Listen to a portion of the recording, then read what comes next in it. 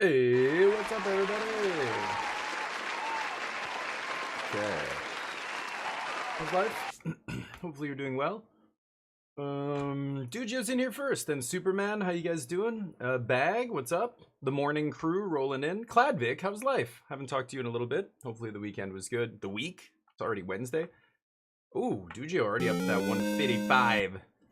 Yeah, really sad about yesterday. People were asking on the Discord, I guess, some people were here in the morning and then they came back yesterday night thinking I would still be streaming because I said I was going to do a 24-hour stream yesterday. Really, really unfortunate. I was supposed to be on the front page of Twitch yesterday and I was very excited. The last time I was on the front page was about 2 years ago. Even though I apply every single month, they usually, if you've been on the front page, you don't get another turn at the front page for a long time. 2 years is what it took. Finally, I get back on the front page. I'm excited. I tell people it's going to be great. Last time we had 2,800 something people watching my channel when we were on the front page. It was awesome. I was hoping to break 3,000. We started streaming. The first hour, we got up to like 1,300 people. I think it said in my email there.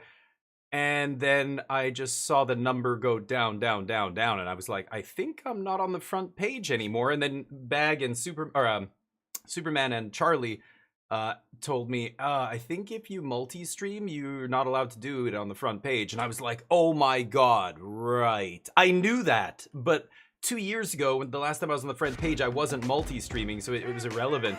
And then I started multi-streaming sometime in the last 2 years. Every day I stream to YouTube and, I don't know if this still works. No, kick, no. Yeah.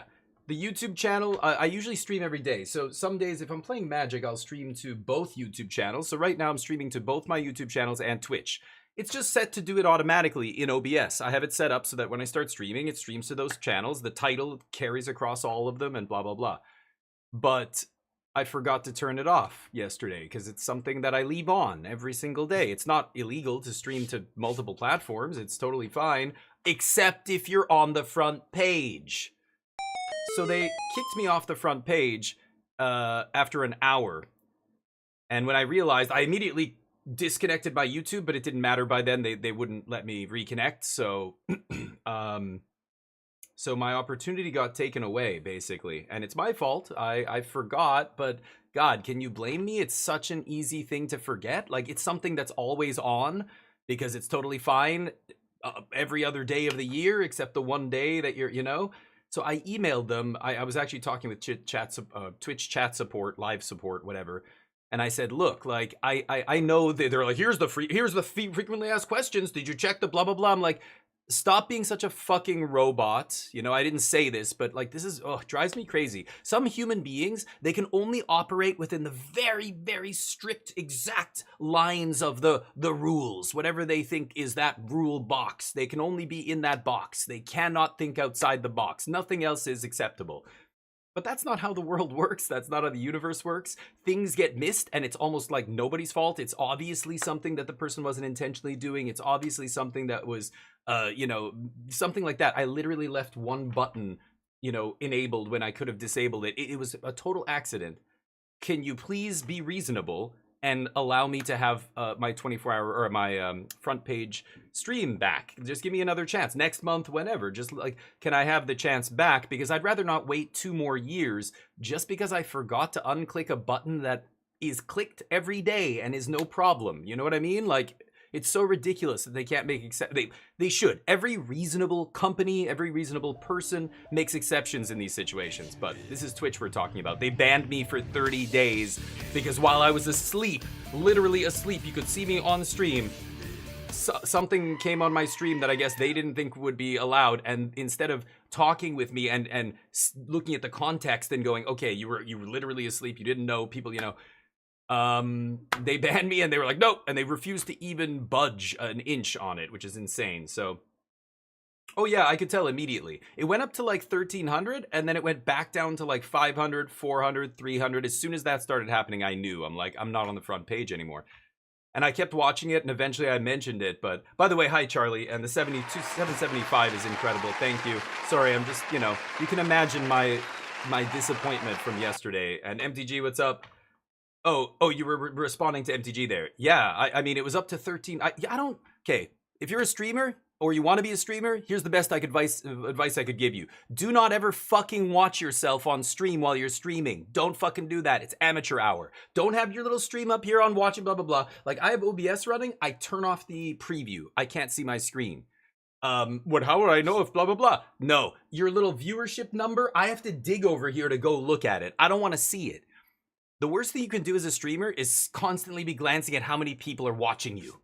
If you're worried about how many people are watching you, your content is suffering, guaranteed, whether you realize it or not, because you're not paying attention. You're actually going to see that number be low, and your energy is going to go down. Whether you realize it or not, you're going to change the way you engage with your stream. You should be streaming the same way, whether one person's watching you or 100,000 people are watching you. That's what good content creators do. So I don't look at those numbers. But on a front page stream, I want to make sure everything's working properly. I had the little thing up there, and I glanced at it. It was like 400 and something people. Like in the first 10 minutes, it was like 130 people. And then the next like 15 minutes, it was like 30 minutes, it was 500, 600 people. And then like an hour later, I'm not constantly glancing, but I glanced at, I don't know what point, 45 minutes an hour, and there was about 1,300 people watching. And then the next time I glanced, it was 400 again. And I thought, oh, that's weird. And I thought, this is the front page. Who knows? It's up and down, and it's, because that's not in real time. It's checking every, 30 seconds or a minute or whatever, right? So anyway, so I'm just like, oh my God, something's wrong. Like I knew something was wrong right away. It normally on the day, the front page stream, the number just goes up all the way until it's like something ridiculous, and then it kind of plateaus. So really shitty, but I normally don't even look at that, but I noticed immediately that something was, well, not immediately, but after, I periodically checked. I think I checked in the first hour maybe 2 or 3 times. I saw it go to 100, then 500, then 1,300, and that's when the fourth time I checked, it was coming down. And I was like, oh my God. Yeah, MTG, it's really true. And you listen to like Co-Carnage and, other big streamers talk about the question they get asked the most is, what should I do as a streamer to be a good streamer? Like, how do you become a really good streamer? How do you, blah, blah, blah. And they'll give you all these pieces of advice. And one of them is never look at your viewership count live. Never. Number 2 is always focus on the content and not the chat. And this is where a lot of Twitch chatters fail to understand this. You can't, the streamer, it's not just you and the streamer in a room talking to each other, but some people in the chat, like sometimes, not you guys, like I like catching up with you guys talking, but there's people who will pop in here, demand something of me, just be like, hey, what blah blah, or what do you think about this, or did you know, or like you should do this. And if I don't immediately answer them specifically and engage, and sometimes they'll keep going back and forth, and I kind of move on. I want to go back to the game. They get mad. They think that my job is to be like a monkey on a stage, and whatever they want me to do, I should do. I had one guy leave my stream. This was like the first year. This was a guy who subbed to me and everything else.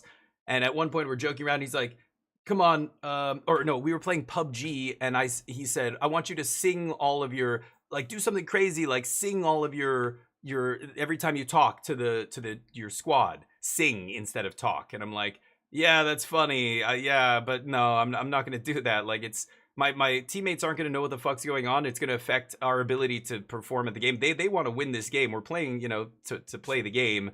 I'm not going to sabotage their experience by being a dumbass like that. Not to mention, like, like, what do you think this is? You just come in, like, so I said, no, I'm not going to do that. And he's like, well, what the fuck, man? What are you even doing this for? Like, you're not gonna, like, his opinion was that I should just be like, they're throwing peanuts at me and do this, do that, monkey. Like, this attitude. Some people are like that. It's fucking crazy. Anyway, don't pay too much attention. Like, you've got to interact with the chat, but keep the content focused on, either what we're talking about or what we're playing. Don't devolve into just, talking to everybody. Right now, I'm going over all this, talking to you guys, because this is like the intro. This is the beginning of my stream. This is usually when I say hi to people. We're going to get into a game right away here. Anyway, I'm just giving you a recap on what happened yesterday. But, Berm, what's up? Preview pane. Yeah, it's somewhere. I have mine hidden. It's behind a thing over here. So I can see it, but I have to make an effort to see it. I don't want to even look at it, right? Especially initially, but... Do my bidding now. Yeah. Like, people, anyway, I'm not saying, and most people in here are reasonable. Once you've been on Twitch a while and you kind of get the dynamic, you know. I don't go into other people's channels and say, hey, buddy, you should have seen this crazy thing that happened on my stream yesterday. People will do this shit, like this subtle, like, especially if you have a lot of viewers or whatever currently, they'll come in and like be talking and whatever, and then they'll say something like about their channel or their stream, or the other day on my, and it's so obvious they're trying to draw attention to themselves and their content in my fucking channel. Like, people do this. What do you think, you're being sneaky? Like, I know exactly what you're doing. I go out of my way to avoid, and sometimes I'll pop into Ham or Carlo's channel or Berm or whoever, and they'll be like, oh, Damien's in here, you guys, Damien's a great streamer, go check him out. And I'm like, you don't have to do that. And I'm serious. I'm like, please, it's very nice, I appreciate it, but when I pop into people's channels, don't acknowledge that I'm even a streamer. That I feel like now I I'm only in here because I stream also, and I don't know. I know, obviously, I'm the same way. I give other people shout outs when they come into my channel, but I know how it feels, and I don't like that. Like, it makes me feel like I'm in here just trying to get attention or something, But anyway, there's all kinds of shit like that. So, Magic sucks. We're gonna be, this cube is fucking ridiculous. I'm not gonna be playing it. Go listen to the latest Limited Resources podcast, which is really, again, Limited Resources is not a very, the name is resource. It's supposed to be a resource for players to get better, to learn the game. It's not an ad outlet for Magic and WotC. That show has devolved into product placement for WotC and propping up, like, they had the guy who makes these cubes on there, and I'm sorry, like, I'm sure he loves Magic and he knows what he's doing, whatever, but the changes they're making, this planar cube draft fucking is ridiculous. I haven't even played it. I was just listening to him go over all, how it works and the changes and everything, and I just thought, oh my god, you gotta be kidding me. And this much, 1,500 gems, 10,000 gold to draft a phantom draft set? You don't get to keep any of the cards or anything? Like, this should not cost what a normal draft costs. It's insane. The only time I'm willing to pay that much and not keep the cards is powered cube. Because powered, like, actual vintage cube is the best way to play Magic, the best way to play Limited. And maybe not all of Magic, but my favorite way to play Limited, and the vast majority of players who love Limited will usually agree vintage cube is the best. That is worth it. This? Why would I pay for this? So for those of you wondering what this is, it's a cube. It's not powered, so no Power 9, no fun stuff, no combos, none of that stuff. There's basically no combos in this cube. It's all mid-range. There's a little bit of aggro, but I can't imagine aggro is very good. It's basically a mid-range format. There's nothing, even control decks, I think, are basically impossible to put together effectively. The vast majority of the cards are mid-rangey cards, so it's all just mid-range value piles. One of the big things they did here, they said every week it's going to go to a different plane. So this week, the plane that the cube is on is Zendikar. So they said, what is Zendikar all about? Well, it's about fetch lands. They put 3 times the number of fetch lands into the cube that you, well, in cube, the idea is one of each, singleton. That enables a whole other aspect of the game. It opens it up so that you can now go, ooh, if I take this, then I know that nobody else at the table has this. And I can exploit and I can cut people off and I can get this other piece because I know nobody else wants that sword of the meek because I've got the Thopter found, or, you know, whatever it is. That goes right out the window. When you don't have to fight over fetch lands, they go from being one of the top picks in the cube to, like, it doesn't matter. You're always going to end up with 4 or 5 fetches. You'll get multiple fetches at the end of the packs. That's how it was in the last time they did this. The last time they did it, they put twice as many fetches and 3 times as many shocks, which is bananas. This time they went 3 times as many fetches. Fetches, which are way more powerful than the shock lands, right? Oh, dude. Champy, what's up? How you doing? Let me catch up with you guys. Superman at the perm? No, come on. The OG Aura Farmer? What? What is, I've heard that Aura Farmer. What is that referring to? Is that the same as a Mojo Vampire? I've been called that before. Big Brain, what's up? I didn't stream 24. I didn't stream it. I was just talking about that. I got kicked off the front page in the first hour. So, fuck me, I guess. Yeah. Old heads, yeah. Right. Those kind of cards. But I mean, that's still the most fun way to play Cube. It doesn't matter if you're new or old. People play Vintage Cube and they're like, oh my god, this is awesome. Plus, it's you know, one of the few places you can play those old powerful cards. You know, I wasn't around when the Ferrari F40 was invented. That was 2 decades before I was born, or whatever, however, you know, old it is. But I would love to drive an old race car. You know, they're great fun. Like, it's, you know, I don't know. It doesn't matter to me, old or new. But I never played Vintage Cube until I was, I don't know, 10 years ago, maybe? So it's still, you know, even though it's got a lot of old cards, I didn't get to play with all those old cards. I'm not rich. So I still like playing with it, but this is an abomination. This cube is absolutely ridiculous. So not only did they put triple fetches, they put alchemy cards into the cube.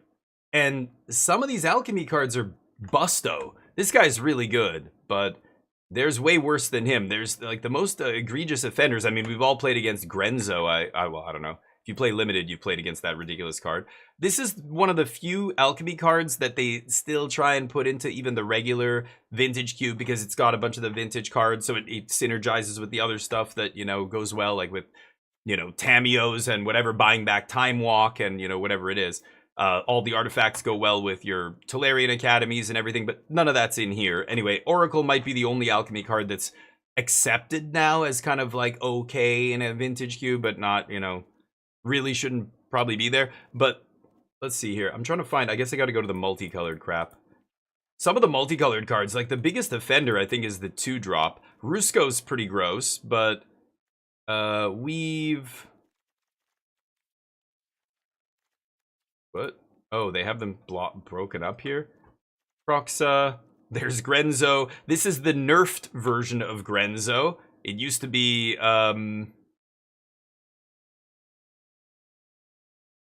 once each turn. Yeah, they gated it to... I can't remember. I think it was gated to once each turn. It used to just be... I used to love old women, so I get it. Nice. It used to be, I think, just... uncapped. You could just play all 3. If I'm not mistaken, I can't remember now, but this is the nerfed version. Still ridiculous, but where's the guy I'm looking for? There's a green-blue dude that's so ridiculous. The last time he was in the cube, he was so head and shoulders above everything else. You should just take him every time. This guy. This 2-mana 1/3. Whenever a land ETB, so on turn 3 you play this, you play a fetch. As soon as you play the fetch land, he triggers. A random land in your library gets that ability, which is bananas. And then if you fetch, you look at your library and go, where's the land? Oh, there it is. Oh, it's a land I can fetch. Okay, great. And you put it into play. This guy, the second land coming into play turns another land into in your deck into a drawer. but then you just get a draw extra card for free on a land. There's nothing that can really interact with lands in this format. I mean, I would be surprised, maybe 1 or 2 things in the entire cube. No strip mine, no wastelands. We don't have, this isn't vintage cube, so you're missing a bunch of the land destruction. Cards like this are insane and are going to be so unfun to play against. Not to mention infinite fetches, just things like this and whatever are so insane in this format. Why? There's 2 Thought-Knot Seer. They said they put 2 copies of Thought-Knot Seer for some reason, which is crazy. And yeah, 3 copies of every fetch. So it's just a completely thrown on its head cube, totally unbalanced, with a bunch of silly, way overpowered cards. The heist mechanic is insane. I think a lot of people don't realize how good heist is. Like, I don't know, what's a heist card? I think there's a black, like this. You might look at this and think, oh, it's basically like instant speed Ponder. And it's like, no. This is way better than Ponder. Ponder, a card that's banned in Modern still and banned in, a bunch of formats, or was, is worse than this. Way worse. You're not looking at the 3 random cards off the top and going, oh, there's 2 lands and a spell. God damn it. If I keep it on top, I have to draw the spell, and then there's going to be lands on top. I should shuffle this. This is just look at however many cards it takes to get to 3 spells. You could look at the top 6 or 7 cards here until you get to 3 spells. Imagine 1 mana instant, look at the top 7, put the best, it'll show you 3 of the non-lands out of those 7 cards, and you put the best one in your hand? That's insane. Not to mention when it's stapled onto a creature, like there's a couple of them. Where's the red dude? I think there's a red 2, this guy, the red 2-drop. Imagine if I said, okay, is this card good? It's a 2 mana 2/2 with first strike. When it ETBs, it rummages. And then it rummages and looks at the top 7. You get to look at the 3, put any one of those top 3 spells in your hand. And then you can cast it and get a treasure. Like like a 2-drop that ETBs and super ponders is already insane. That's so powerful. Not to mention gives you the treasure and everything. Like these stupid alchemy cards with heist and shit are, well, they're fun for Brawl. They're fun for, goofy nonsense formats. But to like make a real cube, like to have a cube and people take it seriously and you're gonna put this shit in it, it's wild. So I don't know. It seems wildly unbalanced, and I can't recommend anybody spend the money. Again, this is full price, right? You're paying full price to draft, and you're not keeping any of the cards. But bitten by the Wendigo? No. So planar means we're in Zendikar. It means the theme of the cube is Zendikar.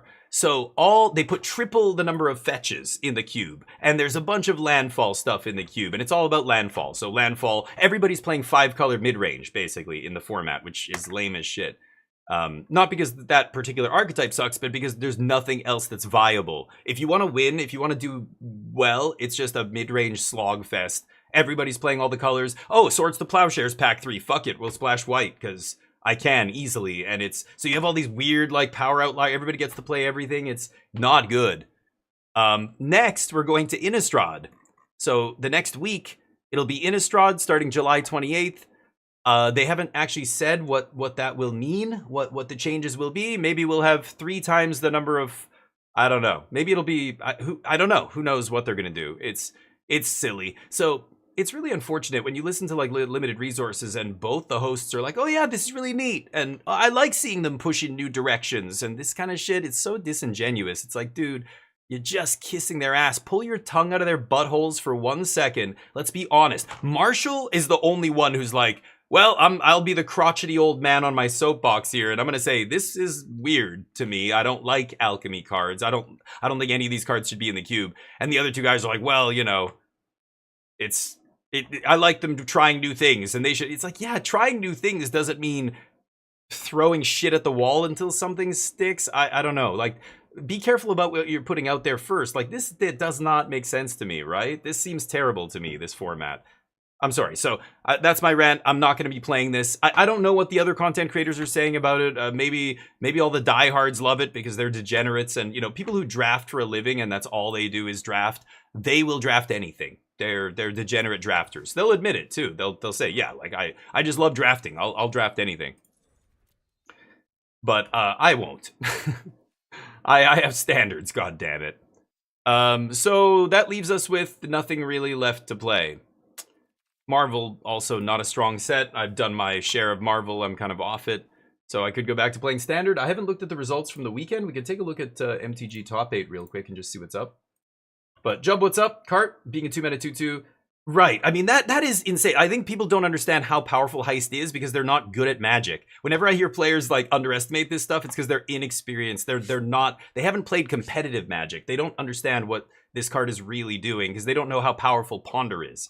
Just like when I was a little kid, you couldn't tell me that Force of Nature was worse than Brainstorm. You know, I would look at Brainstorm and go, what? All it does is like look at a couple cards on the top of your deck, and because you have to put some back, and then, you know, like what is that even doing? It does not even, you're not killing anything, you're not doing damage, you're not putting a creature on the board.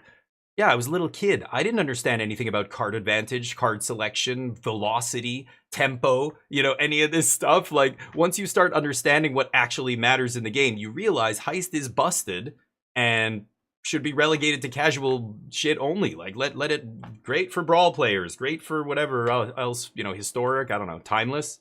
It's legal in Timeless? I don't even know. Are Alchemy cards? I think they're legal in Timeless. Who the fuck knows? Those pseudo formats like don't matter, so I don't really care. I don't pay attention. But that's what that stuff should be designed for. And I think the you know, it's a cop out. It's a cop out to say, oh, I like them trying new things, and why do you have to shit? Everything has to be the same as it always was. You just want to play Vintage Cube. Nothing ever changes. Blah blah blah. It's like, well. No, I like them pushing the envelope, but please do it in a smart way. Don't just do random shit and like, think of all the changes they've made over the cube. And the guy, you know, the designer of the cube who was on limited resources even said this. He's like, yeah, so last time around we put a bunch of black cards in the cube, and you know, the data actually showed that it was slightly negative and da-da-da. Like, he's so trying to sugarcoat it. People fucking hate it. Everybody went, this is pointless. What is this? The first version of the powered cube, they pushed white-red so hard and nerfed combo and nerfed a bunch of shit. And like, it's just like, it's like they want to have Vintage Cube, but they don't want to have actual Vintage Cube. They want to they want to try and make an alternative to one of the best formats ever made. And it's like, what are you doing here? Why, you know, do you really think you're going to clear that bar? Why don't you just put one card or two cards? Like, it's fine touches. You don't just put triple the number of fetch lands in the cube. That's fucking crazy. He also addressed the duplicate packs. He said it was a bug on their end and the packs were duplicating. So he acknowledged that, yeah, it was the last powered cube was borked. They apparently fixed it. Hey, somebody got second place. 133 players here at the Showcase Challenge. God, what is going on with this? Why are people still playing this card? I can't even. It's terrible. Omniscience combo sneaking into the top 8. Haven't seen this one in a while. Mono green looks strong again. It just goes around and around. White green strong, then we go back to mono green. This is the Lessons Jeskai Revelation deck. Sure, bunch of prowess. Look at all these Izzet decks. So 4 color control smashes, I think, mono green and Izzet Lessons. Izzet prowess is a tricky match still, but Izzet Lessons is not hard. So I like where 4 colors at here. But again, this person's playing the white version and the bad version, Northwind. So I like where I'm at. I think this deck is still good, but let's play the better version that's leading into black and then just crush the mirror. Like, this deck could never beat the black version, right? With 4 duress and 4 deadly cover up and all that stuff. So not much looks like it's changed in standard. Same old shit. It's really unfortunate. Is this a league? Oh god, what am I doing? I clicked on a league by accident. Last chance. No. 21 players, not interested. Osaka, 19 players, don't care. Challenge 32, 41 players, a little low. My cutoff is usually 50. I'm only interested in 50 players or up tournaments, but sure. Bunch of Izzet, green. Wow, no control anywhere in the top 16 here. Doomsday, always 1 or 2 Doomsday decks in the top 16. No surprise there.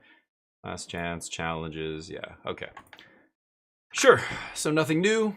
This was the last pass at the deck. We were crushing right up until, I don't know, I ran into a bunch of rogue decks, I think, the last time I played this. I played against just rogue deck after rogue deck after rogue deck, playing the most silly shit. Some of them were really good matchups too, like green-white decks, like creature-based and stuff. That's our bread and butter. But drew poorly, mulligan. I think I might have made a mistake or two, and we lost like 3 in a row or 4 in a row at the end.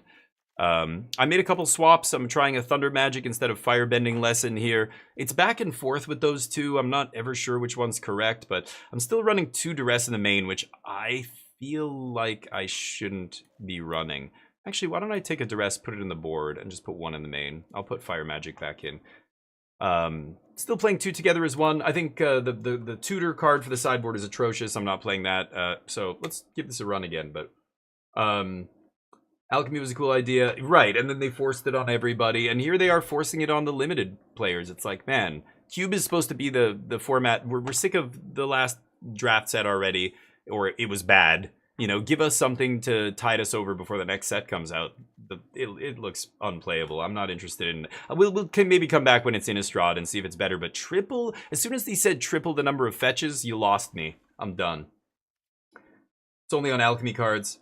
Right card, exactly, yes. You'd probably see a lot more backlash because the reality is Heist doesn't matter. Heist isn't a real Magic mechanic. What? Yes, it is. It's on Magic cards. No, it's on fake Magic cards. It's on cards for formats that aren't real. They're casual Magic cards. They were never designed to be played in an actual game of Magic.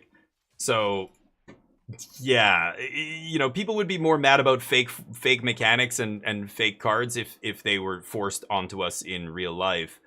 But nobody gives a shit because who cares about alchemy? Who cares about alchemy cards? And if you're a serious Magic player playing competitive, trying to qualify for tournaments, pro tours, whatever, you just don't even care. I never check. What are the? Don't they release them every set? They put out a bunch of alchemy cards. I have no idea. I haven't looked in years, basically. Since alchemy, it went from being alternative universe standard, which is what it was supposed to be, right? Like, here are the standard decks if we didn't fuck up with card design, to I don't know what it is now. It's got its own ban list, it's got its own rotation. Like, I have no idea what's going on in alchemy. Fraggle, how you doing, buddy? Try this? Ooh, Azorius. What is it? Blue-white control? Whoa. King T'Challa. Oh, I've got dark mode on here. Let me just turn this off. Hold on. Sure, I could try this after. We'll take a look at it after, but I don't know how good control is if you're not playing Jeskai Revelation. You're almost certainly doing it wrong. I don't think you can play control in standard and not play this card. It's just there's no other win condition worth playing control for. That's it, you know. And the fact that you can ramp into it, it almost feels like a combo deck here. Like, I have Splinter Twin in my hand now. I just have to get to turn 5. And I probably win the game. Like, the only way they can stop me here... I should have played Starting Town. Whoops. Forgot Thunder Magic is shock. The art changed. I had, whatever it's called, Firebending Lesson in here. Yeah, fucking hell. I'm an idiot. Whatever. I have no 2-drops, so it's irrelevant. And because they're playing green-white, I'm assuming I win the game on turn 5, but we'll see. They have to find a main deck answer to my artifact here. So if they have a main deck... whatever the fuck, who the hell knows, Heritage Reclamation or some garbo, then I'm in trouble, but otherwise I probably win.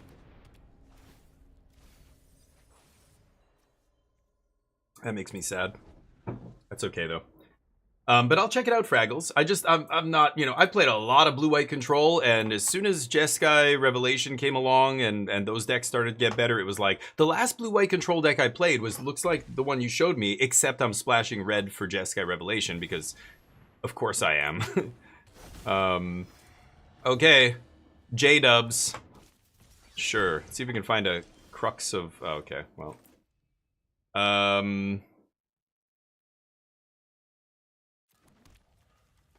Could flashback the Revelation, but I have another Revelation in hand. I think I'm just going to flashback stock up. Not great. Could take another tablet, but I don't think I need to. Go. Let them do whatever here. Whoa.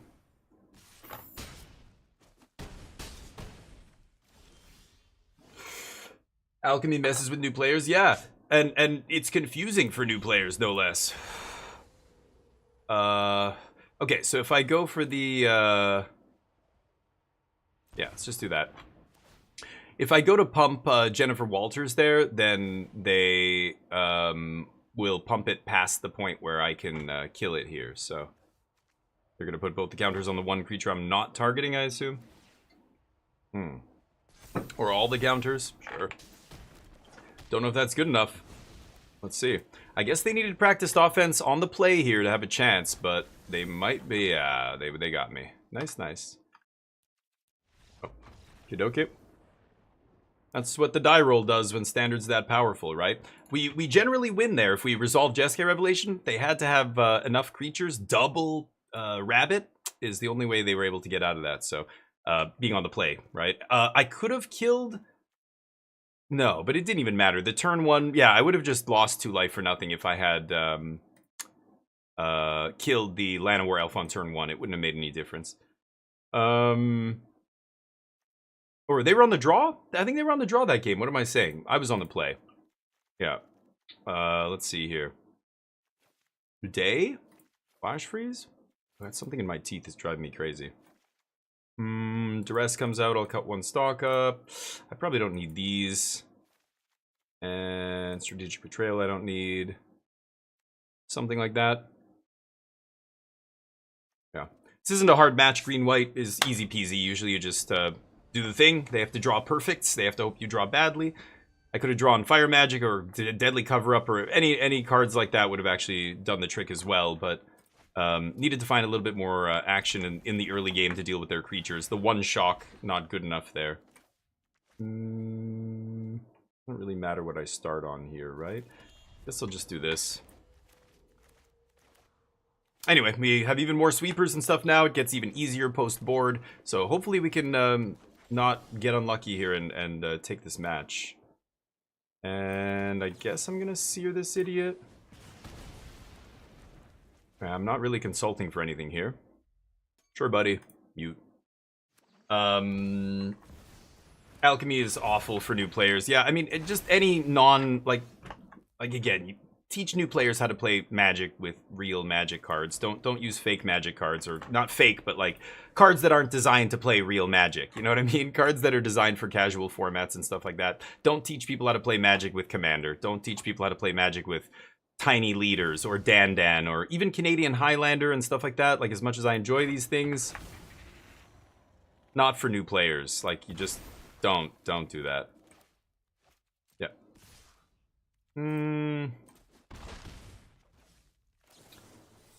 I don't know if I should consult here, but I think I have to kill at least one of these. Oh, man.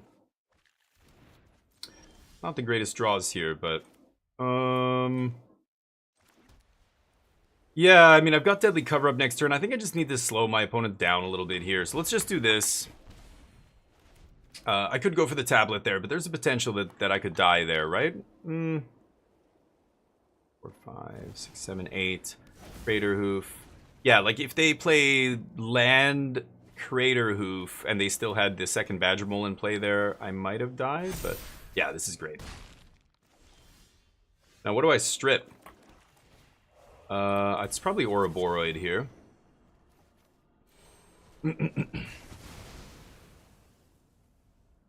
And they lose. Oh, right, they don't play 4 anymore, right? They play 4 of these idiots? Sure. Well, I play 4 sweepers, so we kind of cancel each other out. But the difference is, yeah, now they have only 2 cards in their hand, so they get to go get whatever here, but I'm ready to slam a Revelation as soon as I draw one. Haywire Might? Is that card even legal? Something like that, right? No? Just that stuff? Oh, nasty. Nasty. I mean, including flashbacks, I guess it's like we have 6 copies of Deadly Cover-Up in our deck. Pretty good.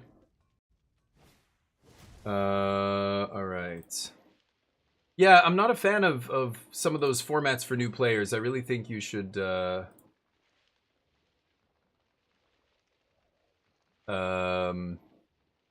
not use those formats. Yeah, sure. To teach new players. Yes, I don't really care what they do here. Whacking bush.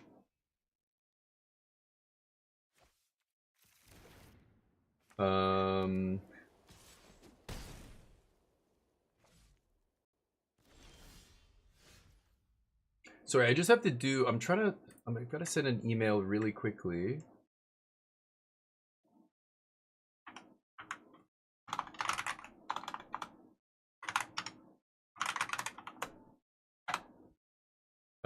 Because Yunjung, yeah, we're dealing with this real estate space.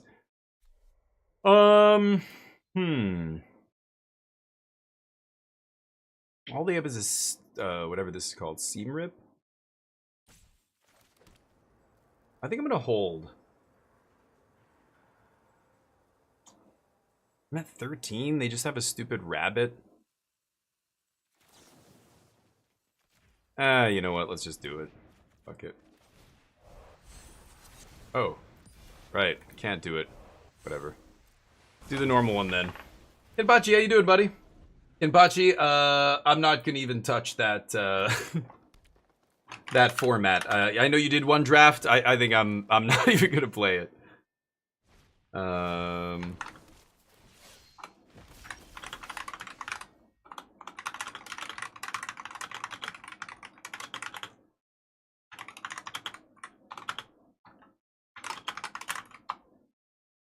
Okay, sorry. Stupid email I've got to finish here. What?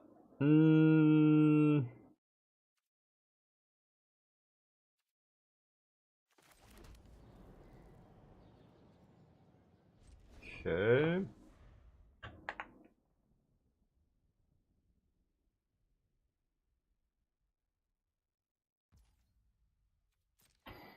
One, two, three, four, five, 6, 7, 8, 9.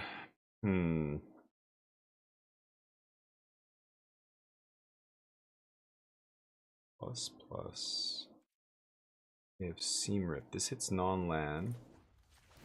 So I can do this, and then 1, 2, 3, 4 black.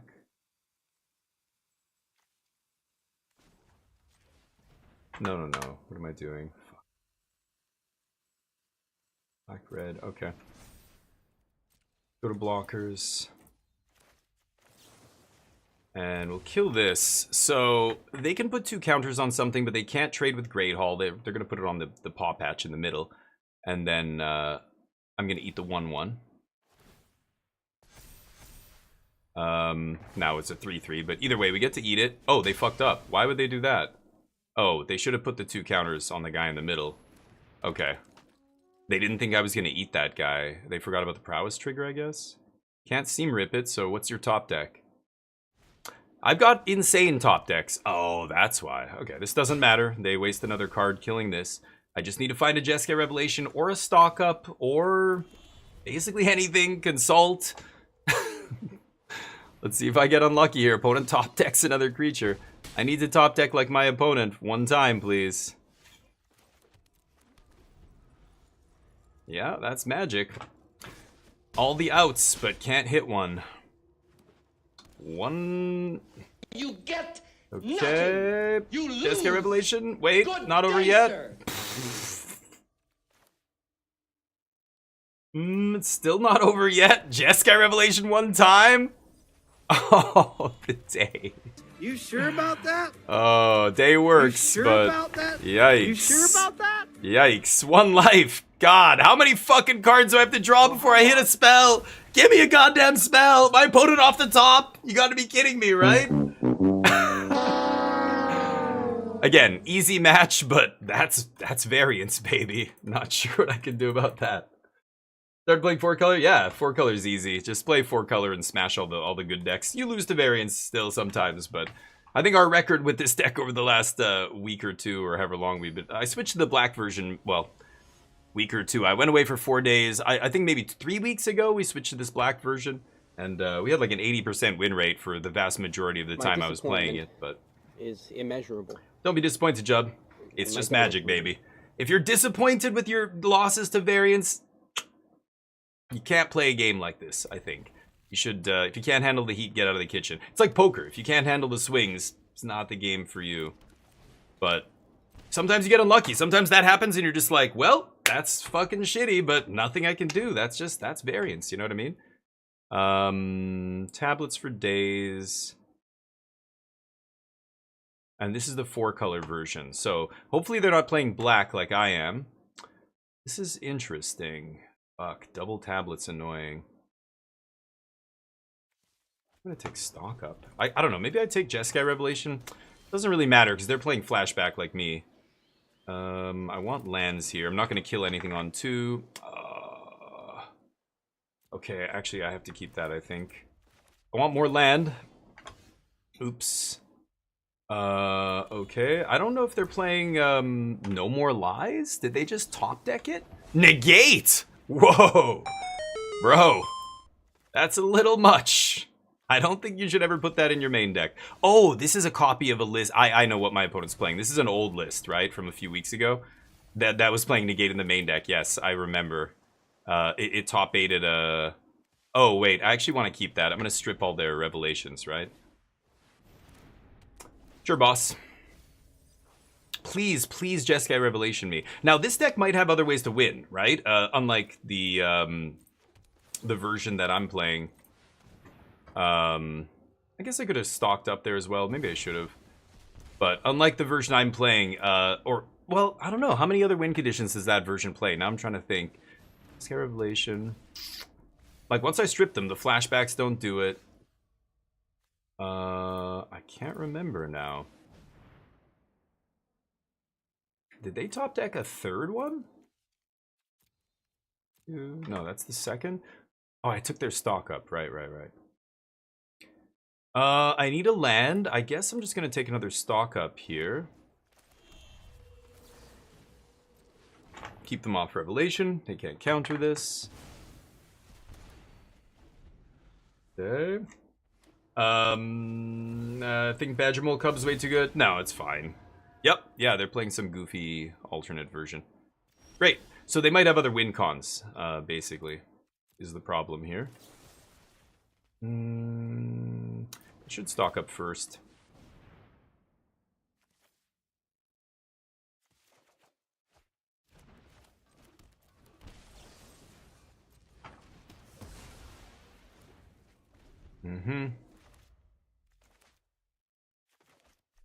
Now they know something's up.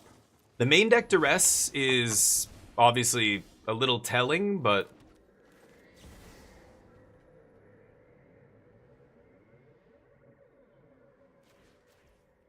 Okay. And Spellpierce would be a bananas card to have in the main deck, so I'm not really going to play around that. Negate did see play in some main decks way back when the people were first experimenting with Tablet, but it's just not good with Tablet, right? So any non-red spell is really not good with Tablet. Oof. That's the best they can do. That's not very good.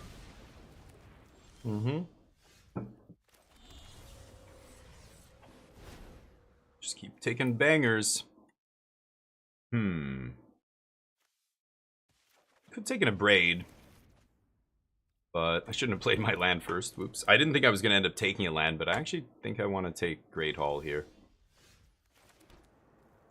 Go. If they go for a consult or something, I get to slam Révélation. I think Badger Mole's fine. I don't think it's too good for standard. It's on par for power creep, you know? That's just power creep. That's how it is. Yeah, let's just do this. See what happens. We've got flashbacks. We've got a bunch of other stuff. Let's force them to use mana on their turn. Yeah, they're done. Okay. Didn't even need to show them Deadly Cover-Up. Let's see here. Ral, Return to the Favor is going to be good. Betrayal, no good. The rest, obviously, great. Flash Freeze, probably good. Yeah. E-Stroke, even... Null, I'm not so sure. I can side in Second Village. I don't need Together as one. And I don't need any of the cheap removal. All that comes out. So very easy here to cut all this stuff. Deadly Cover-Up's actually good still, because I can strip not only their first win condition, but a few of their other ones. Robbery's better, though. And I think Ral is better. A Braid. I don't know how good a Braid's gonna be. Like, hitting a tablet is okay, but that's all it's doing. It can't hit anything else. I could take a Null, but I'm not even sure. Again, outside of tablet, what I'm really... there's nothing I really want to counter. I think I'm just going to take another Cover-Up here, but yeah. It's fine as it warps the format, so it's the only playable creature deck. I mean, that's not true, but I don't know what you mean by playable. There's multiple decks in tier 1 that use creatures that are not Badgermole Cub, that don't play green at all, right?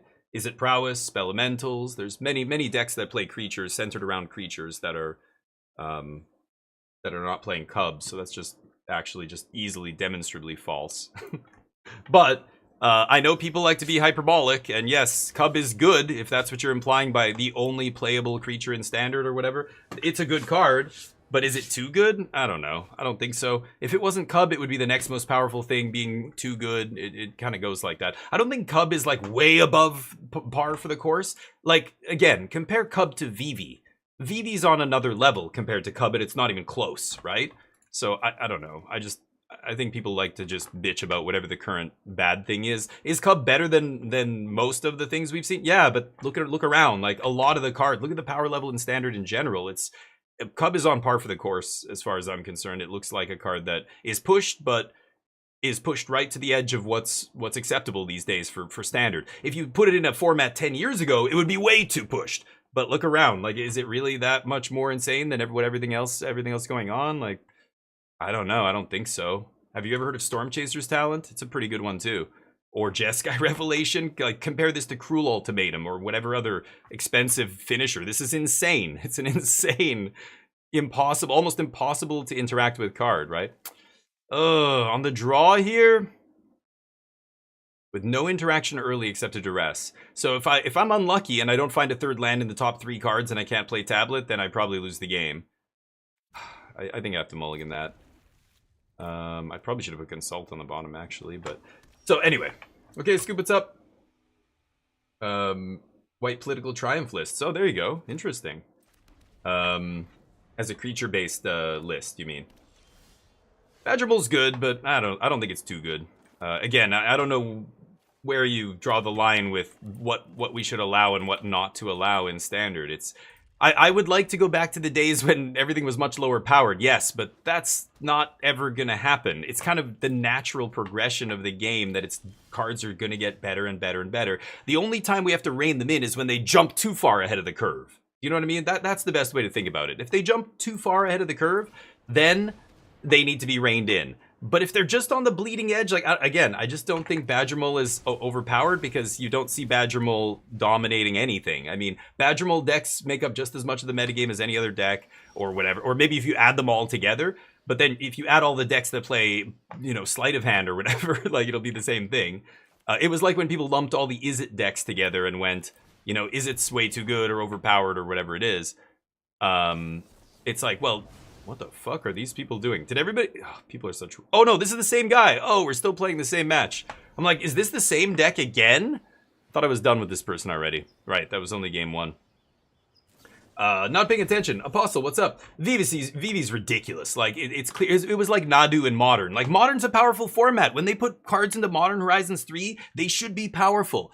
Except Nadu was on such a massive magnitude of, like an order of magnitude higher than all the other cards in the set. It was instantly the best thing to do in the format and impossible to dethrone no matter what people did. It was just the best deck. That's the kind of thing that needs banning. But when you start like loosening up your restrictions or your requirements on what it takes to get banned, now where do you stop? Like where do you draw the line? Why not ban Badgermole? Why not ban Storm Chasers? That's just as good. Why not ban etc etc etc, right? So I don't know. That's the only problem that people always fail to see is the slippery slope problem. Where, if you do that, where does it end? I don't think you can get away with that. Like, you can't. It's probably better to err on the side of less bannings than banning everything willy-nilly that's even remotely powerful, right? Because that's what people want. That's what people will keep pushing to do. People want 10 cards banned in standard. They wanted Atraxa gone. They wanted Sholdred gone. Was it annoying to play against those cards sometimes? Yeah. Were they deserving of a ban? No. Even Jim Davis and people like that calling for them to be banned is batshit, right? Wow, Ancient Vendetta to the sideboard? Fascinating. Okay. So be it. Oh, I should have grabbed the Return of the Favor off the top. I forgot that was my top card. I was like, should I consult before or consult after? I'll consult after because they're going to shuffle. But I just glanced down. I'm like, oh yeah, I knew my top card. Maybe I should have done that. But, well, hope you got some other win conditions. We're both going to be stripping. We stripping. Mad Jawa. What? You okay? I don't think that was a punt. you got to use the punt noise when we punt, not when an opponent does something to us that you know might be good for them or whatever. Like stripping our deck, that's not a punt. This game's not over by any means, and I didn't make a mistake there. Ooh, they out of action, baby. I could strip stock ups here. I don't think it really matters. Yeah, stock up doesn't matter because it's not going to win them the game or anything. Carry on. They know I have deadly cover-ups. You get one Emeritus here, and then I get to eat it.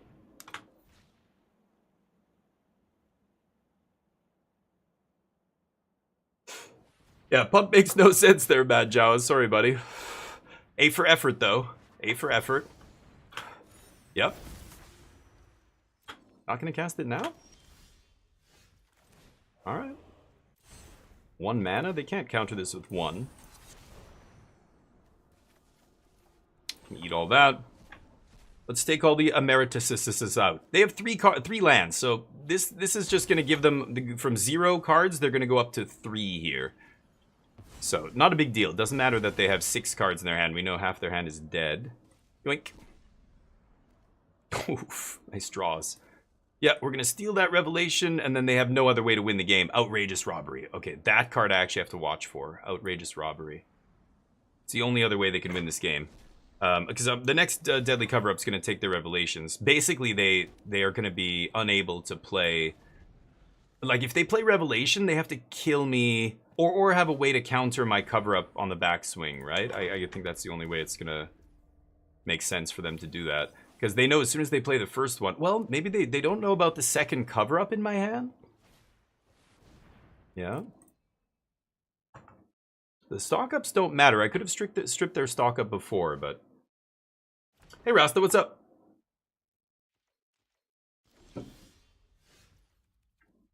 Look at their last 2 cards. I guess I should. I don't think they have anything, but... See? Northwind Avatar. Sure. Maybe they have a Revelation on the board. Ooh. Oh. I think I'm just going to get Ral going here. Yeah, Ral is very nice, because they have very few answers to him. It's really just inevitable defeat post-board. And, if he goes ultimate, all I have to do is find cast one of these and copy it, and, you know. But I guess they do need to have a bunch of permanents on the battlefield for me to target, right? I can't just cast 5 copies of this and they all resolve and drain them out, right? Styles, what's up? Tomorrow I finally play a good HoloLive game. Oh. HoloLive? Is that the developer? I don't know what HoloLive is. Is that the developer's name that made Vampire Survivors? Or no, the fan made... I have no idea what language you're speaking, Rasta. Sorry, buddy. I don't know what HoloLive is, and I have no idea about any fan-made Vampire Survivors. I think fan-made almost anything is usually very crap content, but like fanfic. But if you're into that, cool. Vampire Survivors is an amazing game. I don't know why you wouldn't just play the original. You played the fan-made one? That sounds like, but it was good, you're saying, and now they have another game that's, yeah, that sounds fun. I don't know who HoloLive is, and I'm not a big fan of fan-made stuff, but... yoink. That's what I wanted to see. GG, friend. Oh, I can just do this. Oops. Didn't even need to activate my Mistrise Village. Yoink. Oh, you got that one from your sideboard? Oh, dude, that's why the dragon sucks. You could have just had another one in your main deck, and last turn you would have resolved that instead of resolving the dragon. But... because you're playing the dragon, you kept the 4th copy in your sideboard. Yeah, it's just outrageous robbery. The only card that can actually stop me here. Go. They've all landed in a... Why would they leave Strategic Betrayal in hand? The flash for... stop my... what's it called? Yeah. stop my flashback, I guess. I think strategic betrayal should definitely not be in this deck. Was bored. Sure. I'm at 10. Go nuts. You have 100% it. Nice. Yeah, play a different game. Play a different genre. There's tons of games out there. I just put a link up talking about the a couple of free games. There was a really great, supposed to be really great. I haven't played it yet, but I'm looking forward to it. It's called The Life and Suffering of Sir Brant. It's free this week on Steam. You can, not Epic Game Store or anything like that. And you can keep it forever, right? Add it to your collection for free is awesome. So go get it. Play something else, dude. I just gave away a game key for Hell Clock. I actually have to beat Act 2 still to give that key away. I've got to do that. Yeah, when you 100% a game, it feels great. It's like when I finish a good book, I put it on the shelf. Oh, that was awesome. Maybe I'm gonna come back in a few years and reread that. You know what I mean? Or maybe, oh, did I? Okay, never mind. So, you know, it feels good to finish it, and you're like, that was great. Like, I want more, but okay, you know. And then I move on to a new book. Like, I play a different game. That's what I recommend. As soon as it gets boring, don't start looking for, like, more of the same, like, fanfic, and now you're going down, like, playing clones of games just to get that itch scratched. I don't know. At some point, it's like, I think you should just play other stuff and learn to enjoy a wide variety of games. That's better. It'll be better for you. It'll be better for, you know. Sure. Could float another mana there, actually, and have Flash Freeze up, but... Okie dokie! Great Hall Beatdowns. Let's see who gets the job done. The only difference between our decks now is that I have 4 Jeskai Revelations in my deck still. And if I draw one, we probably win the game on the spot. So, again, can I draw a Revelation here before we die?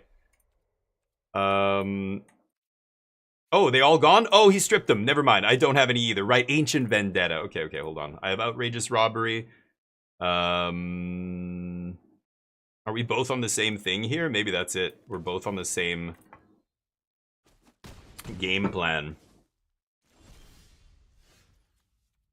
Flashback. Okay, it's pretty good. I can... I guess... So I can flashback and then flash freeze my flashback, and that'll make both my guys into 4/4s. It's pretty good. Doesn't matter if they counter them. I just want the prowess triggers, right? So I think I'm going to go full control here and counter my own spells so I can kill their guys. They don't attack. Oh, they're worried about Jeskai Revelation? And because I only have 8 mana, I can't make it uncounterable. I'm going to hover over Mistrise to make it think like I'm thinking about using... Oh, but I have Great Hall.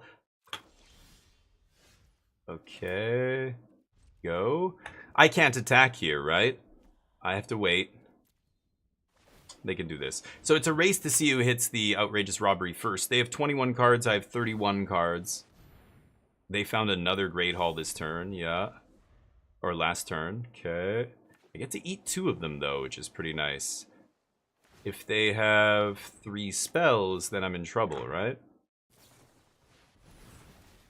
Yeah, they're going to go for the attack here. And, how can I do this? So I can't target a land. Huh. Man, they needed to find the 3rd Great Hall there, boy. It's unlucky for us. Needed to hit a little bit better, but... Yeah, they did strip my Jeskai Revelation. So now that I know they're siding in Ancient Vendetta, I'm going to keep in my Together as One. That was a mistake siding it out, but I don't know what they're going to bring in. We had Ral, but they had the inevitable defeat for Ral. That's fine. That makes sense. You know, they have to find one of those for Ral anyway, so it's probably just sitting in their hand waiting for a non-creature permanent. But Outrageous Robbery is the final nail in the coffin for both our decks. I think whoever finds theirs first probably wins, but...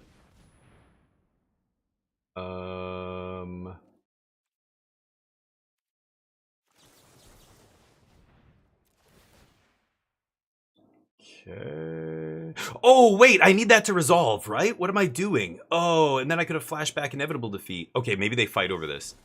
Oh, thank God. Yes. Okay. I'm such an idiot. Okay, yeah. I shouldn't have fought there. Okay, they think they have lethal now because if they play one more spell, yeah, they can deal 5, right? So they're looking for a spell here. They don't realize that I've got flashback into inevitable defeat, and then both my guys are going to be just as big as theirs, right? Go to blocks.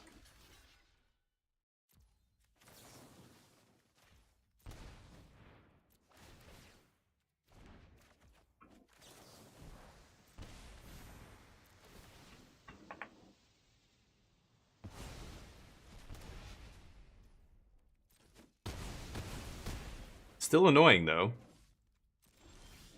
You gotta be kidding me. Oh my god, the land off the top. Jesus. Okay, well now we know what they're doing at least. Normally we win those games, but because they had the Ancient Vendetta or whatever, then they stripped my Jeskai Revelations. So let's leave them together as ones. What should I cut? They're bringing in the Strategic Betrayal. I kind of want to cut Flashback, actually. I'll cut 1. Inevitable Defeat's a little mid. Maybe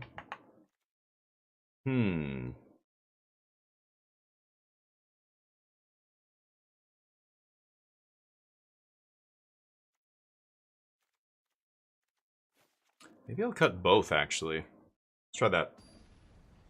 Hey, Fallout, what's up? Glad my watch streak's still here. Yeah. I didn't stream for 4 days. Yeah, I was on vacation, but... Vampire the Castlevania one, nice. Cyberpunk is... Yeah, it's great. Yeah, great game.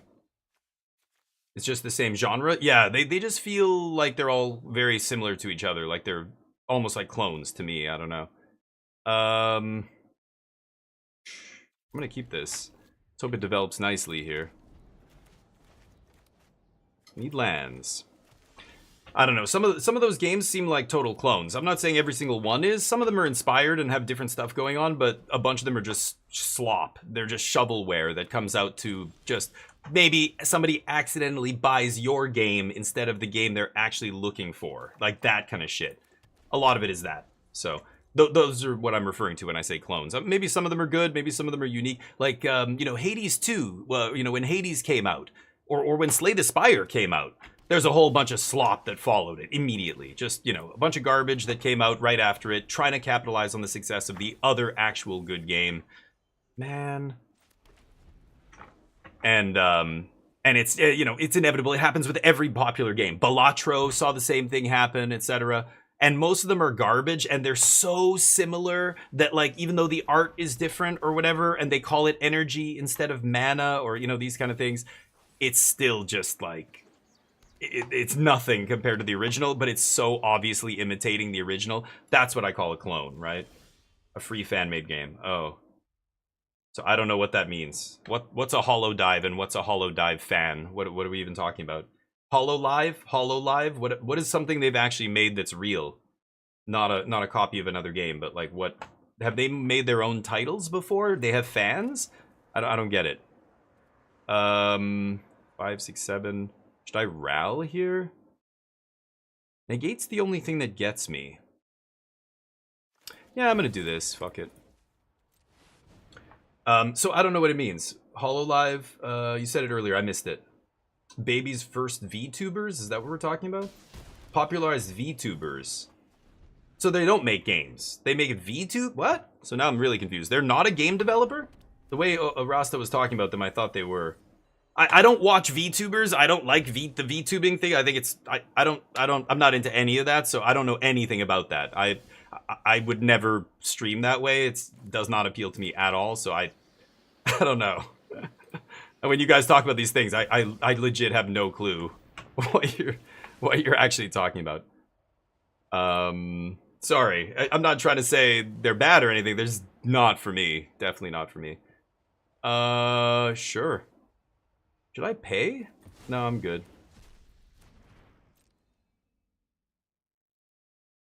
My opponent's baffled. They thought I was just going to instantly pay. Uh-huh. You going to tap out for that Revelation on your turn? They still have a Seer in their deck or something? What are they doing? Okay. Go. They play Revelation, I get to cast Uncounterable, return the favor here, and get him.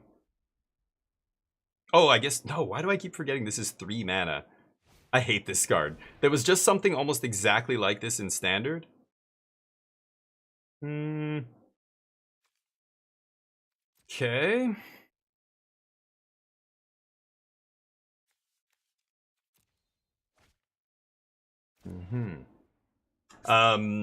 Yeah, the VTuber thing. Boomer, yeah, there's new trends that just because they're new doesn't mean they're any good. Sorry, guys.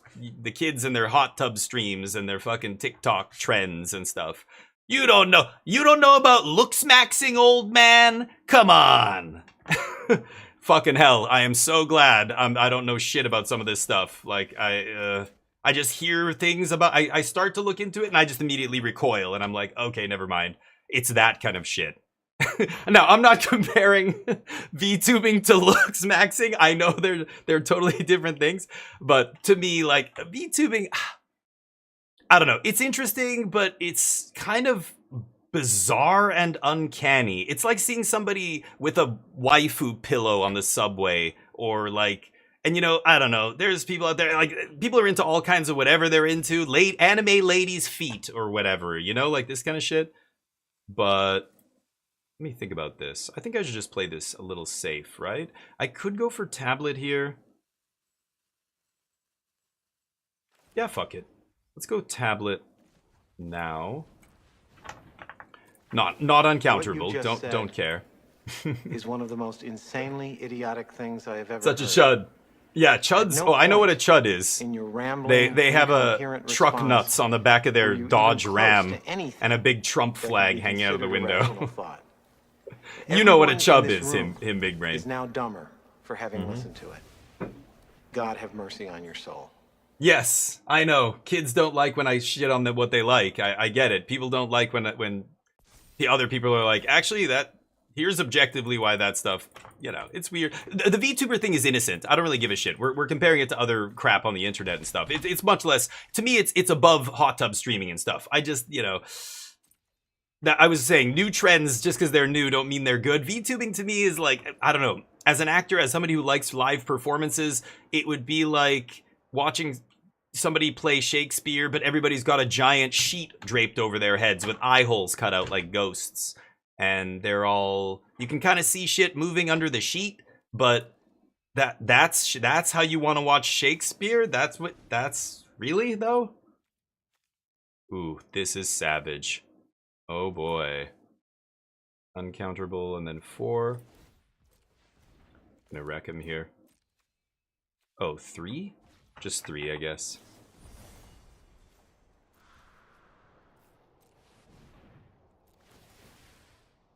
Get wrecked. Counter that.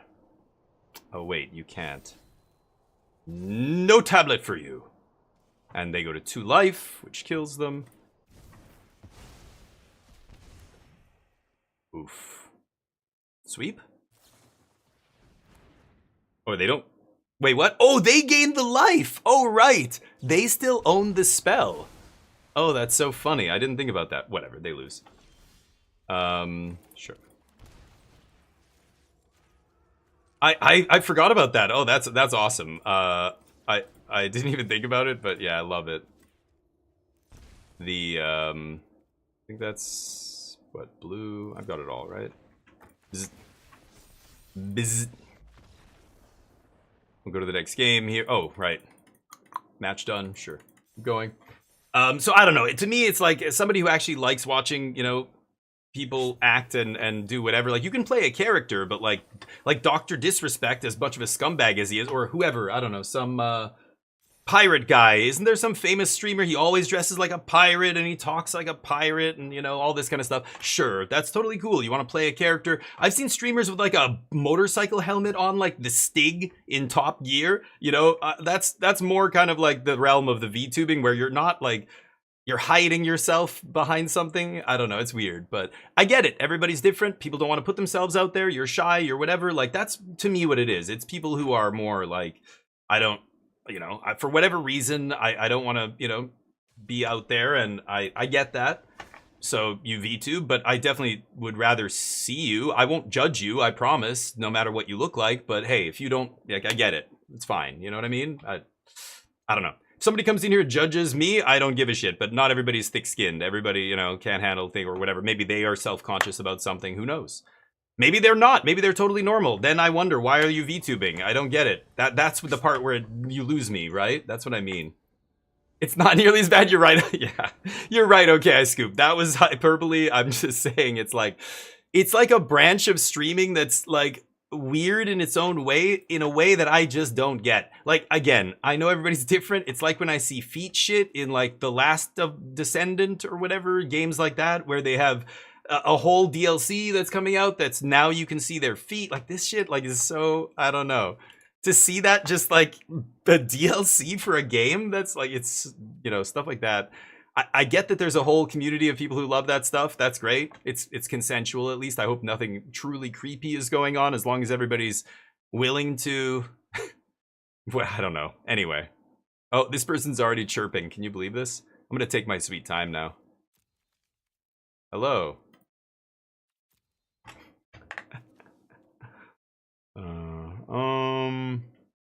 Yeah, I think I'm gonna keep this. Avengers Doomsday, yep. Name, what's up? Around for 10 years. Oh yeah, I mean, I'm sure the first ones existed, but way before anybody knew it was even a thing. But I guess for me, it's, you know, when did VTubing become more mainstream, right? That didn't happen 10 years ago. Like, you might be able to trace the very first VTuber back to 2015 or whatever. But you know what I mean? Like, when it's actually, like, when did it actually start? When did it actually start becoming more mainstream? That was not that. That was recently. But yeah, a lot of streamers, and some people don't have cameras at all. They don't VTube. They don't show their face. You know, that's fine too. Like, I get it. You know, you do whatever you want to do. It's up to you. It's your stream. Do whatever. I just know what I like. I like seeing people. I like seeing their expressions. I think the reason we do this live is because it's better than YouTube. When I go to YouTube and I watch a video, I was an actor. I know how easy it is to cut up a video and edit something and make it look the way you want. It's literally what we did every single time I would go to a job. TV commercials, everything. We would take multiple takes so I would get that line just right. All that stuff. That's what how movies are made and everything. Because to do this one-off, like, there's a reason Alfonso Cuarón and, you know, directors like that get a lot of praise for doing these long shots through a huge, complicated, like, set. That is so hard to do because any one person screws up, we got to reset and do the whole thing again. It's so hard to get it all in one take. It's much easier to just cut up a bunch of takes. But when you watch that on YouTube, it's not real, right? It just feels like, hold on, let me think about this. I'll just play this tapped, I guess. It just feels like, you know, I'm not getting the real version of this person. I'm getting a very rehearsed, very rinsed, very sterilized version of this person. That's exactly the way they want me to see them. That's how they're presenting themselves to the world. On Twitch, it's live. There's a reason people love seeing live music, because in real life, seeing live music is fucking incredible. You get to see them do little riffs and things that they're fucking with it. They're being creative, you know? And it's like, yeah, that's why Twitch is awesome, because you have these live interactions. People can't hide who they are unless they're VTubers. Like, this is what I mean. Or unless, like, you still hear what they're saying. A lot of them use voice modulators. I use voice modulator, obviously, you know, for brief moments. That's not the same thing as using it all the time. But, like, the VTube mask, to me, is just kind of like a layer. You're keeping everybody over here. You know, I want to bring them right in. Give me one. Bring it in for the real thing. I'll give you a hug. I don't care who you are. If you don't like my face, hey, you can go somewhere else. That's fine too, if my words bother you. But the VTuber, it's kind of like, who are you really? Like, I don't know. I can hear you. I know what you're saying, and I can learn a lot about you from what you're saying. But it also helps to, like, see the body language and the expressions. You know what I mean? They don't, well, you can't speak for all of them. I've certainly seen some who do. I've seen lots of streamers who do full-time voice modulation. But anyway, it's kind of the same thing is all I'm saying. I'm not saying all of them do it. I'm saying many streamers do, VTubers and non-VTubers. Green! Flash Freeze comes in, Deadly Cover-Up, Black Sun. I don't think I want anything else here. Duress out, Betrayal out. I cut one stalk up usually, and together as one, just hitting only one thing is not exactly what I want. I could see cutting flashback just because I think they're going to side in the raccoon against me, the trash panda that eats my graveyard, eats the trash. But anyway, some do. Yeah, that's all I'm saying. But anyway, fear mongering? Wait, what? I'm not. How am I? I'm not saying be scared of them and run away. We'll do it live. Yeah, Superman, exactly. Wait, what? Whoa, whoa, whoa. I'm not fear-mongering here. What are you talking about? It hurt my feelings. I'm sure it was more than once, Name. I only did live music. Yeah, I love seeing... It's like comedy, right? Like, yeah, this person can't stop spamming. Hello. You can scoop anytime you like. Hey, Mike. Good day, my friend. How was the week so far? How's life? How's magic? Have you checked out the cube, Mike? I won't be checking out the cube. I really am curious though. I know you watch a lot of content creators, magic content creators. Are people enjoying this Zendikar planar cube? It seems absolutely batshit. I listened to the episode of Limited Resources where they were talking about it, and I just thought, like, what? You've got to be kidding me, right? You know, it's, yeah, I don't know. I wish Luis Scott Vargas and Marshall would push back a little harder. They're both... Luis is especially guilty of this because he's a game designer. He knows... As soon as the guy said, oh yeah, we're putting 3 copies of every fetch land into the cube, he should have just immediately been like, wow, that's... Okay, that's not good for the balance of the cube. There's a reason we don't do that. Like, it just... You're throwing off the value of some of these cards in a huge way, right? Sorry, I got an eyelash. Drive me crazy. It totally swings the cube in a wild direction. I just think you can never do that, but anyway. Oh, what do you know? Oops.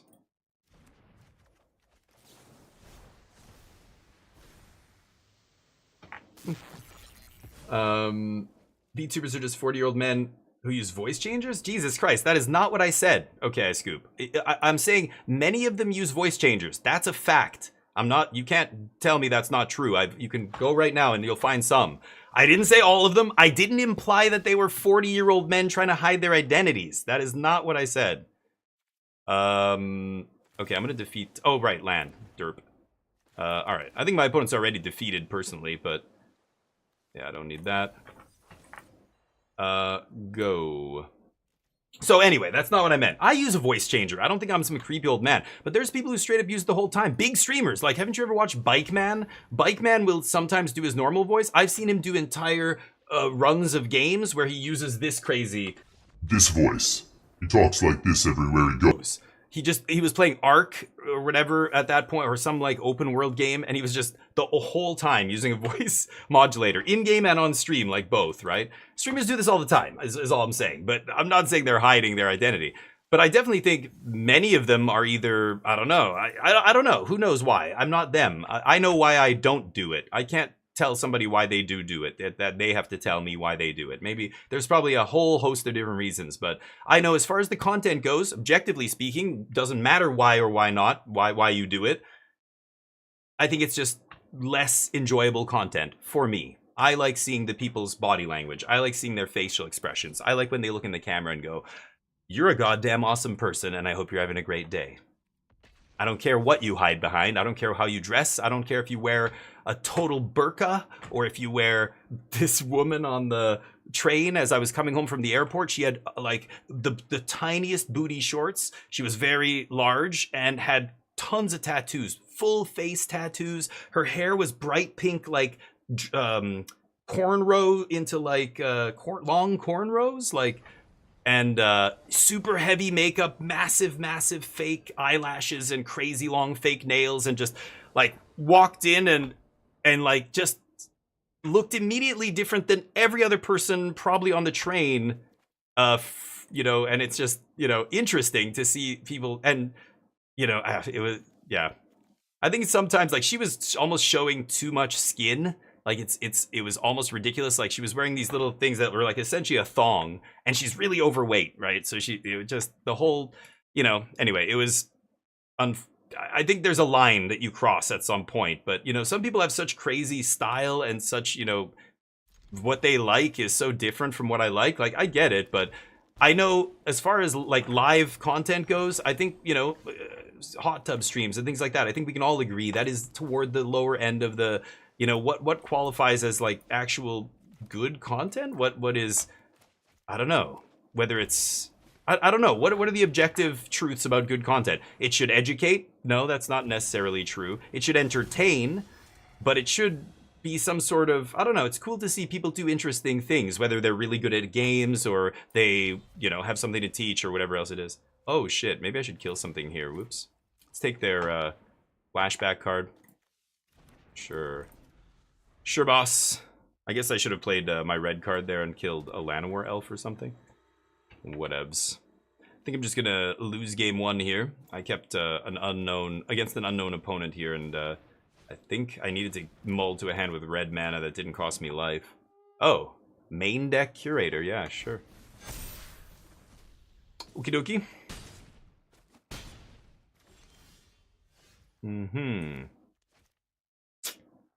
Well.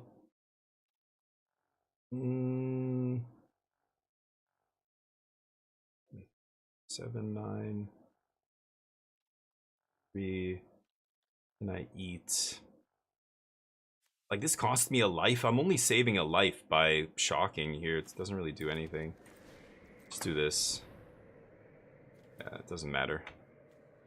It don't matter. Not gonna win this one. That's okay. We'll go to the games where we are favored. Game 2 and 3. Bring in all the sweepers. I lose this one, I think. Why wouldn't... I think I'm at 1? 2. Okay.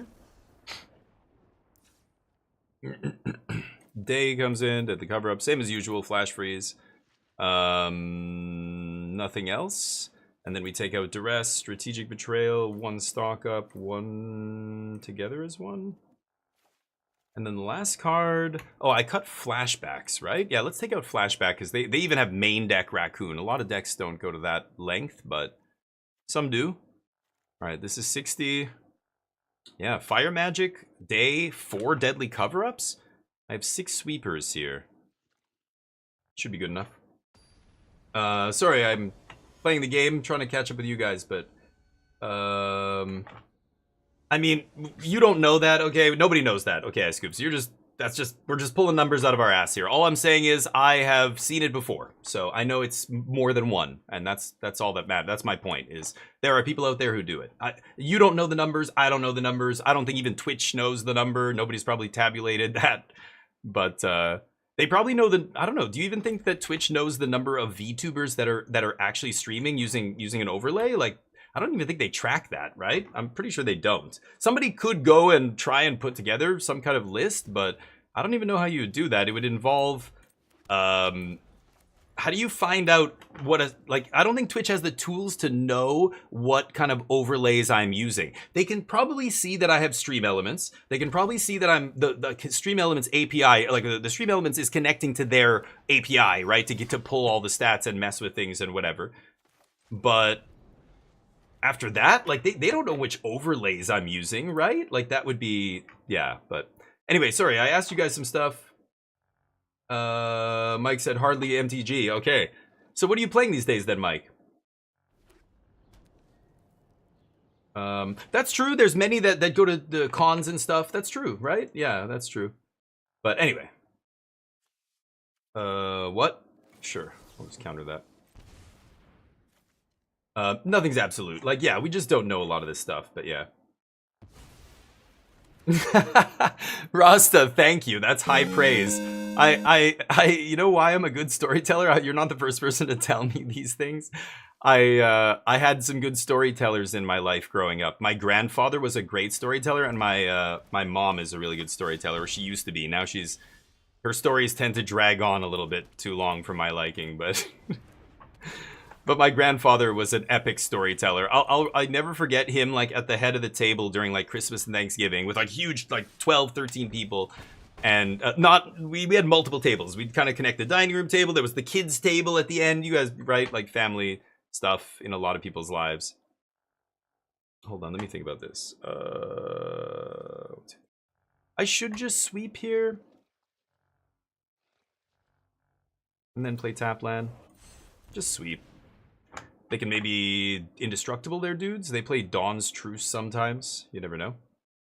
I needed to find some cheap removal, like Fire Magic would have been ideal, but... What is it? Restoration Magic. Yeah, that's worse than Dawn's Truce. They have double Restoration Magic. Alright. Well, I got a 2-for-1 out of them, and then I'm just going to sweep next turn. I don't know if I'm going to strip anything. This is their third Paw Patch. I think they just got lucky and drew a bunch of 1-drops this game. Try it again. Konnichiwa, Torf. How you doing? Jeskai Black is way better in the mirror. And, well, Inevitable Defeat is in the normal list. I'm playing Jeskai 4-color black. Like, this is the Jeskai 4-color deck, but we're leaning heavy into black for this. This is why. In game 1 of the mirror, whether it's Jeskai Lessons or the 4-color mirror, you have Deadly Cover-Up, and you take their Jeskai Revelations, and they scoop. That's it. They can't win after that. Oh, nice. I get to take a Gear Hulk here. That's why you're playing it. So, then you get Duress as well, you get Strategic Betrayal, and you get some good removal. You get Shoot the Sheriff, which is a big upgrade. Yeah, they've got a bunch of Garbo in their hand, a couple Elspeths, the Leatherheads, sure. So, no, today I don't even know. We're 1-1, I think. This is our 3rd match? Can't remember. I don't even pay attention to the record. I'm just trying to do my dailies here. I don't really care about anything else. Sure, eat some stuff. Yup. I might just together as 1 here, but God, I'm paying... The problem is I'm paying a bunch of life, and it's kind of pointless to pay the life and then not, you know. I think I'll just do this. I could Thunder Magic first, but there's nothing I actually want to strip. Did they just draw the 4th Paw Patch recruit? Oh, whoops. Yeah, let's just do this and not strip. I don't really care. So yeah, the black is here to win the mirrors. And in the mirror match, any other Jeskai Revelation deck is a dog to the black version of the deck that plays 4 Deadly Cover-Up in the 75 and 4 Duress and Strategic Betrayal in the main. Like, it's so hard for any other one of those decks to put it together here. I'm just gonna... Oh, whoops. The first one is draw. I'm gonna deal X to that guy. Let's go red, black, and white, and green.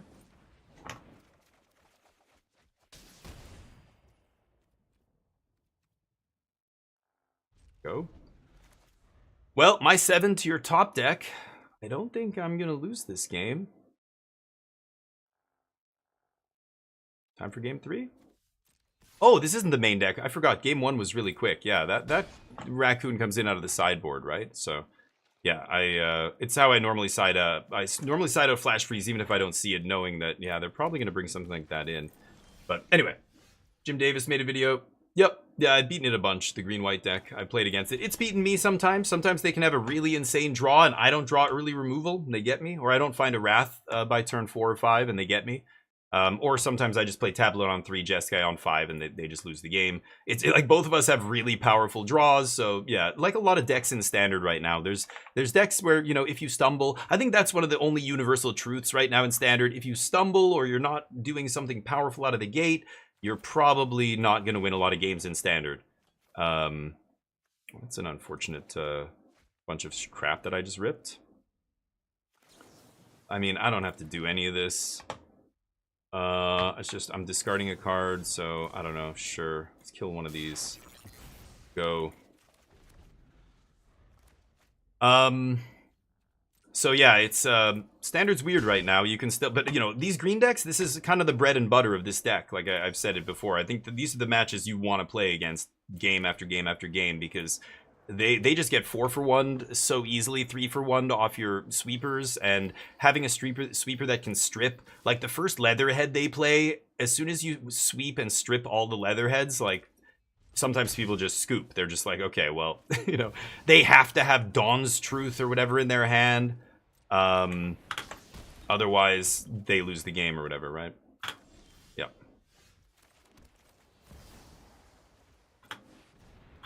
Let's go to game 3.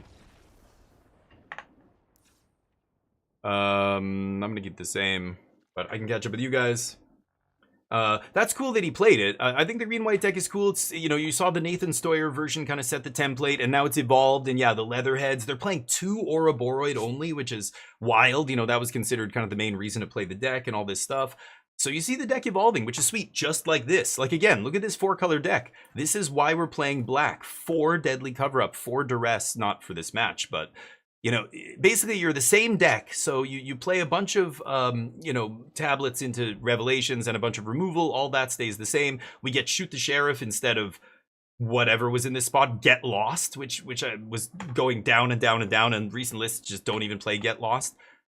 This is just a better Day of Judgment, because I get to strip, and against some decks, when Tablet into Revelation is one of the best things you can do in Standard, Jeskai Lessons is one of the best decks in Standard that's doing it, 4 colors doing it. Just having Deadly Cover-Ups mean you just get to steal game 1 in almost every single one of those matches. You just steal it. There's nothing they can do. And then game 2, they know. They try and leave up counter magic to stop your Deadly Cover-Ups, but now they have to stop your Cover-Ups and your own Jeskai Revelations, right? So the other game, we still beat that other control deck, but they ended up winning game 1 after I stripped everything because... they stripped me. They had Ancient Vendetta. That's not normally something... Some people still play it, but a lot of the Jeskai decks don't play that kind of stuff. Green-white. This is very slow. I don't know if I can keep this. I have to mulligan this, I think. Okay, I don't think I need multiple tablets. Ugh. These flash freezes are going to be painful off Biblioplex, but I don't really have a choice. Anyway.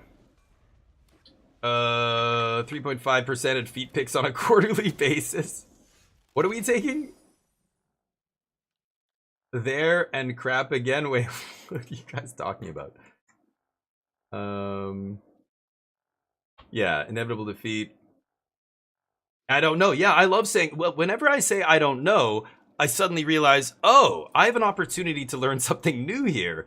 When somebody asks me something and I go, oh, you know what? I'm not sure why that is. Let's find out. Like, that's my next most, you know, kind of natural reaction here is, let's go and find out why, because I don't know, and when I don't know something, it bothers me. I want to know why. Like when a game breaks or something happens in Magic and I go, what, is that a bug, or what the fuck just happened there? I want to know why the thing happened, and it drives me crazy when I can't figure it out, you know what I mean? It's kind of funny, but I don't know is one of the best things people could say, and they should say it more instead of pretending like they do know, right? I try and not bullshit. I have my opinions, but when it's something that's like objectively true, I feel like I have to enforce the idea that, I'm sorry, no, this is just objectively true, you know? Is it this? Man, I don't have the action in my graveyard. This is exactly the situation where I just strip their Leatherheads and say goodnight, but I'm mana screwed here. Drawing the extra Revelation was not amazing. I need to hit lands here, please. We'll see. Splatoon 3, nice, Mike. That's good to hear. I'm playing the new Assassin's Creed. We've got a bunch of new games. There's an interesting little RPG that's free right now on... rest in peace, good lord. That's on Steam. It's free on Steam right now. I don't really give a shit about Rest in Peace, so I think I'll just leave up Flash Freeze here. Let's take out Jennifer Walters. And I just have to find lands, and I probably win this game, but... Lands? Any lands? Nope. You're out of gas. That is not a fucking land. One land, and I can slam this, draw 4 cards, and be off to the races. Go. Unbelievable. Stuck on 3. I kept a 3-lander, didn't I? Or a 2... I kept a 3-lander this game, right? That doesn't matter. Sure. I get to draw a card. But, whatever. Come on, dude. Really? What is happening right now? I'm 50-50 every single draw here. Missing a lot of coin flips. Do I care? I just don't care about that card. That's fine.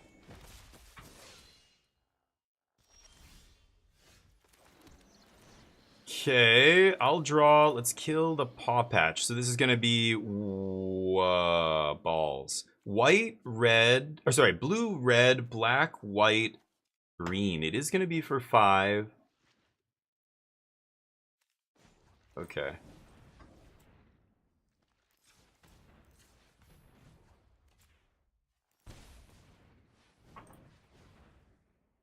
Bzz. See if they top deck something. Otherwise, they get to make one of these little bunnies big, but I'm gaining 5 life here. Drawing 5 cards. Now, we already played the land, of course.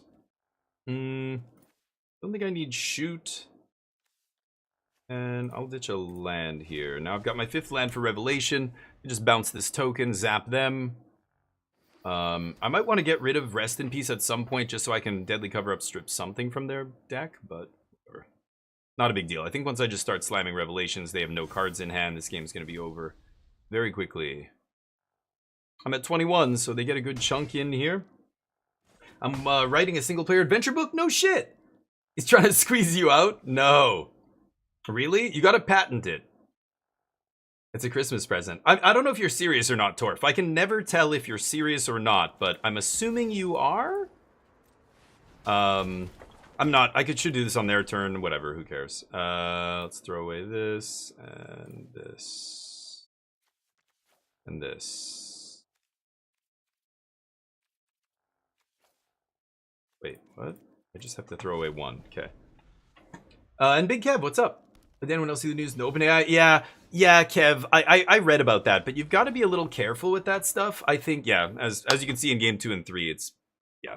If I got mana screwed pretty hard that game, but at least I had the tools. I had the flash freeze to stop them, and then a couple sweepers, and that's all I needed. Even though I was mana screwed, we didn't even go below 15 life or whatever. I would have gone up on life there, back to 18. We're done our dailies. What was I gonna say though? The AI thing, Big Kev, that kind of stuff is starting to reek a little bit of like, oh look, like trying to justify the insane amount of investment and leverage that people are putting into those companies, going, look, it's so powerful, it's doing blah blah blah. Like, did you read the articles about it?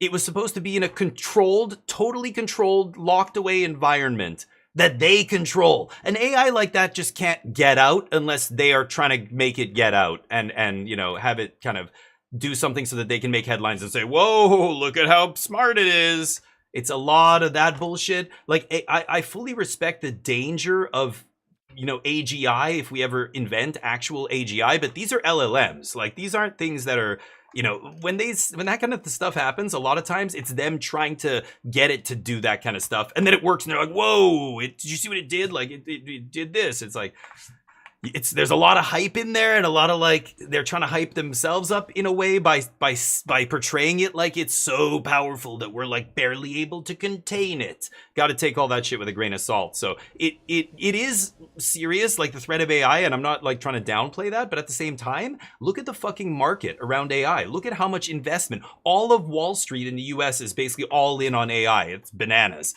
Like, there's never been a bigger bubble like this, and everybody's hoping it doesn't burst and drag the entire world's economy down with it, or so a lot of these companies, like, there's a lot of hype and sometimes not a lot of substance to back it up, or it's like, you got to be careful. Like, when you read headlines like that, you dig into it and you're like, hold on, like, this, the only way this happens is if they kind of set it up so that it could happen. You know what I mean? Like, that's what when you read between the lines, that's what it looks like to me. But it was just like Anthropic had exactly the same thing happen very recently, right?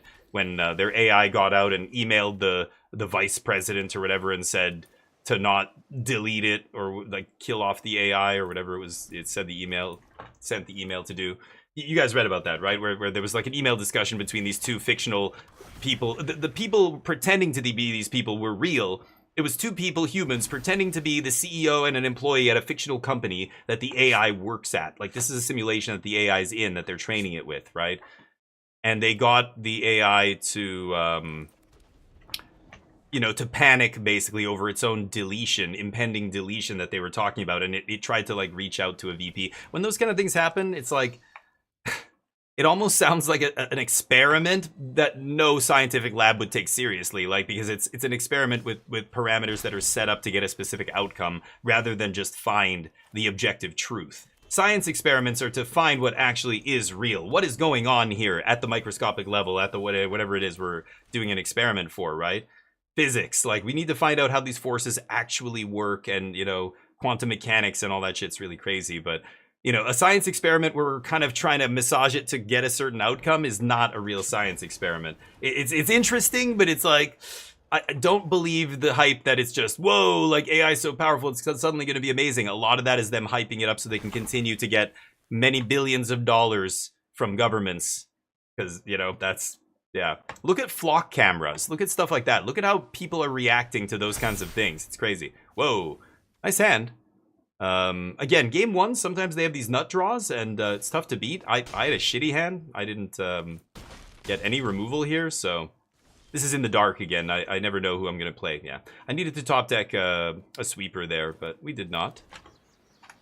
So be it. So the flock camera thing, you know, is the same thing. These companies come along, all they have to do is say it's going to make everybody safer. Everybody's going to be safe. And people, oh God, we're going to be safe. Okay. The city pumps 15 million into cameras or whatever technology thing comes along. Crime Stopper, camera, sirens, and the data never backs it up. The data for traffic cameras, they don't make shit safer. They don't make anything safer. It's bullshit. It's companies that are just taking huge government contracts, and then 15 years later, the government goes, oh my God, or not even, like 5 years later, they're going, this isn't worth the amount of money we're putting into this, considering what we're getting out. We should stop. But by then, the company's milked you for millions, and they fuck off and do whatever the next scam, you know? Yeah, it's unfortunate, but this is why whenever governments are interacting with the private sector, there needs to be like a bunch of people doing reviews and evaluations and figuring out, like, is this something we want to spend money on, spend your money on, my money? Like, that's tax dollars they're spending on flock cameras. People are just chopping them down, literally, like, and at some point the city's going to go, you know what? It's so expensive to keep putting these up. It's not worth to continue. Like, what are we getting out of this? Like, people hate them so much. It's costing us too much. Let's stop. So for those people doing it, carry on as you were. Keep blasting. And eventually, hopefully the government will stop giving money to companies that say they're doing things in your best interest. They are certainly not. I'm going to cut one stock up here, I think, too. I'm leaving in the double together as one. I don't know if I should. Maybe I should cut it.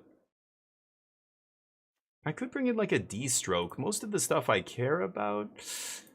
no. D-stroke's silly. Yeah, the flock shit's crazy. I'm just saying, it's an example of that kind of stuff where even governments, like right now, when you look at the investment in AI, it doesn't make any sense. If it was any other product or commodity or service, there's no way it would ever generate that kind of investment, and governments building data set, and, you know, companies going all in, and Wall Street just bending over backwards for it. And it's so over leveraged. It's crazy considering it doesn't generate any income. They still haven't really said how AI is going to make all this money back. You know, it's like, it's really fucking crazy. So, I don't know what's going to happen, but I just know, you know, be critical, be skeptical thinkers, and find out, you know, try and cut through headlines. When you hear something sensational, like, try and dig into it and see, is this really what they're saying this is, or is something else going on here? Like, what actually is happening here? Fuck, I have both my basics in my hand. Private company, yeah, Big Kev, money. It's always follow the money. Look at the tariffs. The court, I was just posting in the Discord, the Supreme Court just ruled that the American government has to now give back billions, tens of billions, to companies that had to pay tariffs on stuff they were importing. And people constantly seem to miss the fact that the people losing when tariffs come into effect are you and me, not companies. The companies just got all their money back. They're double dipping. They raised prices because they said, oh, these tariffs are going to make everything, but we have to pay more. So sorry, it's not, our hands are tied. We have to raise the price. And then we all paid more. They didn't because they raised the price. They just made that all back. And then a year later, the government loses their court case because it's bullshit, and they get it all back again. They get back all the money that they gouged. Wait, but they gouged us for the money. Shouldn't we get the money back? No, you don't. And then you read about how greasy it is when it starts to get really dirty with Lutnick, the commerce secretary. His son is the head of not Berkshire Hathaway, one of these big investment firms. I can't remember the name of them. They're all the same. What is he the head of? Cantor Fitzgerald. And so Cantor Fitzgerald, right before the legal, you know, the court ruled that they had to give the money back, they went and bought up all the debt from these companies. So all the money that's supposed to go to the companies, now they get a cut of it because they bought up a bunch of the debt. Like, it's just, you know, it's grifting right out in the open. It's just right out in the open, robbing American people. The actual regular people out there are just getting legit robbed right in front of their face. Most people are too stupid to even understand any of this. Most people don't even look it up. They don't care. They don't want to know. It's too complicated. It's not, really. Just follow the money. It's very clear why people do what they do. But, ooh, Don's Truce. Okay, so they saved their guys this turn. Oh, get wrecked, lose your abilities. Lose your abilities. Oh, no. Black hole sun, won't you come? I can't. I could, if I sang, it would just, you guys would all be jealous. So I should probably just not sing because I have a beautiful voice. So I don't want to embarrass anybody. Just, I won't take the mic. No, you go ahead. Sing that girls just want to have fun or whatever. What is the #1 song at a karaoke bar? I'm not even sure. Sunk cost fallacy is part of it, maybe. Sure. Yeah. So, and you know what did they just do? They just announced 50% tariffs on Canada because they're mad that we told them to fuck off. We are one of the few countries that, rather than make deals with Trump over the tariffs, we just said, okay, fuck you, and we tariffed them back. And they're losing. Now they're losing that battle. And so Trump said, yeah, this week they're putting 50% tariff on basically everything, almost everything coming from Canada. And this is after they just were told by the court, you can't do that. You have to pay everybody back. Why would they do something again that they just lost in court? They know they're not going to get away with, if not for the money they're going to make along the way. All of the rich people that own companies, that own stock, like who invest in Berkshire Hathaway and whatever the fuck else, they are going to clean up. Like, it's crazy. Why can I not cast this? I don't have white mana? Holy shit. Oh, that's never happened ever in my life. I think I'm just going to do this. I have another one. Doesn't really matter. Then I can flash freeze something. You have another Dawn's Truce?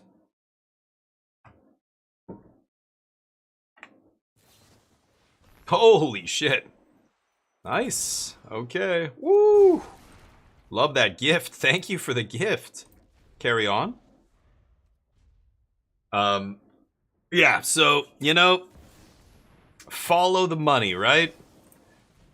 And it's really not hard to put things together, but boy, bad faith actors really try and obfuscate things, and it's so easy to make people think one thing when the truth is something else, with numbers, with statistics. Our brains are not good at statistics. That's just the reality. Like, we're not wired to grasp that kind of stuff intuitively. I'm gonna actually stock up first here. Which is, I know it sounds silly, but it really is the truth. We're not wired to do that. I'm gonna save this for the Leatherhead, I think. I don't need to cast anything here. I've got Inevitable Defeat. So yeah, so you can get people to think something by just portraying things with a certain number. Like, I mean, marketing companies, people do this all the time, right? Like, all the time. I'm gonna kill this one. So you really have to always take it at face value, or not take it at face value, and try and dig into stuff and figure things out and whatever else. It's work. It sucks. The truth is hard. Lying is easy, right? What is the expression? By the time the truth gets out the door, the lie will already travel halfway across the world, or something along those lines. That old idiom.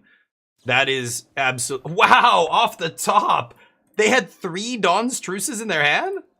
God damn, dude. All right. Well, you still lose, but impressive. Boop. Good game. Really? It's a scoop, dude. No? Okay. Eagle Eye? Does anyone remember the movie with Shia LaBeouf called Eagle Eye? No. What was it? They have the tech. Well, yeah. Sadly, there's a lot of movies that we look back and go, that was prescient. Like, I really wish Idiocracy was not a documentary at this point, but it really is. Anyway. Choosing Texas. Tell them to do the work. Right, exactly. Because it's hard, Name. It's hard. It's just like being a good person is hard. It's easy to be a shitty person. It's hard to be a good person. It takes work. It takes sacrifice. You can't be a good person by just doing what's best for you. You can't be a good person by letting other people, you know, not helping others and not, you know, being selfless. Selfless is hard. Doing what's good is different than being nice. Anybody can be nice because I don't have to even be nice to that person. I don't like this type of person at my business, so I'm going to refuse to serve them, or I'm going to act like an asshole to them because they are different, you know, sex, age, religion, gender, you know, any stereotype you want.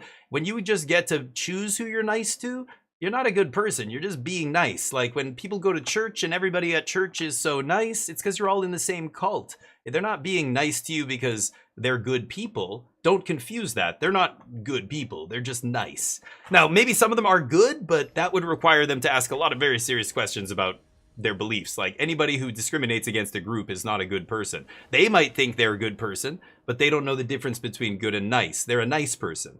You know what I mean? Being good is fucking hard, and most people will not do it. You know, who are you in the dark? Who are you when nobody's watching? That's the real you. If you're the kind of person who would steal and cripple people, do something cruel to animals, whatever else it is, when nobody's watching, that's you. You know, just because when people are watching, you're a good person, that you're not a good person. You're just being nice because you know, for whatever reason, fear punishment or whatever else it is. It's why a lot of religious people can't grasp that a lot of people think an atheist has no moral compass. That blows my mind. It's just like, wait, but like, are you saying if you didn't have very strict, harsh rules telling you can't kill, you cannot rape people and murder and whatever, that's the only reason that you're in line, you're being kept in line is because of that? Like, we didn't have those rules, is that what you'd be doing? That's what you think everybody would be doing? That says a lot about the way you, like, is that what you'd be doing? Like, you're projecting now onto other people what you would do. You realize that, right? Yikes. It's fucking scary. Like, I'm sorry. I know what's right because I know what's right. I can see suffering. I can see, you know, what hurts other people and what's right and wrong, etc. Oof, that's a great start for my opponent. Very lucky. I had to mulligan, or no, I kept a kind of a rough one here. Did I? No, I didn't mulligan. I was on the draw. Yeah, I mulliganed last game, but I didn't mulligan this game. Yeah, it sucks. And I've been a bad person many times in my life. I've been a shitty person. I've been a toxic person. I've been straight up radioactive, like horrible. I've said stupid, horrible things, and I was too stupid to know what I was saying, but that's, you know, I was young, I was stupid, you know, I know better now, and I don't, yikes. I think I die now. Not a single removal spell I can cast. If I had fire magic here, that would be good enough. If I had any shoot the sheriff or anything for Ouroboros, seer, I did not draw a single cheap removal spell. My Abrade was the only one. Yeah. I guess I can hit it off this, but see if I get a seer. No.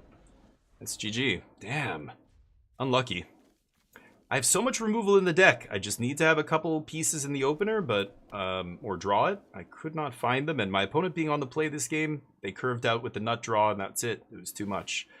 But nice draws. Oh, that's a mistake. What? Oh yeah, the auto tapper didn't even tap their planes. Is it still? Oh, I'm still dead. Okay, doesn't matter. I thought I was not gonna die there, and I'm like, wait, what? Why would they tap their creatures? They could have actually done way more damage, but still enough. GG. Yeah, being good. It's the difference between good and nice. It's like these kind of distinctions. Take a philosophy class. You'll learn this stuff. How to be a skeptical thinker, critical thinker, be objective. I know I can still be objective, subjective sometimes. I know I have things that I personally like, and, you know, there are biases that are tied to my upbringing and other stuff in my life that, you know, that's why I like what I like or whatever. But I mean, I think anybody can objectively see when people are suffering. Even a small child who has no clue about religion or anything else, they are innately generous. They want to share. They are concerned about other things around them, other people. When another kid is crying, they immediately stop what they are doing and they are like, what's happening? Like, is this okay? You know? And of course there's biological like reasons, evolutionary reasons for that. Some kid crying means, oh crap, danger, danger, you know, it could be animal coming to eat us or whatever. I can't keep this in the dark. But it's interesting. I think children innately grasp the concept of generosity, and they do not want to instinctively hurt and kill other things. They're curious. They might accidentally squash a bug trying to figure out, like, what am I holding here? Like, they're not trying to hurt. They might accidentally hit their brother in the head with a toy block and he starts crying, but it's because they don't know what the result of this action is going to be. They're not doing it out of maliciousness, you know? And when it comes to choosing, when they have agency and they have to choose between doing something generous or doing something selfish, they almost always err on the side of generosity. In fact, most adult humans do this as well. But of course, you know, there's a lot of people who think they believe in the thin veneer theory, right? There's only a thin veneer of civilization over top of barbarism, and secretly underneath this thin layer on top, we're all savages that are going to murder each other and kill whatever else they believe, right? Let's stop on upkeep here. I'll shoot the sheriff. Actually, no. I'm gonna let them have their tablet. I'm just gonna get mine. This is a Jeskai deck, so easy peasy. As soon as I find a cruel or a deadly cover-up, I win the game. If I have 6 evidence in my yard, I've just got to make sure it resolves, so we find a spot for it to resolve, and that's it. Yeah, I get to play my tablet. Maybe they abrade me here. We'll see. Thank God that's a starting town and not a Great Hall, or I wouldn't be able to actually cast that. Okay, unfortunate, but I'm over it. When people are watching, right, Name, that's a reason. Or, you know, people, like, you tell somebody, like, you know, this group of people is really bad. But that person's experience, when they went to church or whatever, where they participated in that group, they weren't bad to me. They seemed really nice. Like, what do you mean? They do bad? The Westboro Baptist Church does bad things? Whenever I'm there, everybody's so happy and they're singing and blah, blah, blah. It's like, yeah, you don't see the hateful shit. Like, they're choosing. They're very nice to the people they choose to be nice to, but they're very horrible to other groups. They're not good people, you know? It's like, all right, let's just play this tapped. But because the experience these people, like some people have, when, you know, other people just live in a bubble, right? They think everybody in their small town is so nice. It's because all of you are the same religion, the same general appearance, the same, etc., socioeconomic background, on and on and on, right? Sure. No. I was gonna say, any deadly cover-ups? My opponent thinks they're winning. That's the best part. I think I need to find one of them. So let's stock up first. Okay, I like Betrayal a lot here, because it's going to... Let's see if they counter this. They could have Spell Snare, Spell Pierce, whatever. Don't really matter. Oh, wait a second. What am I doing? I want to cut off the lessons, but I needed to strip Jeskai Revelation. Shit. Okay, please play another one. That'll be nice. They won't be able to resist, too, if they drew one, right? Do it again. Yes.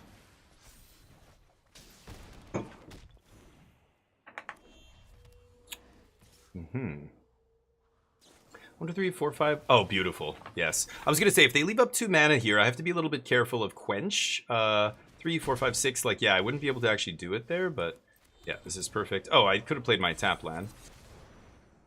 Yoink. Oh, whoops. This is my graveyard. Whatever. It doesn't matter. Sure. Boing. This is why you play Deadly Cover-Up. This is why we're playing the black version. In game 1 like this, basically GG. Oh, they have main deck Thors. Interesting. Okay, well, Thor will die to the next one. And we'll strip him too. Thor is a lot worse with no Jeskai Revelations in your deck, but you can have a Thor. Oh, I am at 6. Could just die here. Is this any spell? Oh yeah, I might just die here. Thor is interesting in that deck, but do I die? Let's see. They need to play 4 more mana worth of spells. They have a Thor in hand. 4 more mana. They cannot. They don't have mana up. Huh, how do I do this? I go to 8. I don't think bouncing Thor is correct. God, this guy. Exile. I guess I have no choice. It's awkward. I don't like doing that, but whatever. Alright. Go to 8. And then we'll try and kill Thor this turn. We've got a bunch of ways to do it here. That doesn't make sense. Why wouldn't you do that with... Play Thor first and then do some damage to me, right? Weird. Sure. Save that for your next turn. You know they're going to play Thor again. They want to kick that? I thought they would abandon attachments here. Weird. Okay, I take 1. Huh. Strange. Yeah, Thor's good. We gotta kill the Thors here. And I need to find... I was too low. I'm just too low on life now that I finally stripped them and found the revelation. Okay, so I can flashback, deadly cover up, take Thor. That feels pretty good. And then I think I can't lose, right? Yeah.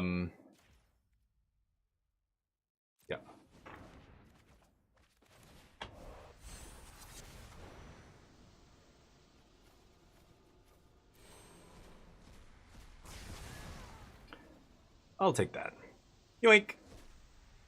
Yoink. Scoop time. No other ways to deal damage? Oh, they have a Great Hall! No, I needed to play it on tap land here. Oh, and my tap land's gonna kill me. You gotta be fucking kidding me. The tap land's gonna kill me here. If I could leave up Seer, I think I survive. Oh, that's so ridiculous. They only have 1 blue mana left, though. They need to find another non-creature spell here with that's red that doesn't kill their guy, but man, that's so unlucky. Ugh, they had both Thors, they had it all, and I think win this game if I just had 1 untapped land there. Drawing the second starting town, fuck me. Derp. Oh, I'm not dead? Ah, they only had 1 blue. Yes. Oh, that's great. Okay, how do I do this? I'm at 1. I don't know if I can lose here. I don't think I can. But I'm gonna do this now before anything else. Okay, I think they lose now. I shouldn't have played the land first here, but I'm actually tempted. I think I'm just gonna pass. I don't need another tablet in play, and I can kick Thunder Magic. If they play Thor, I can kill it with, you know, the trigger on the stack. Thors are gone, though. Sorry. I don't know. Some other creature? I think they're just dead here, aren't they? They literally have no other ways to win the game in their deck. I just have to make sure the auto tapper doesn't kill me by tapping a land. Okay, that'll do it. Yeah.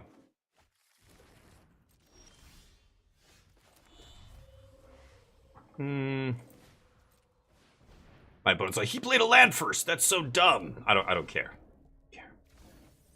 Great.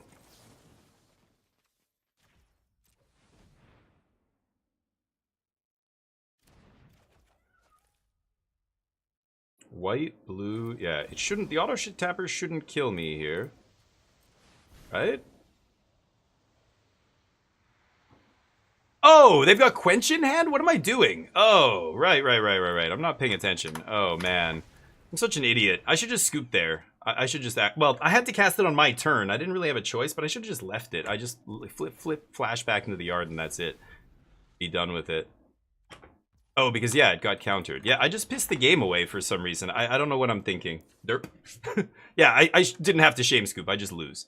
Okay, anyway, you win those games because you strip their deck and they lose. The only hope they had in hell was to do enough damage to me that they could somehow cross the finish line.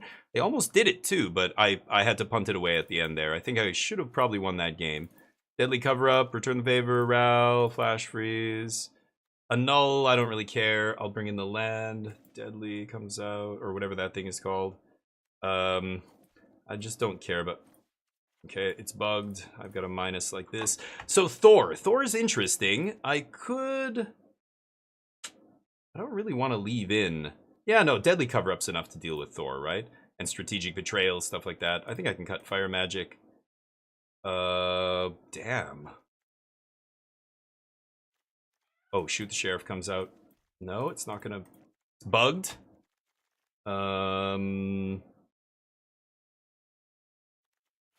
Take out flashback? Are they gonna attack my graveyard? I can't remember. Some of these decks play like Rest in Peace and stuff like that. I don't know. Let's see what happens game 2. Whoops. Jesse, I let them play Thor. Yeah, they're all playing Thor now. Thor is actually really good in their deck because they're playing so many cheap spells. They can just do a bunch of damage out of nowhere. That's actually sweet. People were telling me to put Thor in this deck, and I'm like, fuck no. No, that doesn't make any sense. But in the Jeskai Lessons deck, it does actually make it so that, you know, my stripping plan is a little bit worse. But again, Thor is pretty easy to kill. We just sweep again, or, you know, game 1 we have shoot the sheriff and all that stuff.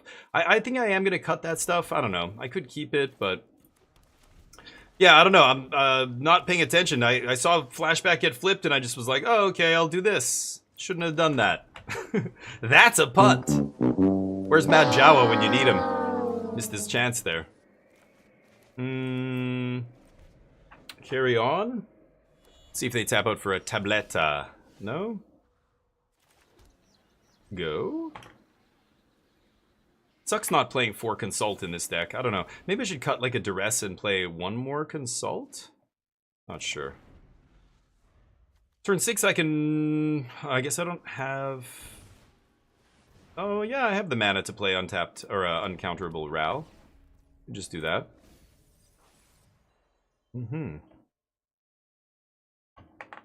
Maybe I should just jam Ral so I can have some stuff in the yard? Oh, right. I forgot about this. Okay, there's nothing I can cast here. Yes, this is their plan. I'll get blue. Yeah, I don't care. Let's jam Ral into Fogpiercer here and see what happens. Maybe they jam Jeskai Revelation. That would be amazing. It's very tempting right now because I'm tapped really low. Plus I have what's his face out, so I could. Yeah, that's fine. I can discard a card. I think I'm just gonna cover up. Can't strip anything, unfortunately, but ooh.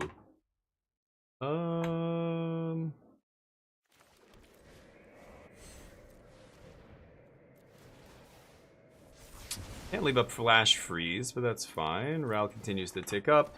I don't need to draw cards or anything. I have lands. Taking all my land drops here.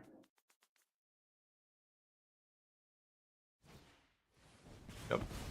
Better hope it's good enough. I'll take a black sauce. Now I... Oh, it's coming in tapped? Okay. I'm gonna say now I have Flash Freeze? No, we don't.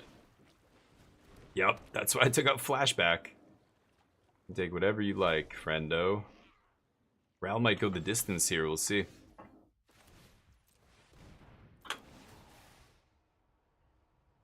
Fight me. Ooh, beautiful. That's a good spell. Morale goes up.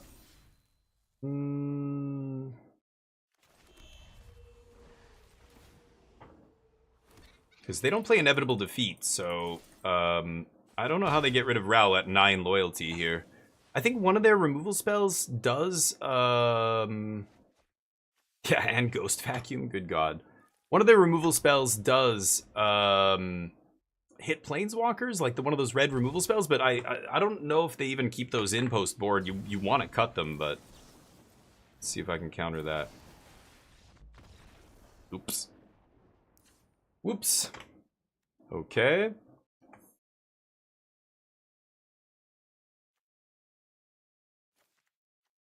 I like D-Stroke 2 here.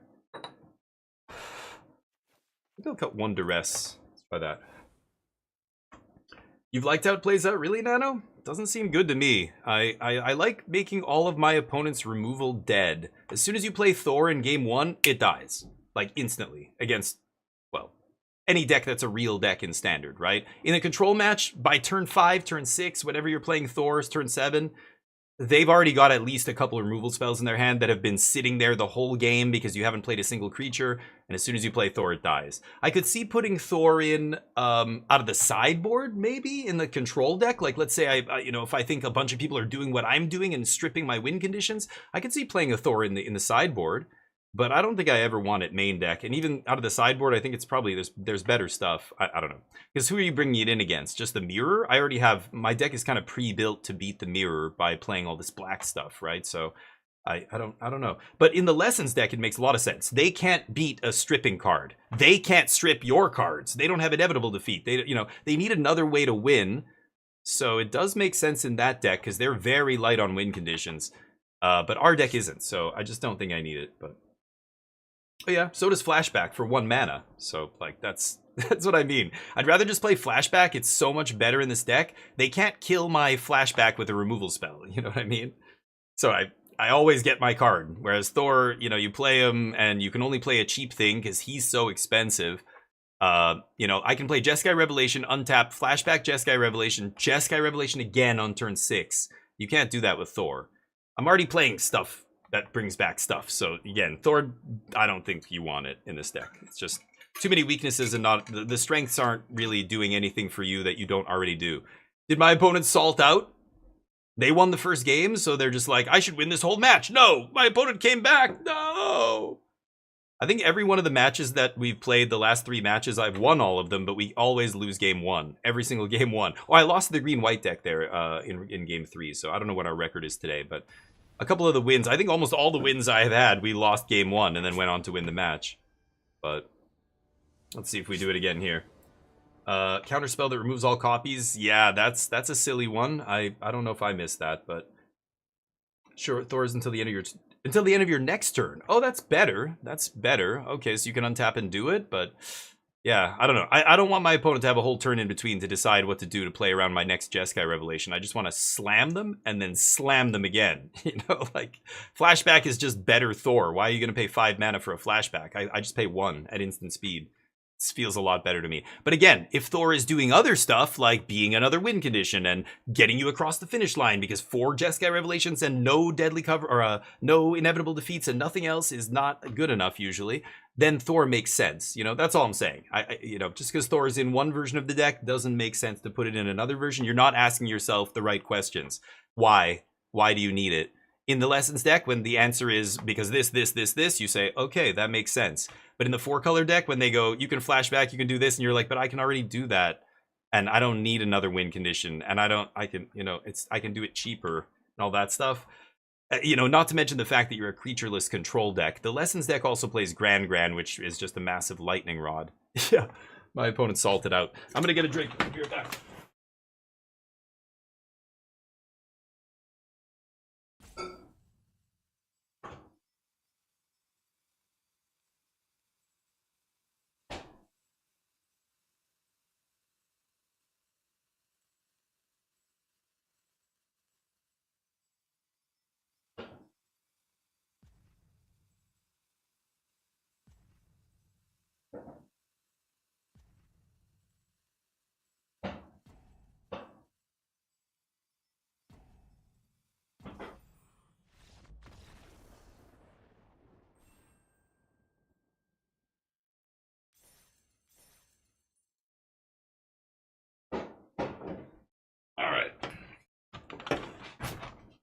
Great. We were like 1 match away from Mythic, I think, right? At one point before I went on vacation. And then we lost to like 4 rogue decks in a row. At least today we're playing all tier 1 decks. I like that. I like to actually see what people are doing with the latest versions of some of these decks. I don't really care what Timmy's doing with his dinosaur deck or whatever. At least these are good matches. Go one more. I'm done my dailies. We could stop any time here. So, I have a few things I wanted to play today. I was going to try and get the stupid Act 2 done on Hellclock. I've also got a couple new games. We got a key for the new DLC for the Altars, so I'm going to be definitely playing that this week. I might not play that today, though. Fogpiercer is a brand new game that just came out, and I'm curious. It's definitely a weird one, but I kind of want to try it. And then there's also the free game that is still free, I believe, until the 21st. The Life and Suffering of Sir Brant. It's supposed to be really good from what I hear, so I also want to try that. Very different games, all of them, but... I think I have to mulligan that. I don't love this.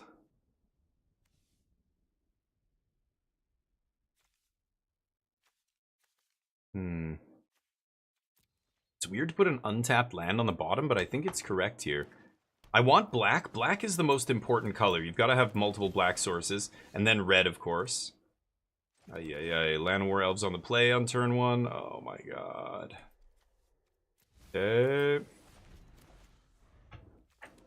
Might die to this. If they have a crazy draw here and they won the die roll, I'm probably going to lose. I mulligan to a weak hand against this kind of start.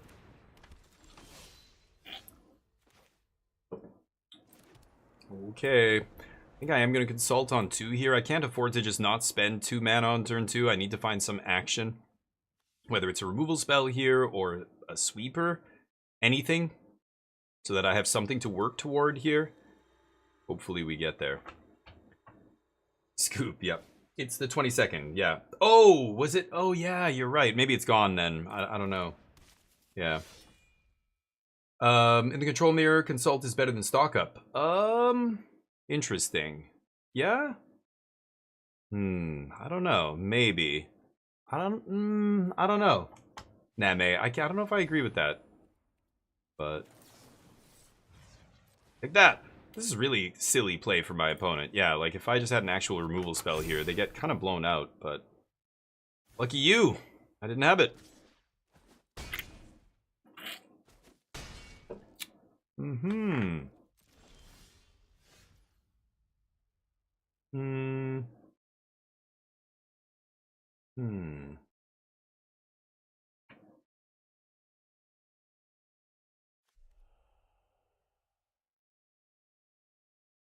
I guess I have to shoot Blood Crypt. They put the counter there, 4/6. I think I die now, right? But let's see. Yeah, if I have to dig for my removal spell on turn 2 instead of actually playing one, I think I'm going to be too far behind here. Okie dokie. What else you got, Billy? You can still cast the card. Okay, so it's just delayed. It's again, I think my point stands. You guys can see how much worse that is than just getting the spell immediately, right? For 1 mana. Like, yeah, the Thor thing, but yeah.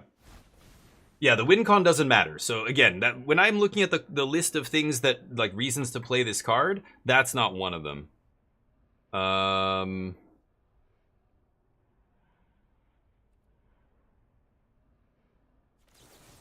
Yeah, I guess I die here, but not much I can do. But yeah, anyway, so like make a list of all the pros and cons. I don't think you put that in the, like, additional win con is not a real factor for me. That's not something I put on the list. That's what I mean. Like, if you're the Jeskai Revelations deck, you put that on the list because that's actually a factor. But in this deck, it's why what? We don't need that, right? So yeah, I didn't think I was going to win that one. Playing against unknown deck in game 1 can be tricky with control deck. I mulliganed. I could have mulliganed to 5, but I think our 6 was fine. I just didn't know what I was playing against, and if I knew my opponent has, you know, turn 1 Llanowar Elves, etc., then obviously I need to keep mulliganing there. But that's okay. That's why most of these matches we end up winning in 3 games and not in 2, depending on, you know, do they win the die roll, do they have a good draw, blah, blah, blah. This comes in, this comes in, this comes in. I don't want anything else. We were cutting 1 stock up. Together as 1, and I could cut Flashback. I think I'm just going to cut 1 because I'm pretty sure they're going to bring in Graveyard Hate. I think I should cut Flashback. What do I keep here? I don't think Ral is worth it. D-Stroke? I mean, the games I lose, I almost never lose to a 4-drop against that deck. I just lose to a bunch of 1s and 2s right away if they have, like, ramp and they can dump their whole hand really quickly. But I have all my sweepers in, Fire Magic, you know, Day of Black Sun, 4 Deadly Cover-Up. I can't go any higher on those. I guess I'll just put this in together as 1, but it'd be nice to have, like, a cheap, like, I don't know, Pyroclasm? Maybe I should put... Or isn't there, like, a Slag Storm kind of? There's a bunch of, like, Slag Storm variants. They just printed one, I believe, in Marvel, right? Can't remember what it's called, though. But could try putting something like that in the sideboard, just to have something that blows up a little bit more than, you know, a 2/2 or whatever. But I know, but I just find Betrayal so bad against Landfall, like, or not Landfall, whatever wood shaping, whatever the fuck it's called, wood bending, forest bend, what is it, land bending, Avengers Disassembled, yeah. I could try something like that in the sideboard. Double red isn't a big deal for tablet deck, but the earthbending stuff, like, it's not good. Like, the sacrifice a creature against the Paw Patch Recruit, the Mana Dorks, and the Landfall stuff, or whatever it's called, the earthbending stuff, all those things are bad against, like, bad for this strategic betrayal, right? So it's great when they only have a Leatherhead in play, and you're like, holy shit, strategic betrayal, or a Surak or whatever. But that's, like, the early game is the part of the game where I could lose. The late game, I'm never losing. Or, like, even by turn 5, if I resolve a Sweeper or a Jeskai Revelation or any of that shit, it's very hard to lose after that. I just have to get to turn 5. So I really should be playing, like, 3 or 2 mana Sweepers that can kill as big of a thing as I can. Day of Black Sun is a bit of a weird one, but it's nice that it takes away abilities, so they're indestructible, whatever stuff, doesn't matter. Like this, like, I've got turn 3 Tablet into Revelation. I'm on the play this time. I've got one look at an extra card. I think I have to keep this. Just even turn 4 Deadly Cover-Up probably gets me there. If this was them on the play, there's still a draw they could have that would beat this if I draw no removal. But assuming, you know, even on their best draw here, and assuming they can't maybe blow up Tablet, like if I untap with Tablet on turn 4, I should be able to stabilize. I am going to ditch that for now, I think. I don't love ditching a Blood Crypt there. That's one of our most important lands too, but I've already got the double black in hand. Okay, stock up not doing anything right now. It's basically a blank. Oh, my opponent's... No 1s, no 2s, no third land. No, sorry. Yeah, no 1s, no 2s? What? That's very weird. I could stock up here, but I think I'd rather just get Tablet going. Sure. Maybe they kill my Tablet. They didn't have an instant speed answer to it. Third land. Wow, they kept no 1s and 2s. Well, that's just a miracle for us, basically. I don't think I can lose now, actually. I guess I could have played land first, but it's fine. Okay, it's not terrible. Tablet drawing a card. They get a card back. So be it. And next turn, we're going to start slamming Jeskai Revelations and refilling, and game's already gone. Yep. I don't even think I want to sweep that, because I want to exile all of them, right?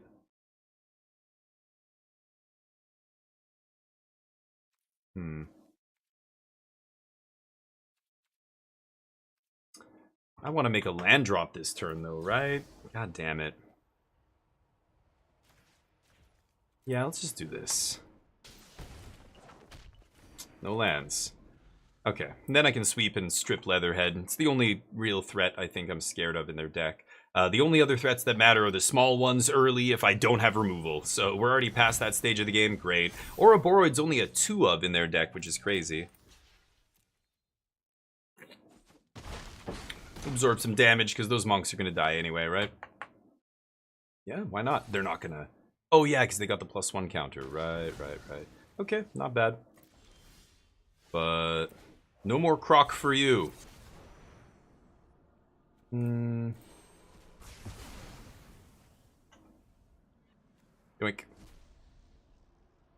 Bunch of Garbo. I'll take that. They only have 1 Ouroboros. Of course, they have Bright Glass, some pump spells, 1 Jennifer Walters, 1 in the main, 1 Keen-Eyed. Interesting. Okay. Yeah, should be pretty elementary to win from here. I would have loved to draw a land in the last 2 turns, but... And I drew 4 cards, no lands. I drew my draw step twice and 2 cards off Revelation and still haven't found a land here. I could strip Badger Mole. I don't even know if I care. Let's see what's up here first.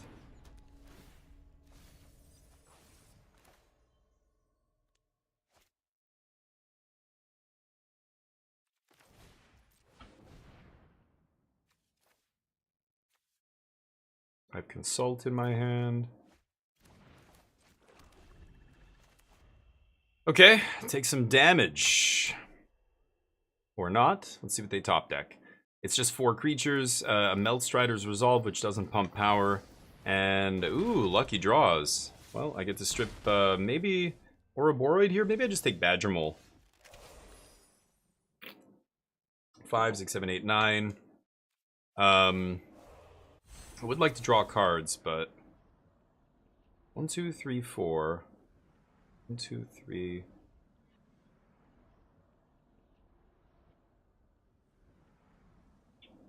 Black. Hold on. Black. Black. Yeah.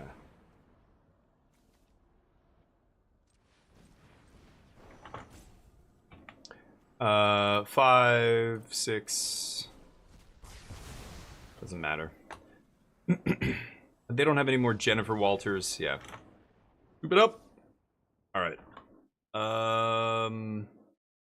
I keep it the same. Let's run it back. Wood bending. I don't know what it's called. Dog legging. Who up bending they would. Yeah. I can't remember the stupid abilities names. You know what I mean. So anyway, I just find the sacrifice effect, yeah, there's too many things that make it feel bad. So basically, there's too many situations in game, too many game situations where I can't kill the thing I want. It's always the problem with Chainer's Edict, with edict effects. Like, that's where that term comes from. Diabolic Edict, Chainer's Edicts, and all those. You know, they're good when they're good, but like, at least Chainers you could flash back, but like, Edict effects, just you not having the choice. That's why Shouldered's Edict was the best one. And C's play in Vintage Cube, you know, Shouldered's Edict's very good. Just being able to kill a Planeswalker for 2 mana is insane. But also just having the flexibility of token, non-token. That if the Strategic Betrayal said token or non-token, I would certainly bring it in this match. Put it that way. But the fact that it doesn't, ugh. You know, but even that, lands aren't tokens, the elves aren't tokens, like there's still shit in play that they would happily sack. So it's, you know, it gets weird, but ay ay ay. Oh boy. 2 of my 3 basics, and then my only other colored lands make colors off life. I mean, I've got to shoot, and you know, this finds me something, maybe. But I don't think I should keep this hand. I keep.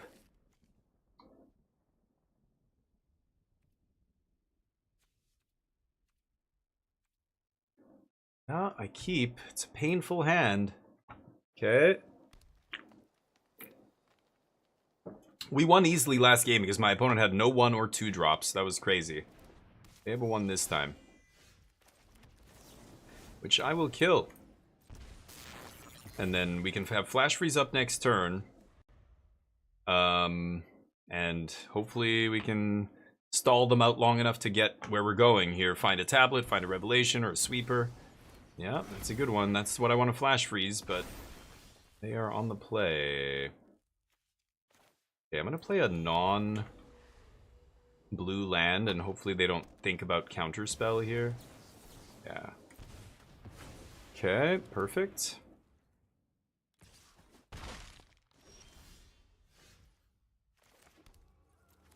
Okay, no more lands, please. We're gonna go for another 4-drop here. Leatherhead, come on. Oh, 5? Right glass, because they needed double white. No. 2 cards left. Come on. Beautiful. Right on time. Seer. Oh, Lord, that's fantastic. Yeah. I have tons of land. I'm just taking stock up here. Okay. Yeah, my version, Nano, like we were talking earlier about Consult. I think Consult is good in the mirror, but this version, like if I'm going to cut stock up or Consult, it's going to be Consult. Ooh, that's pretty good. Do a bunch of damage to me here. Okay. Ow. Would love to find something that gains me life, but I can't stock up and play Deadly Cover-Up, so I really just have to cast Deadly Cover-Up here. And I can strip, like, Bright Glass or something.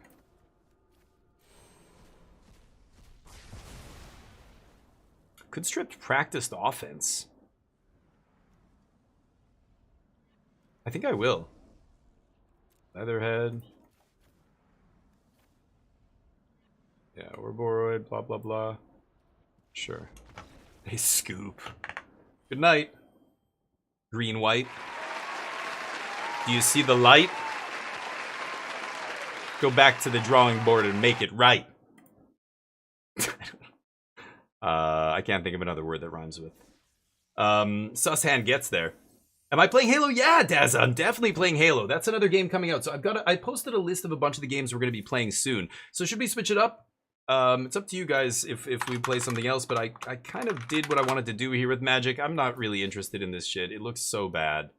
I was just going to do one just to do a draft, but it looks so bad. I just really don't have any interest in it. Sus Rapper. Switch, let's do it. So there's a lot of games. You know what? Why don't we just try something new here? Here. Let's try, this game just came out, I believe? When did it come out? I think it came out yesterday. It's called Fogpiercer. Fogpiercer.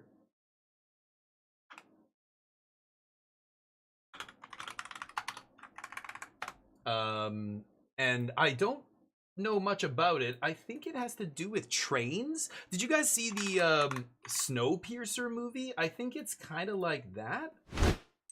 Like Snowpiercer slash I don't know, you're on a train and I think it's post-apocalyptic. Anyway, let's check it out. It should be cool, and we've got a few other new ones here I want to try as well. Wow. It's definitely, oh my god, it's like not centered on the screen. Full screen, there we go. Dear god. Okay, so scale FSR 1 and 2? No. Animation speed. Okay. Let's go to graphics here. 140.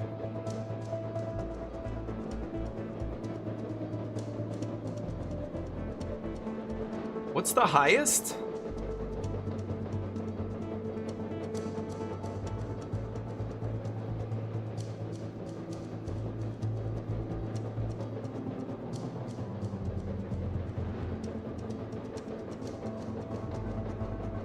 Usually it's one or the other. Oh, I just turned on CAA and it's getting weird now. Oh. Uh-oh. Okay. Oh yeah, okay, you can't have one or the other on here. I'm not even sure. See the Rune Dice Classic mode? No! Should I check it out? Is it good? Yeah, it's apparently super long, but also if it's too loud here, let me know. I'll turn it down here. There we go. So we crank everything up here visually, and let's see here. Fogpiercer. We all remember where we were. Voice work. Oh, hold on. Let me turn off my preview.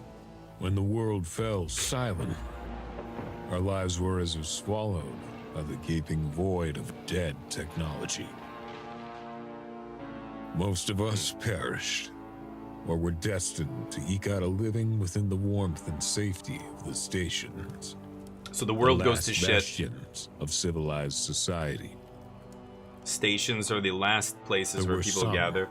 that awoken to the new wasteland with supernatural powers. Split between the bloodthirsty bandits. Charlie, did you try it? prowling the Is it icy good? Plains, and the Fogpiercers, the guardian angels of a forgotten world. Fogpiercers are the trains that go from station to station, bringing life and sustenance to the people. Yes, I know how this goes. Why not start again, damn it? Yeah. But Hardrick? Who is Hardrick and Seniors? I'm not sure what that's referring to. I don't know. I'm not familiar with Hardrick. Who is Hardrick? You have to run through 3 bosses? Oh, nice. 3 bosses in 1 run. Okay, yeah, I think I remember it being coming out or something. Whoa. Oh, and it's card battling based? Welcome, driver, to the Fogpiercers. It's Slay the Spire with trained tactical combat. Operator Iron Fist. It'll be a great honor to rank yourself among the very few skilled enough to lead an expedition through the fog and in search for a new home. They need to have somebody who speaks English go over their text here. Before you set off, let's make sure you're ready for what's out there. Skip the tutorial. Hold on, let me just see. This game I believe I'm playing through. Oh, let me just turn off untap.gg. Okay. I'm on my own out there. Yes. Okay. Skip tutorial. Cards appear at the bottom. So we've got artillery attack, 2 energy. It looks like I have 5 energy or action points. This is my deck. And my hand, I can see behind me here, there's a graveyard and exiled card zone, burned cards, I assume. So cards appear at the bottom. So we've got 2 energy, damage 1, and move the target. Deal 1 damage, pushing units away from the point of impact. So they want me to shoot this guy. Every card is used on a grid cell, so they want me to choose this space, of course. Oh, so they go from 2 HP to 1 HP. Oh no, that's the unit number. Ah, the green squares are how much HP they have. This guy has 3 HP. Okay, so let's artillery attack again. He hits the other guy. When a unit's destroyed, they skid back, dealing damage to the first unit they hit. And they plan on attacking me. Move the train forward. That takes an energy. Ah. Enemies aiming at your artillery carriage. Oh, the last one. Yeah. So shield it down. 0 energy.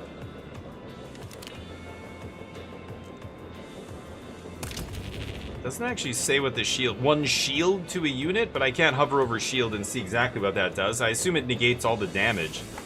So we're out of action points now. We move the train backward and forward. Looks like it costs 2 to move again after the first move.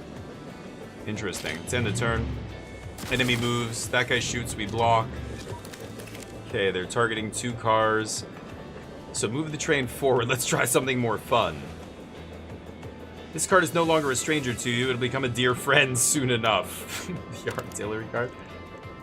Some cards move adjacent enemies away. Make use of this to force enemies into friendly fire. Oh, if I shoot it here, he bounces diagonally away? Whoa. That'll bounce him into the train. Oh, interesting. And now they're going to shoot each other? Usefulness is second only to train rams. Oh, and now they want me to knock them into each other. Wow. Okay, that's interesting tactical combat. And savor this moment. They're going to destroy themselves. Or destroy each other. Last enemy just 1 HP, but we're limited by range. Each card has a visible pattern. In order to solve this, we'll have to move back twice. Yeah, I can't shoot anywhere around me. If I shoot here, he'll bounce into me, right? So, move it back. And then move it back again. And now we artillery attack. Because now it's the range from our artillery car, yeah.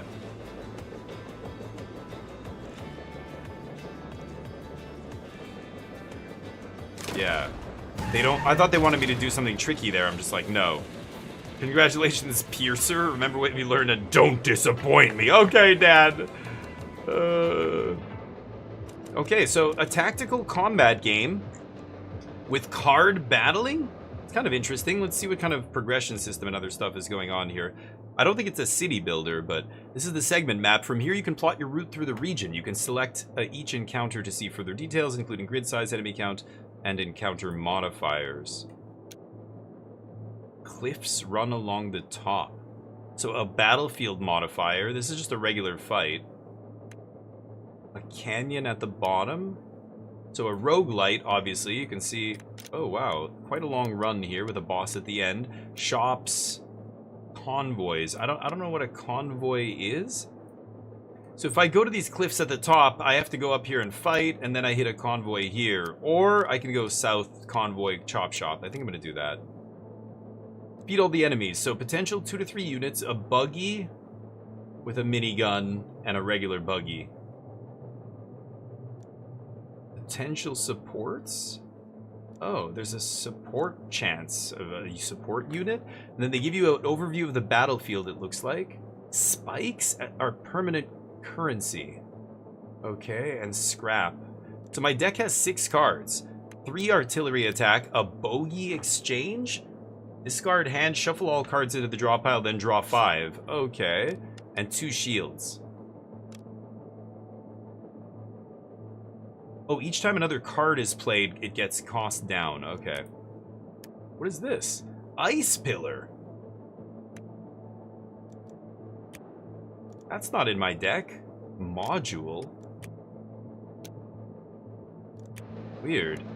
Okay, so let's try this. This is kind of cool. Hard Rock Gamba? No, not today. Soon. Tomorrow's casino day again. Okay, so let's think about this. How do we want to play this? Well, the Bogey Exchange is basically a dead card. So we've got one shot. I can't really knock these guys. Yeah, that's going to knock him back. I could move back. I can make these shields cost very little as well.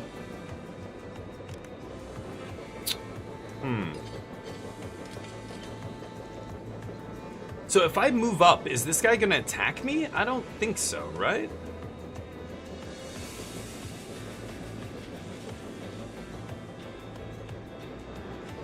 What happens if I run into an enemy? Costs AP when in the fight. Huh. Because what I could do is go back.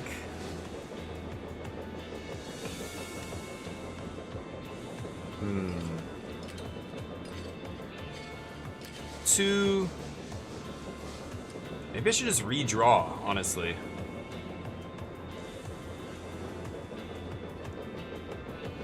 Hey, Big Brain, what's up? 5-0, nice. Good, you're crushing. Is this standard? You always tell me your record, but without knowing what you're playing, I have no idea. Like, what is it? What were you guys playing? Oh, the raid! Thank you, dude. Yeah, you should. Yeah, you were saying. That's awesome. We'll give Big Brain some love here. Welcome everybody from Big Brain's channel. We just stopped playing Magic. We were playing the 4-color control deck in Standard with a heavy emphasis on black. We're playing we're playing Deadly Cover-Ups and Duresses and Shoot the Sheriffs in the main. It's been really good, so you can go check that out. But first, go check out him, Big Brain, for those of you in here. He's a legend. Go give him a follow right now or you're banned from this channel. And if you want to see Untapped and see my record and whatever else you want to see, go look at the link there. We do play a lot of Magic the Gathering, but today we are playing something different. We're playing not Fogpiercer. Fogpiercer. It's card-based. It's like a Slay the Spire kind of game with tactical, like, battlefield combat, which is interesting. I'm kind of thinking I want to just shuffle up and redraw here. I can see that, yeah, I have 2 artillery attack in my deck, or I just shield. I could just shield both my dudes. If I shoot here, it knocks him backwards. Oh, I know what I should do. Okay, let's move the train back, and then if we artillery... Oh, but then this guy's out of range. Damn. Right. Okay, let's just shoot this guy. Shield costs 1, so I can shield this. That blocks that attack. And then this shield also costs 0, but yeah, nothing else I can really do here. Okay, end the turn. Enemy attacks. These guys reposition. Oh, what is this? Rebar pillar. Oh, so everything there is going to get destroyed. So no attacks this turn. Can I shove these guys in there? I can't, but this is going to push this guy forward. Oh, this guy's talking. Environmental hazards incoming next turn. The number next to the lane tells you how many turns. Yeah, we're still in the tutorial part here of this game. There's a bunch of games. I always give away free keys to games. There's also games that are free right now if you want to go download them on Steam. Like, for example, one of the other games I was going to play is called The Life and Suffering of Sir Brandt. Go check it out. That's supposed to be really cool, and I think it's still free. It might have just stopped being free, but I talked about it on the Discord. Might be too late now to say it. I've talked about it on stream, I think, as well, but...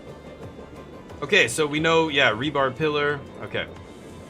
So the problem is I can't do anything about the pillar, but I can certainly kill these guys. So this guy's gonna get pushed forward, hit this guy, killing him. He dies, he falls backwards, hits this guy again. That guy takes another damage, so I think that's gotta be the first play here. Okay, that guy's at 1. We'll just finish him.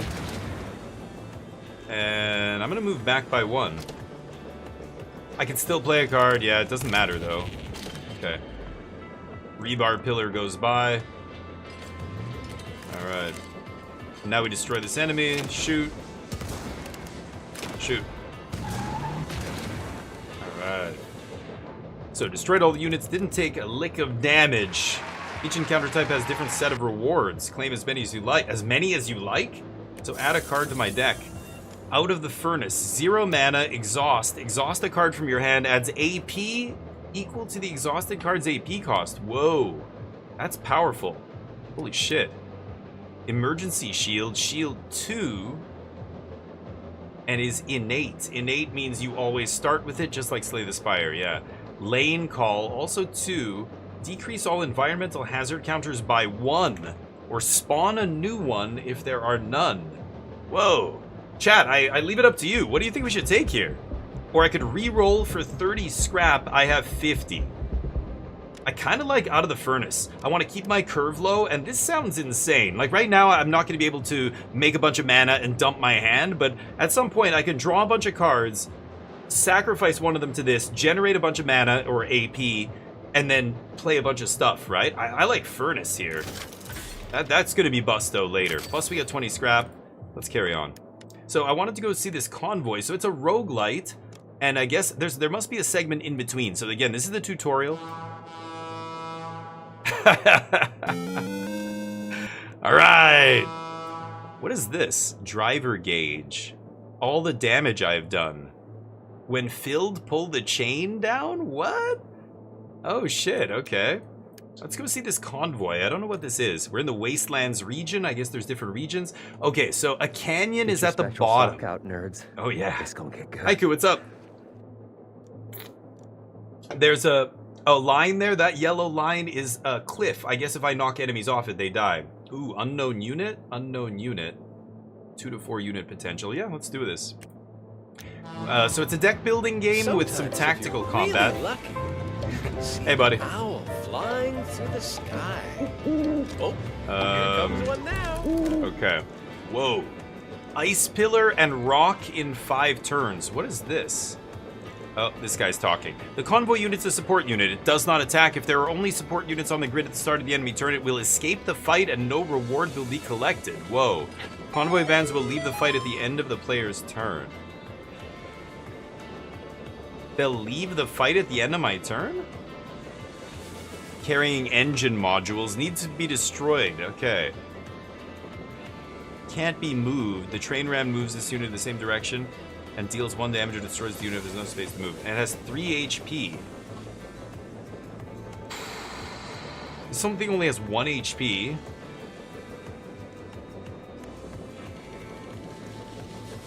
Artifacts can alter how a card functions or how much it costs. They're visible below the yellow illustration in yellow. Cost down effect decreases the card cost by 1. Yeah. The shield. They're telling me. I know, dude. I know how to play, alright? So, artillery attack. I could start blasting this. At the end of my turn? No, only if there's support units on the grid. So I could use 1 energy to move. 2 more to fire. That leaves me with 2 left. This costs 1. I could just use this and then this costs 0. So I think I am going to move, get out of the range of fire of one of these guys. And then I'm going to actually hit this thing. Mistakes can be undone by resetting the turn. This is no mistake, homie. I can't move that thing, but I can shoot again here.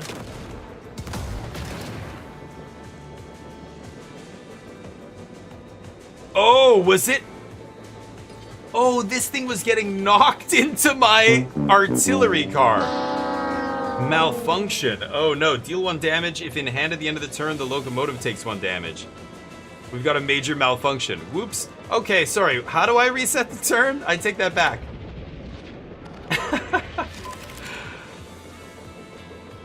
You can't push it, Superman. It's heavy. As you can see on the left there, this unit can't be moved. So that would be too easy, yeah. What I was forgetting was when I hit this, remember the explosion, I missed that yellow line. That yellow dotted line is the line that's showing where that other car is getting pushed. Oh. Right. Okay, so what I'll do instead is go back.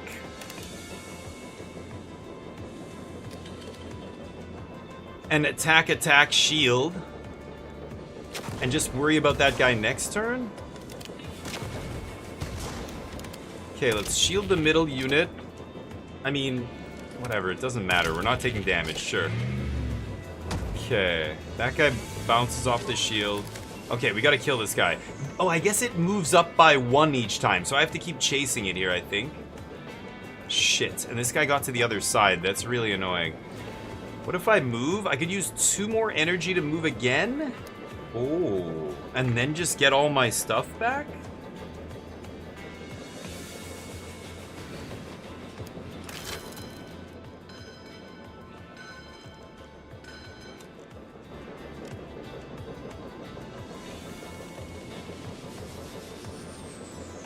Hold on, I have 2 energy left.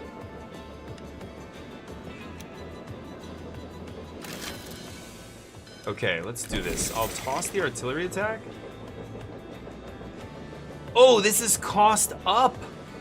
Oh, I didn't realize that was cost up. I'm still gonna do it. Okay. And then I can shoot this. I think I should oh, this guy's gonna escape, isn't he? Oh, I'm an idiot. I just realized that.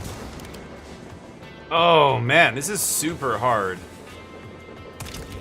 So I can protect myself here, but if I can't move forward, this guy's gonna move forward and get away, right?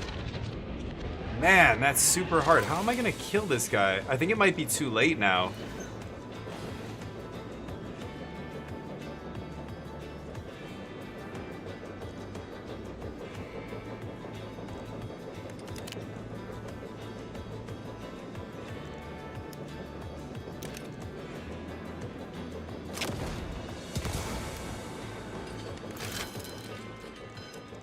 Maybe this thing went up in cost.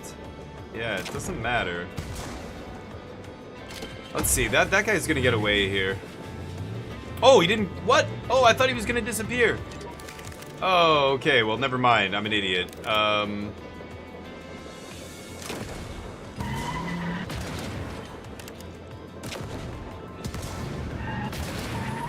There we go. When the driver gauge is full, you can activate it to instantly get one of the 3 unique driver cards. Okay, but it was too late. The battle ended, so that disappeared. Sure. Activate a new module. Oh, that's my ice pillar. That's what I saw in my deck, but I guess now I can finally activate it. Kinetic transfer. Units destroyed by train ram decrease movement cost. Okay, so when I smash them, I can move 1 for 1 less. It's kind of interesting. Draw an extra card at the beginning of a fight? That seems insane. Give 1 shield to each carriage that adds a blue card into your deck for the first turn of a fight. That's very awkwardly worded. Give 1 shield to each carriage that adds a blue card into your deck. Which carriages add a blue card? I don't think any of them do, so that's kind of useless. I think I'm going to take Syringe here. Could obviously re-roll, but... Alright. This game's interesting. Okay, the shop. Buy cards, modules, and upgrade carriages. Even the mightiest beasts need to get their wounds patched up. Card transform available and epic card guaranteed. Go check it out. Kind of interesting.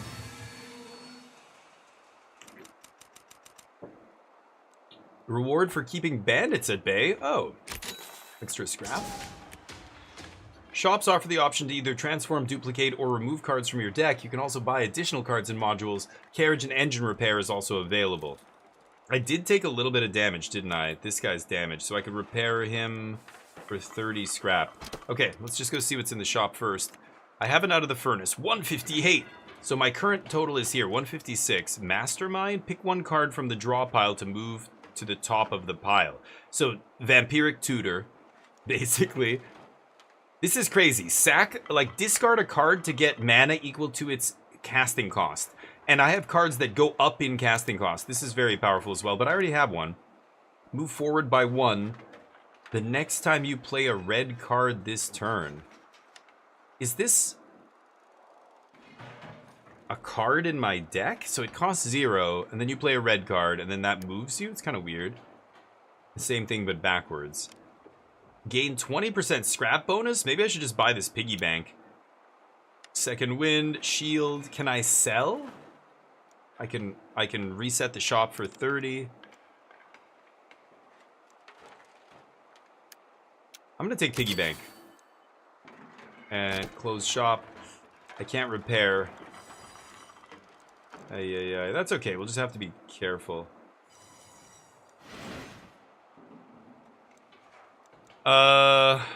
The driver gauge. So I have piggy bank, card syringe, and ice pillar. They said I could transform cards? How do I do that? Effects?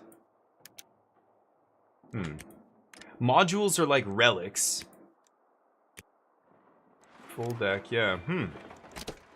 Interesting. Okay, let's keep going. Another, what is this? Central Station. Discount on carriages. Oh, I can make my train bigger. I just spent all my money. Alright. This game looks interesting. It's definitely tactical. There's a lot of thinking. It's chess-like, you know? I like games like that. Oh, repair? This is a free thing I get. Rewards. Repair each train unit for 1. Add breakfast to the deck. Exhaust. Gain 3 AP next turn. 0 mana. Gain 3 mana next turn. Exile it. That's powerful. Choose a cargo card or modify a random card. Oh, and this is an upgraded version. It's actually supposed to cost 1 and it only costs 0. I'm gonna take breakfast. It looks delicious. Wait, can I take all of these? Are you kidding me? Oh my god, I get all of them. Oh, I thought I had to pick 1. So I can modify one of these. Oh, it's random? Look at the numbers changing. Is it gonna randomly change its casting cost? Card power 5 to 6. 2 AP goes to random AP. Added burn. Oh. I'm gonna give it burn. That's actually sweet. Okay, and then choose a cargo card. Cargo? Decrease movement cost by 1, or I could sell it. Volatile cargo. Deal 1 damage to a carriage. Why would I ever want to do that? Interesting. I love that you can damage yourself. So I think the red and the yellow on the top and bottom aren't indicative of rarity. I think it's the type of card they are. I'm not sure. What is hold? I wish I could hover over these words or have it explain them to me here. Does nothing. I'll just take batteries here. Sure. Here you can upgrade your carriages. Yeah, I can't though. Minigun. Whoa, for 90? Black Lotus, yeah. You hold the card till the next station. Is that what it said? Oh, interesting. Okay. Oh, I can also rearrange my cars here, right? I think. Yeah. But I want this. God damn it. 90 scraps. So hold up. Can I sell?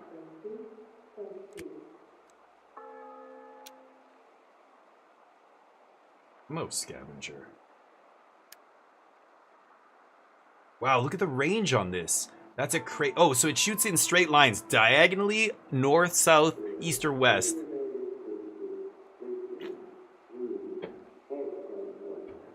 Destabilize. It destabilizes units, makes them skid back. There's also suppressive fire. Oh, that comes with the minigun, right? I want this.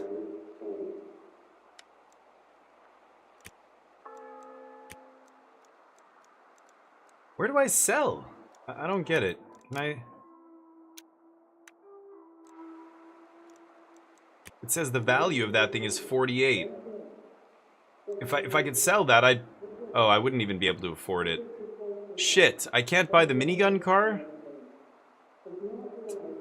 Shouldn't have bought that piggy bank. That was really expensive. Anyway, we are living and learning here. I guess I can't do anything else. Wow, so Central Station is really good here. I guess it's the midpoint of the map that every path goes through, so you always get those rewards. Okay, let's keep going, I guess. That sucks. I would love that minigun car. What is this? Random encounter, convoy, fight with a condition, fewer rounds until the enemy escapes. No rewards. Definitely not going south. Hard transform, so I should definitely hit this. Do I go to the convoy with the canyon at the bottom, or random encounter? Let's go random encounter. I'm kind of curious. Let's see what happens. The one that... Oh, it sells for more. Yeah, but... Yeah, I could have taken that one. You're right. But how do I sell? I wasn't even able to sell here. So I'm not sure why. Oh, I can go back in. That's good. I don't know. I'm in the deck area. I can't seem to sell this. Like, I don't see a prompt. Repair. All the cards of this carriage. Oh, each carriage is contributing a bunch of cards. These are cards I haven't unlocked or cards that... I don't know. Tied to this artillery car. Oh, that's cool. So each car has its own set of cards. This is the shield car, the protector car. It generates my shields. I see. And then the locomotive is the one that's doing all this. Intent button. I have to unlock these, I guess? Kind of interesting. Anyway, I can't figure out... I don't think I can sell here. I could probably only sell in the shop, so... Let's carry on. Anyway. Random encounter, go. Kind of sweet. Whoa. Derailed train. Lost to the endless pursuit of the piercing the fog wall. Somebody doing what I'm doing. This noble machine can still aid us in its own way. The shape and make of the unfortunate train seems familiar, as if from a long-forgotten dream. Some flavor text. Choose one. The train holds a machine to duplicate one card. So I could duplicate one of my cards, extract a module, power boiler, gain 1 AP every 3 turns? Ooh. Use the found spare parts to repair your locomotive. I don't need that. Gain 50 scrap or nothing. I'm gonna let you guys decide. Give her.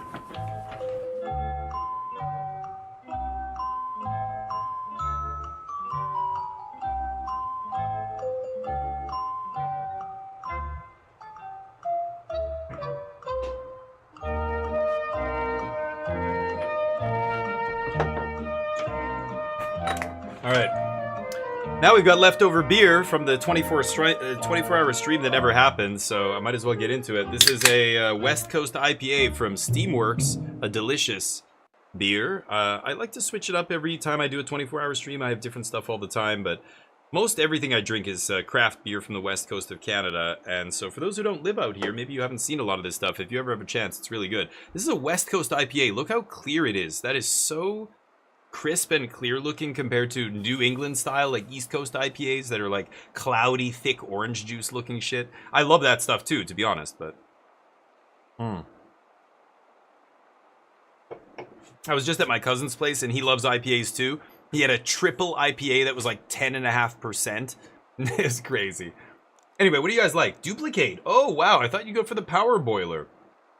You sure we shouldn't take power boiler here? My argument in defense of this is that these relics are, in Slay the Spire, these things are relics, and they are the things that actually provide you the most value over time, because if I duplicate a card, I'll have 10 cards in my deck, which means now I have a, 20% chance to draw one of those 2 cards every turn. Whereas this is going to be doing its thing every single turn of every single game, always. And, that's just always... I'm going to get more use out of this. That's why I think I should do that. But I did say... Seems very slow. Okay, let's duplicate card. I did say I was going to go with you guys. So what should we duplicate? I assume you had something in mind. I could duplicate the burn artillery attack. That's not terrible. Breakfast. I do have breakfast, Superman. See, that's actually a good reason to not take the relic there. Maybe breakfast is... I have a bunch of mana creation. Breakfast and Out of the Furnace both generate mana. So maybe I don't need the thing there, the power boiler or whatever it's called. But I don't have any great cards. Whenever in Magic, whenever I'm like, do I want to copy something in my deck? It's got to be something really, really powerful, right? For me to want to copy it. So like that 2-mana red spell I put in my control deck sideboard, it's just there for the Jeskai Revelation mirrors, because copying that is so busted. Like that's the kind of thing I want to do. So, but here we are. What do you... Oh, I can cancel? I can actually still maybe go back, but I'm going to let you have it. What do you want? The second breakfast? You want to do third breakfast? Or I guess it would be second. What am I saying? Yes. I feel like I already had breakfast. This is my second. Okay. Fuck it. Yeah, I like that. I mean, it's powerful. Yeah, shit. All the breakfasts. Oh, man. So we have a ton of mana generation. That's one of the, you're like a mad scientist, right? You've got these 2 vats of liquid. One of them goes up, the other one has to balance it. So in card games like this, just like Magic, too much mana, not enough gas. not enough stuff to spend the mana on, not good. Too much gas, not enough mana, not good. Those two things must be balanced so they flow. If one of them gets bottlenecked, too much mana, not enough cards, you know, you're jammed up, and vice versa, right? So I have a shit ton of mana now. I need ways to draw cards. Bogey Exchange is a way to do it, but I want more card draw in this deck. I want more attacks too, but I didn't see a time limit on a lot of stuff. I'm just going to keep going on our battles here. Finally, back into a fight. So we've got 5 to 7 units. Yikes. A canyon at the bottom. We get a card transform reward. And then potential units. I think this satellite dish means they get called in after the fact. Logs. Oh, okay. There's no tutorial or codex kind of thing for me to check. That's what I was looking for there. Okay, so let's jump into it. So you look at the conditions of the fight. There's going to be a lot of enemies in this fight. Bandits. Prowling the wasteland. I can't rotate the camera. Whoa, and they are swarming. So they all drive up immediately. Now, this canyon is right here. We're going to get a rebar pillar and an ice pillar. The ice pillar always starting. Oh, and I can do this. I don't know what this does. Driver cards cost 0 IP and are brittle. They're removed from the deck once used or discarded, so only for one turn. Frostbite arrow. Damage 2. And apply stun.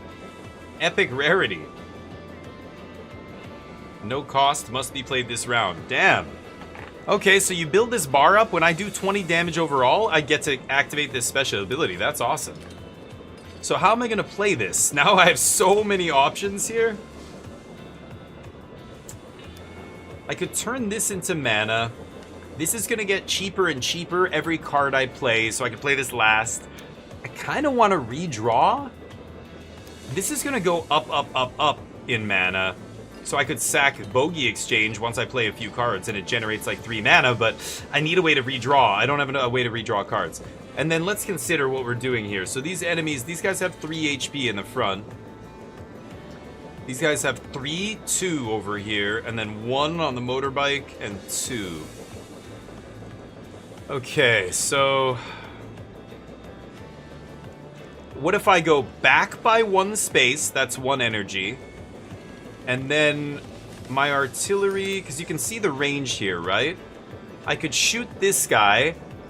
The motorbike will die. This guy will get pushed here, because now that'll be an empty space. These guys will shoot each other.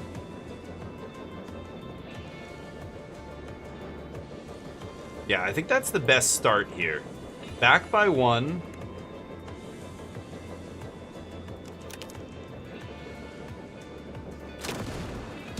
Destroy that bike. Oh, this guy. Shit.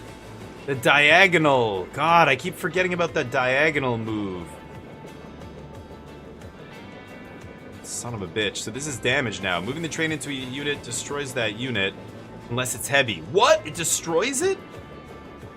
The ramming train unit takes 1 damage. You mean my locomotive would take 1. And shield can prevent the damage. Interesting.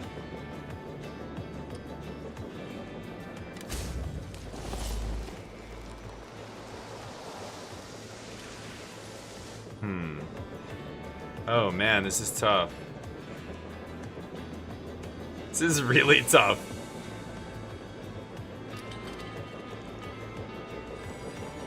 What if I move backwards again? I can't move backwards anymore. I have no more energy, but I still have Frostbite Arrow. God, this goes on anywhere on the battlefield. It's bananas.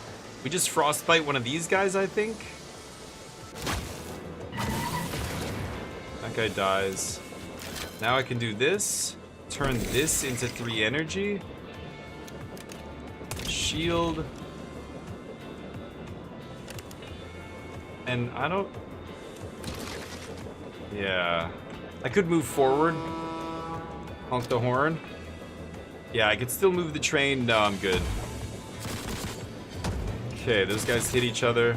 I shield block that.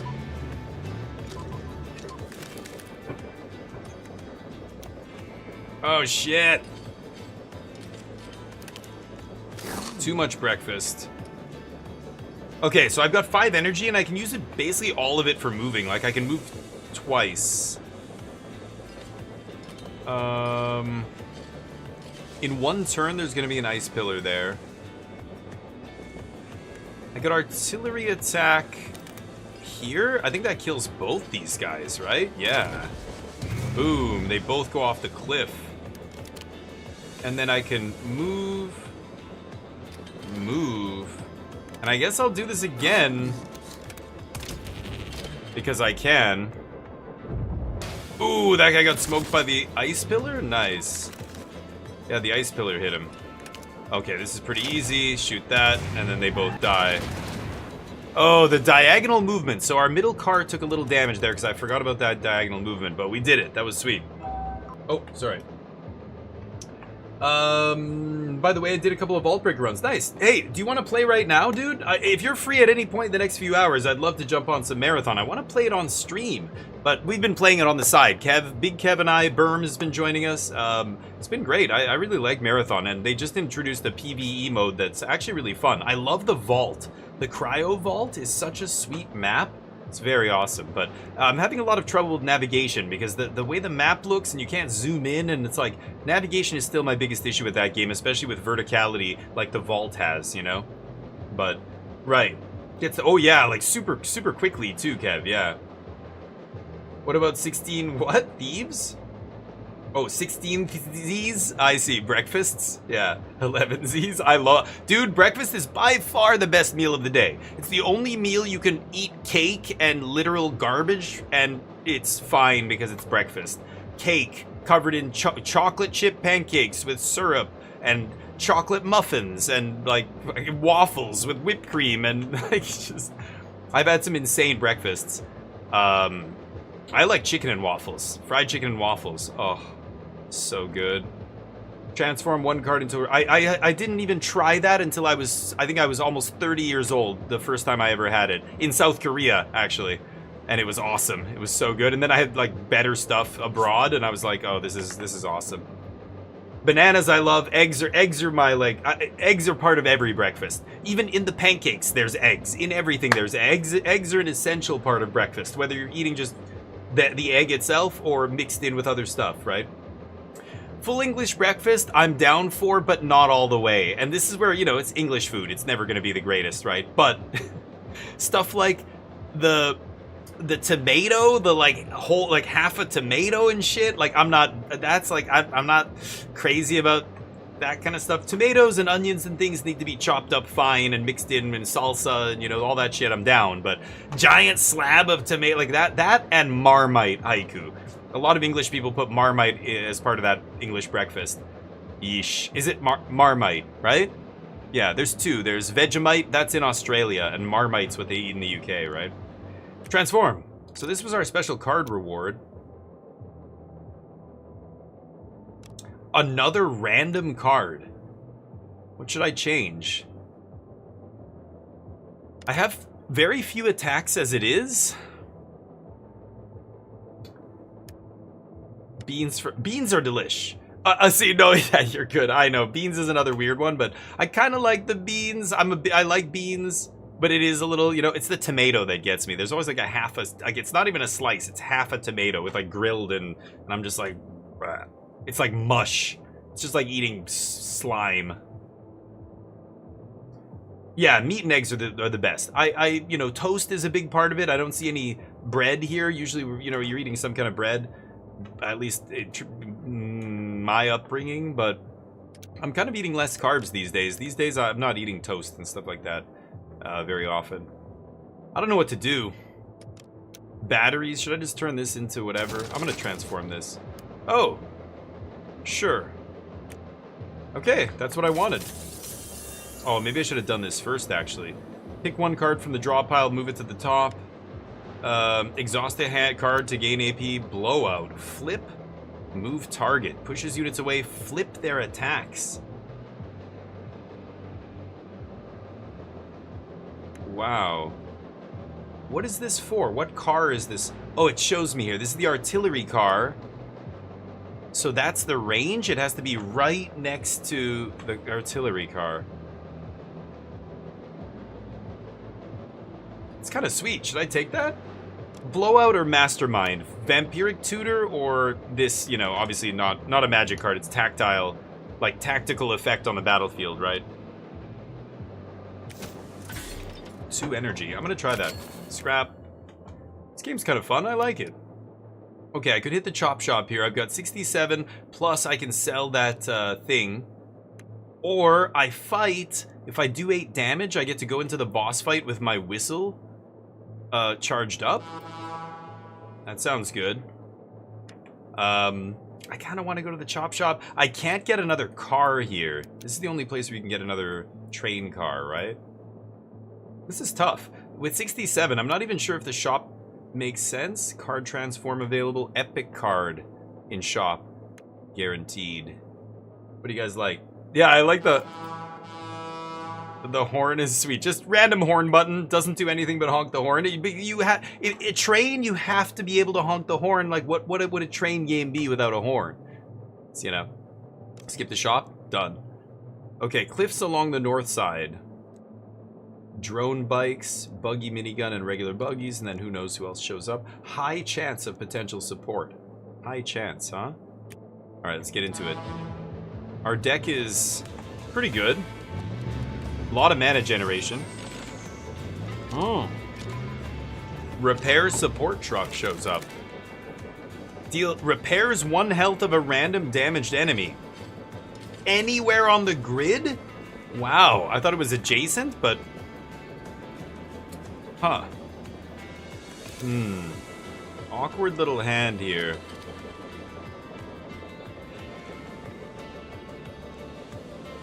Oh, this thing has 1 HP?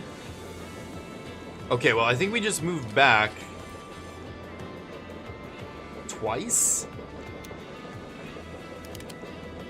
This is a nice shot here. Ooh, damaged all of them, basically. 1 more. That kills all these guys. Is the chain reaction? Oh, and there's the driver gauge. Units marked with little satellite icon or support. Oh, and the gate it ended because that supply truck, even though it was, I think it was still alive, but if there's only supply units at the end of the turn, the battle ends. That was insane. Yeah. Convoy vans leave. Okay. Right. So we get another card. I already have a blowout, right? I took the blowout? Emergency shield is 2 energy, gives you double shield. Shield 2. It gets cheaper and cheaper when I play other cards, and it starts in my hand. Preempt. Exile, gain 2 mana, and then start next round with 2 mana less. Ooh. Let's try the emergency shield.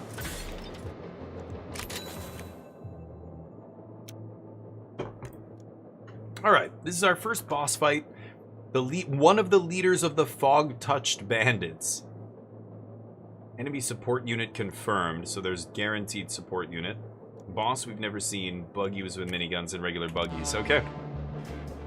Let's see. Wow, here we go. Monica Cold Snap. Holy shit.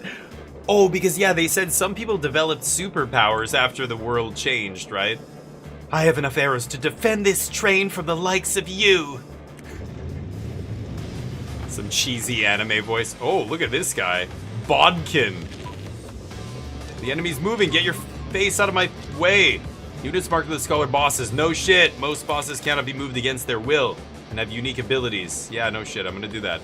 Bodkin. This abomination was once a simple farming tractor. Its ram grows in strength for each point of health that's missing. It's ram. Avenger. All cards of this unit gain +1 power for every missing HP. Has 5 HP. Yikes. Can't be moved. And it's elite. It's an elite unit. Look at how many enemies there are. Holy shitballs. Oh, and I drew double breakfast. Ah.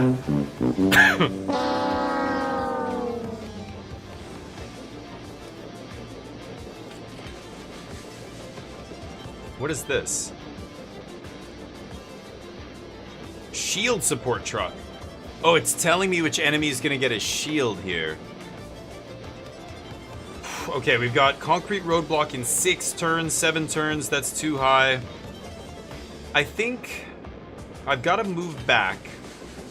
If I move twice, it costs 3 energy. It leaves me with 2. I go artillery, breakfast, and then I get a free shield because this will cost 0. It'll go down for each card I play, right?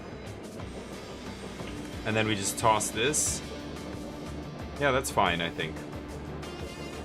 So we move twice. Now, how can I do the most damage possible here? Okay, if I do that, this guy's gonna hit this.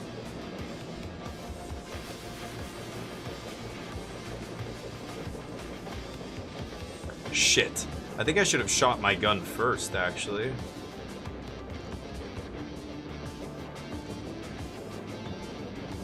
That's pretty good. That does a lot of damage. Yeah. Okay. Breakfast. And now I can emergency shield this, and even though it's getting hit from both sides, it's going to have double shield here, right? 2 shields. Yeah, the 2 blue squares. So I can absorb all that shit. We're gonna gain a lot of AP next turn. This costs 5 now, but... Oh, I can do this too. I could stun something? Oh, these guys are gonna hit each other, which is fantastic. Oh no, they're both shooting in the middle. Yeah, never mind. Oh, okay, never mind, yeah. That guy's not gonna get shield now because he took damage? Oh no, his shield absorbed it. This guy had given him a shield. Right, I see, yeah. Okay. Oh, he did shoot him. Okay, I wasn't sure about that. That guy blocks. And you can see the turn order here, the order they take their actions in. Holy shit. Oh my god. Okay, we end up with 11 mana here. Holy shit, all the breakfasts. Okay, blowout is pretty sweet. So this is on the artillery car. Pushes units away, flips their attacks. So if I push this guy away, he slams into him. Let me think about this. This is burn. Burn, interesting. What if I just do regular artillery strike here?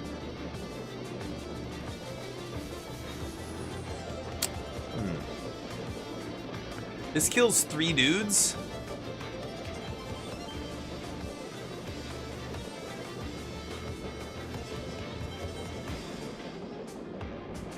It'll kill those 3. This guy will get hit.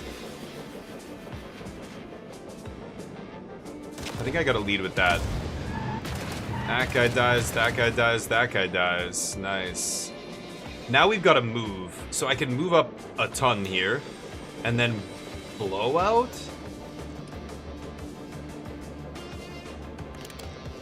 So if I blow out now, that guy kills him. And that guy goes flying up there.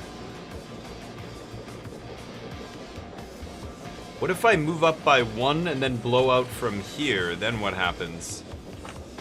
I still think I should do this. Okay, that guy dies. These guys' attacks are now pointed the wrong way, so I only have these guys to worry about. But again, I have so much mana here.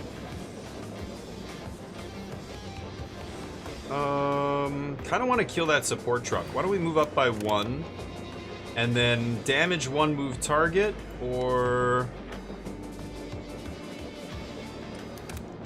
yeah. And then he's gonna slam into the guy behind him. Okay. I can move up again.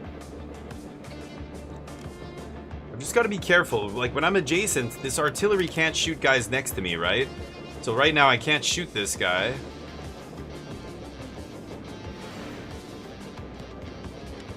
Yeesh. Yeah, this is gonna take a hit. My artillery car is gonna take 1 hit, but that's not the end of the world. This will send that guy flying into my train car and damage it. I think I'm just gonna hit the boss here and put burn on him. Yeah, he's burning now. Nice. Sweet. Autistic's favorite game because trains? I mean, sure, it's definitely interesting. I imagine there's people on the spectrum who'd be attracted to puzzle-like games like this, but I know what you're referring to. Yes, the stereotype of autistic people in trains, because they're very they're in a loop, right? They're like, trains are the only thing that can't just go on forever. The trains are inherently always in a repeating pattern because their tracks are you know, always looped, right? Trains are awesome, yeah, like they are awesome, but I know what you're saying though. Yeah, it's but honestly, I think like really though, autistic people or anybody on the spectrum probably has much more, I don't know, affinity for games that are puzzles, I would imagine, and something that is like, you know, however your brain is kind of like, ooh. I mean, even me to some extent, I'm like, ooh, I like the satisfaction of putting together these, like, it's like putting a nice pool shot and having it ricochet and slice that ball, and that one goes in there, and you're like, oh my god, that was awesome, you know? Oh, I just realized I haven't even used this. Let's use our Deathly Chill here. 0 damage. What? Why is it 0? It was 2 damage last time. What? 0? Oh, this is a different card. Oh, right. The other one was Deathly Spike or something. Oh, it gives the driver, or the locomotive gets shield 1. Oh. Okay, let's stun the boss here. Okay, let me think about this. So I have 5 energy.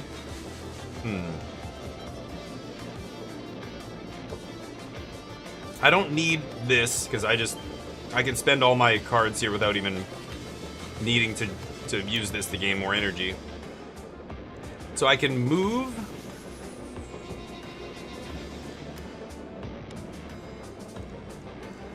This guy's 1 HP. Okay, so I kind of like doing this first.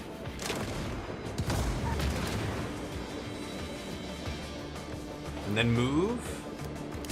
And then chill. The boss.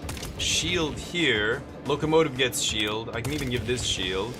And then I just end up with a bunch of wasted mana. Go. Ooh, that guy wrecks him. I didn't even plan on that happening. Missed that. The boss is in deep shit. He's at 1, so...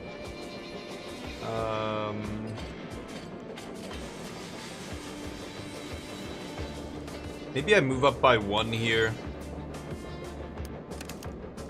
And now... shit, I still can't hit the fucking boss.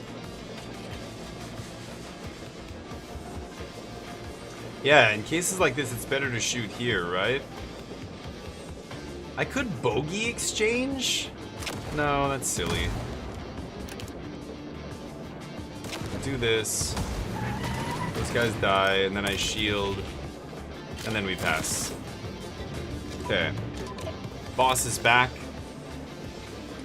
The blowout.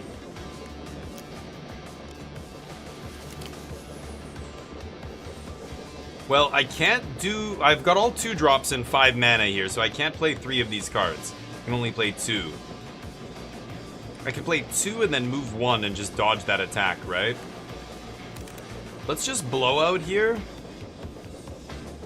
Because our artillery car is too close to this guy. I would have to move twice in order to shoot once.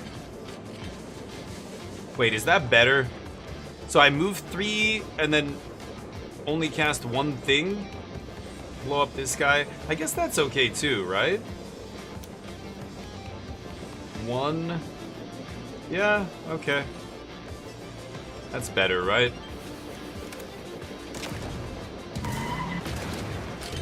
Okay. There.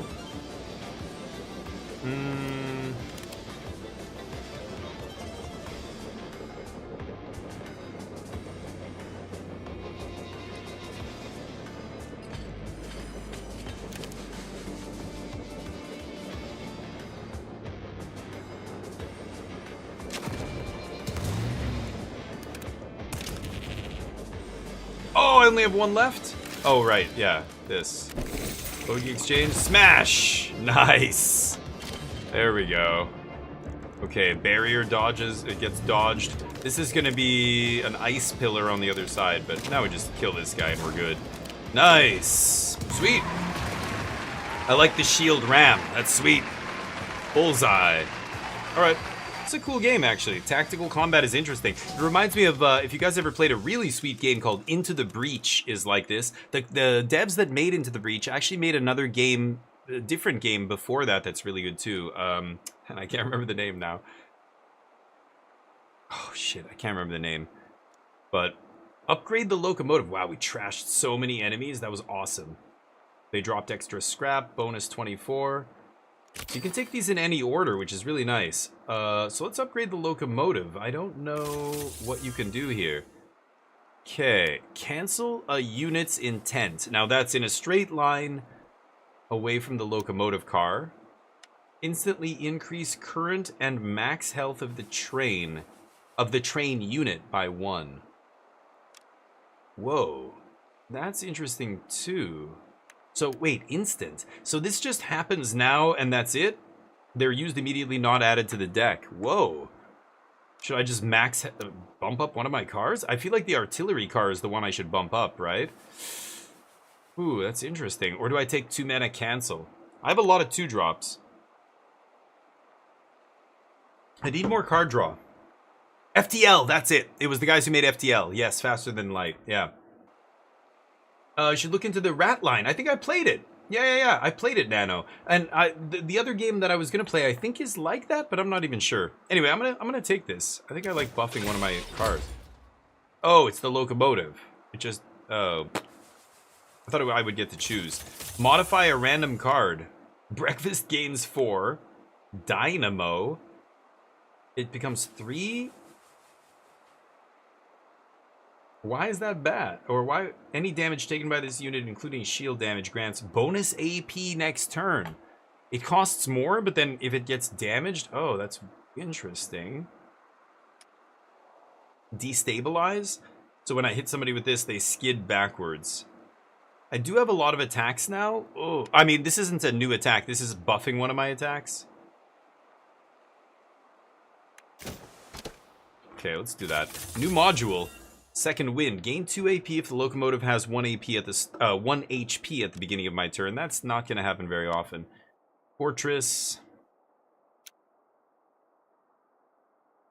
So this is always going... Oh yeah, because my blue train car is the one that's adding the shield cards. So it's always going to give my blue, shield car a shield on the first turn of every fight. I see what that is. I didn't understand that at first.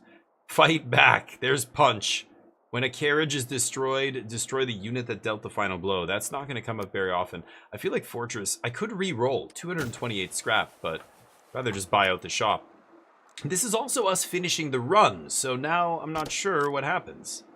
Oh, another region. Holy crap. Okay. This is the thing we just did. Wastelands, more canyons, Misfits territory, higher chance of support units. Or same thing, less canyons, more canyons. Narrow fights are more common. Narrow fights, that's good for blowout. Narrow fights, huh? I don't know. I'm not sure. North or south, chat? I'll let you decide. More canyons and actually I think and higher chance of support units, or less canyons, narrow fights are more common. Canyons I think are good for me. I can go to the middle guy either way.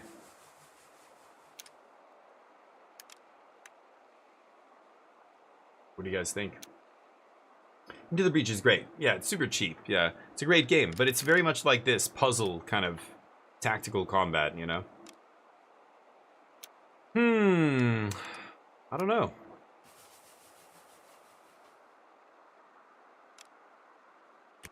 Alright, let's go this way. Oh, gain 1 AP for every 10th unit intent? I don't know what unit intent means. The 10th thing I do with, like, unit action? This one is second wind. Okay. Let's go here. I don't know what this is, so. 3 modifiers. A short grid. Cliffs run along the top. A canyon at the bottom. Hard transform reward. Get a module. I really want the module van. But then I only have one choice. A fight on a narrow grid. There's a shop. I have a lot of scrap here. Card remove reward? Oh. Would I remove something? I don't even know. I don't think I would. But I want that shop.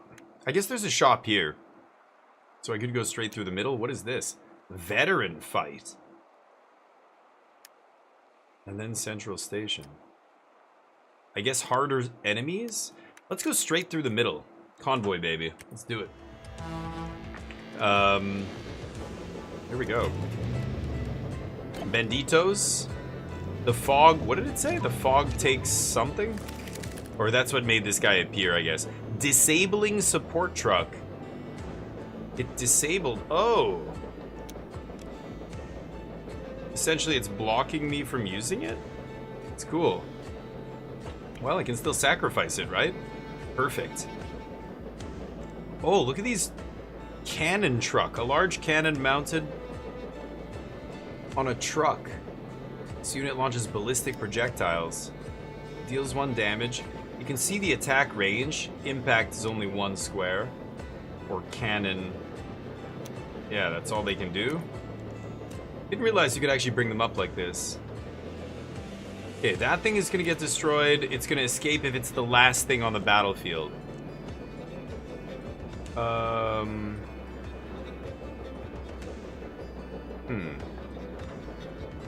So I want to kill one of these guys.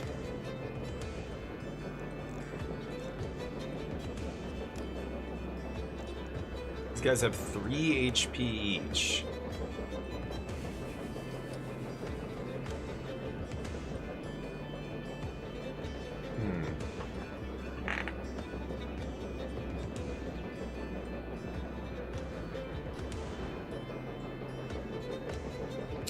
Let me just see if I can do this. Yeah, can I lose this? That's awesome. So I turn this into 2 energy. That's 7.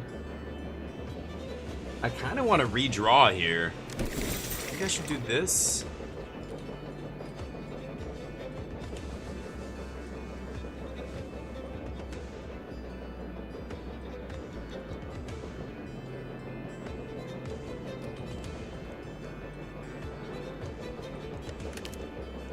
These things are heavy, they can't be moved. Could just blow that up too and then move.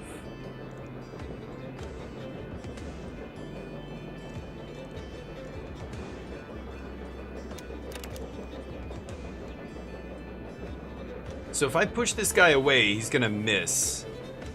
Yeah, I think I should do that. And then this supply truck's gonna burn, so it'll slowly die.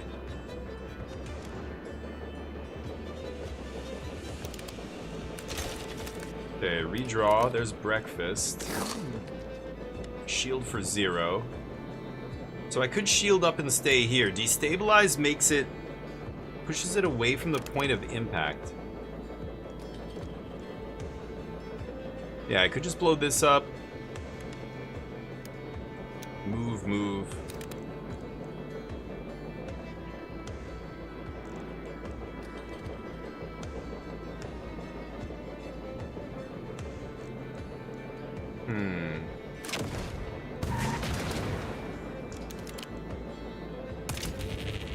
Let's just do this.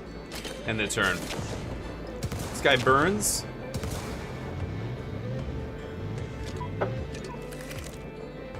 Okay, we have 8 energy here.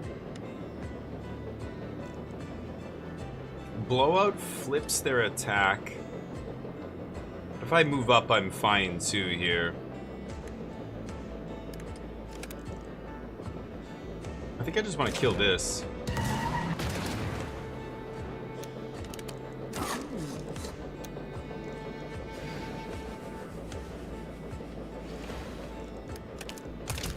Oh, my artillery took a damage. I didn't even realize. Jeez. Okay, and... Ooh, that guy dodges it.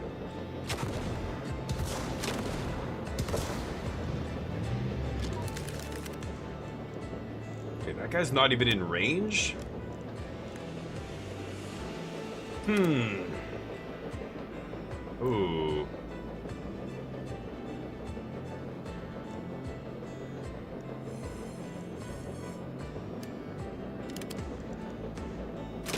Okay, that burn will finish that guy. Damn.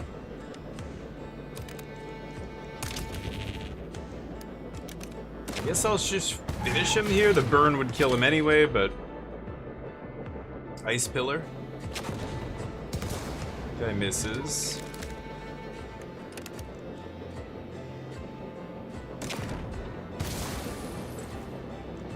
Yes.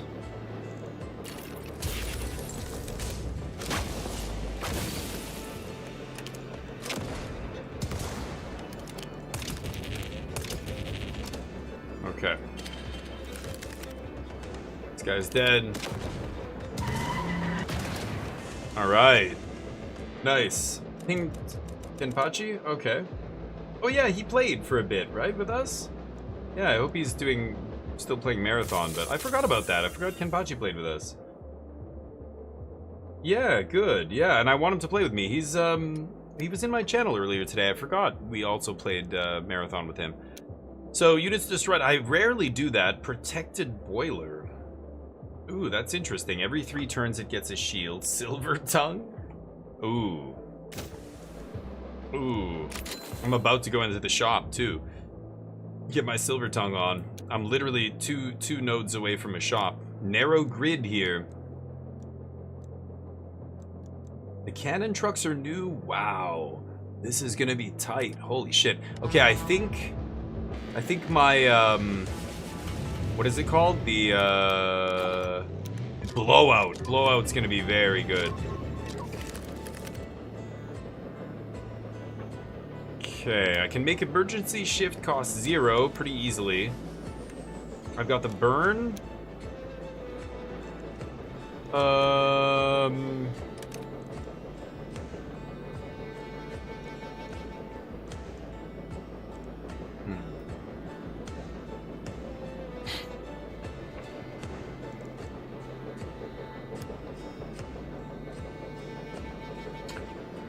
Well, I could move twice.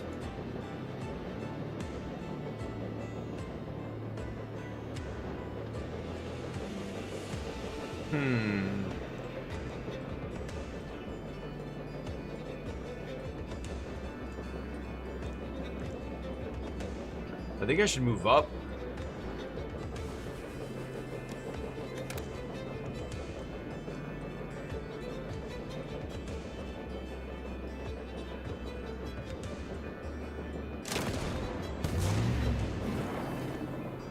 Okay, then move up.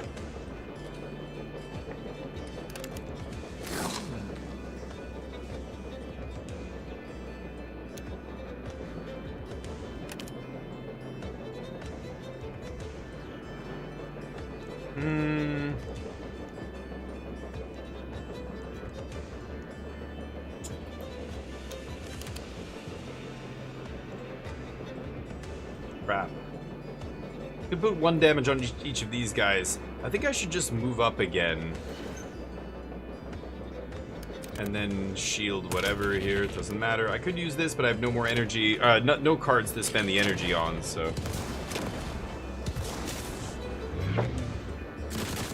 That guy burns.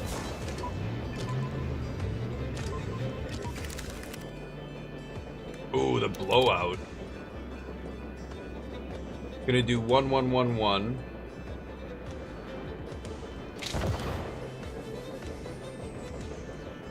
What? What the hell happened?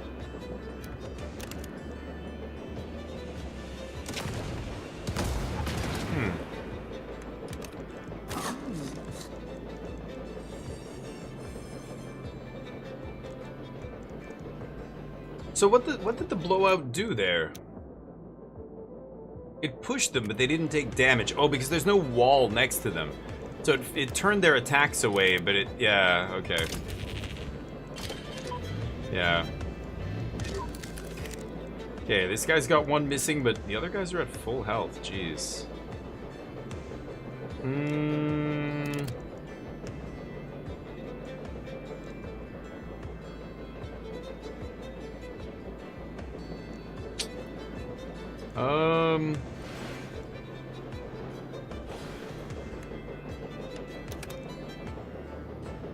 Yeah, the 111 there, those red ones. I don't think that actually does anything.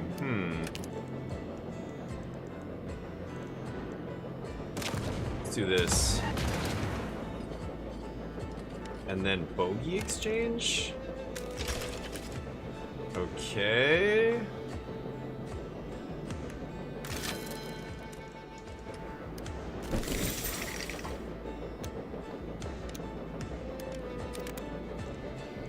Shit. Okay, there we go. Yeah. A different Kenpachi? Oh, I thought it was the same dude. Yeah, because I was gonna say, I thought he was from Germany, but the guy we were playing Marathon with definitely spoke English, so... Oh, that'll destroy my artillery thing. There we go.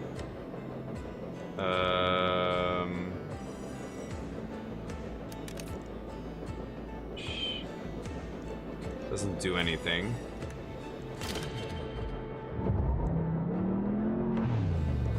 Nice! Guy got wrecked by the boulder, I didn't even notice that. Okay, we make it to the shop. Perfect. There you go, Kenpachi! The one and only. Kenpachi, have I ever played Marathon with you? No, right? I'm pretty sure that was a different Kenpachi. Because your name, I'm sure your name is from some popular something. Whatever, I don't actually know. Yeah, it was, so we played with somebody, I thought it was you. And I remember thinking at the time, oh, I'm like, his accent, he sounds like he's a native English speaker. Interesting, but yeah. The red ones are turns until they attack. That's it. Okay, I didn't see that, Superman. Carpet shot. Whoa, from like that. Shoot 3 cells in a line. 2 damage to each. 3 energy. Ooh. Picky Jester. Draw You're so 2, wise. discard. Like a miniature Buddha. It's from Bleach. Oh, the anime. Yeah. Battlegander got it. You guys all know. You are native English speaker. Okay, I don't remember. I thought you were... I thought you were from Europe. I thought you were from Germany somewhere or something. I get people mixed up sometimes. Yes, I'm very wise. I think this could be really good. It's 1 mana? Or carpet shot. I think I'm gonna take Picky Jester. Take scrap. Okay, see? I knew. See? Now you're like, no, I'm a native English speaker, and I'm like, people are like, see, Damien's an idiot. But no, I knew it. Kenpachi. Don't mislead people, okay? I know there was something there, so yes, thank you. You are in Germany, that's what I thought, and you're half German, okay. But yeah. I had a half-German buddy in South Korea, actually. Korean-German guy, and he spoke Korean and German fluently, and English really well, so he just wins all of it. Okay, let's see if we can get to this shop. Holy shit, it's so hot here right now, it's humid. Be right back.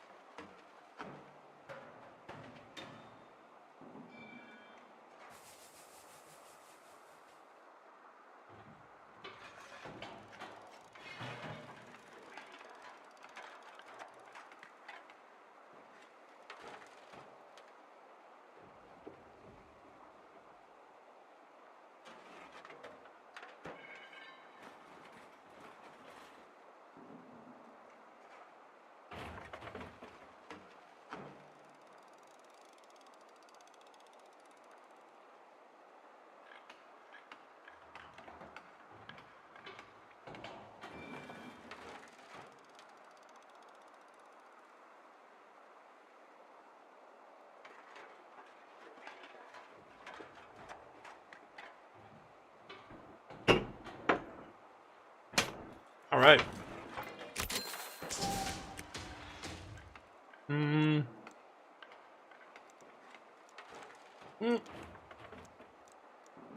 Trains are a little damaged here. I have a ton of money. Tons. Okay, we heard this before. This could be powerful, actually. Decrease all of them by 1. We have an emergency shield. Piston overdrive. Reduce movement cost by 1 AP. Every 4th move?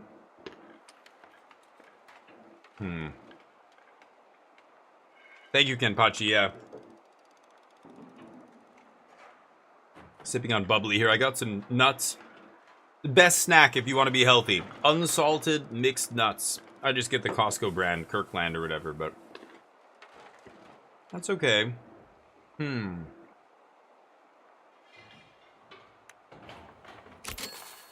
think I am going to buy the boiler. Wow. I could buy this. Sure, carpet shot. Let's go. Those D's, classic.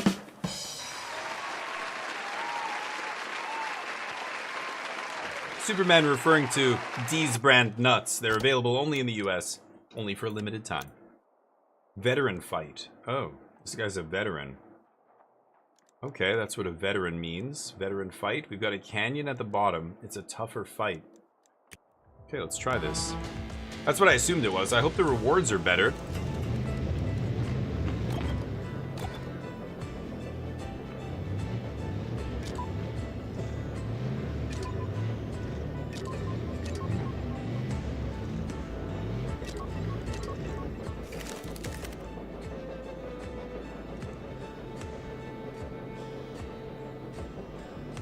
Whoa.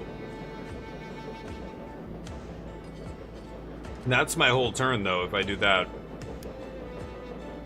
Actually, I'll be able to yank my driver gauge here.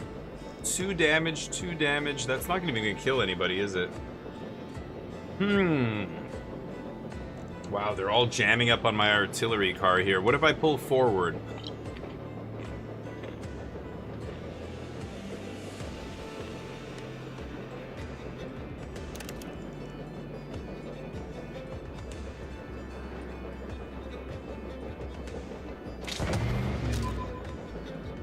Wow.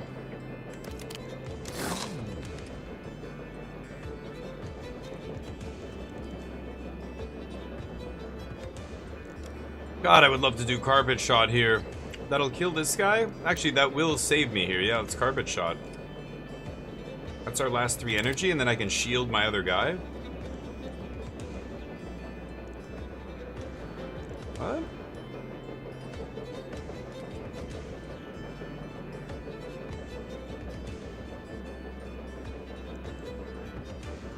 Oh, I thought it went both sides. It's only one side. Oh, it's 3. Ah, I see. Shit. Okay, so I actually have to protect this guy. Oh, I thought this guy was gonna die, actually. What am I saying? Yeah. It's 3 in a line. Okay. Ooh.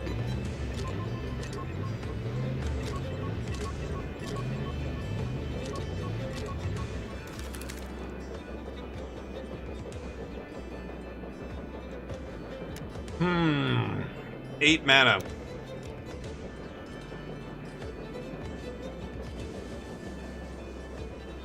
Destabilize is terrible to get on this stupid ability because it, or on this card already destabilizes, right? The regular ability pushes people away. So destabilize does nothing.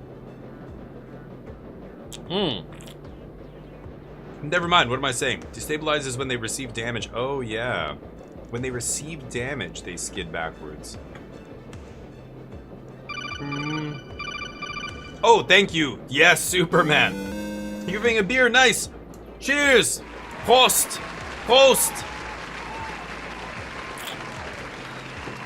I don't usually drink, but I have some leftover beer from the 24-hour stream that didn't happen. Shh.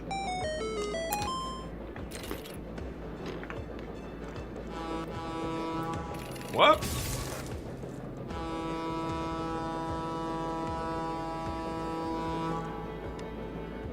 Send him a message. Oh, it's a diamond. Wow. Stun all of the units within range. So let's review here. This guy's attacking the middle car. These two guys are attacking the middle car. Holy shit, these two guys are attacking.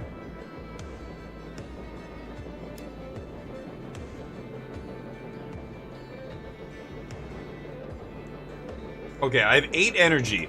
If I... Why is it 2 to move? This fucking guy.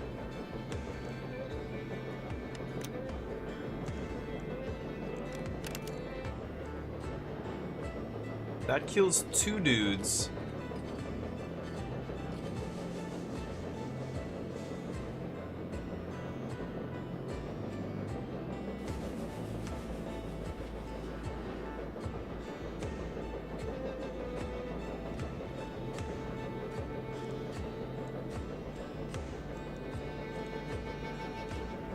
This is the shot. Oh, did I use the wrong one? I should have used destabilize. Whoops, I used the burn one.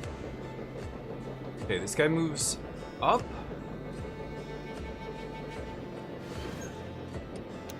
And then I blizzard here, stun these guys. Ooh. Shield. Okay, so I'm taking no damage here. Now, I can either Picky Jester. I have 4 energy, so I could draw 2 here. Wow, this would be sick. If I draw the Time Twister here and I get to redraw everything. Time Twister, LED, or I don't even know what this is. This is a crazy card. This is Lotus Bloom. Right now I'm shielded up.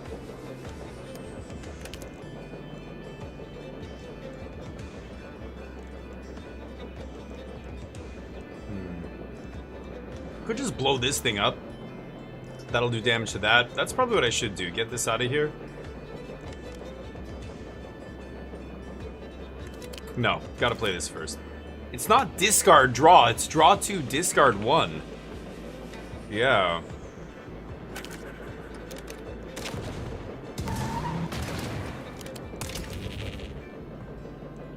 Okay. Yeah.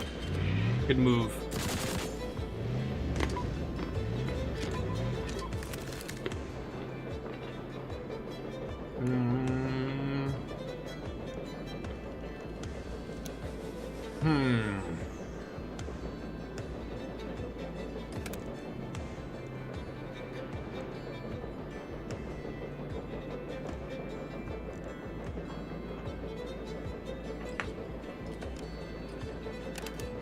Flip and push away.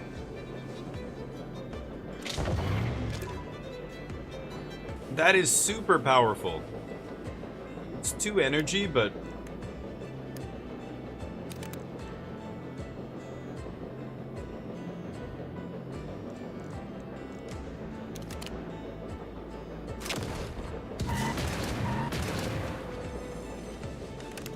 breakfast.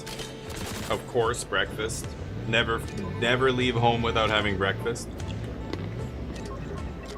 Whoa.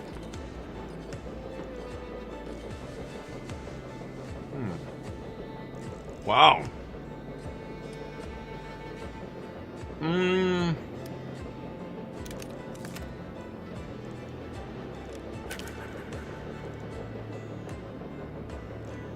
If these guys die, they're gonna crash into my dude. And this was the 4th turn? This, or 3 turns? Oh, it picked up a free shield this turn. That's clutch. This is useless. We don't need the mana. This is the burn.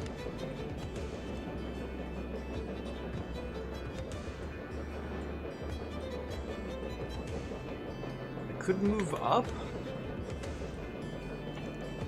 Oh, God.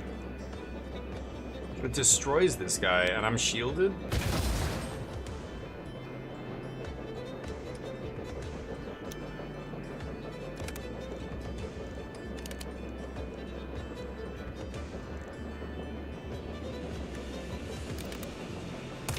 shield, move.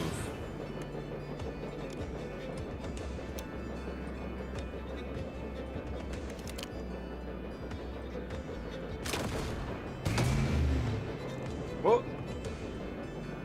Well, that guy just slammed into him. Oh no. Oh no.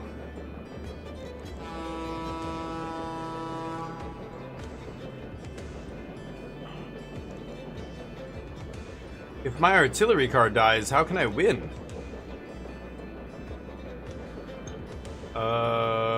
Shit. Should I redo the turn?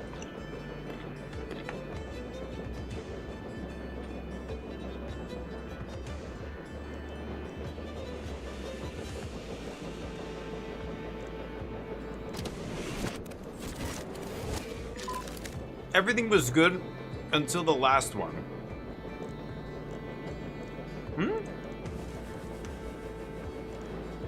Where's my free shield? Wait, what?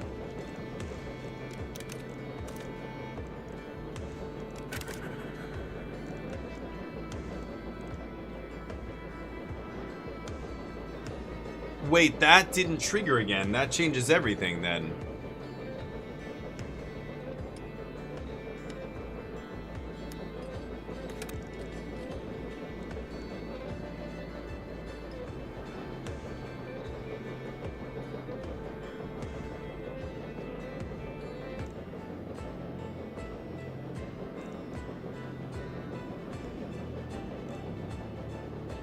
Oh my god. Yeah, I didn't realize it was gonna undo the relic effect.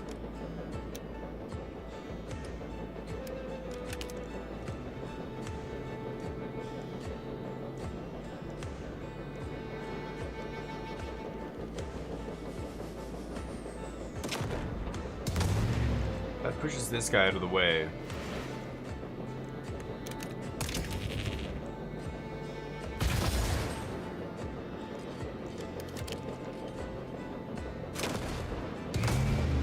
Okay. No, this motherfucker's still getting me here. Oh no, the ice pillar's gonna get him, right? Yes! Oh, I forgot. Wait. It would have killed both those guys. See you, Big Gab. Yeah, let's do it.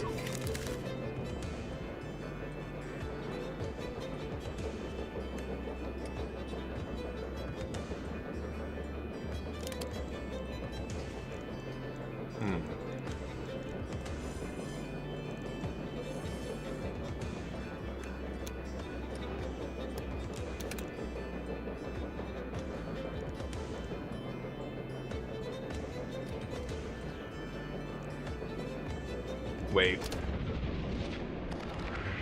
That was already wrong.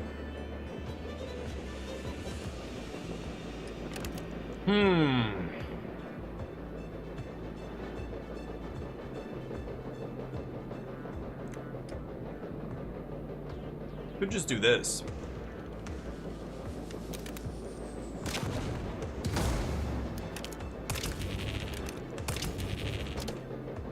I think that's better. Ooh, that guy can take it though.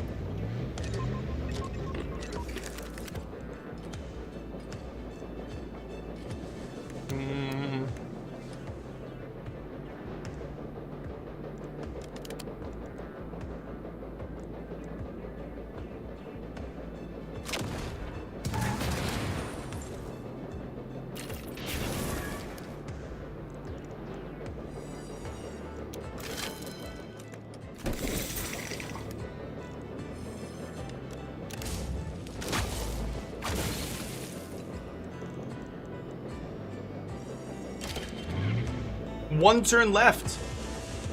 Oh. Oh.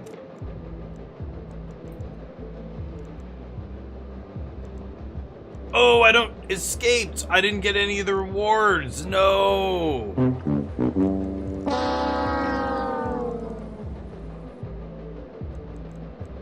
I was like, oh shit, there's a time limit. Okay. But no. Oh, man. Wow, that's really bad, because I needed that for this. I wanted to get a bunch of rewards to go in here and get, you know, I would have had extra money. The soothing monotony of your train is briefly interrupted by the murmuring radio as you enter the station's range.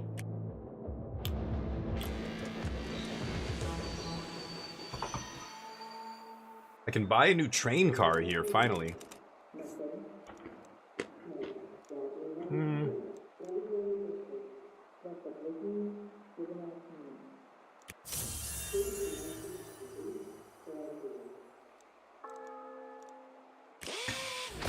Repair each train unit.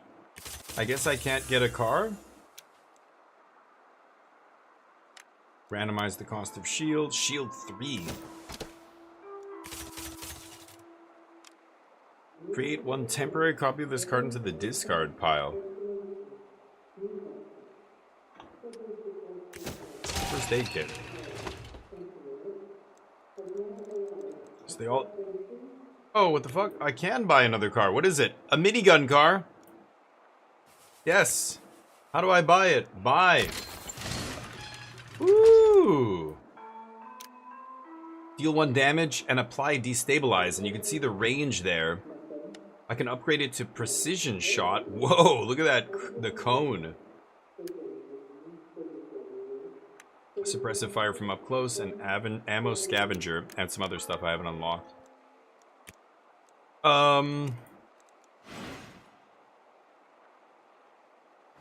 Maybe I put the minigun second. What do you guys think?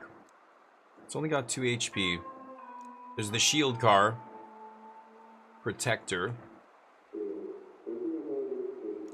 And of course my Foggy.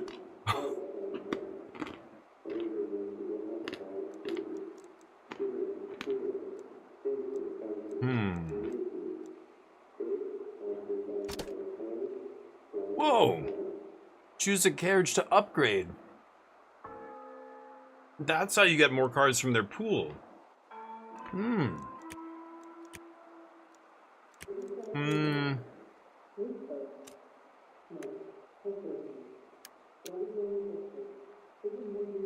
To the number of red cards in your hand. Okay. Shield Revenge. That is pretty good. Equal to their shield +1. Wow, I want to upgrade the shield car. Or I get one of these. Precision shot's pretty cool too. Which one should I upgrade? I'm gonna upgrade Protector. Ooh, increase max health and heal it. And I can only upgrade one dude. Sell. You can sell train cars. Okay. I have 20 cards in my deck now. Whoa, the minigun put 4 attacks in my deck. I have the first aid kit, carpet shot. I have a lot of attacks. I'm a little worried. I only have 3 defending cards here. Let's see. Let's see. Maybe I'm screwing this up. Let's go. Where are we going? Veteran fight? Convoy? Increased rounds till enemy escapes. Okay, so an easy convoy here. Another shop, but I have no money. Convoy into unknown. Into fight, into shop. I like that. Let's do that. Convoy van. Canyon at the bottom. Okay. What are those? Heavy buggies. Upgraded version of the buggy, so you can't move it against its will. All they can do is ram?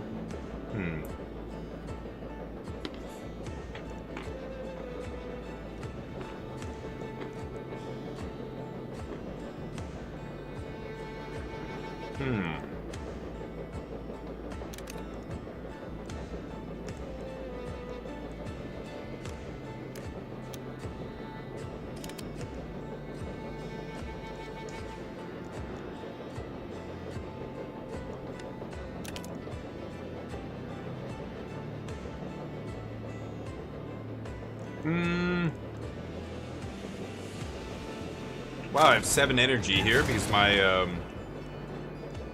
what was it? Syringe. No. Something gave me an extra energy. This? Oh, these are the unit intents, like what they intend to do. I see. Why does this guy still have his shield? Okay, one of these guys is blocked. I can block the other guy.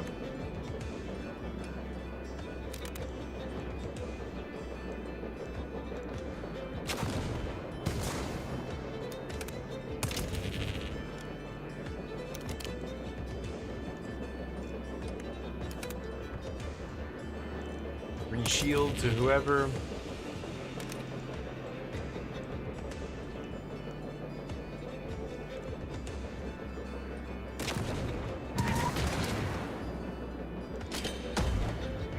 Yeah, these guys are heavy, so they don't get moved.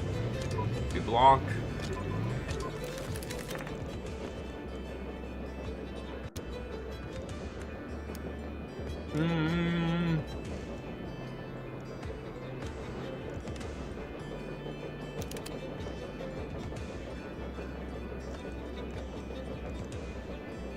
What?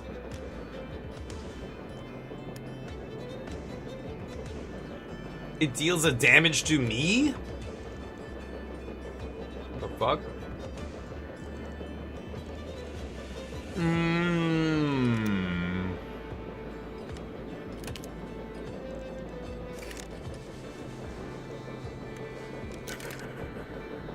Okay, shield 1.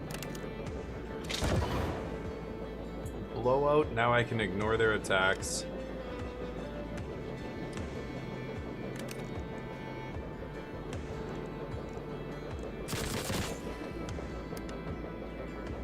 Destabilize. Doesn't work on heavy units yet. Oh no! The shield car can only do shield. Oh! I should have put the minigun in the back. Oh, I can't shield my locomotive. That's not cool.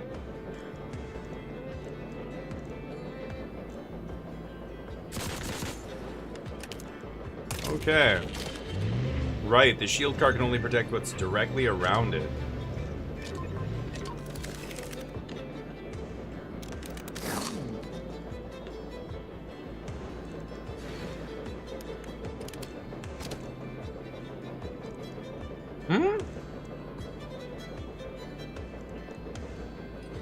Oh! The red line. This is an attack. I'm an idiot.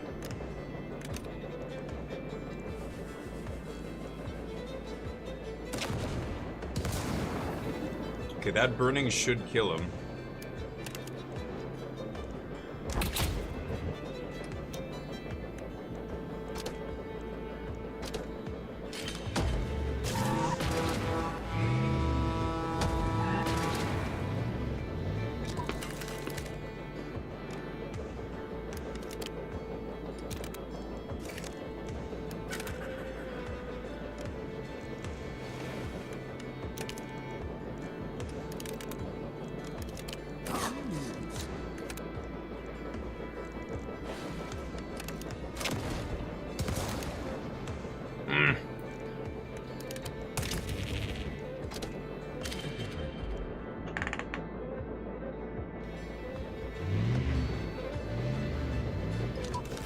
Wow.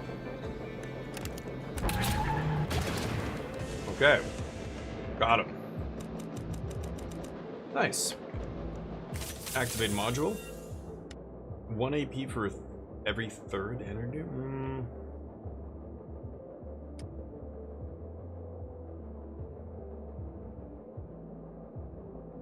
That is pretty good. I'm gonna take overdrive. Unknown. We don't know what's here.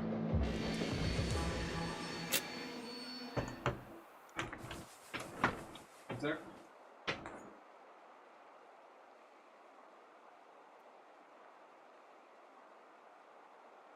Oh. Dear God. Workshop hums with undeniable energy. The two lone brothers with immense card and train expertise are eager to get to work. We know how to get things done well and make them better. Need a mod? Modify one card from your deck. Gain 50 scrap. I have 125 scrap. I am going into a shop.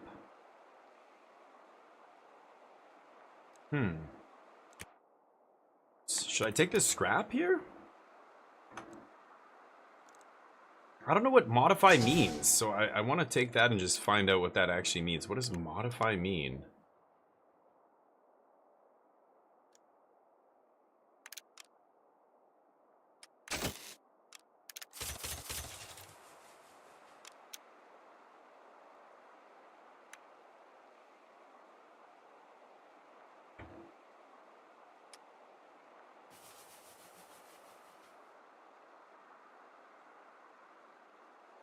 Gives them burn.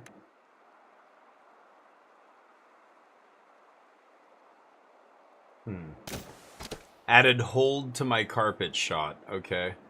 I could repair. Maybe I should repair.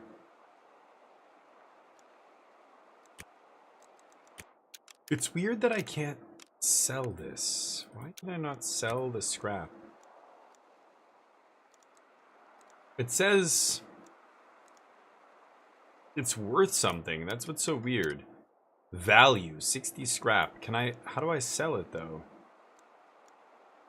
I guess, I don't know. Maybe I can sell it at the shop.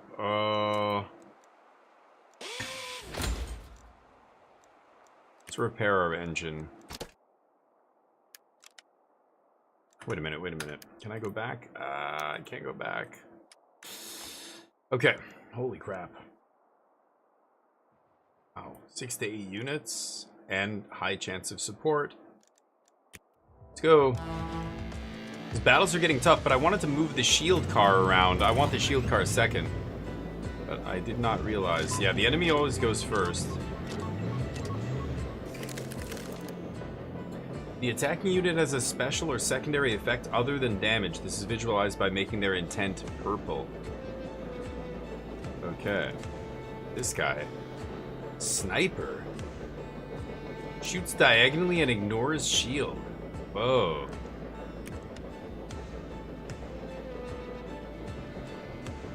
Okay.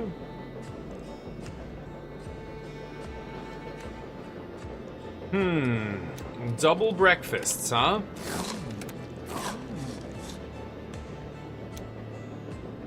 Destabilize and burn.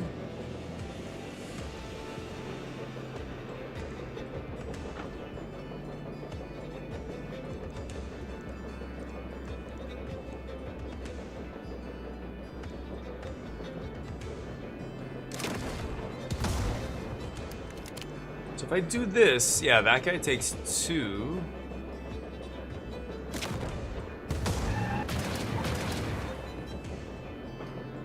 Three left.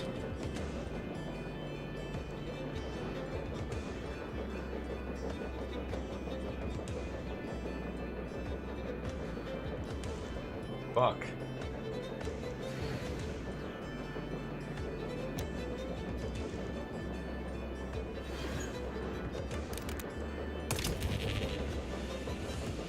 Okay, I think I'm doing that. Go. 1 turn left, and we're gonna get a thing coming in here. Ooh. Okay, they're gonna dodge it. So if I can push these guys in the way of that rock, but if they're up there, I don't think I can.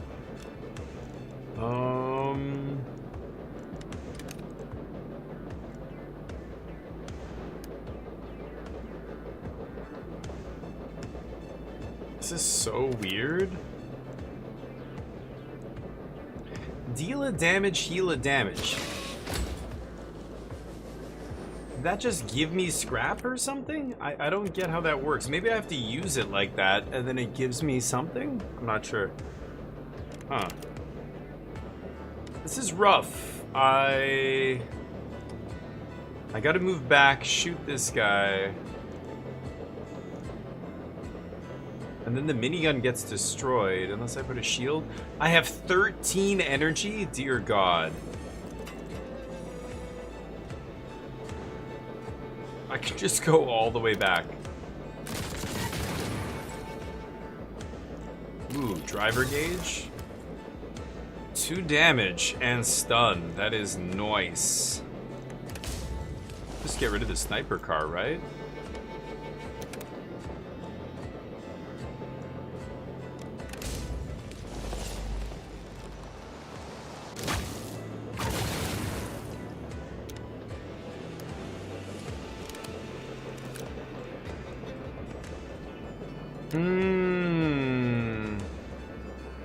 Minigun can shoot this guy.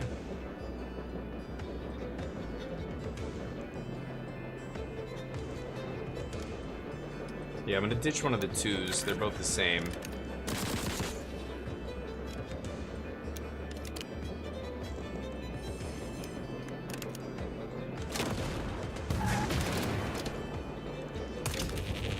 Oh, the shield car, I've gotta move it. That does mean I can't protect the artillery car. I don't know.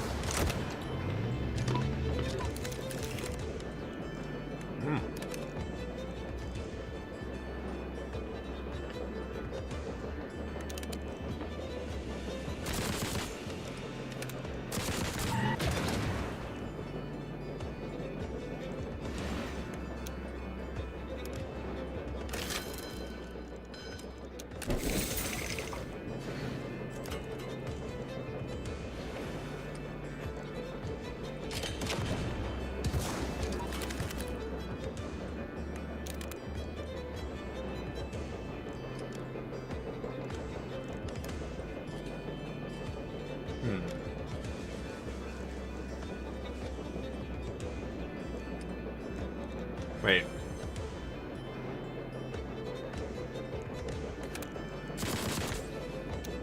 Actually, yeah, no, that doesn't make sense.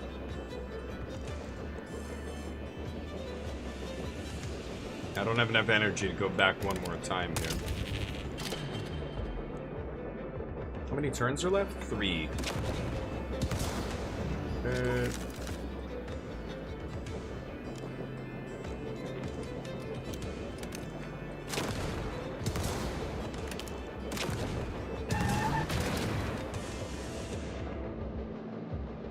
Okay.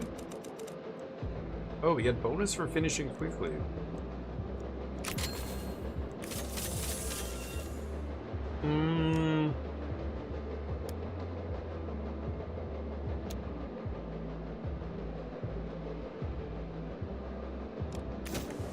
Oh, lane call.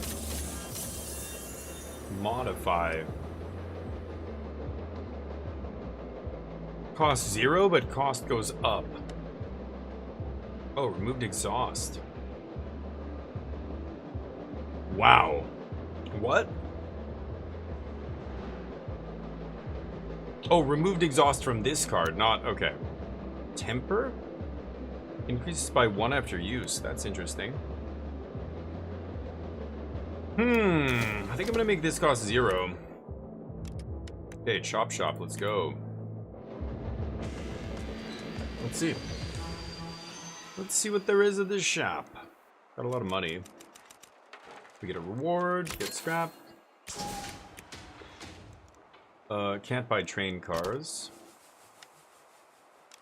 I'm not seeing a big variety here in the relics. I wish I saw a little bit more variety. The rightmost card in your hand? This one's on sale.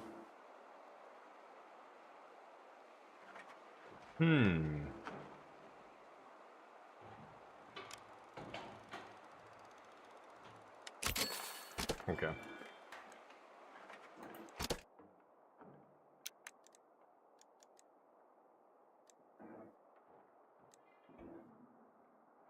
Okay, canyon to the south. Definitely support units. I've got an arrow with your name on it. Tread carefully.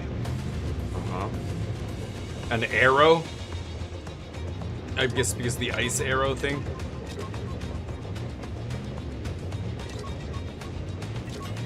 So many enemies.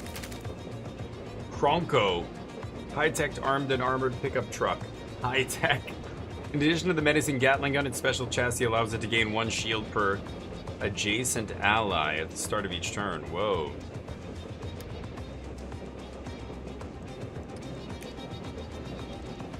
Okay.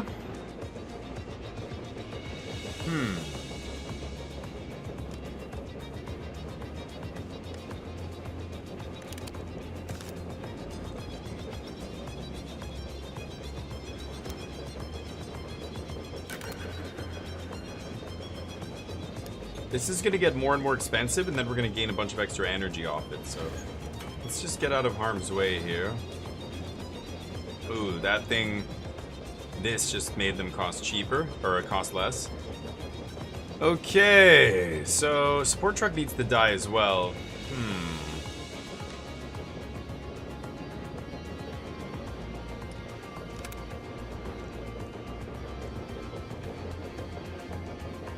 Doesn't work on heavy units, so this is a heavy cannon truck. It's not a heavy.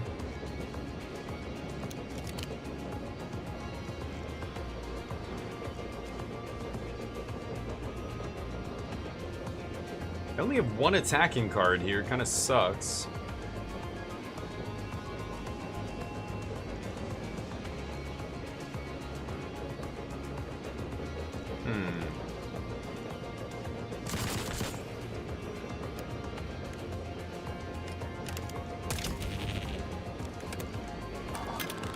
Lower that.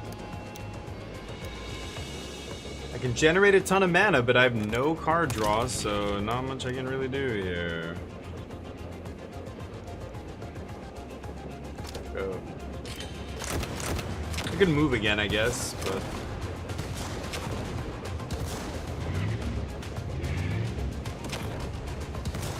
Ooh. It's not good if they box me in.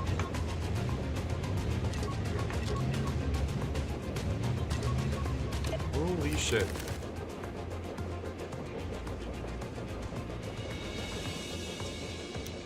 Ay, ay, ay.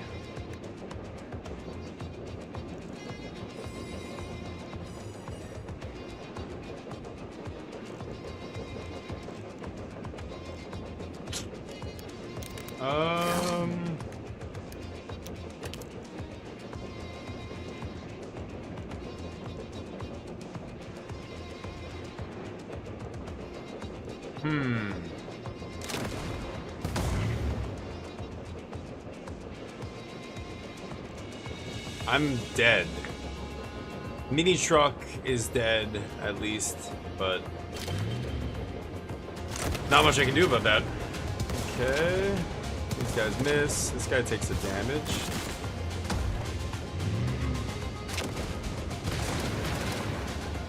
Wait, what? Oh! How does that work? So, oh, okay. If they blow up a car that's already blown up, then it just kills everything behind it. Oh. Right.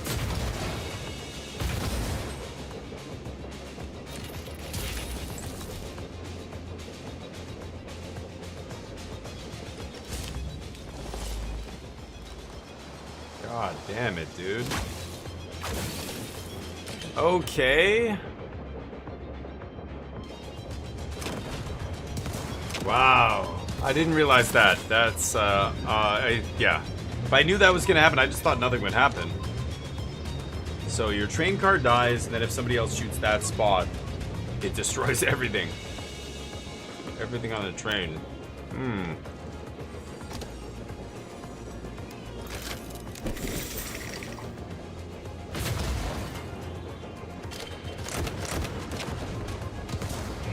Somehow I'm not dead, but I have a feeling I'm not gonna win.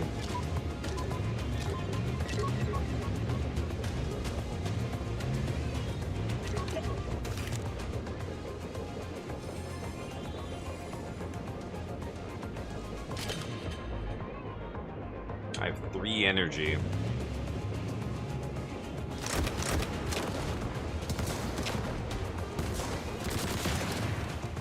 go. Lost to the fog. Damn. I don't know how the game works. It didn't warn me about the train car chain reaction there. Oh, my locomotive leveled up. The minigun. Oh, and we unlocked new stuff.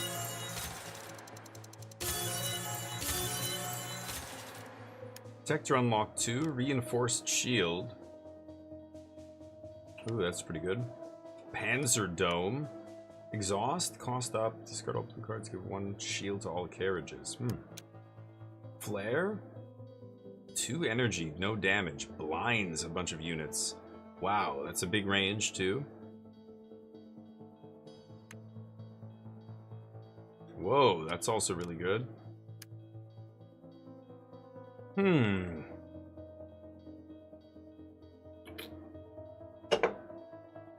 Okay.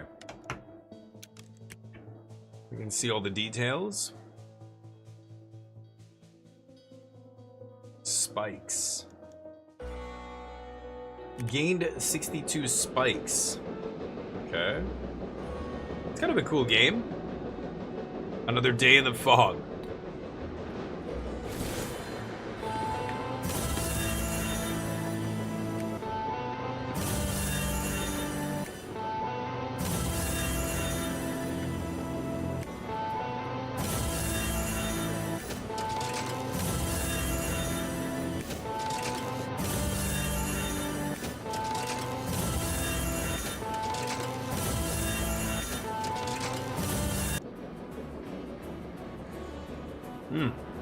Oh. Different drivers. Pan. Ghost. Whoa. It's a construction worker? Defeat their arch enemy. Whiskey.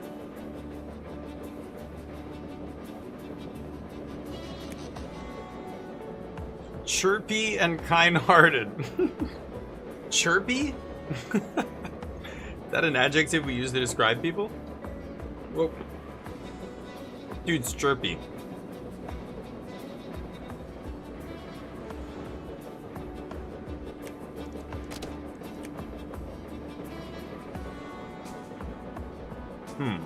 He haunts the rails.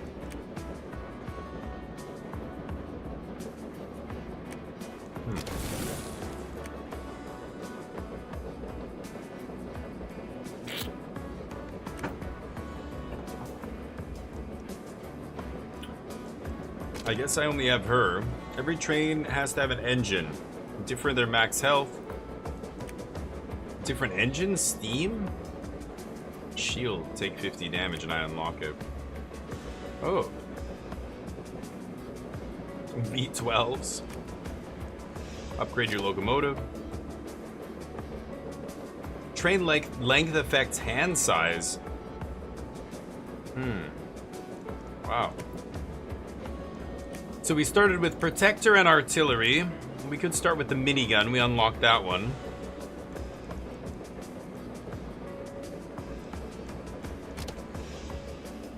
Oh, max train starting life is 3. Okay.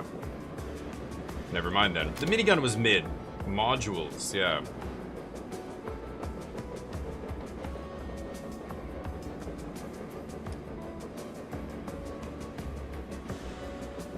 Whoa. Can I unlock these with these spikes? Perpetuum-mobile?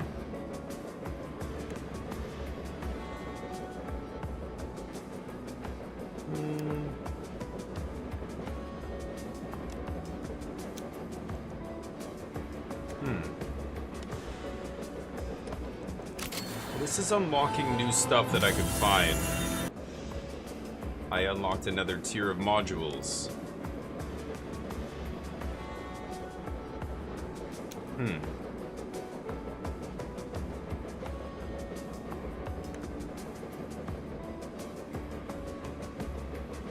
Wow. Scrap King. Card is exhausted. Wow, when you exhaust the card. This is pretty good.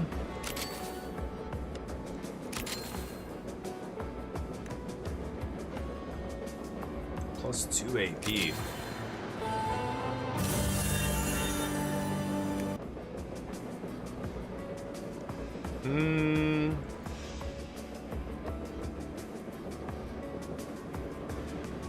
Oh, you could deactivate cards?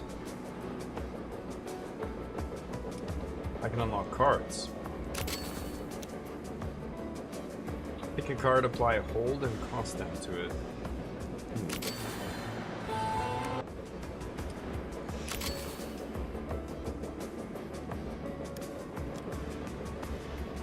Okay. Wow. These are orders that I have to do. Side quests that give me rewards. Interesting. Lots going on here, so I kind of like it, all this stuff. Very cool. You can see her, this is her whistle deck. When you whistle, you get one of these, Deathly Chill, Blizzard, Frostbite Arrow, and Ice Pillar is what she starts with. Okay, so she only has 3 whistle abilities.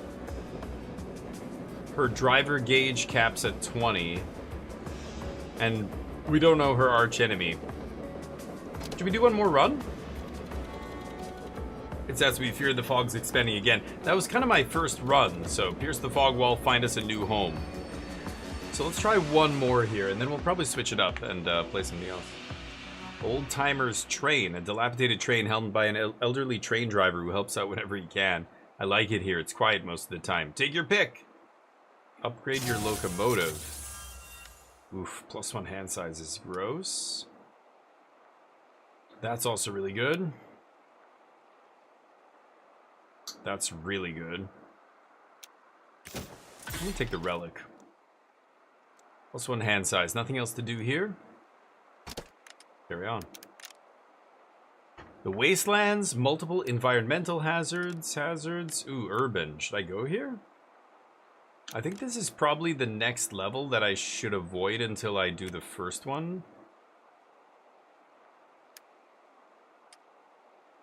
I think I'm not supposed to do this until I gotta do more here first, I think.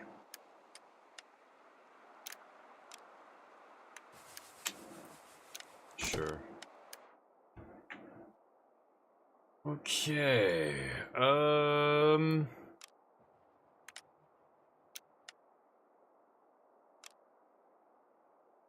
Canyon and cliffs, huh? Going to the shop this early is kind of pointless. Why don't we go up here, hit that convoy?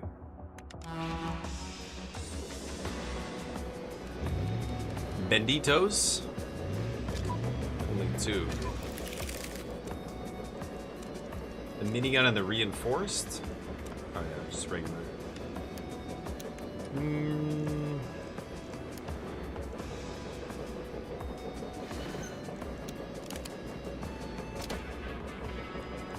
I'm an idiot. I was supposed to shoot twice, then move.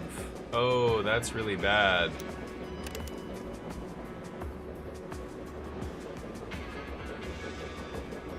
Right.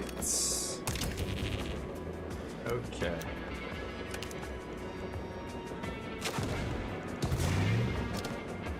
Yeesh.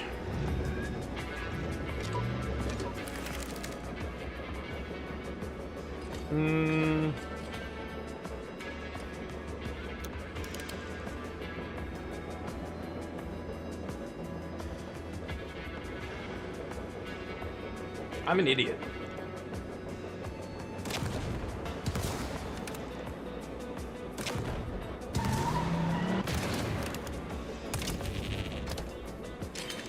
I am an idiot.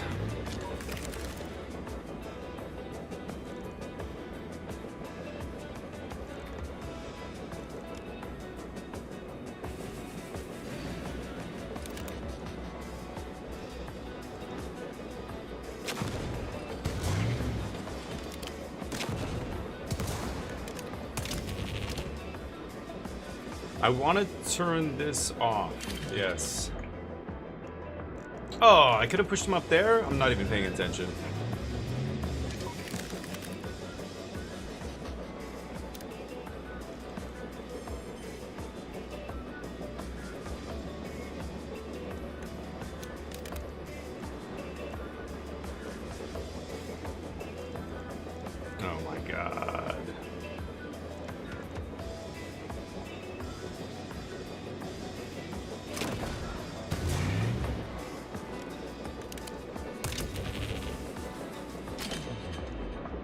fight is taking way too long.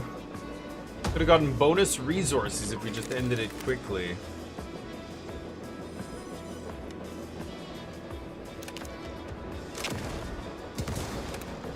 Yeah. Kill this guy. Crap. Okay, hand throw. Discard all cards in your hand. Draw that many for 1. 2 shield to the carriage behind and in front of the protector carriage. That is pretty good. And it's got cost down. The gesture's really good.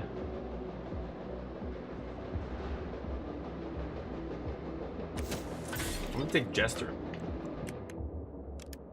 Here we go. Destroy convoy, etc.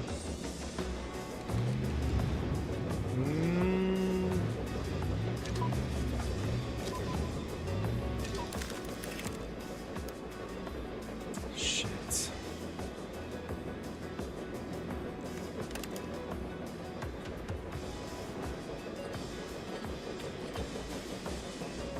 And I've got to destroy that first, right?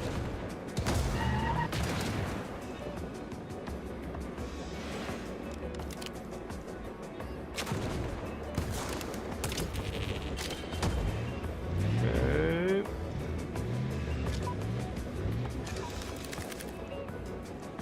Can I kill that thing? Shoot twice, but then if that's the last thing on the battlefield, then we... Yeah. Oh, no! Okay, actually I can do that. That's perfect.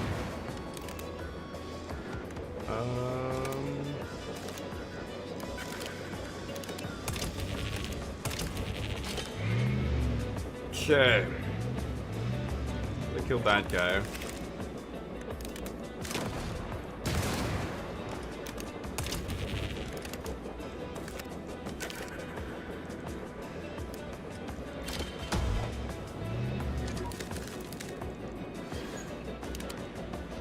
Son of a bitch.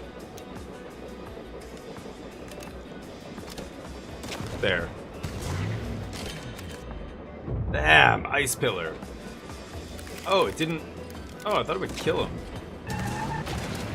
There... Ah! Didn't actually kill the guy. I didn't notice the little ah there when they die. Good luck, buddy. Scrap, new module. Perfect score. If trained units are at full health, start each second player turn. So... Only on turn 2 or every second turn? I guess they mean every other turn, right? This also seems amazing. I'm gonna take this. It's not gonna be useful yet, but at some point. Benditos? We really should switch up the game here in a second. I've been playing this the whole time. 2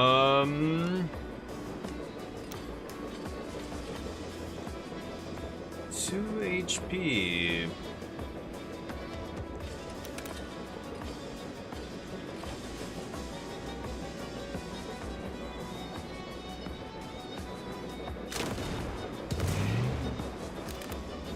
I have to do this first.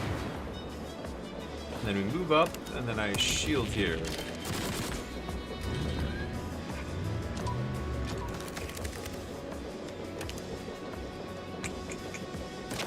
Yeah, that's not bad. And that guy goes over there.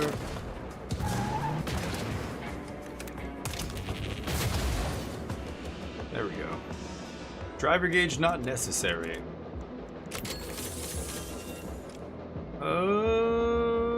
Wow, that's 4 energy.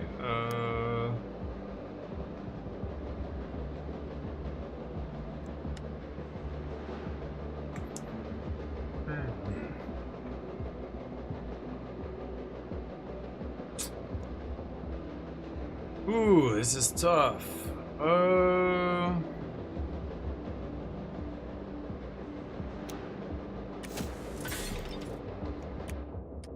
Try this. It's got cost down. Right, we roll into Central Station basically at full health, so I can spend all my resources upgrading and stuff. Add emergency brakes. Sure.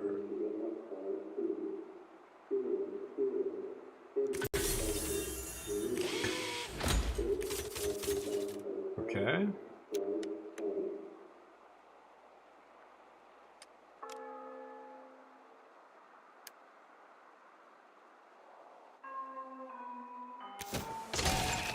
I don't know.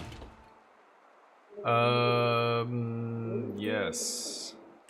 Whoa. Oh, that's the minigun train. I thought it was something new. Yes. So I could leave the minigun on the back. That's actually interesting. Why don't I do that? I'll put the minigun last, right? And I can upgrade one of these. Upgrade the artillery. Blowout was really good.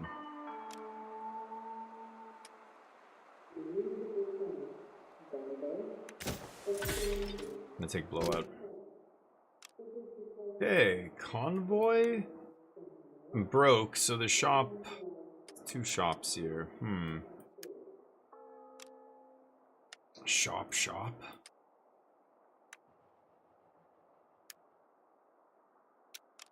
Hard modification reward. Maybe I'll just go random into fight into shop. Maybe I'll get enough loot here that I can actually buy something at the shop. I think that's the best play. Coffee boot. Get the people here. Even in the apocalypse, you can hear the customers complain about the quality of the beverages brewed here. Yet against all odds, this is the one business that always survives. In the toughest of weather conditions, one shall not be denied access to coffee. Add Americano. 0 mana, draw 3.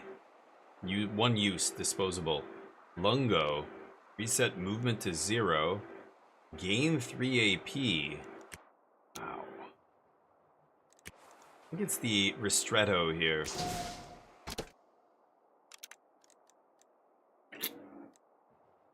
A shield support truck and a disabling support truck here. Chance of one of those. None of them. Wow, no support trucks. Okay.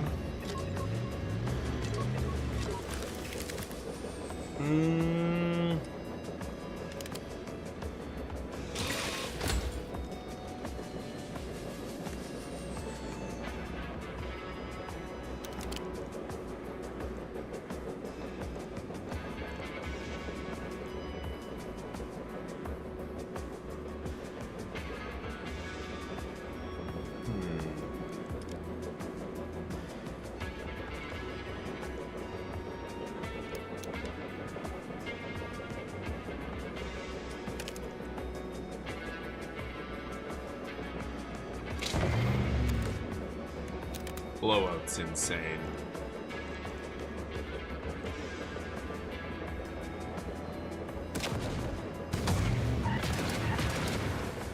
These guys get wiped.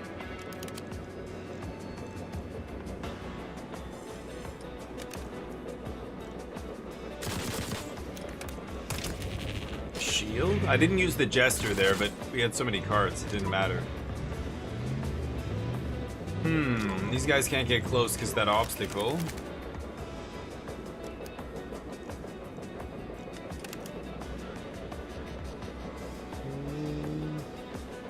What does this do? Next time you play a red card.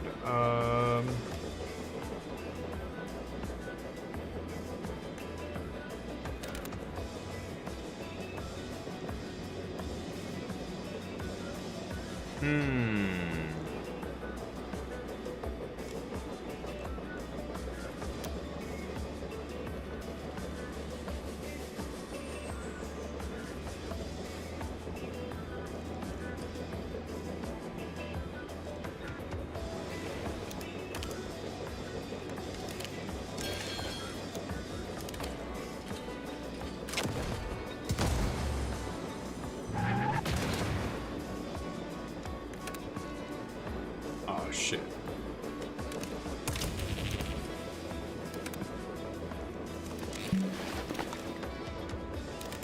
Not terrible.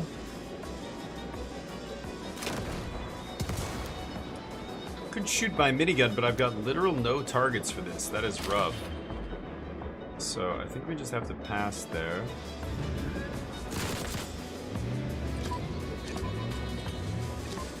Now these guys are all over me. I can easily dodge the back too.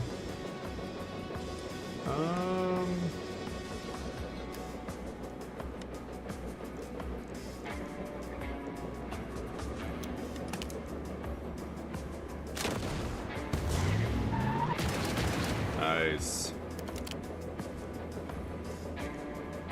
Oh. Blast this guy?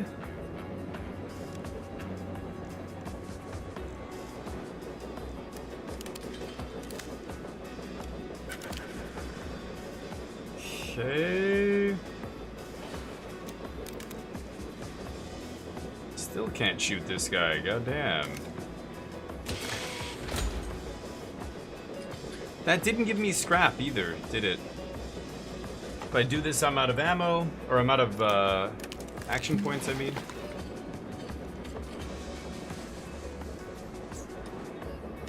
Wow. Alright.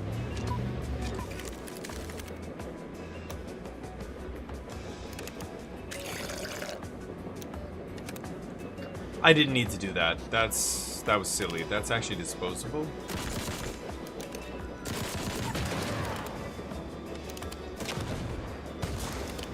So much AP. I should not have used that thing. I didn't need to use it.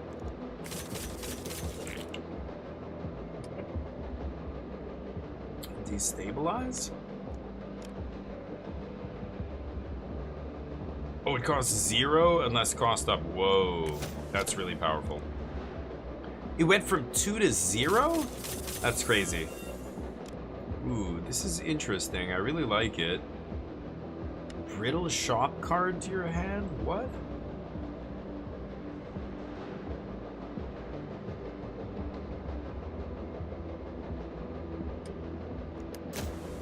I'll take you into the furnace here. Okay, 45 is not great. 45 scrap, but let's see if we find anything good.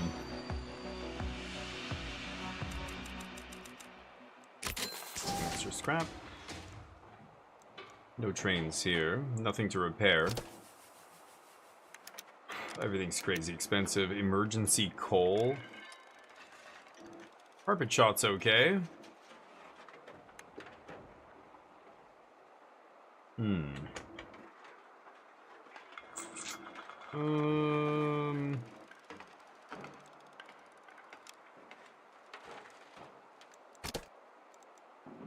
I could oh wait, card duplication. I should duplicate a card here. Does it duplicate it with the buffs and everything? That would be insane.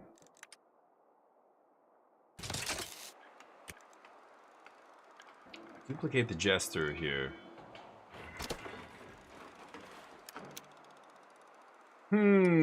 Should I buy one of these? I could buy this. I have a lot of attacks. I think I'm good. If anything, I should have bought the defensive item.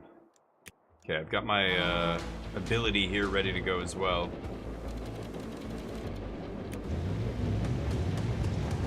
Support truck, giving shields. Giving the boss shield, kind of annoying. The boss, of course, gaining a shield, right. Okay, so this is interesting. I play this first, then I just go super far back as quickly as possible here.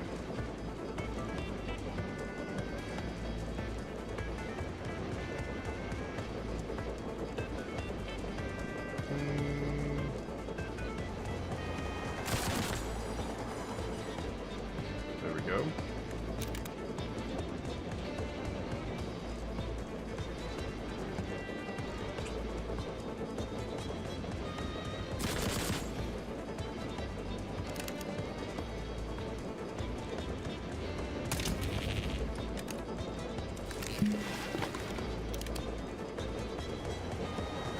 Nice.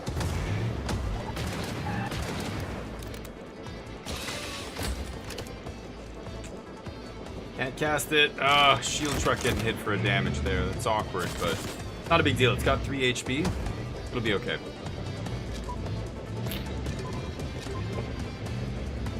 Bronco.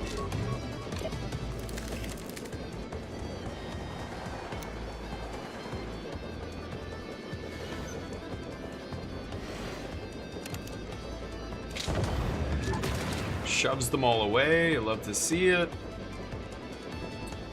3 energy left. Let's kill this guy, right? And...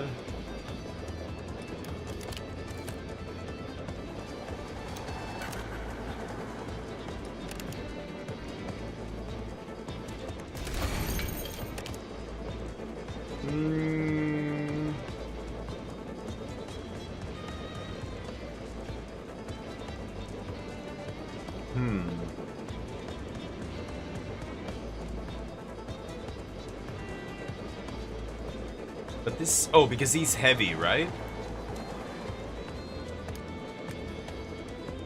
Okay, it can't be moved. Yeah, so I don't have to worry about that guy crashing into me. This does more damage.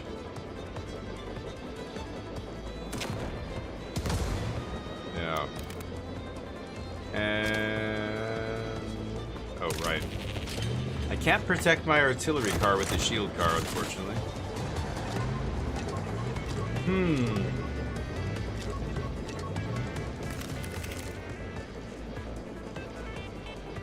Blowout is insane. So all these guys get pushed away and have their attacks pushed away.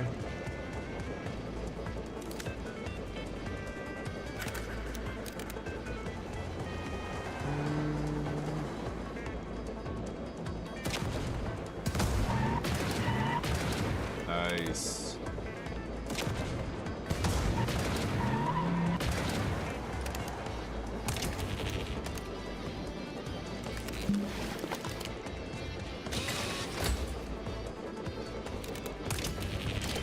Oh, I need to shield first and then use first aid. I see. 9 turns until veteran waves. Whoa.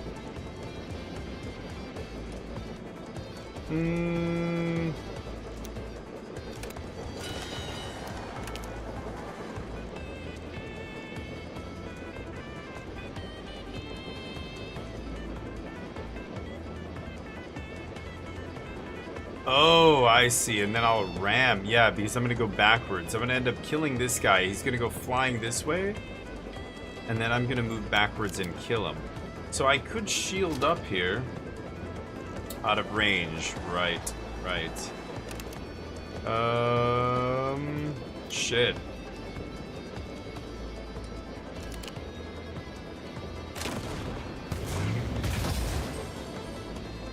Okay.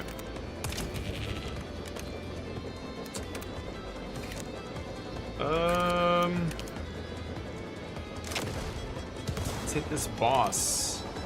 Can't attack anything else. Yikes. Oh, I forgot about this thing. What? Use it! Wow, should have used that immediately.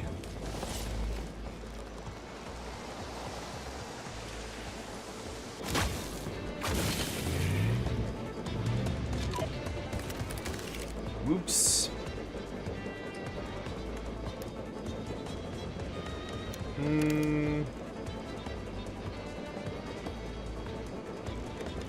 think I should actually use this first. I probably don't need the card draw. Nobody in minigun range.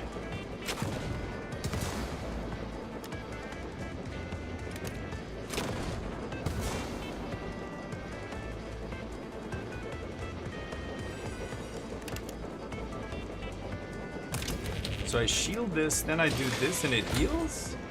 No, it still didn't heal it. Why? I don't understand how this first aid card works. Oh, it ignores shield. Automatically sold in central stations. Oh, it's automatically sold. Deal 1 damage, then heal 1. But it ignores shield, so I can't just heal myself with it, right? Interesting. I guess it counts as like a card to trigger other cards if there's cards that require you to play spells and stuff. I already have some of those in my deck. Okay.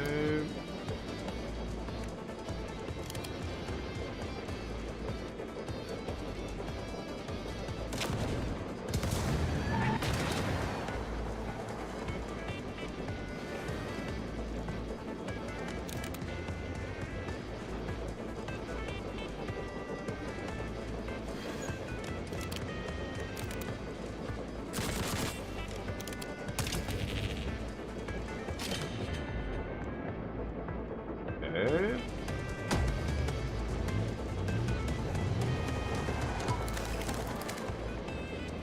Um.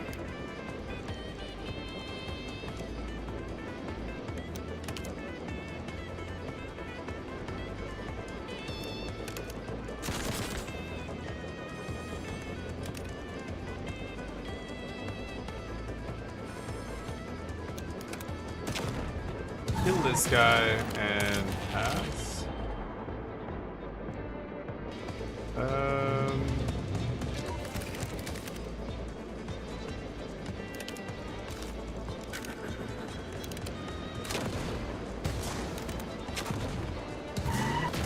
Alright, taste ice. Not bad, we're missing a couple damage, one on our shield car, one on the artillery car, but still fine. Upgrade, repair. Ooh. Upgrade the locomotive. This is pretty good. Discard shuffle, increase max health of the train unit by 1. I think I might do that. Repair, duplicate. Holy shit, it costs 0. Yeah, blowout is insane. It lives up to its name here. So that's it? Can't do anything else? Train's at full health here.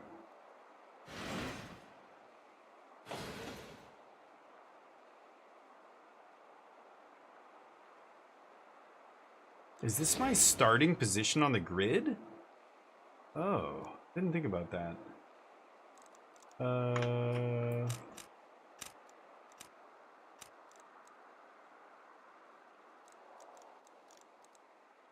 Wait, is it not? I can't go the other way though. Uh-oh. Oh, this. Maybe I start toward the back. 151 in scrap. Oh, urban. Discounted carriages? Ooh.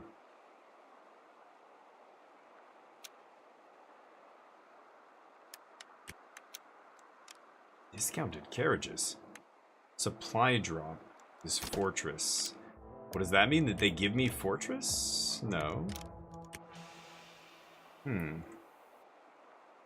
There's the shop. I have 151 veteran fights. Oh boy, lots of modifiers here. Another shop. You could go veteran fight, convoy shop. But then I'm getting here with no money. I'm gonna go convoy shop. Alright, wide open here. Convoy into shop seems good.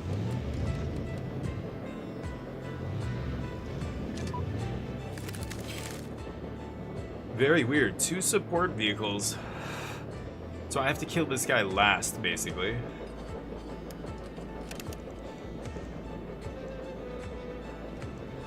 Can't move that thing.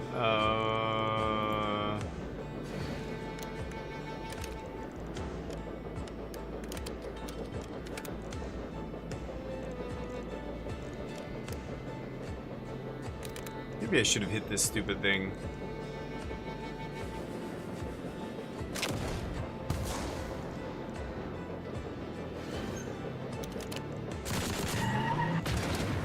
There we go. Okay.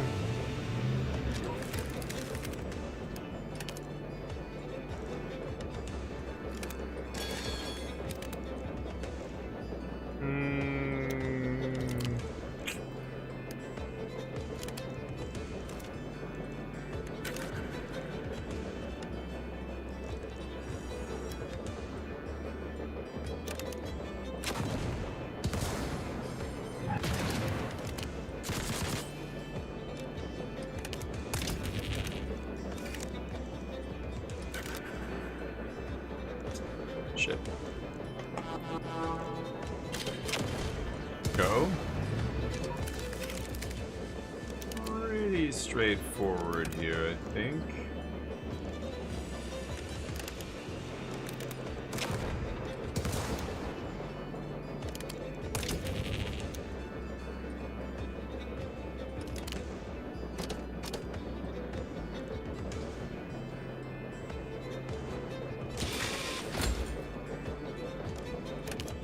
Do not get that.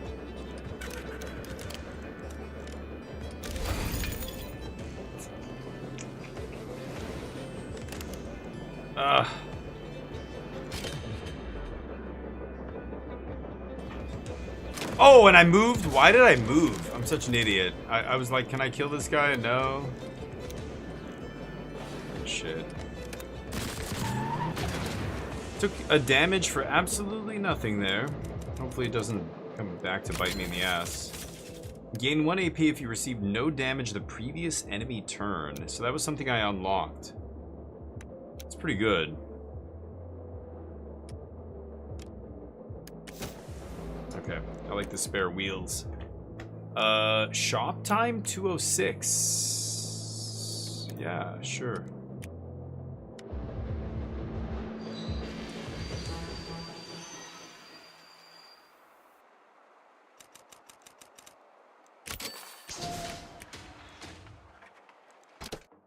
We can change a card for another random card. Minigun. Changes to an artillery attack. Okay, I can do it again. Oh, is it costing? Oh, the second one cost me money. Let's see what's in the shop. Intel. That's pretty good. That's on discount. I'm gonna grab that. 117. Add hold and cost down to it until I play it. So hold means it stays in my hand. Yeah. 1 mana, 2 damage with a good range from the minigun. That's pretty good.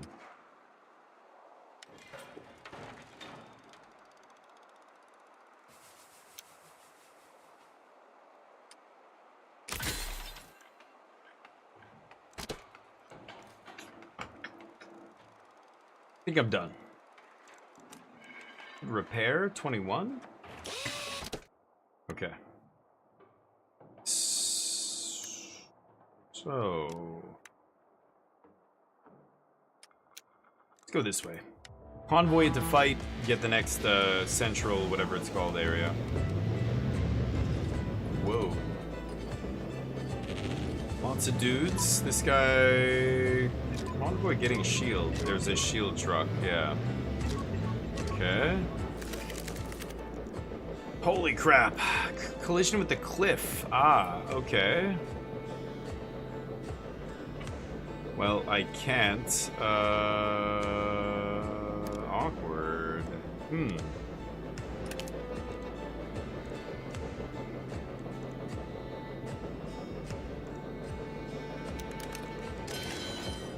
Get a free move this way. Driver gauge ready? Ooh.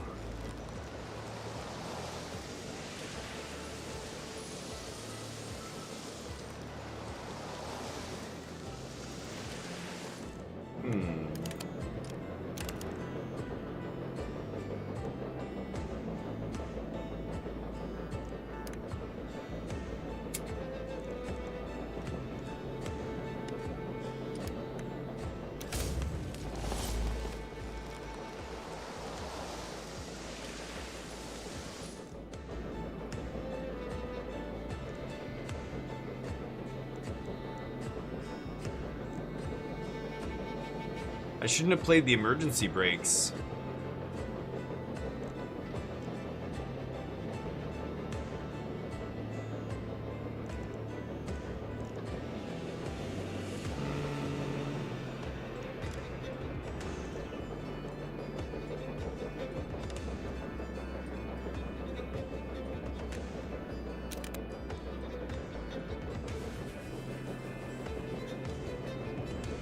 I mean, I could use... I'm trying to think of how I can kill this guy. Because then he's gonna hit this, and then this guy's gonna hit this.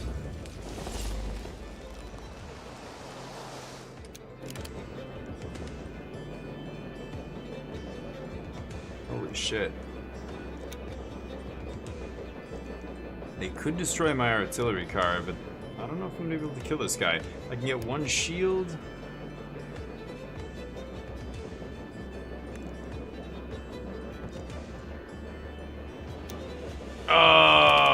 I don't think I should have used the emergency brakes. It moved me back by, you know, on purpose, but I didn't need to do that right away. 2 damage, and then I have no way to do 1 damage. I have to use this. I mean, I could just kill this. Holy shit. There are so many guys here. 2.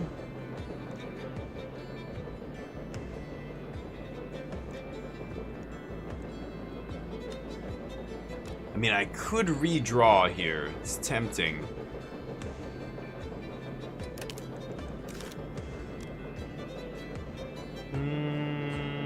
Okay, that's an artillery attack.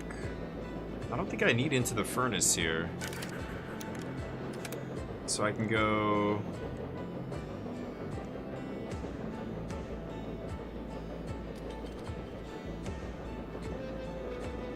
Yeah, that's pretty good.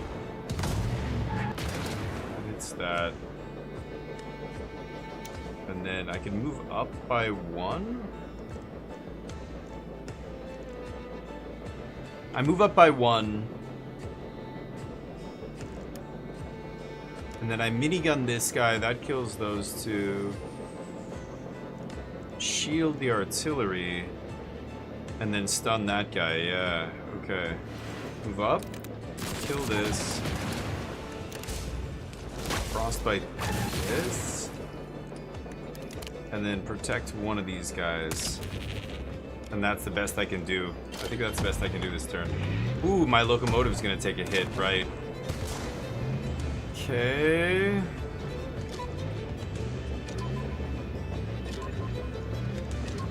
God. These guys are at full health.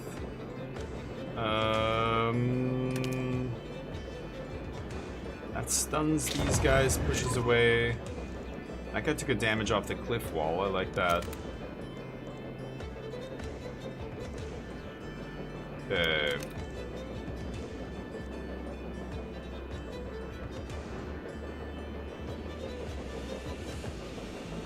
That's interesting. That pushes this guy here, and then the artillery shell is gonna go past me.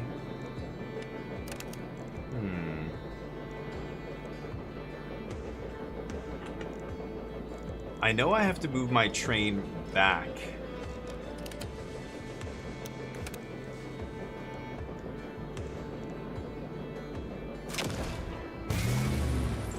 Oh, driver gauge.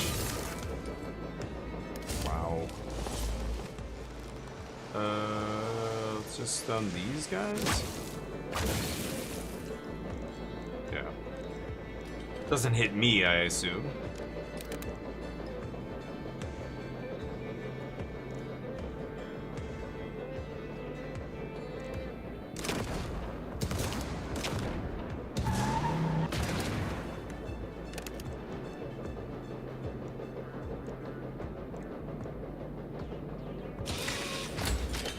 So weird that first aid does a damage, heals a damage. Okay, so these pillars are gonna destroy these guys, right?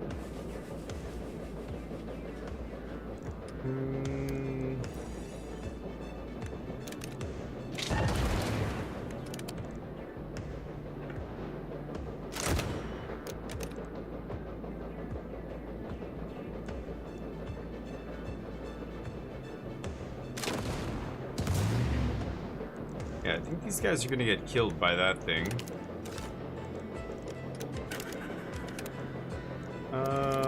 Draw 2. Brakes don't matter. Oh!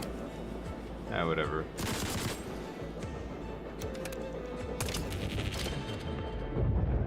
guy takes a hit. Ooh, that guy gets stunned. Right, they don't die. They just bounce off that stuff. I keep thinking those things are gonna wipe the enemies, but they don't.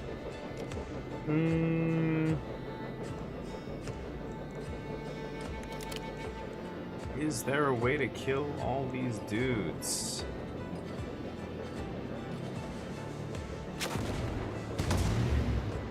Okay.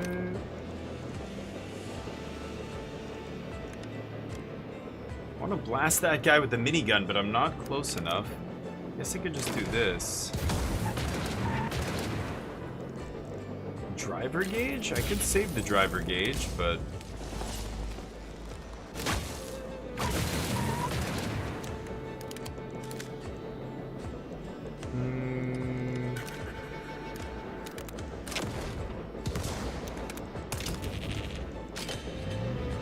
Okay.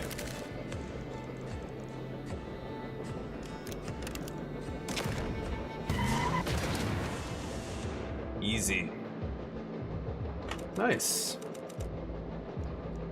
Scrap module. Perfect score is pretty good. Civil engineer plus 2 AP when a card is used and there are cards in hand. Discard a random card and draw. Plus 2 AP is pretty gross. I'm gonna go with perfect score here. So a bunch of relics. Keep going. 118. I think I'm just gonna go to this fight and then go into the main town. Looks like we have a cliff to the north, or is it a cliff? Something. Yeah.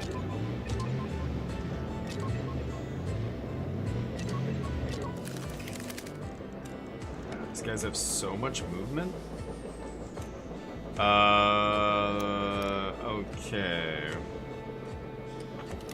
I mean, blowout's pretty insane here, just shoving them all away and changing the trajectories of their attacks. So now all I have to do is move up a little bit. Before I move, do I want to artillery this? These guys all take damage, that's pretty good.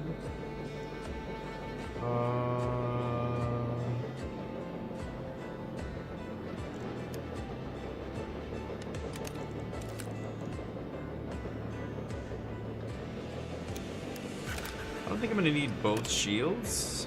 So I have 5. 2, 3. 2, 3. Yeah.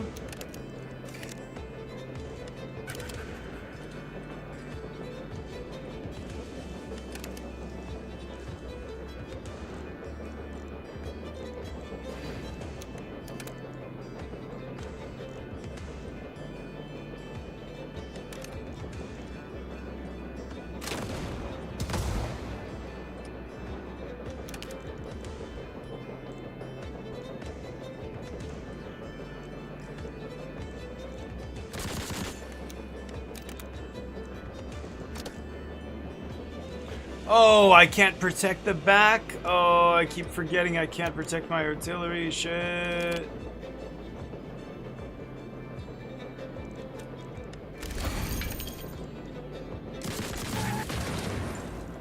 Driver gauge. Ooh, I can stun this guy. Okay, it's only one dude, but I'm gonna do it so I don't die. The artillery's at 1 HP, right? Yikes. Okay, these guys in a nice little line here. If I can push them back, yeah, this is insane. So these 3 guys are all gonna die. I just have to kill these dudes.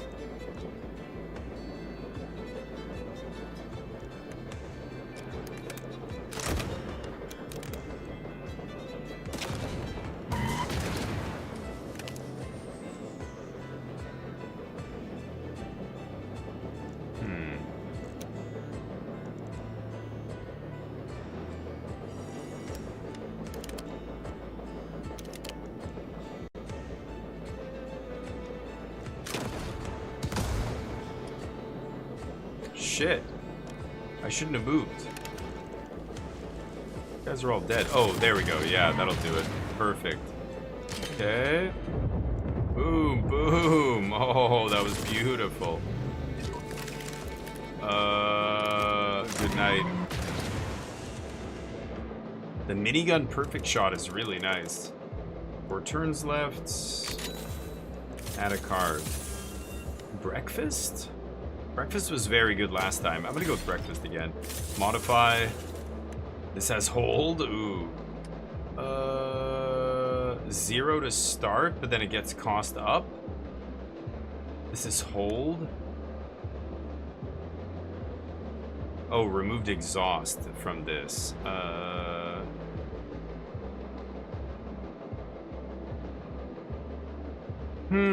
That's actually tough. Guess I'll do this. Hey, Zeratul, how you doing, buddy? You got this too, no kidding. Yeah, it's actually pretty good.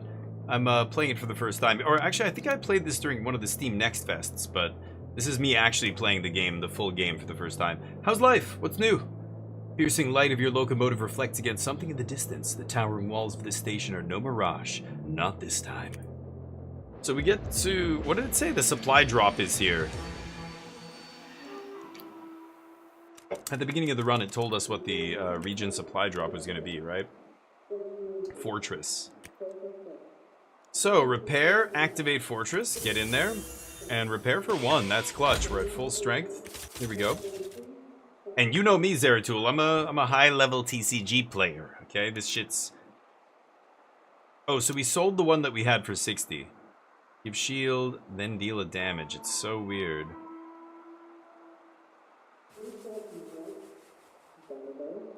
Temporary copy in the discard pile? Take the vest. I don't know. Those things don't really matter. Upgrade minigun, artillery, or protector. Now remember, you can look at these and see if we upgrade, we get reload, carpet shot, or chaff. Blind. Cancels their moves, and then they move randomly. Could be really powerful. It's 2 energy, and it's got a pretty decent range. This is coming from the artillery. Suppressive fire is okay, like the range is pretty shitty, but Airborne Scavenger. I kind of like upgrading the shield thing. Let's upgrade the shield.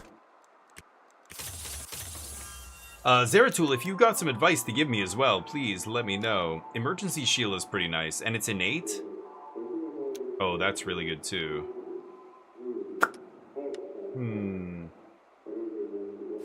Costs 3 though, and it doesn't come down. I think I'd rather have emergency shield.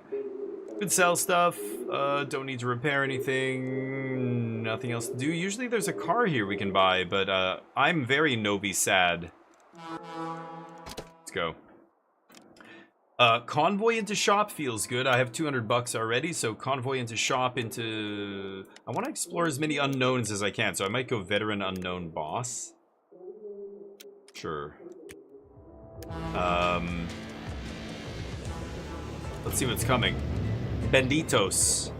Looks like we have stuff on the top and bottom here. 2 cliffs. Narrow battle. Wow. One-sided battle. Got the disabling support truck here, disabling one of my cards. Unfortunately, it's a card that doesn't really matter. Why is this 1 mana? The last time I had that card, it was 0. That's weird. This is so insane. The blowout. Oh, but they're heavy. Heavy buggies. None of them moved. Oh. It redirected their attacks, though. That's clutch. Let's give ourselves some AP for next turn, and let's start blasting. I want to kill this thing first.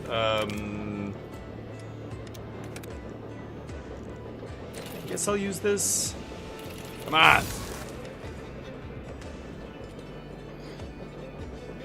Ah, it does nothing. The goggles! They do nothing! I go back. Guess I'll stun.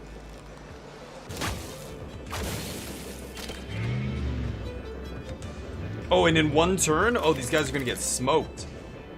Oh, the stun. Maybe I should have saved the stun.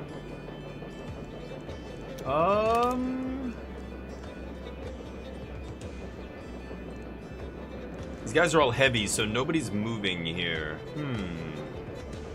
None of them can attack me. I kind of want to kill... Oops, I want to kill this guy, to be honest. I I could... Oh, I have 11? I have 11 AP. Discard the disabled card. So, shoot, shoot, shoot. I could just kill this.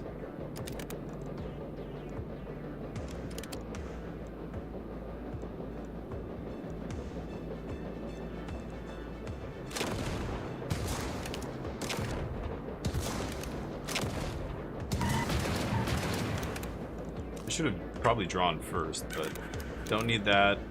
2...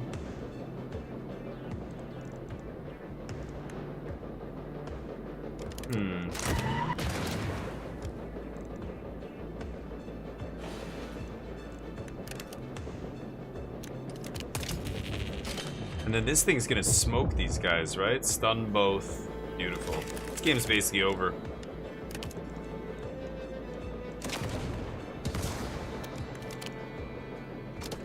Oops.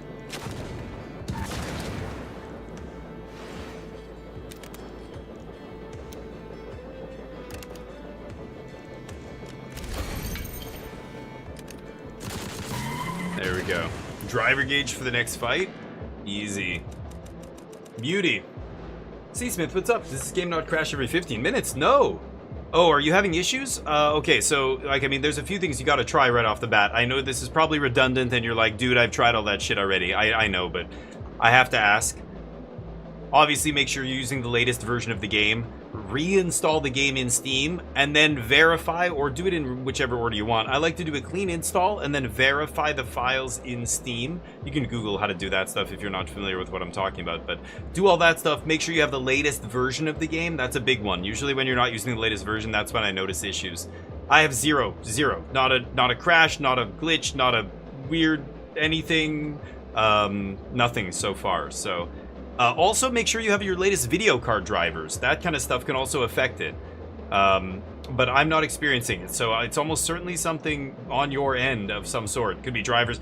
I don't know if this game... It's not an online multiplayer game, so there's probably not an issue with, like, you know, firewall software and that kind of stuff. Like, if you weren't connecting to lobbies or whatever. Like, the issue with... You know, if you're having an issue with this game, it's almost certainly driver compatibility, version compatibility, you know, those kind of things, C-Smith, so... Good luck. I hope you fix it. I don't think it's a problem with the game because I've experienced no issues. I don't know what other people are experiencing, but you can see all my hardware and everything on the about panel on my Twitch channel. If you want to see what I'm using, all of it's up to date, of course.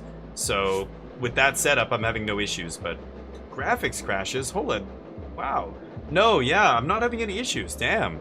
That's unfortunate if that's the case, but it's a small game. That means the devs are working full-time on a game like this. If there's a serious issue, widespread issue like that, I imagine they'll get on that right away. So that's unfortunate, but go to the Discord. Maybe check out their Discord if they have one. That's the place to go for bug fixes. If you've tried everything else that I'm talking about and it's still not working, go to the Discord, say something. Small dev like this, they'll probably get back to you and try and fix it, right? So sucks. That does suck, but I imagine, don't worry, you will resolve that. It's almost inevitable. Hopefully it's just not an issue with your hardware or something and you have to, you know, that's when it gets problematic because that can get expensive and everything, but good luck. Wait for fate! Cheers! How you doing, buddy?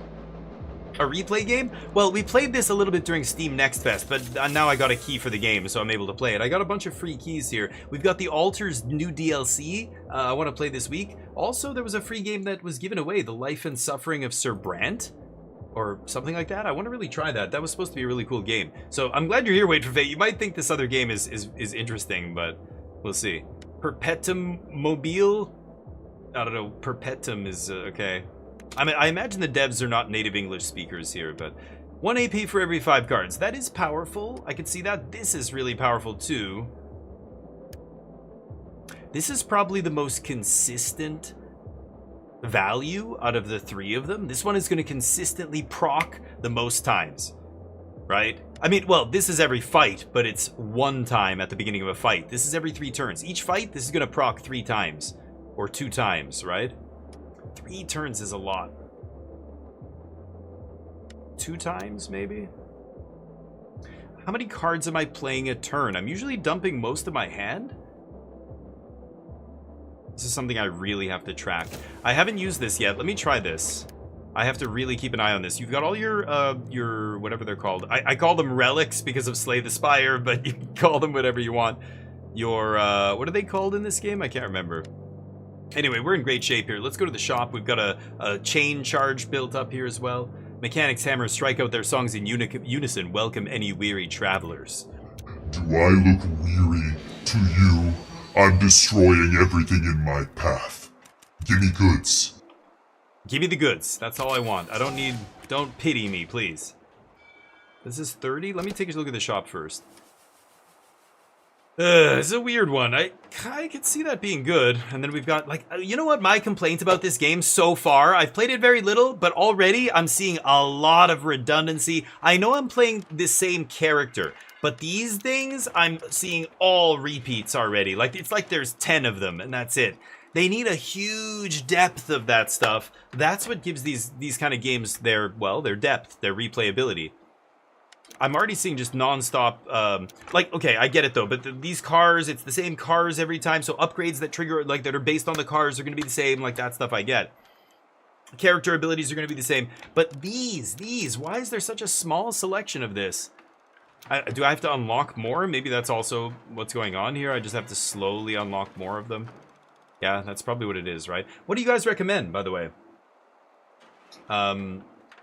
Any suggestions? Any input from the chat? I don't think I need another attack here. Oops. I have a 20 card deck. Wish I could... Yeah, I've got a lot of attacks. 3 shields. Oh, I thought this got auto-sold? I guess it doesn't get auto-sold at a shop. Wait, what? What the fuck? No, I didn't want to leave the goddamn... What? Did that just leave the fucking shop? You gotta be kidding, and I can't go back? I didn't do anything. You must be joking. How do I go back?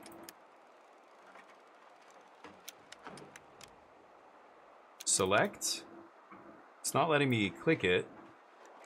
What am I missing? No. At the bottom left, I think there's a back button. That's what I thought I was hitting to go back to the station. This go button, I don't know if you can see it, it's grayed out. So I can't go back. I can only click on one of these and then... Wait, what? Oh, there we go. I hit escape. Holy shit. Okay, escape got me back there. How did I get out of this screen without closing the shop? I don't actually... I clicked on the... Oh, it's because I clicked on the map. My bad. Shh, Chad. It's okay. It's okay. I know what I'm doing. You're so wise. I know. I'm good at games. Miniature Buddha. Covered in hair. I know. I know. Dumbass. All right, let's do this again. So what are we taking here? And this is still on the screen. This shouldn't be on the screen. Yeah, it's showing me so I don't know what I did. I kind of fucked something up here. I can't even read this card unless I hover over it. Civil Engineer is interesting. So +2 AP. I assume that means every turn. That's insane, right? And if I have 0 cards in hand, I'm not drawing for free. That would be bananas. I don't think I'm going to do that. It's kind of insane, though. Should I try this? If you have a lot of card draw, it's really good. I think I'm going to take the boiler. 167 gold. This is interesting.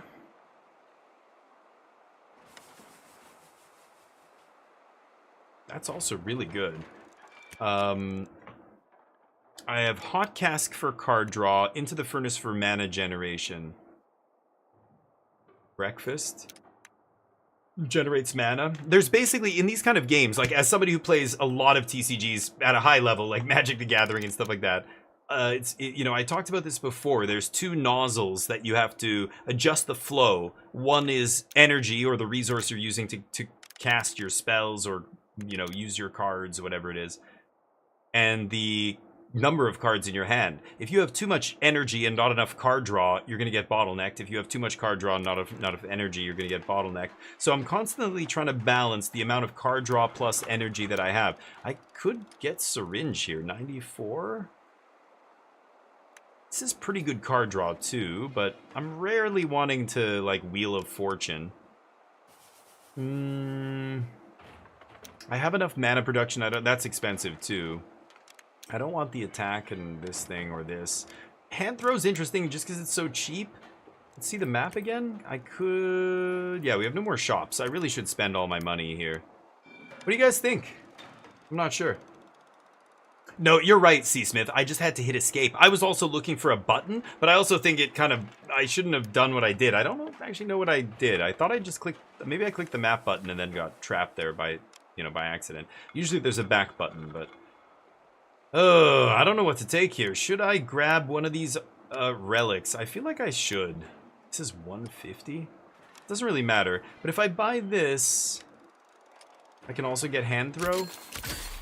Sure, let's try that. We're dilly-dallying a little too long here. Oh, and I can do this. Change it for another random card. I could turn the cargo into a card. Sure, another artillery attack. Okay. Let's carry on. Veteran fight? Into unknown. I like the unknown tiles. I want to see all of them. Emergency brakes? I already have one. I have one in my deck. Wait for fate. You're joining us halfway through this run, I think. That's why. But yeah, I have yeah, I have an emergency brakes already. Okay, these guys are all attacking me. Shield car starts with a shield because of one of my relics, right? Fortress. Perfect score is nice. If all train units are at full health, I start each second turn with 1 AP. So next turn I should get another AP if I don't take damage this turn. They're blasting. So many enemies.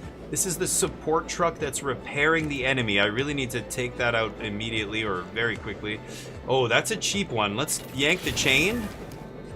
Ah. Shield to the locomotive. If I take this guy out, he crashes into this. They hit that. Wow, 4 HP.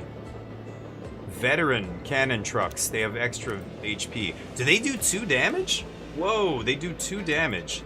These other guys do 1. Okay, so they have more HP and more damage. I have multiple shields that both have cost down. So the more cards I play, the cheaper those guys are going to get.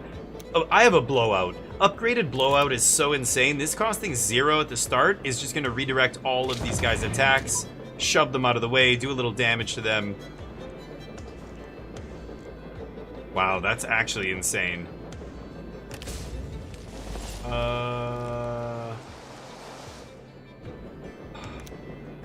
Shit.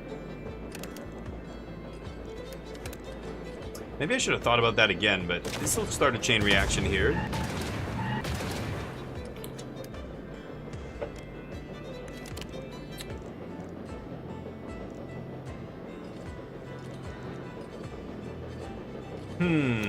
Obviously, I'm gonna breakfast.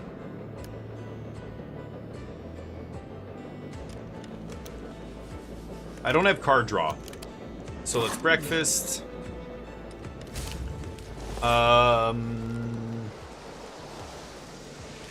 Sure. Precision shot, one of these guys.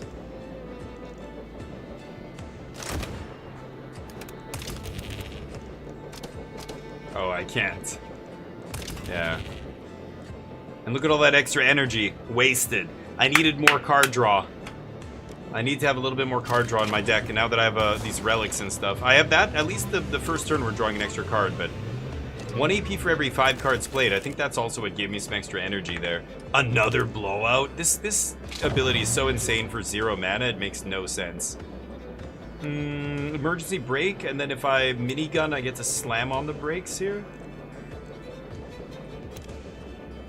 Yeah, I like that. Emergency brake, minigun. That thing slams back. We move back. Activate this. Blizzard. So I could just stun this guy. What am I doing here? I've got minigun and artillery. I don't like these artillery trucks. Okay, this guy's gonna get smoked by that. What is this? Ice pillar. That'll stun him. Fire barrel. Holy cow. It does 2 damage.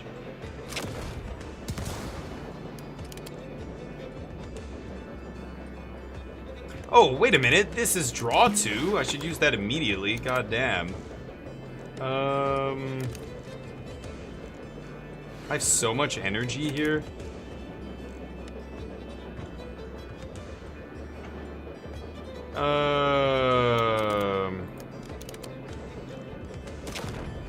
Just kill this guy. Yeah, my train is insane. Insane train.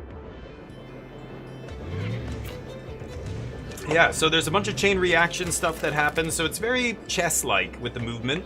Very tactical. So, deck, you know, card-based deck building roguelite with tactical strategy combat is pretty cool. But it's got a weird mechanic. The train. You can't move wherever you want on the battlefield. You can only go forward and back. And that creates interesting scenarios where you get kind of trapped sometimes, or you can ram people and stuff like that, which is sweet. Okay, there's all my card draw at the fucking bottom of my deck. Amazing. Thanks. Really, really great. Great stuff. Great work, deck. 7 energy. I'm just savaging this dude. You liking it? That's our death whale. Even if I blow this up, this guy's not gonna die. I think I'd rather... Okay, I can't stay there though, right? Let's go like this.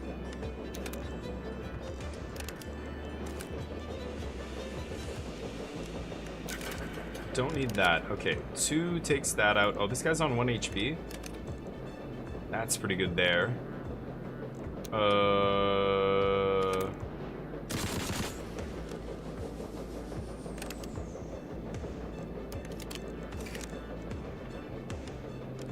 Crap.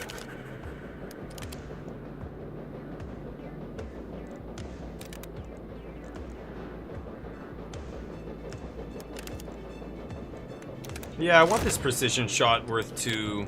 I don't care about any of this stuff. And I can't do anything else, sure. 1 AP every 3 turns. Yeah, 1 more card and we get an extra AP there. And then I think I get an extra AP off that. Yeah, so I'm starting with how much? 9? And then next turn, if I play 1 mana spell, it's free, basically. Let's do this and blow out here. That's... Oh, I forgot I moved my artillery. I thought that was the artillery card. Never mind. Derp. Okay, this should be pretty straightforward here. Oh my god, the blowout would have been insane. You know what? It doesn't even matter. I can just do this. Okay, that guy's dead. That guy hits him.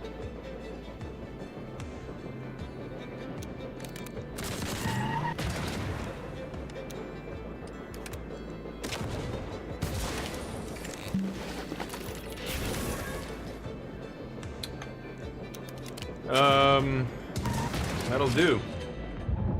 Nice. Rushing. Untouchable. Full HP, smashed everybody. Excellent. Lots of enemies destroyed, getting lots of scrap there. You're getting 10, wow, for that sniper car. 12 for the supply vehicle. So you can see the breakdown of scrap there. Up to 78. Let's add a card, then we'll modify. That's tempting. It's worth 1 though. That's interesting as well. I'm gonna take Waste Not here. Clean up our deck a little bit. Ooh, I love the card draw here. Wait, what? Oh, it's got Hold. I'm like, this is Modify. Make something better. Burn. Cost up. Wait, what? Oh, removed cost up. I don't even think it matters. I'd rather just get Burn or something here. Hold is tempting, but I almost always use these immediately. This is the same thing except shield too. I think I'm gonna take Burn here. It's nothing special, just a small modification, but let's do the random encounter here. See what we have. And our bar is reset, our driver gauge. Oh, it's a workshop. Workshop hums with undeniable energy. The 2 lone brothers with immense card and train. They love trains and they play a lot of poker. They know how to make them come together perfectly, apparently. Sure. Gain 50 scrap. Oh, it's one or the other. Oh, I thought it was both. That was a mistake. I should have probably modified a card. On we go. To the boss.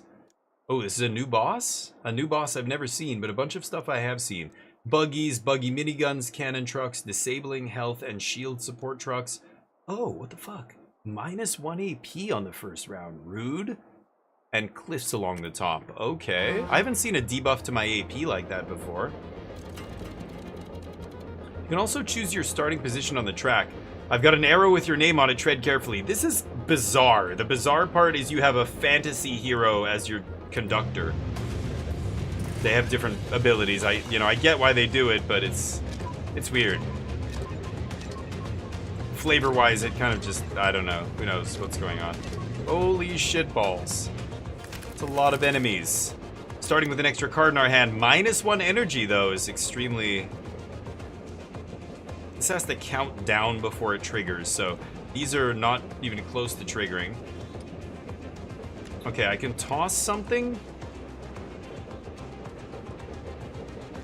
Wow, these guys have 4 because they're... Oh, they're regular buggies. What if they have 4? Where's the boss? A rare relic of the past, Hadrian. Hadrian's car boasts a high-precision cannon that will recalculate its flight path if moved. Whoa, the range is crazy. If he moves, not if I move. Hadrian, immune to flip. Oh. Reset stacks of locked on to 3. I don't know what locked on is. Immune to blind. Locked on. Replan attack intent? Replan. Is that replan? Should have a hyphen. Okay. Replan. His name I thought was, and I'm like, no, it's Hadrian. Replan attack intent to keep the same target if possible. Decreases effect's lifetime when damaged. This effect is removed. This unit's intent is cancelled, so they lose their turn. Their intent is their action that turn. So they have 3 lock-on. So if I hit them 3 times, they lose lock-on and skip their turn that turn. So again, 5 energy. We can move forward and back. Each time I move, it's cumulatively more expensive. 2 damage. Man, these guys are thick. Is everybody has 4 HP? God damn. Oh, it's this thing. Ah. That's what it is. I've got to kill this.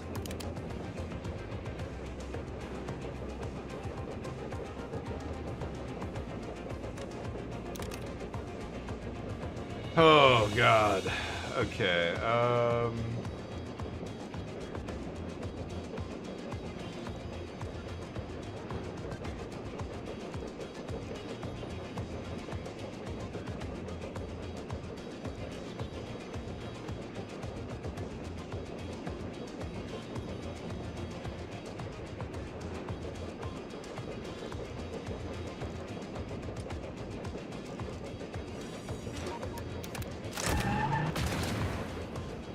okay, they all go down.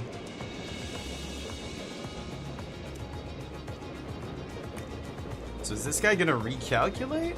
Yeah, he lost his little dash marks there.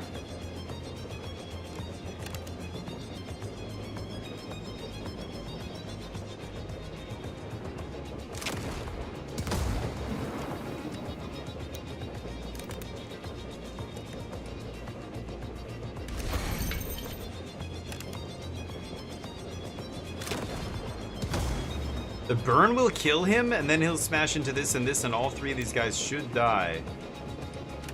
Let's go. Okay, this guy's got 3 shields. I think we're covered here, and we're almost at our charge bar now, because I did a bunch of damage. That guy misses. That guy, we get block. Block. Oh, hit our locomotive there. Oh shit, the locomotive goes to 1. Oh my god! And that guy got to move before he died? I thought he was gonna die on his fucking beginning of his turn. I thought the guy was gonna die at the beginning and chain and kill all those guys. You know what? I didn't look at the turn order. Oh my god. I played that round assuming that was gonna happen.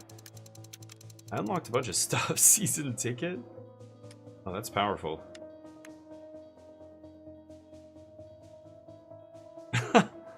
5 energy to detonate. Explosion range? Oh wow, target range, explosion range. I love that. Sticky bombs. Okay. Oh, well, I fucked up there, guys. I did not realize. I just assumed that would trigger at the beginning of turn, the way the, whatever they're called, environmental effects. Should we do one more run or should I switch it up? Damo, Bruins, how you doing with the Damo? How's life? Bruina. Let's do. Honk for the Bruins. I'm honking in this game. Phosphorus rounds. Still haven't unlocked this guy. Unlock all the cards for one carriage. Oh. I cannot unlock the locomotive. I've got the minigun. I could add the minigun to my starting train? No, I cannot. Right. I think the artillery one is better. I have everything except one card for this stupid protector. What the hell? Could unlock some new stuff here. We've got modules. We've got cards. That's insane. Why can I not unlock this? Huh? I have the name. Oh, I can. Okay, never mind. Gain 1 AP, draw for 0. Lotus Petal. Discard a card, decrease movement cost by its AP cost. Wow. Ooh. I'm fighting myself with a dearth of card draw here. Oh, that's interesting too. Save train from lethal once per fight. Could unlock that. Discard a bunch.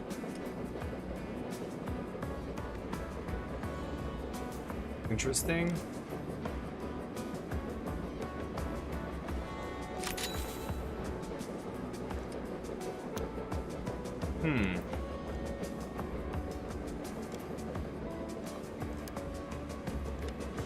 Oh, I need to unlock 2 of these to unlock the next tier. I see.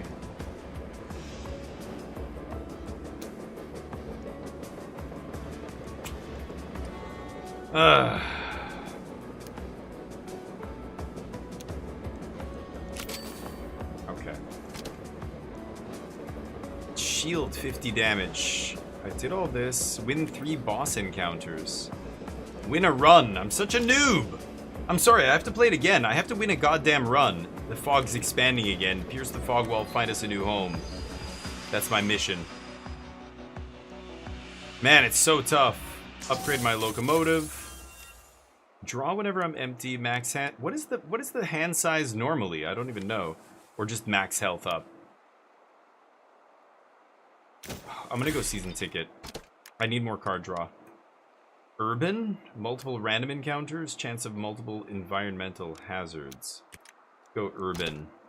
This is Misfits territory, which I'm not sure exactly what that means. I think they're tougher or something. Early shop. You go fight into shop with cliffs. Wow, Central Station, so close. I guess I should do this because I want max rewards before I get into Central Station, right?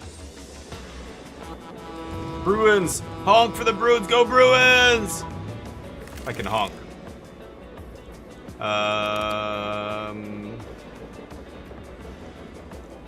Lifts along the top here.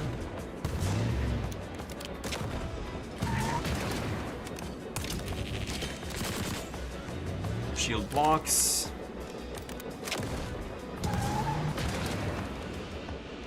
Okay. Scrap. Card draw I like. This is very specific. There's not a ton of units with shields. I think I'm gonna take Hotcast. Okay, need some mana production and we'll be in good shape here.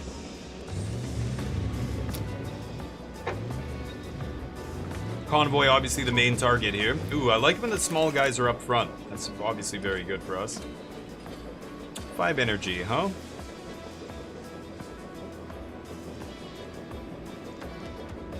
I could just go hit, let the damage happen. That's fine, right? For the first turn. Clear some of these enemies, shield up. And we'll worry about the convoy in a second. Yeah, these guys have to back off because of this. Now I get to just focus here.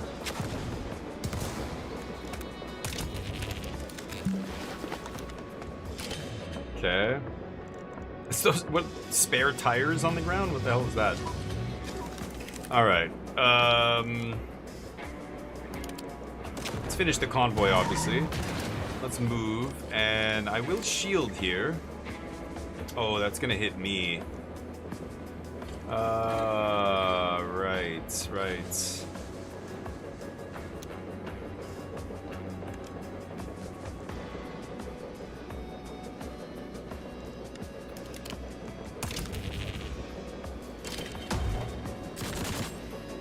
I want to take shield damage anyway, right? Okay.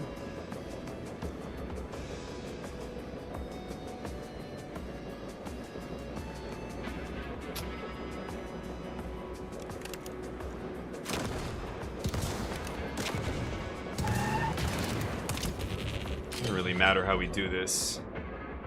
Nobody getting hit by that ice pillar.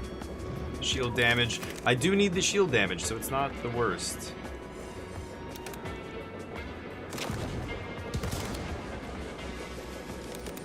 Should I just farm?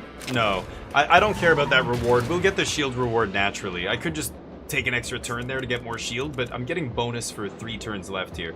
It looks like it's 3 scrap per turn that you finish with. It's not actually that much, but whatever. Gain AP every 3 turns is solid. I do want some AP production. I have some good card draw already, right?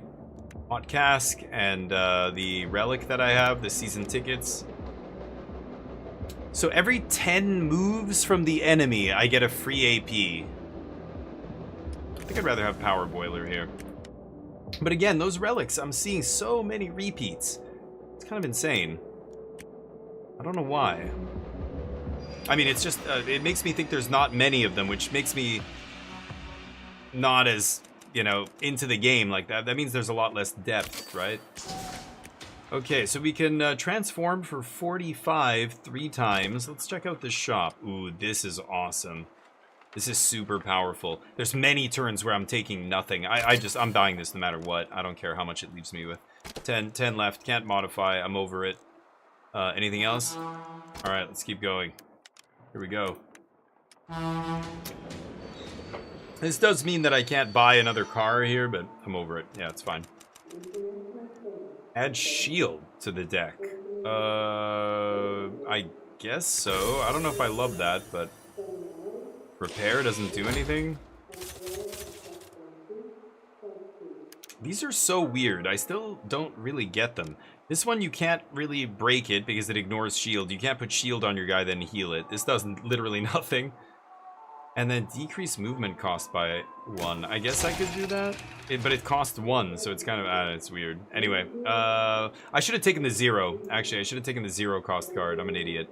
Because I have season tickets. I want to just dump my hand. If I have a 0, I can just drop it, redraw. That actually turns it into something useful, right? I want to go for the random here. What if I go convoy random fight? Is that crazy? I'm at 10 bucks. I don't think I'm going to have a lot of opportunities to make money before I hit that shop, so let's keep going. I could reposition my train as well. I haven't done that yet. Nothing to the north here. One-sided battlefield. Okay, this is a chain reaction. If I can... Yeah, I'm not going to be able to kill that guy. Shit.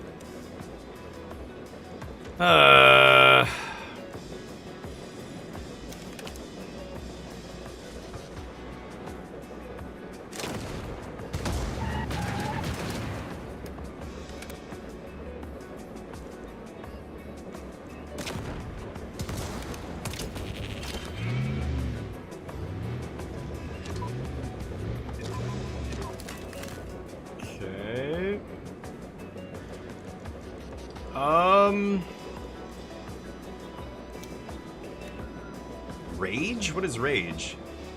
This unit's cards gain 1 power. Oh. Weird? So this deals... That would deal 2. It wouldn't change anything though, would it?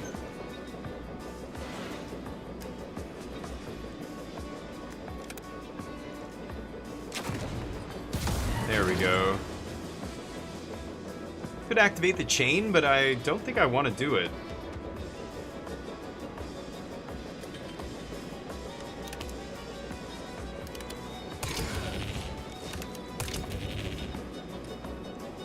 Gonna end the turn here. Hey, Comfy, thank you for the lurk. I appreciate it.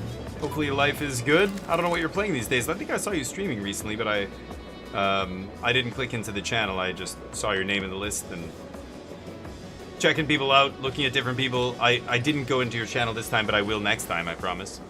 I'm curious. I always like seeing what people are playing whose game opinions I respect. It's awkward.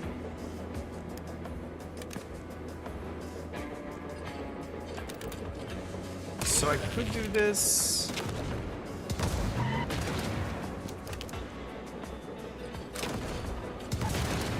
And then just protect myself again, redraw, nothing.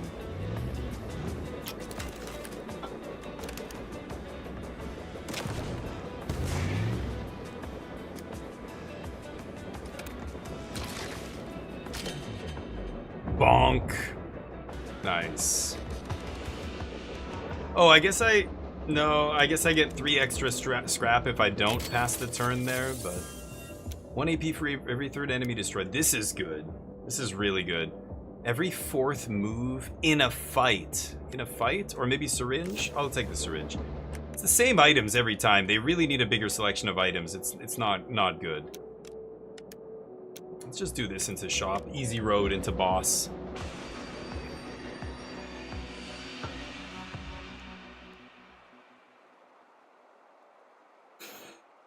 Oh. A duplicate card. Piggy bank. Repair your locomotive. Don't need. Gain 50 scrap. I'm going into a shop here.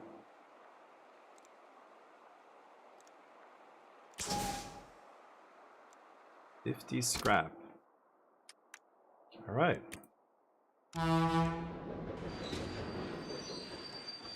I can't see which boss it is either. 20 scrap. Alright, we can transform a card. Let's go into the shop. Silver Tongue is good. Oh, I can't afford that. Picky Jester is really good. I think that's what I'm gonna buy here. I can transform a card. Let's turn the batteries into something else. Oh, I have so many shields. Shit. 48 coins. Can't do anything there. Repaired. I guess we're saving our money. I let him know when I'm coming and going. Alright, that's how we do. Alright, here we go. Don't push your luck, bandit. Filthy wasteland dwellers. So this is Hadrian. High precision cannon with lock on. Okie dokie. And there's the shield truck giving random dude shield. Sure. So 3 HP, 2 HP. 2 HP blows up. If I kill this, he slams into that. That's nice. A lot of defensive stuff here I don't like. 3 units targeting this, so I really should move back. The question is, should I shoot first?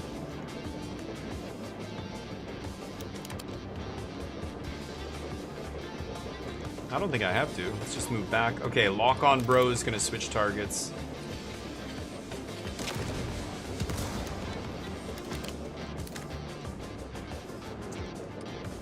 Let's toss this cask.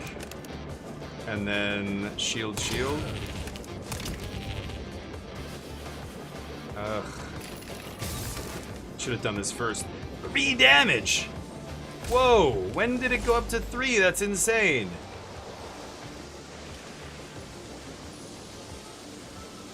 And stun, shit. That guy's gonna shoot him. I think, yeah, those guys are gonna take care of each other. Maybe I just smoke the boss here? That's just gonna knock his shield off. I think I'm just gonna put damage on the boss and stun him. That feels good. I forgot about this stupid thing. Yeah, that guy shot him. Shields absorb all that. Random shield guy gets his shield. It's a little annoying. Oh, you gotta be kidding me. Too many defensive cards here. Oh, that's bad.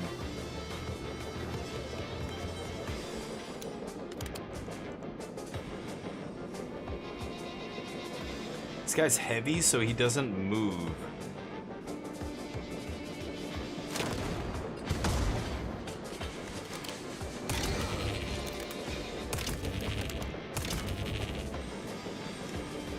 The that. So this guy's gonna take a damage. He's only got 1 shield, this middle dude. This guy's got 2 shields. He'll absorb... Oh, did I fuck that up? I thought this guy was attacking. I'm an idiot. I actually should have put the second shield here. Hold up. Let's redo this turn.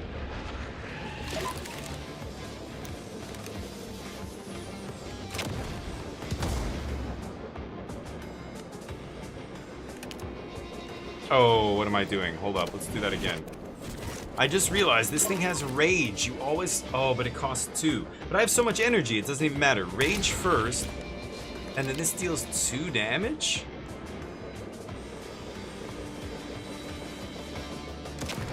Okay.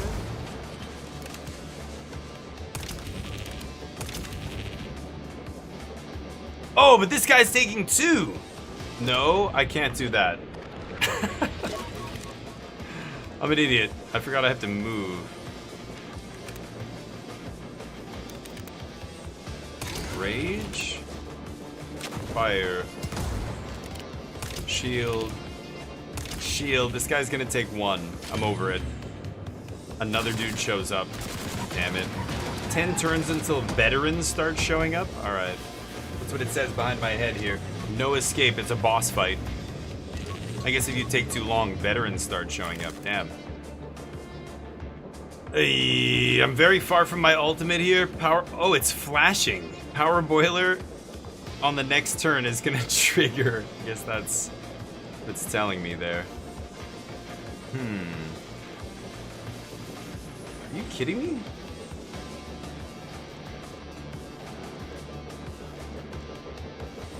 These guys are at full health. It's crazy.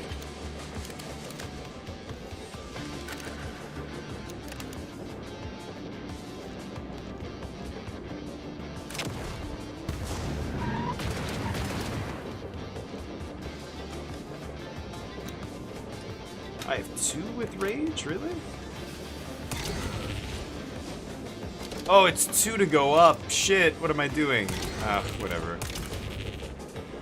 I was gonna charge there, and then I realized I had to pay 2.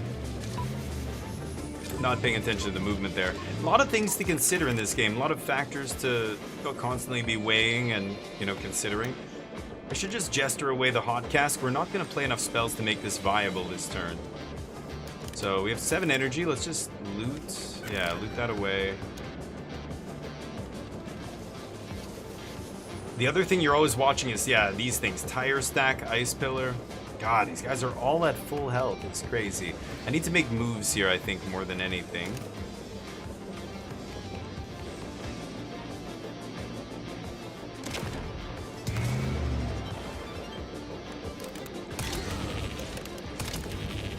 Should have done that first, but again, I'm using the energy to do it, so... But I passed with 1 energy there.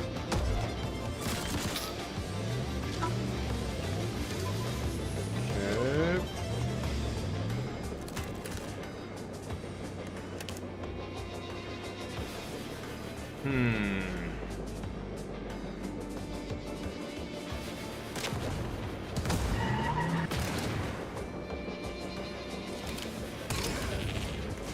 Again, I'm not sure if I'm supposed to... Okay... Not bad.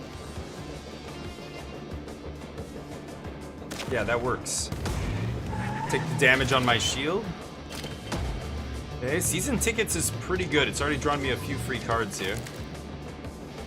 Alright, I think I definitely need to slam on the brakes here.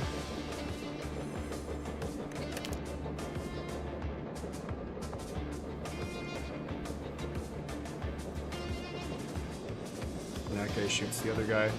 I should just do this. Put them both in the,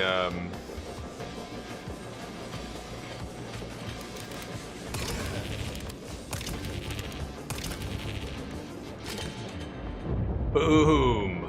Get wrecked. Okay, we did it.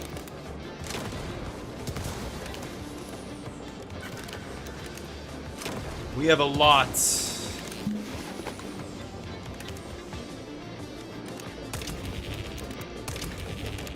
We have a lot of defense and not enough attack to balance it out, but that's okay.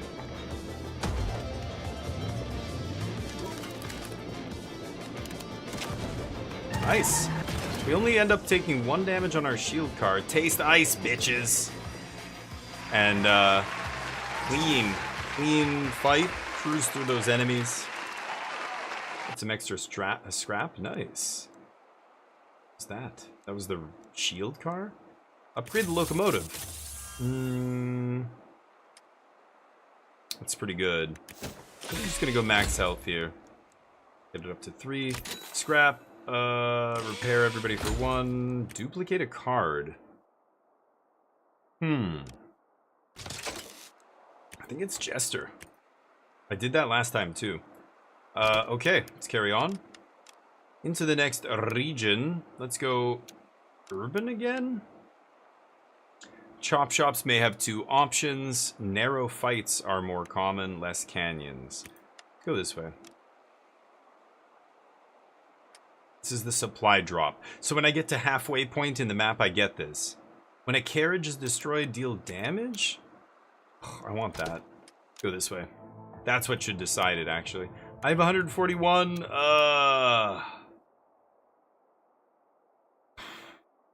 Didn't want to see a shop on the very first one. There's a shop there. I could just go bam, narrow grid.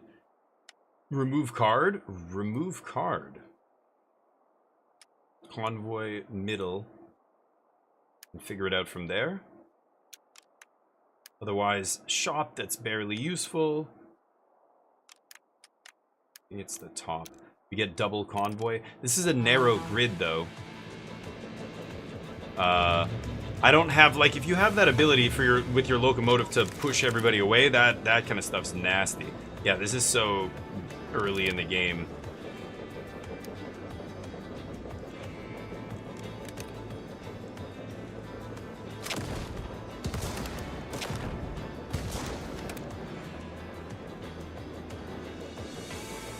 What am I doing? Why do I never remember to use this?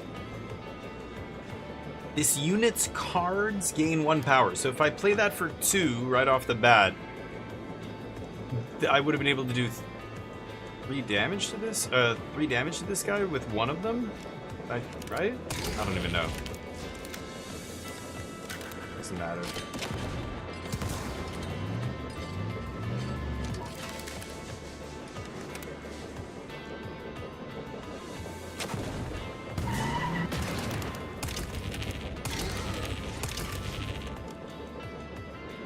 The 1 card in my deck I can't cast.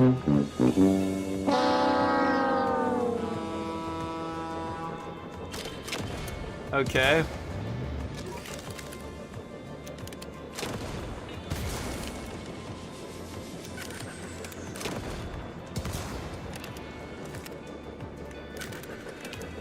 Oh! What? I clicked on the wrong dude. No. I accidentally clicked the shield on that guy. Whoops. Does that change my draws? No. It did. It did change my draw, right? Weird.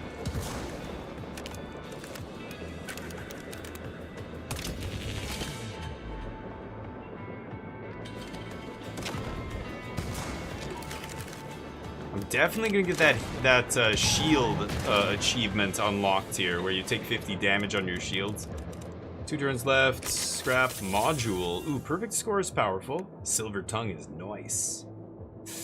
This is where a really good game would let me go look at the map. I would be able to click on the map and replan what I was doing based on Silver Tongue and see if I have a shop coming up.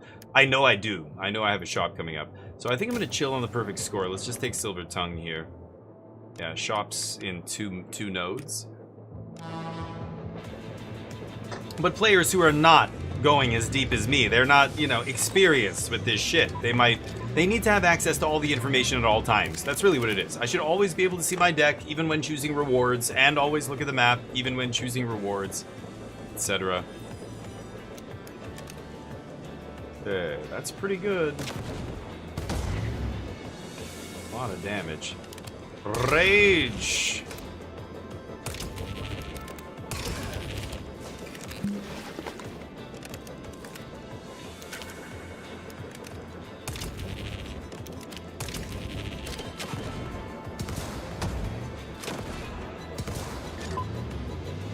One turn for this. That's killing 2 dudes.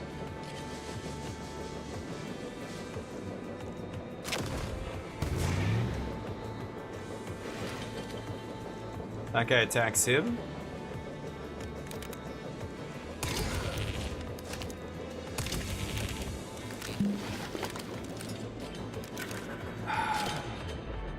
I need some 0 mana or 0 energy things. What did that do to these guys? Sabotage. The next time it moves, take a damage? Oh, nice. Okay, so these guys are all dead? Great. Okay.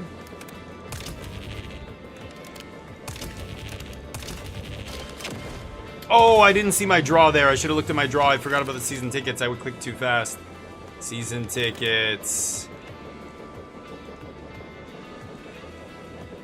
2 damage. The artillery attack because of rage.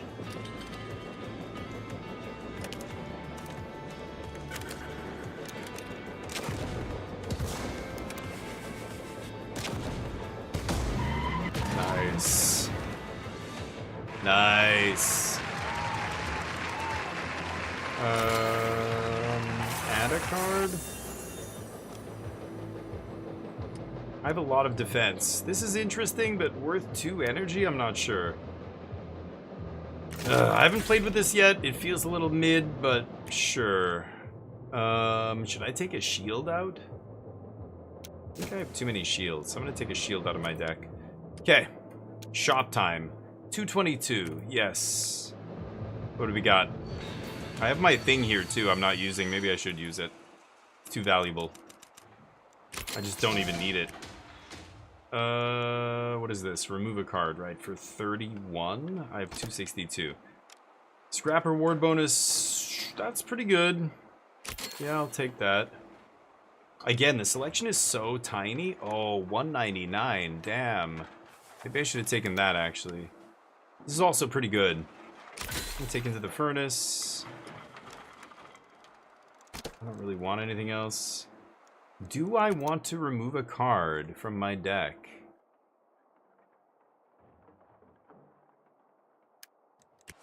I don't think so. I guess I'm banking 82 here? Okay, convoy time. Let's do it. I want to add another card to my convoy here. So I have vents now.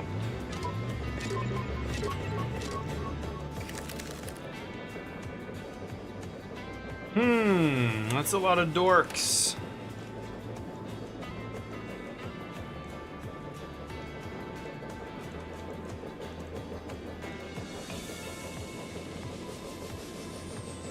That's interesting. I like that. That's a lot of damage.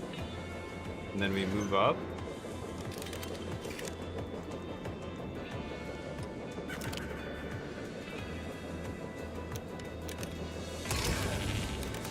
So now this does 2 damage? That is insane. That's gonna hit my shield guy.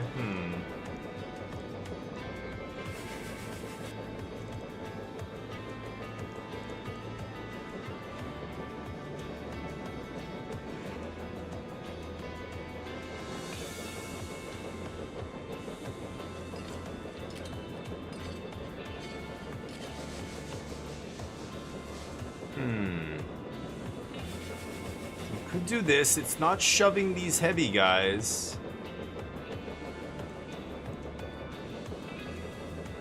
In this case, I'm getting hit a bunch.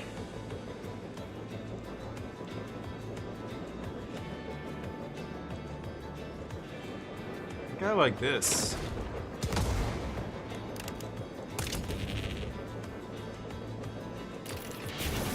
Oh, I'm such an idiot.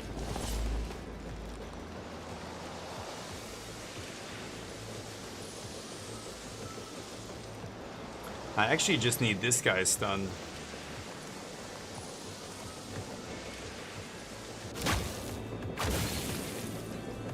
Should have done that first. I totally forgot about that. That guy hits him. That gets blocked, that gets blocked. Okay, this is the convoy van I have to kill before I wipe everybody. That shouldn't be a problem. Ooh, I have no cards in my draw pile. Nice demonic tutor. Amazing. I can turn it into mana at least. God damn it. Okay, this kills a lot of dudes. I like that. It's one turn for that. Do this.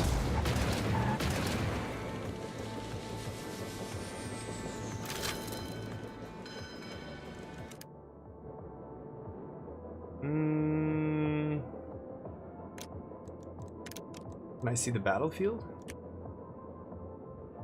Oh. Oh, I didn't know you could do that. Okay.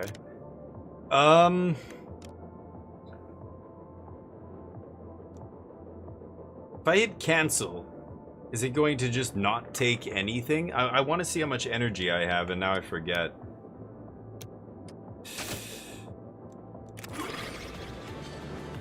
So that's on top of my deck.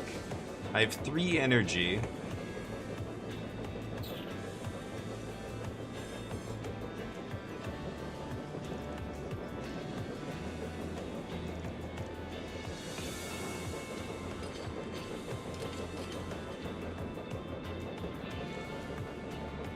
I don't think I played this well.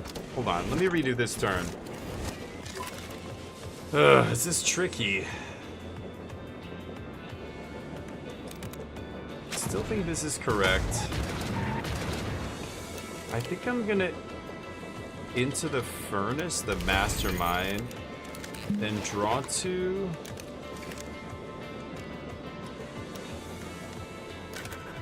Shit.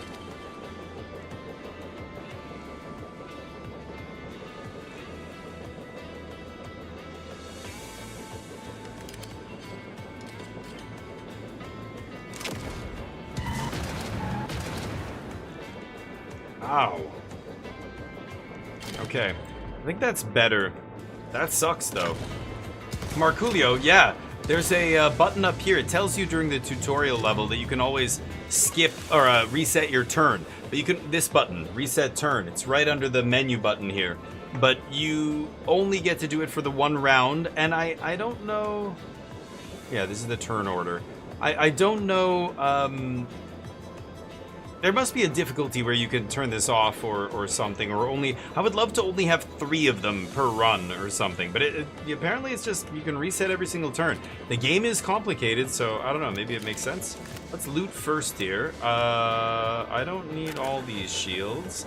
This is Rage.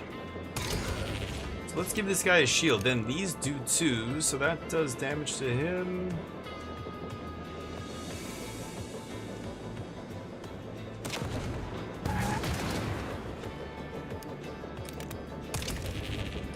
Oh, it doesn't stack? Oh, 2 turns. Okay.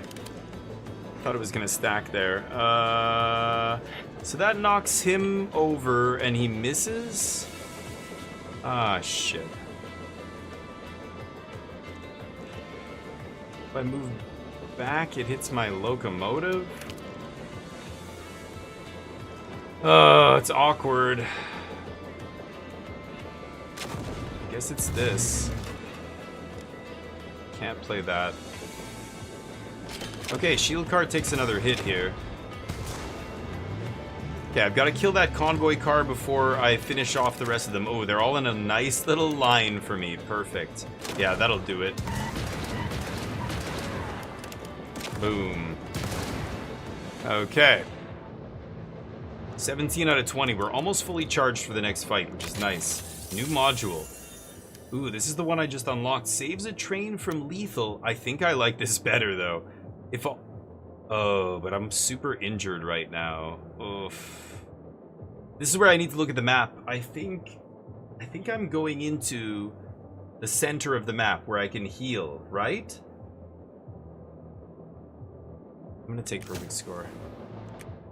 I think yes. But that's stupid. I shouldn't have to remember that. I should be able to just see that where this button should be everywhere on the map or on the screen at all times. Same with this button where I can see my deck. Repair each train unit for 1. Perpetual mobile, I'll take that. Yeah, I can't. Can I buy another unit? Cargo card.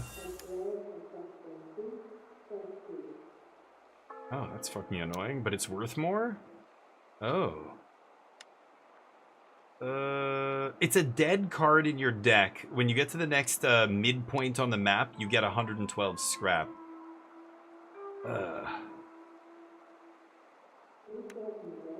I'm gonna take loose cargo, it's fine. What does disposable mean?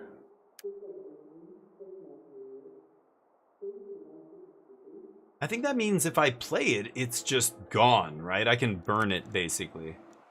Ooh, this still has... Oh, 100? Should I get the minigun? Let's buy the minigun car. I'll put the minigun on the back. I could switch it up here. So the shield car, the radius is only the cars next to it that can be shielded. So this minigun is going to be exposed. I would rather have the minigun than the artillery, and I like having the artillery in the middle because, of course, the artillery has a weird firing radius where, you know, you can see the blank spaces around it. I don't want to put it on the end. It's a little awkward. I could put the shield car in the middle and put the 2 guns on either side, but, you know, protecting the locomotive is paramount, so I think I'd rather do that. So I can upgrade the level of one of my things. Ooh, let's upgrade this. I think it's the last one. Panzer Dome. It will block all the panzers. Exhaust, cost up. Discard all blue cards. Give 1 shield to all carriages. That is filthy. Exhaust means once per fight. Yeah. Dome me, bro. Beautiful. Phrasing. Let's go. 21 scrap. So coming down to this chop shop. Maybe not the best. Huh. Convoy fight? Convoy unknown? Boss? Let's kick it. We're almost at 20 here too, which is nice. Let's see if we can get it. And Marco, do you play this game? I don't know how many people play this game in my channel. There's a few people. Zeratul was saying they play it as well. It's kind of sweet, little puzzle game. There's the convoy hiding in the corner, out of my reach. Okay, these guys are only able to attack people next to them. Mastermind. I could tutor for something here. Into the furnace to get mana? Oh, it'll go on top of my deck though, right? 1 shield to all carriages is nice. Ooh, the rage is also very nice. Because rage on the minigun is actually nasty. Huh.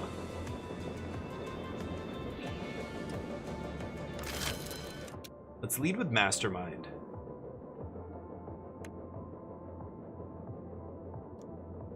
Shit, I should have thought about that. 6 energy. So I just used 1 energy. I have 5 left. I have minigun, and the other spell to buff them. That's 3 energy. What was the other spell? It was 1 mana, right? Do I want into the furnace? I could just take another minigun attack here, actually.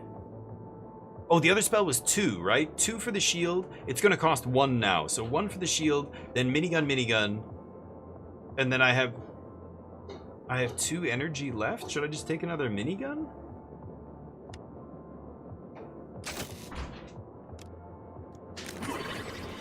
So I have minigun on top. I can pick it up with Jester. I have 5 energy, yeah. So I go... Oh, this is cost up. Oh, whoops. Okay, you know what? It doesn't matter. It doesn't matter. Let's draw cards. Ooh, pick up that minigun. I have 5.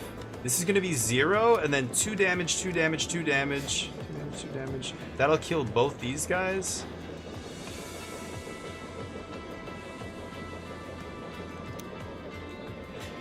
So, 1, 2, 3, and then I move.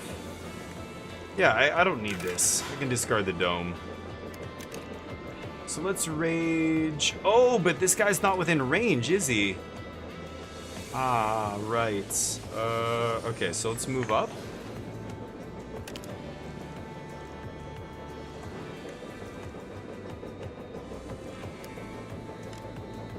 Shit, the minigun on the back is rough. I should have changed the position of my train. I should have moved myself far forward. I fucked up, didn't I? Yeah.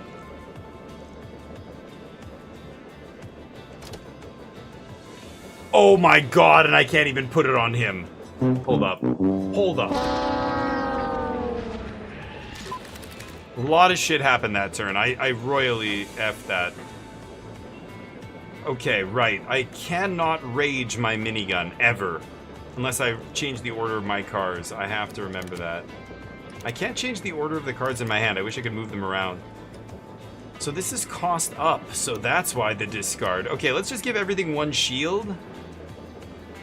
And then what? I can mastermind. I could just get an artillery thing. I could get another shield.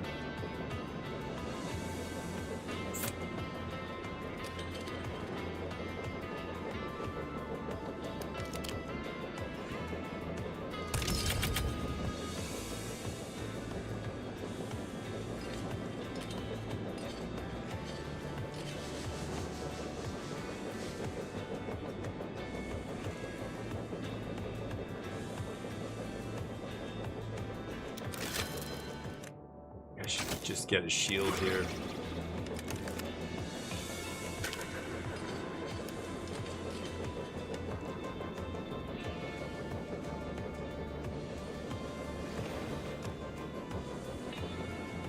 Oh, the minigun is so ridiculous.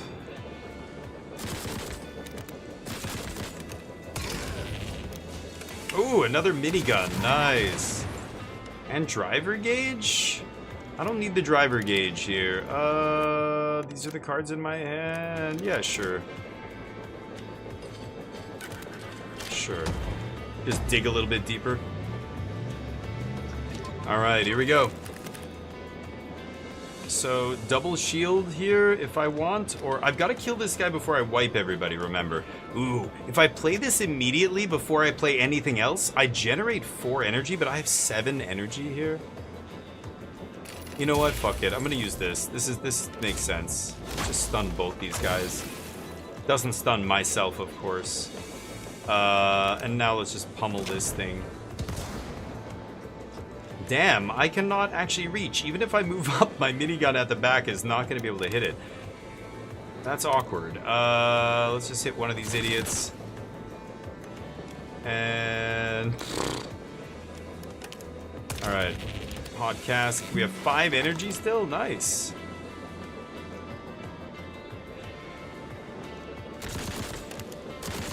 I know what I just did. I know. I can't play this. I have season ticket. I want to dump this card, but I have no target. I need another card in my hand. Awkward. Oh, he moved. Whoa. Okay, this guy's donezo, right? This is an ice pillar that's gonna stun him, so I can effectively just ignore that guy. I have the draw, so I can mastermind, put whatever I want on top, and then pick it up. Let's go get a... Yeah, let's just artillery this guy, right? Let's mastermind. Let's get artillery attack. Put it on top. You can picky jester. I don't even need the shield here. Slap. Slap. And doesn't really matter. I'll shoot. Ice pillar, baby. Bonk. He gets stunned. And we finish him. Alright. Clean. This guy took 1 damage. New artifact. That's interesting. This late in the run? I don't know if I want that. I'll take the boiler. Protected boiler. A short grid. Okay, holy crap. High chance of support units.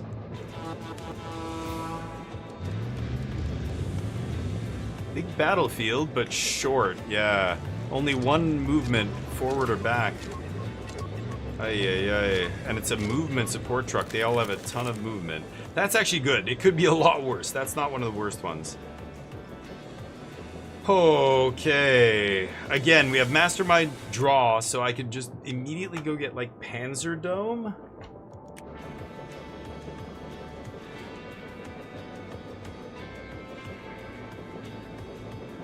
One, two, Panzer Dome is 3. I would have 4 energy left. I would dump my shield. So 1, 2.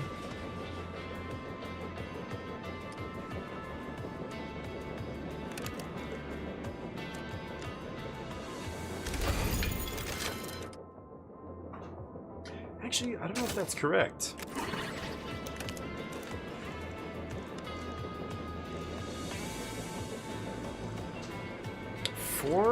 These guys have 4 HP? These are the armored version, yeah.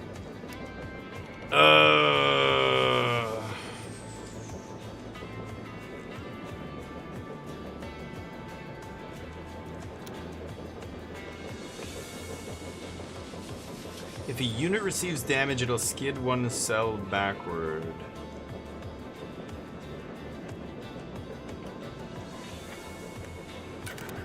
Okay.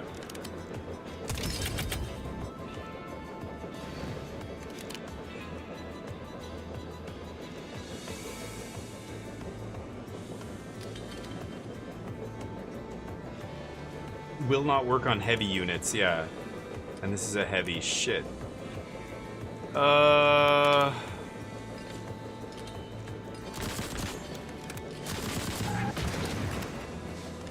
Ooh, another minigun shot? Nice.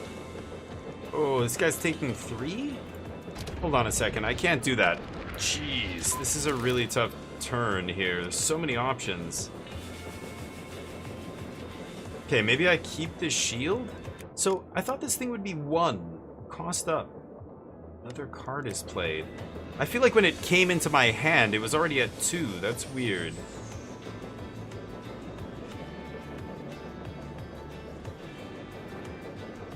I think I have to back off. 2 movement.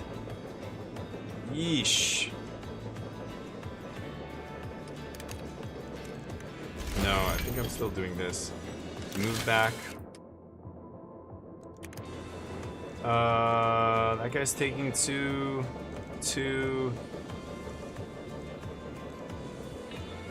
Oh my god. I don't know.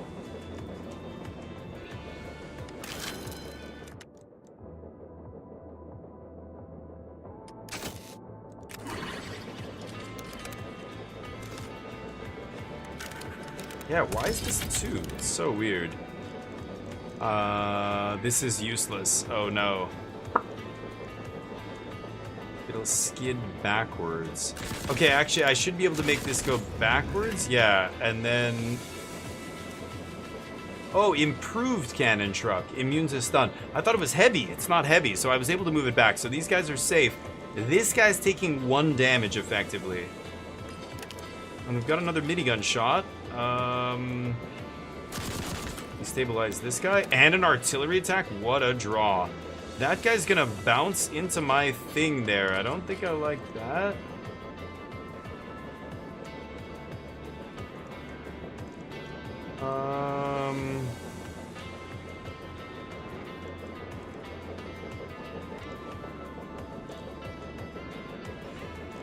Holy crap, this is tough.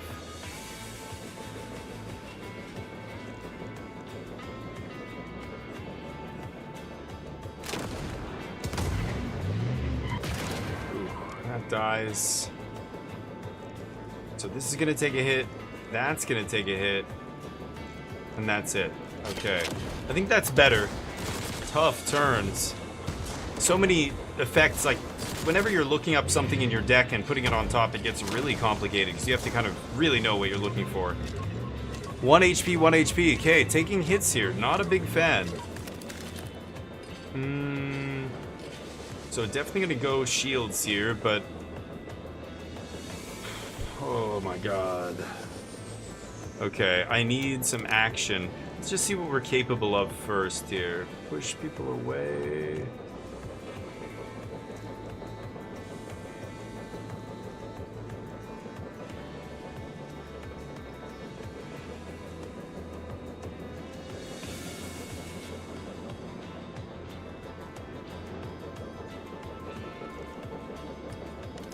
Okay, let's gesture first. I don't think I need the cards.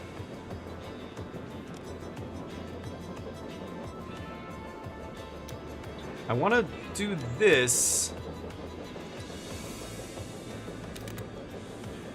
I have 2 rage here, so I could go rage, and then just 2 for, like, just use all my stuff here. That's pretty good, but I have to figure out what I want to shoot first,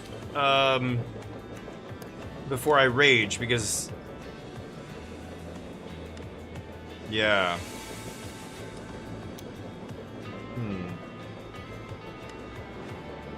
That's tough. I don't know what to do. This is a very difficult spot. If I do that... They don't take damage for hitting the edge of the map.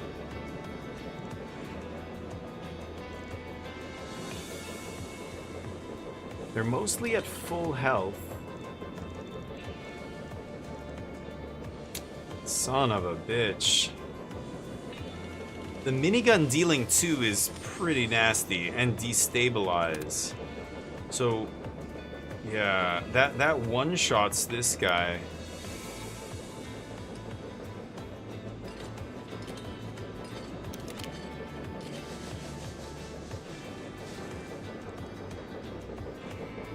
I kind of like this.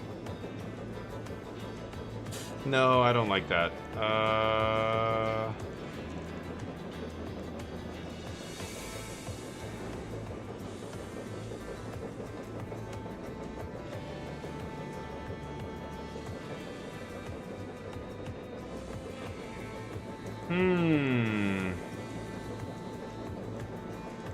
I don't know, guys. I'm not even sure what to do here.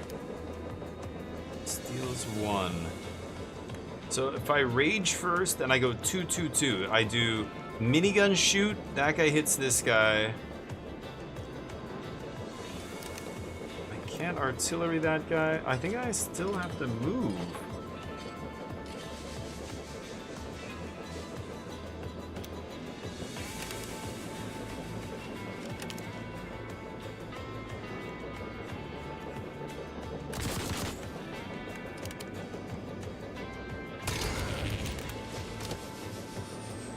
Oh my god, I keep forgetting. Right. I cannot target the minigun. Shit.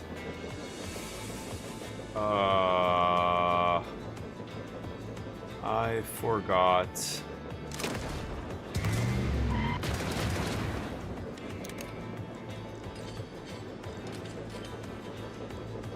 Oh my god.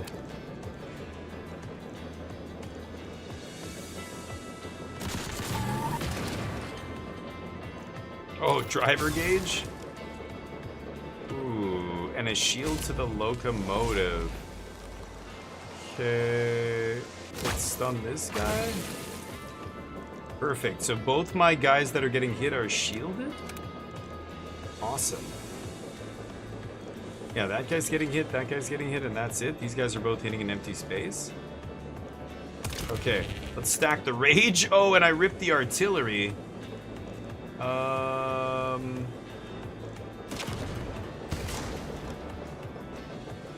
I don't want to use that. Block. Block. Ooh. Smoked his own dude. Yeah, I've got to remember the turn order here. Here we go again. Mastermind. Oh, but I have nothing in my deck, so this does nothing. Great. I still have rage for 1 turn on the artillery, so this guy's doing 2 damage. Pretty nice.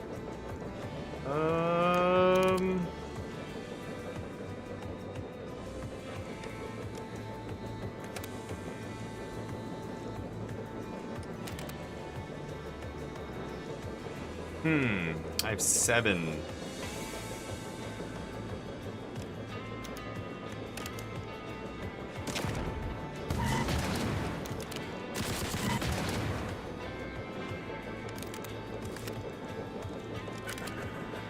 Oh.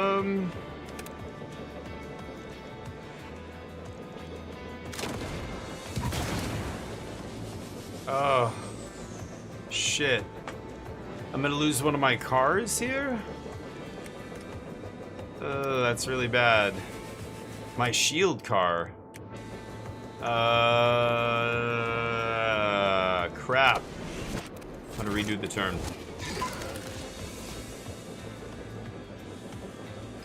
If I move up,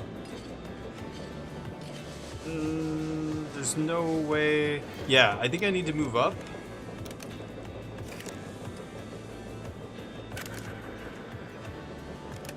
And then I knock these guys back? Oh no, yeah, what am I saying? Because I can't shield that guy, but...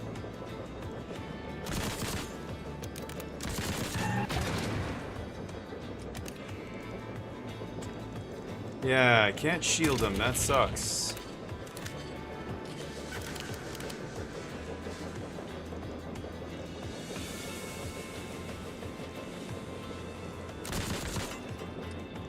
Okay. This guy takes one, but I'm not losing a car. I think that's better. That guy dies. Okay, 2, 1, and 2 here.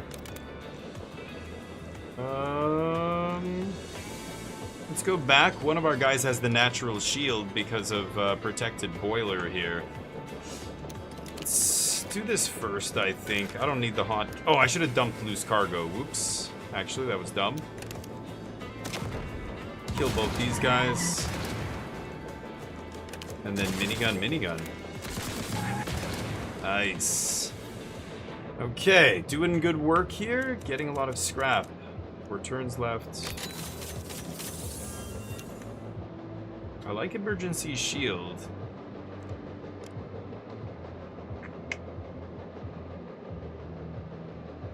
Huh.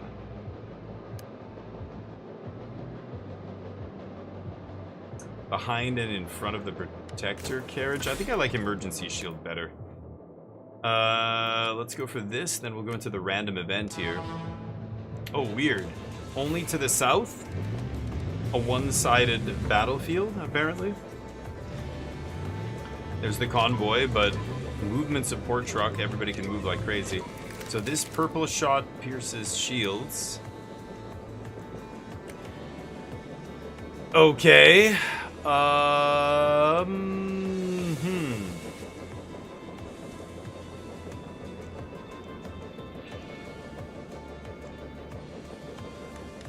really should move.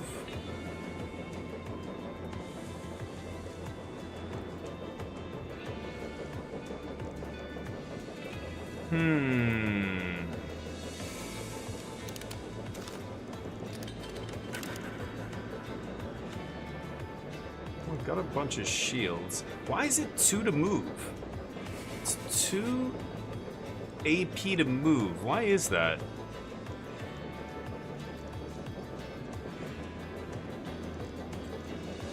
It's weird. So, a bunch of hits coming in on this. I mean, I can kill the sniper truck.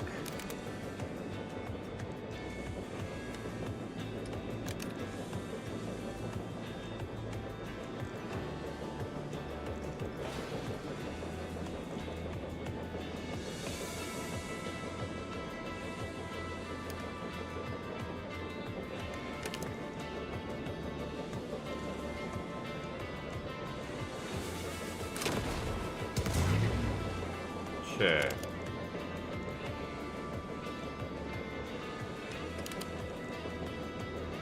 Rage, that doesn't do anything.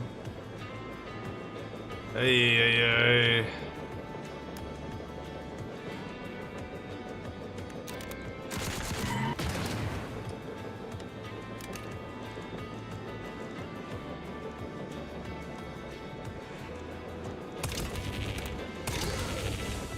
Okay. I guess I get to shoot this one more time. Go. My thing is almost charged, which is nice. Okay, I don't take anything that round, which means I get an extra AP here. Oh, and I got one for that too. every second turn. So I have 8 AP. What to do here?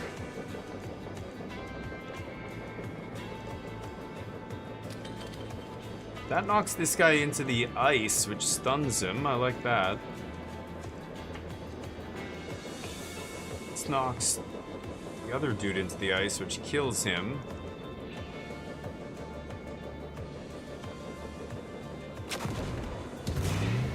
Yeah, I can't have them targeting the back of my truck.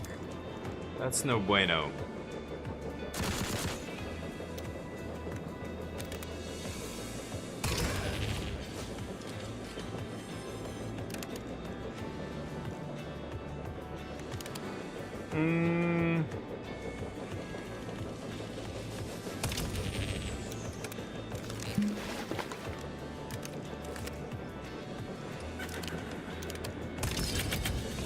Nice. Locking it down. Bit of artillery attack there as well. Okay, the movement truck is gone. And they're bombarding us, but we can take it. Bam. Okay, ooh, they're all in a line. I wonder if I can wreck them here. Okay, into the furnace, I could get like infinite mana here. Okay, I'm gonna do it. I'm gonna sack Hot Cask?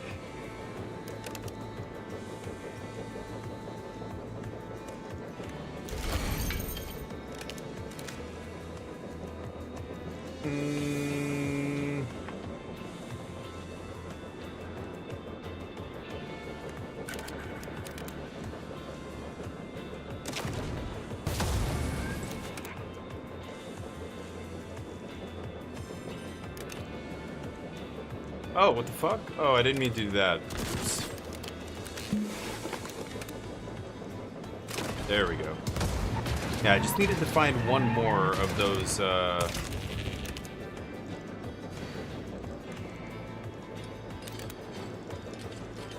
crap. Minigun with a bad range.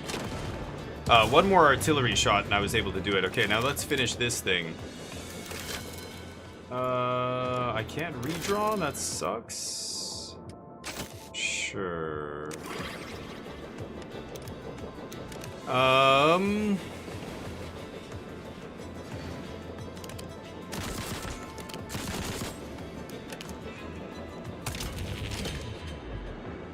Okay, finish this thing off and then take this guy out. This is an artillery truck, right? Yeah, perfect.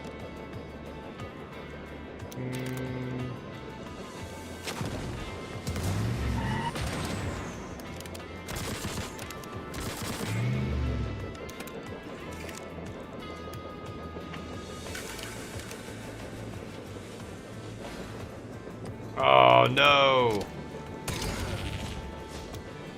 Yes.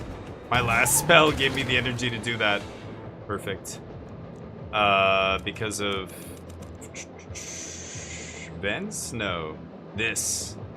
Perpetuum mobile. Stranger? That's pretty good. Or that's actually random. I never ram enemies. I don't know. I'll take Stranger. I don't love that, but we'll see. Maybe it's good. Random. Okay, I want to beat this boss. We're 20 out of 20 here. I could save. Could save it. Why don't I? Yeah, I'm not going to use it here, so nice. Americano, draw 3, reset movement to 0, or gain 3 AP. I think I like the draw 3. Little 0 mana ancestral recall. Can I repair? I can, right? 200 here. Sure. Okay, we don't know who this boss is. Hold on a second. Can I go back? I can't go back, can I? Okay, I wanted to change maybe the order of my train and put it a little bit further ahead. I don't know. I've got an arrow with your name on it. Okay, whoa, this is the boss? Big Mama what? Mama Troshak. Haphazardly assembled reinforced vehicle despite not looking like much. Hammering and welding sounds can clearly be heard from within. What is this? It rams. And it's got a shield. Okay. It's got a shield from the shield support truck. Why is there only one dude here? This is a very strange fight.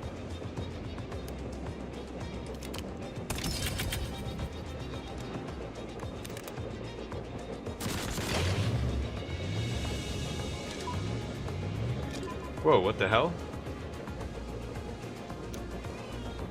Wait, what?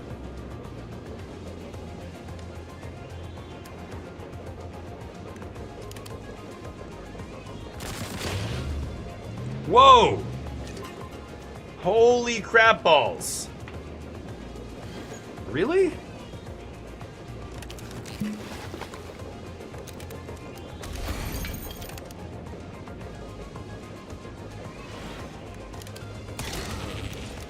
Nice.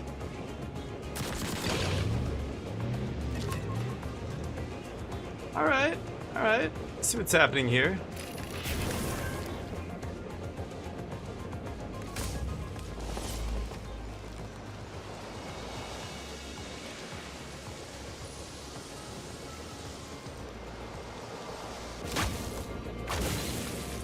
Okay. Okay. Oh my god. Wait, what? Oh, they get smaller and smaller? Wow. Mama Troshak is nasty here. I see what's going on. This is a nasty boss. Draw 3. I have 8? Yeah, let's just do that immediately. Mastermind, but I only have Picky Jester left in my deck. I should Picky Jester here. This thing can't be shielded.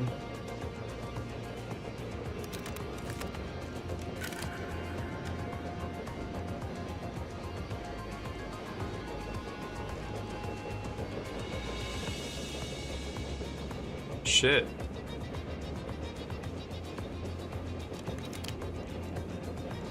So destabilize, smashes into him.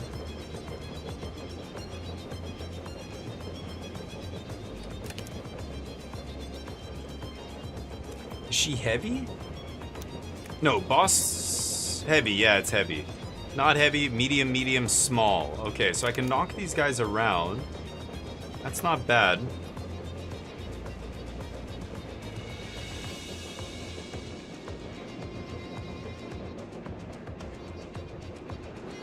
I like that.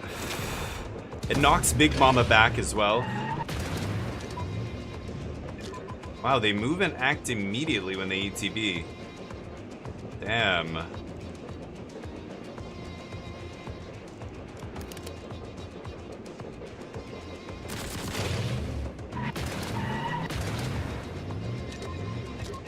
Holy shit. Like, I'm making it worse. This is crazy.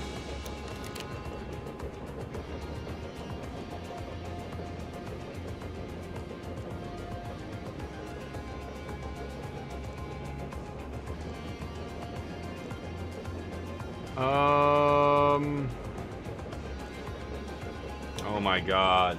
I could let the locomotive take a damage here, just knock her out of the way. Oh no. Holy shit. Am I gonna die?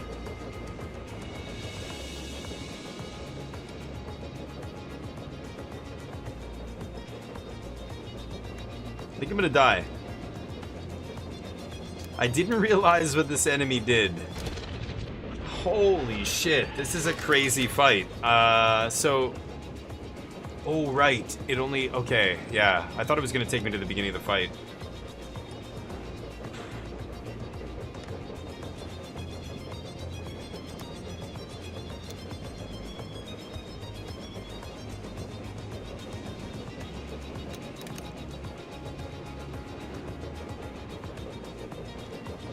She's heavy.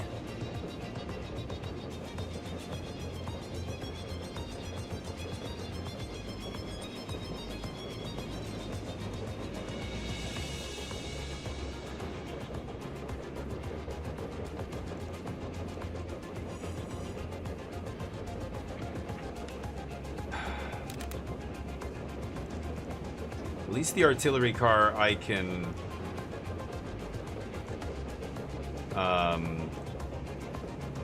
I can shield it up.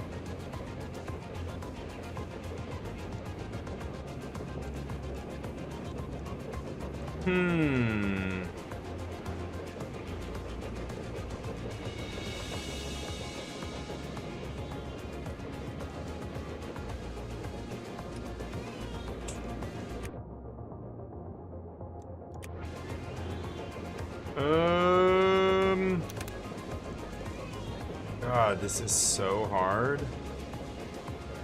I still think it's this. But it just, I don't know what the enemy's gonna do when I kill them. Okay. Oh my god, right. Like, I know this is gonna happen, but the way they behave after they jump into play is so hard to predict.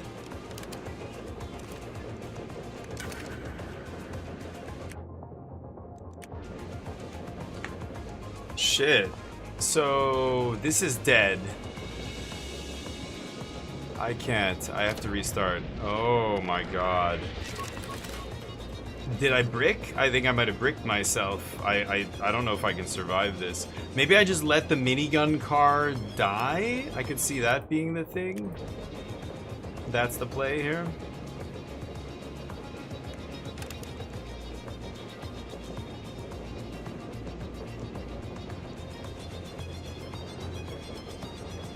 Oh my god.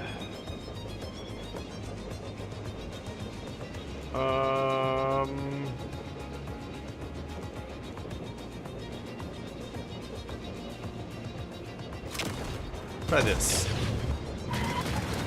Jesus. Okay, that's better actually. That was nice.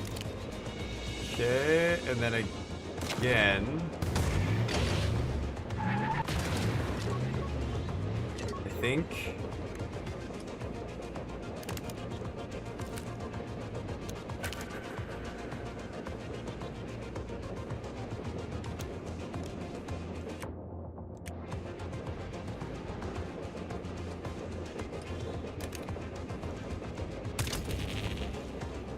Okay, that saves that guy.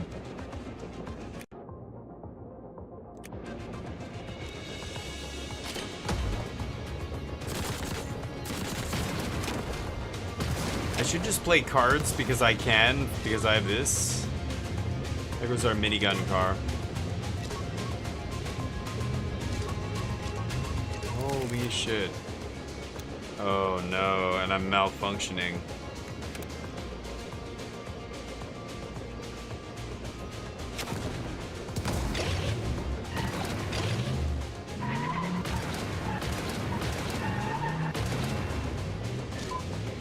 Okay, why does this cost 3? 3? Oh god. I'm gonna die now.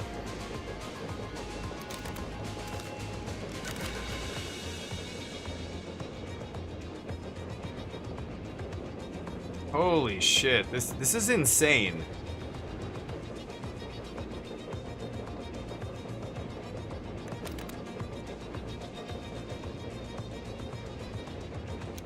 I don't know how I'm supposed to do this. Artillery car gone.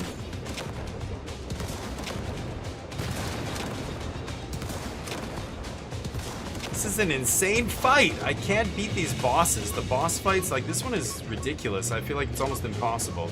There must be some combination of items I can get that make it better, but what those might be, I have no idea.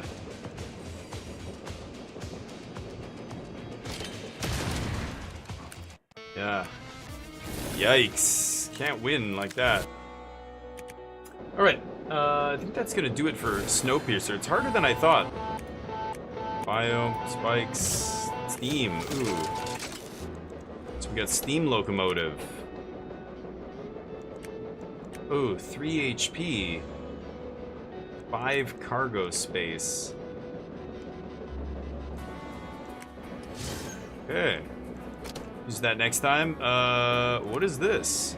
Crane. Old reliable construction crane. What does it do? Move a unit to an empty grid cell in range. Whoa. Oh, that's interesting.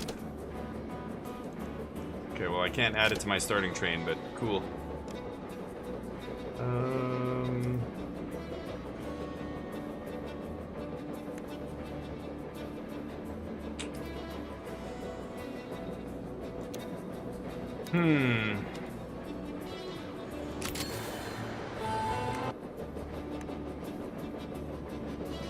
Same name. Ooh, that's gross. Okay, no more spikes. So yeah, you get a bunch of stuff, but yeah. I guess I can't go back. I haven't unlocked another driver. Find Pan at the cafe, random encounter. Okay, so now I have to go to the cafe to find this guy. Cool. That's Fogpiercer. An interesting game. Let's see here. Let's switch it up though. I was gonna check this out. The life and suffering of Surbrante. Surbrant? Surbrant.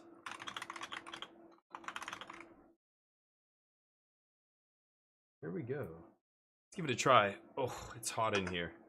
Very hot. I cut myself as well on my temple, which is not nice. Fogpiercer, let's change this. Surbrante. I have no idea what this game is. Let's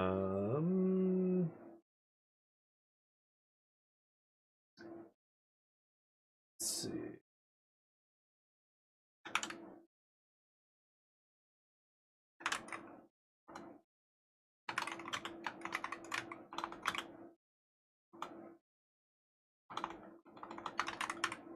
Wow, long loading time here.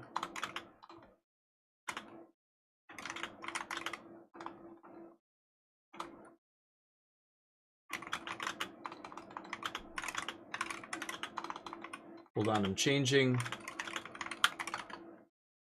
the stream title here. Maybe because I'm not in the screen. Yeah, okay. There we go. The life and suffering of Surbrante in times of the fall of the blessed Arcanian Empire. Interesting.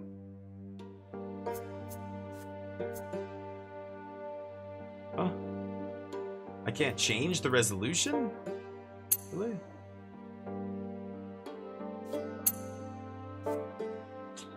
$1920, huh? Okay, very basic settings. What is this? So Damien Brante. Chapter restarts enabled? Iron Man.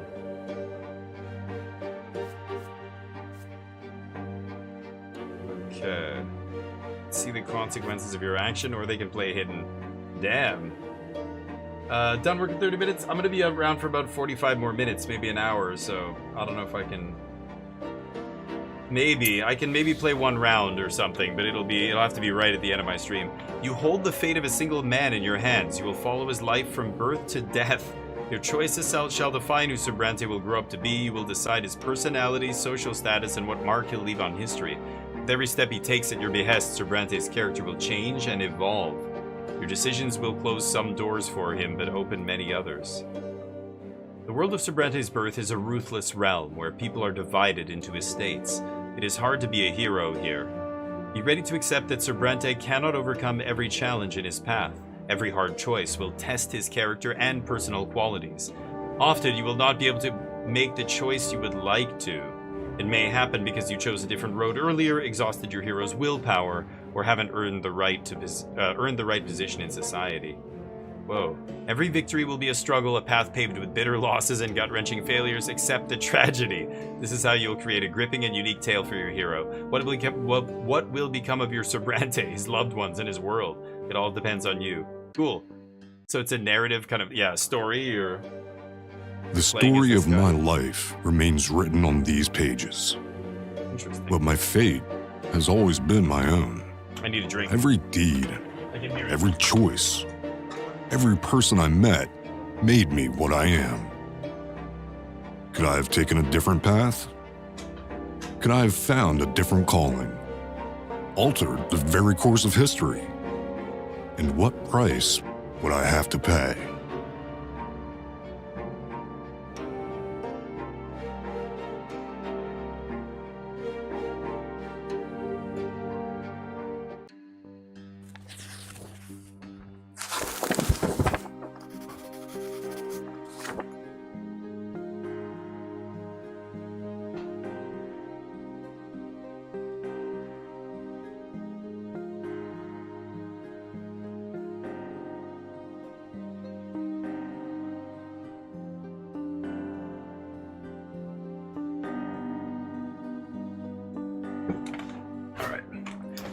At the end of time, your fingers are stained with ink. Your breathing grows ragged.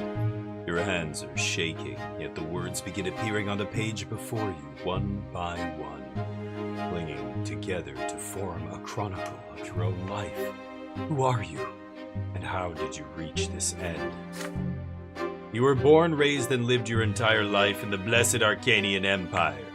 In this land, a man's destiny is predetermined at the moment of his birth. Whether human or Arcanian, nobleman, priest, or low-born commoner, all bend to the divine will of the twin gods. And each life is naught but a single cog in the universe's immeasurable machine. Okay. The memories come flooding back. They engulf you as a merciless wave, binding together days that are thrice dead and gone. The dreams of your childhood, your adolescence, your youth spent in the capital, years of peace teeming with life and a war drenched in blood.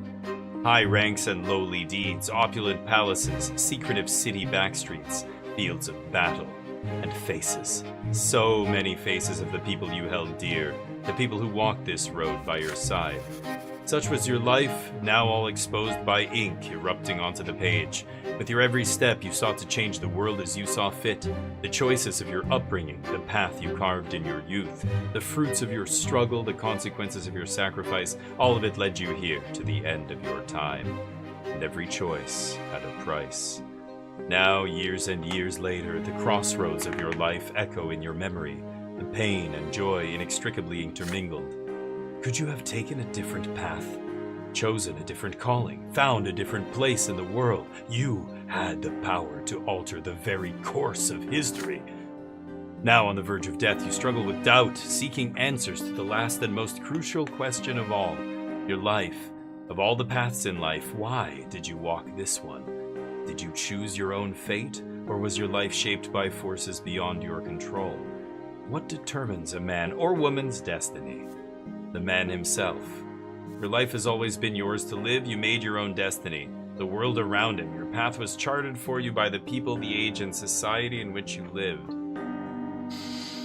A higher power? Your destiny was forged by a power greater than your own will? There is no destiny. It doesn't exist. Human life is an exercise in chance. It is not governed by any laws.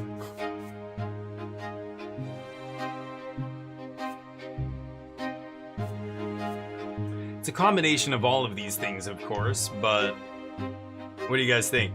Oh, until tomorrow? Good, Charlie. I wasn't sure, but it doesn't match the art. What do you guys like here? I'm going to let you help me on this. This is the kind of game I love playing together with you guys. Just, you know, tell me why you want me to choose something if you can, or if not, just be like, no, I just feel like doing that. There is no destiny is tempting. I think this is actually the way the universe works. The man himself and there is no destiny. I mean, you obviously do alter your course, right? So yeah, the man himself is absolutely accurate here. This is also obviously a factor, but ultimately it's either, yeah, I don't mind the man himself, or there is no destiny. I think it's one of those. I'm gonna go there is no destiny. I think this is the wild card.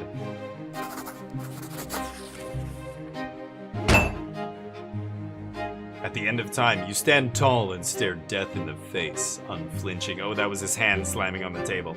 There was no higher power guiding your life. It was just a wild jig, a chaotic tangle of innumerable human wills, actions, and accidents. The only thing that could ever turn this chaos into an orderly narrative is the eternal human drive for storytelling. Your life had no greater meaning. You were neither cursed by fate nor guided by providence. And this is what made you truly free. But are you right about this? Is it all true? To learn the truth, you'll have to return to the very beginning, remembering every step you took along the way. On these pages, the story of a man named Damien Bronte will live once more. Okay, childhood.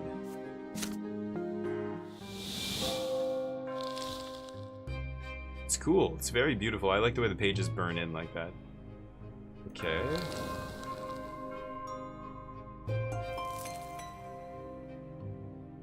Childhood, where life begins. First words, first unsteady steps. You are but a small child learning about the world in which you were born. To you, everything is so new, so baffling, so unforgiving. A long, trying life stretches before you. So many feats and faults, so many fateful choices to come. Yet you are already sowing the seeds of your future self. You're learning to live and survive in this world, looking for a place within it to call your own, choosing your future destiny. Who will you grow up to be? What the fuck? Maybe. I don't know. Really bothers me. That's gonna kill Does me. that bother That's you? Real. That lives with us on Earth. Growing up is also what the fuck, but it's my porn name. Damien Bronte. Honey, guess what? I have a porn name. Finally. In chapters childhood, adolescence, and youth, you will live through your hero's coming of age. You will shape the protagonist's personality, his qualities, and relationships. By the end of prologue, you will determine the estate and future occupation of your hero. Only in adulthood will he start to influence the world around him and even the ultimate fate of the Empire. Who will Damien Bronte go up to be? It's your call. Actually, it's predetermined. He's going to be a porn star. That's what we just say. You can't be anything else with that name. It's like a girl named Crystal. Or whatever. Champagne. I shouldn't. Okay. Childhood. Where I knew a lot of crystals. We always used to give him shit. Basket, how you doing? How's life? I'm glad I was able to check out the stream yesterday. I'm never able to check out your stream. I'm never streaming when you stream, or I don't stop streaming when you're still streaming. You know what I mean? Yeah, no problem. Yeah, it was good. Daza, there might be gameplay. I'm not even sure.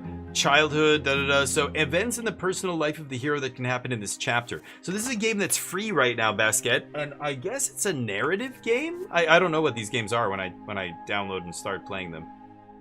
The fencing lesson. You dare to study fencing like your father, even though you have no right to it by birth. I can't do that. Determination 4, train with father. You suffer. Whoa. You die as a child and come back? Epiphany. You experience an insight when your mother tells you about the ways of the world and the lots of its inhabitants. Perception 4. Play with the ants. You challenge the sacred order and attempt to seize a noble lot. Oh, but I don't get to do any of this because I took the... These are the things that can happen in this chapter. Okay. A nobleman's sacrament? Wow. Okay. Your personal qualities at this age, they determine which choices you may take. My determination? 0. I am spineless. The perseverance and strength of your character, your ability to get your way. I'm a child, so yeah, I have 0 determination. 0 perception. I'm inattentive. Curious, inquisitive, insightful. Okay. Your inner strength and the number of lesser deaths you've experienced, these qualities will stay with you for your entire life. Oh, my willpower is 1, but I'm still in the bottom rank. Oh no, I'm in slightly higher rank. It must be... Oh, -1. -10 to -1 is exhausted. I'm ready for action. No deaths. True death after 4 deaths. Oh, can you guys see this? This is wild. So, currently untouched by death as a child. If you die 4 times, true death. I don't know. Oh yeah, it is. Wow, it's 11:18. So I'm gonna die a lot, especially as a child. I can't believe I even survived childbirth, and my mom survived. That's already miraculous. This section that opens in this chapter. The sections that open. Destiny available. Wow, it's giving me a whole.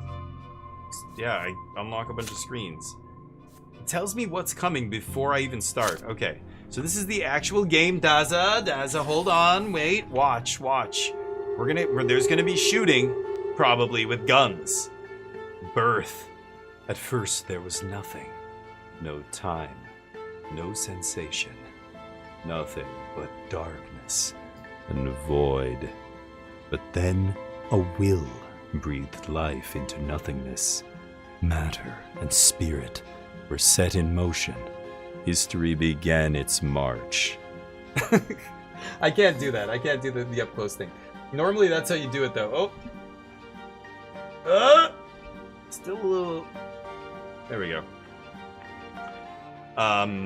This room's too big. You can't do stuff like that. Normally you put the mic... Basically you're talking as if the mic is like somebody's ear and you're whispering into it to do stuff like that. It was your turn to enter this world. I am born. Tremble and quake before me. That's obviously voice modulation, but you get the idea. Your first memory, you're lying on your back blinded by a bright white light. That I literally remember being born. You're not alone. Above you tower the colossal figures of those who created you. You're part of them, they're part of you. Between you and them it is an inexplicable connection, a strong, unbreakable link. They will always watch over you, guard you, and protect you, yeah. It hurts to breathe. You let out the pain in the form of a desperate scream. Your creators extend their hands toward you. There are two of them, the ones who made your form from their own selves and brought you into this world. They are united, yet as they lean closer, you begin to see how different they are. You can already feel their differences within you, struggling against each other. The first figure is soft and empathetic, wise and merciful. The love that emanates from it wraps you in head to toe like an invisible blanket. The warmth from it is never ending. Mom! The other feeling is cold and hard and is going out to get milk and never comes back. The second figure is strong and powerful, commanding and noble. It is harsh but fair, a beacon of guidance, a force of protection, and a merciless punishment. Oh wow! For every misdeed. Well, it is 11/11/11/18. I mean, corporal punishment is kind of the best thing you can hope for in this. You could have your hand chopped off or something for stealing. Yet there is also a third figure. It is like a shadow barely seen behind them, yet already pulsing with an unbreakable will to live. Ooh, it is the very will to live that is now growing ever stronger within you. A soft, open palm, a strong, closed fist, a lingering, distant shadow. You struggle to loosen the swaddling clothes wrapped around you and extend a tiny hand into the world. Who do we reach toward? The mother, the father, the shadow. Willpower. Determination. Perception. The narrator's on! What do you mean? Amazon audiobook, yeah. It's a choose your own adventure, yeah. Sweet. I like those books. They were great. I'm assuming this is, yeah, I don't know if there's much more to it, but we'll see, I guess. Your first smile appears on your face, awkward yet genuine. Your mother and father exchange looks and start talking. You know no words yet, so all you hear is a sequence of booming sounds, because I'm not looking at them. But the stranger behind them has no need for words. The stranger's look is all it takes for you to feel the will to live and act that now burns within you. The shadow brings a finger to its lips as if to say, there, baby, don't cry. This is our secret now. And then the shadow melts into the light. Wow. Full of power. I spend willpower on difficult choices? How will you live this life? How indeed?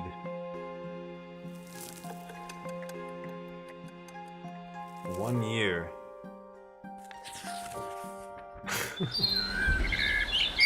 Hide and seek. As the days go by, you learn to tell your parents apart. You recognize father by his heavy breath and strong cold hands, his heavy breath that smells of vodka. He visits you rarely. Robert Bronte. Hello there, little Damien Bronte. Mother's tender voice, however, follows you day and night. My, you're growing so quickly, my child. I can't do women. There are two more children in the family named Stefan and Gloria. Gloria sings songs to you. She often dresses you in tight clothing and gently holds your hands as you learn to take your first steps. Stefan likes to sweep you up and pinch you and toss you in the air. Oh look, this is your brother and sister. Yeah, you're my little brother. We're gonna play together, but I'll always be in charge because you were born a commoner. Douchebag. Be quiet, you. He doesn't understand yet. Come on, baby Damien, let's go play in the yard. I do understand. I'm somehow super intelligent. It's hot outside. You grip your brother's hand with one hand and your sister's with another, as they help you walk down the giant stone stairs. Then you sit on the ground and start exploring the sparse blades of grass with your fingers. It tickles. In the sky far above and away from you is a gigantic pillar. Perfectly straight stick made of light. It is so bright it hurts to look at. Why are you staring at the shiny pillar? It's not going anywhere, you know, says my brother. Hey, I want to play hide and seek. The shiny pillar. He's just a little baby. How's he going to play? Then you hide him and I'll try to find both of you. You have no idea what they're talking about, but you support them with happy cooing. This is strange, but so exciting. Stefan and Gloria glance at each other. Then your brother walks to a big tree, closes his eyes, and starts shouting something. Gloria takes your hand and walks you through the yard. Your sister takes you behind some thick bushes by a tall wall. The light from that light stick on the horizon barely reaches here. You can't see home from this place. The ground is crawling with tiny black bugs. Gloria sits you down on the ground and puts a finger to her mouth for some reason, and then she's gone. You can no longer hear Stefan's voice. Gloria is nowhere to be seen. You feel colder. The bugs are no fun to play with. You've been sitting here for a long time, completely alone. Nobody checks on you. Did they forget about you? Did they abandon you? What do we do? I do need to narrate. Should I do all the voices? I could, but I'm kind of doing it already. I was doing the narrator voice, but now, like, so here's the thing. When you do voice acting like this, I'm speaking quickly to kind of keep things going. If I was to actually do voice work for this, you would slow it down so much more. Like, I would also be practicing multiple ways to do it and, you know, figure out kind of, and where I want to put certain intonation and, you know, emphasis and stuff. Like, there's a bunch of proofreading, basically, that you do on a script before you actually sit down to record something that you're serious about, right? But you would read it slowly. So anyway, I'll do it. It'll take a long time to play the game, but find your way home. You get up off the ground and start crawling through the bushes to find your way back home. So I get more determination doing this. Cry loudly. I already have 10 willpower. Sit there and wait. Perception goes up.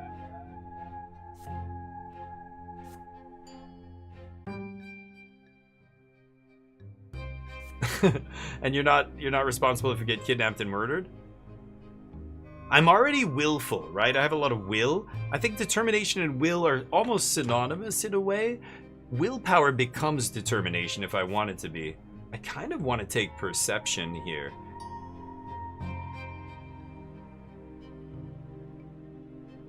I'm a weird kid. I smiled at the shadow when I was born. Now I'm perfectly happy being alone all night, all day. Is that crazy? Find your way home is tempting. That is the proactive kind of like, you know, smart thing to do. That's what you should do here. I kind of like going up on perception. Dollar store voice acting. Yeah, I can do the shitty voice acting. It's fine, but I don't know what to do here. So Charlie says find your way home. That's a vote for that. Anybody else care to vote? If you don't care to vote here, I will be obliged to choose find your way home, I suppose. But does anybody want to chime in before we choose? You can start putting up polls? Okay. No, yeah, I was gonna say I think it's the wrong spelling. Okay, let's go with Charlie, and then maybe we can try a poll on the next one? Sure. I don't mind that. Let's do determination, sure. Also, my voice is getting ragged. You sure about that? You sure about that? Let's do it. You sure about that? You get up on your feet, swaying a little bit. Carefully, you take a first step, then lose your balance and plop down on the ground again. But you are determined. You get up again and keep walking in the direction Gloria went, sure. You walk out of the bushes and further toward the wall of the house.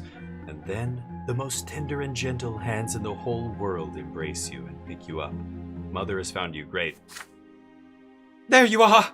Oh, my sweet darling! She looks tired. You look tired, Mom. You lean on Mother's chest and hold on to her with your arms. You want to let her know that you came here all by yourself, without any help. She pats you on the head. Your brother and sister stand behind her, clearly feeling guilty. Gloria's in tears. Stefan is staring at his feet. Oh, they fucked up. You hug Mother tightly. She's here now. I'm spineless still. The spineless kid. Okay. 1120 as the years go by. It's weird. We are living in the 1100s? We must be rich, right? The Great Descent.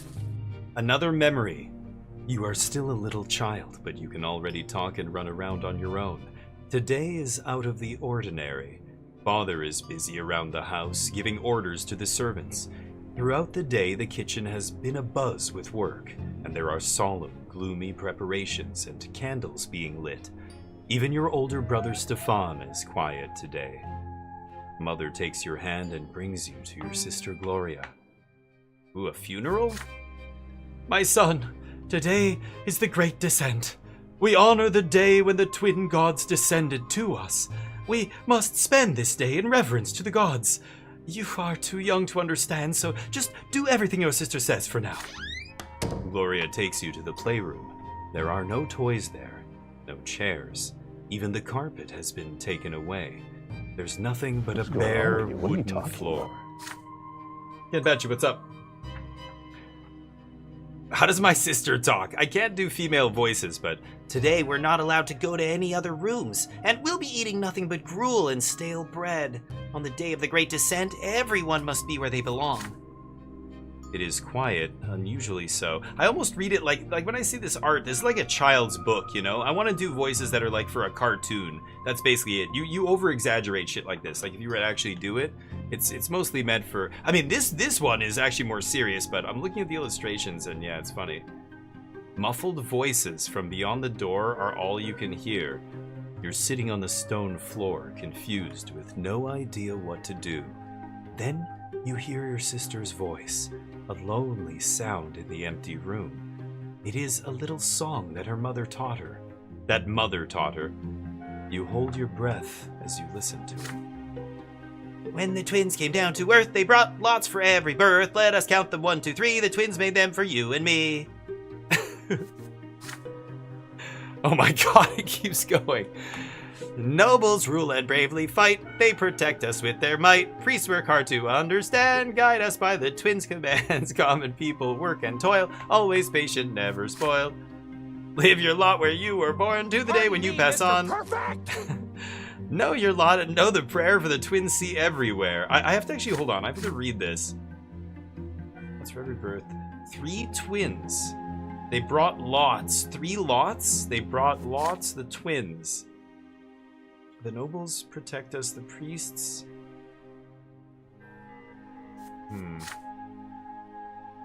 Live your lot where you were born to the day when you pass on. Know your lot, know the prayer. The twins see everywhere. You are transfixed by the tune. Gloria notices your gaze and a smile creeps across her face. And even when you're doing voice work like that and you smile when you're doing the voice, it actually comes through in your voice. Like when you're trying to be happy and do a happy voice, you really should be smiling when you do it. It's weird. The shape of your mouth changes the sound, and it's subtle, but your human ears can pick it up even subconsciously. People will, like if you smile while you're talking on the phone, the other person will be like, oh, that person was really nice. They're much more likely to say on a survey after that you sounded nice, or you were nicer than normal or whatever. You like to rhyme, don't you, Damien? You know what it's all about? No, I have no idea. I'm 1. No, I'm 2. Look, there are 3 lots. They were brought to us by the twins when they descended to us from the shining pillar. So some religious nonsense? Remember that pillar of light on the horizon? That's it. You can see the shining pillar anytime from anywhere in the world. Yeah, it's sun worship, like ancient humans. If you follow your lot as you live, you'll reach the peak of the pillar. And if you don't, you'll get eternal torment at the foot. Of course. You and I are lowborn. Mom is a commoner too, so the lot for you and me is to suffer and be patient and work hard. Understand? The priests and the nobles have other lots. The nobles fight and rule over everybody. The priests, well, I'm not really sure what they do, but I guess they talk to the twins and then they teach everybody. She stares at me intently. Did you get it, silly? Then she shakes her head and keeps singing the song over and over again. Her voice transfixes you, drawing you in. The room starts to glow like the sky. From this light emerge two figures you have known ever since the moment of your birth. One of them embraces your sister's shoulder, the other stands guard behind her back. My parents? You watch this happening before your very eyes, unable to turn away. Am I actually seeing this?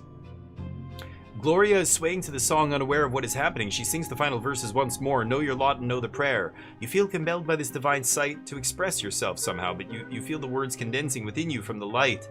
But what will these words be? Finish it properly, perception 1.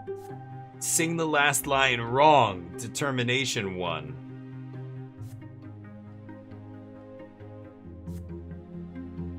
Should I get the determination up?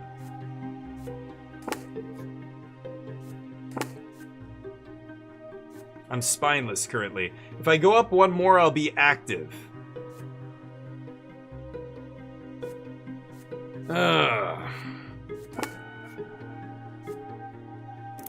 Wait.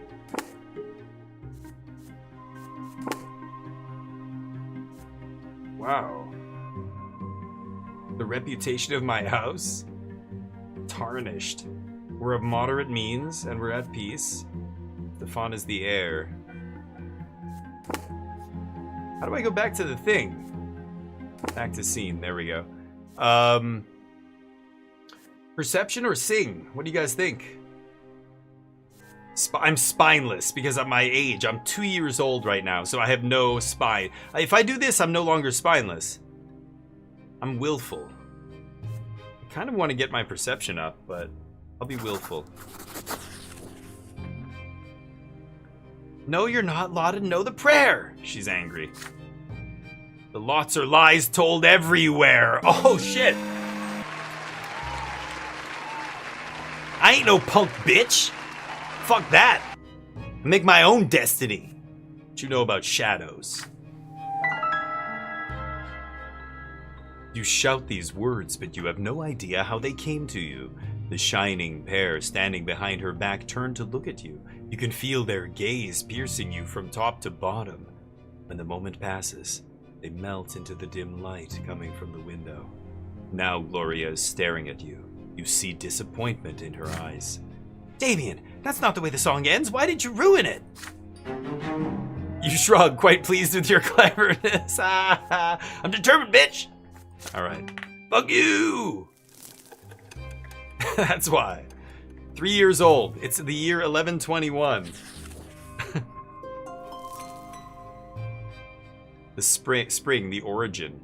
You're starting to understand more and more of what the adults say. Your family is an unusual one. Your father is a nobleman, but not by birth. His is a title earned through great service. Okay. Your mother's a low-born woman, a commoner. Great service. So soldier maybe, some military thing. Because of this, you were born a commoner, but father says you may yet come into nobility, so I'm half and half, basically. You learn to read at an early age. Together with mother, you read and learn by heart the many poems about the divine twins, the twin gods who reside upon the shining pillar. Mother calls them prayers. Again and again, you try to discern the shapes of the gods in the strip of holy light that shines in the sky all day and night, but the light is too blinding to gaze upon. Weird. The greatest joy of all is when the stairs are no longer an insurmountable obstacle. Now you can climb and even jump from step to step. Father urges you to be more careful and avoid climbing too high. But even though you keep falling, you never stop being curious about the world around you. Your older brother Stefan now spends less and less time playing with Gloria and you. Playing with commoners is beneath a nobleman to be, he says. He's the heir to the estate, right? So Gloria calls him names and Stefan pulls her pigtails. One fine evening, Father gathers you all in the sitting room with an announcement. You will have another little brother or sister soon. God damn it, Father, get off of her! Gloria asks him to bring home a little sister. Another brother would be too much. Stefan gets frustrated. There are too many little siblings getting in his way as it is. Heir Stefan. I'm coming for you, Stefan.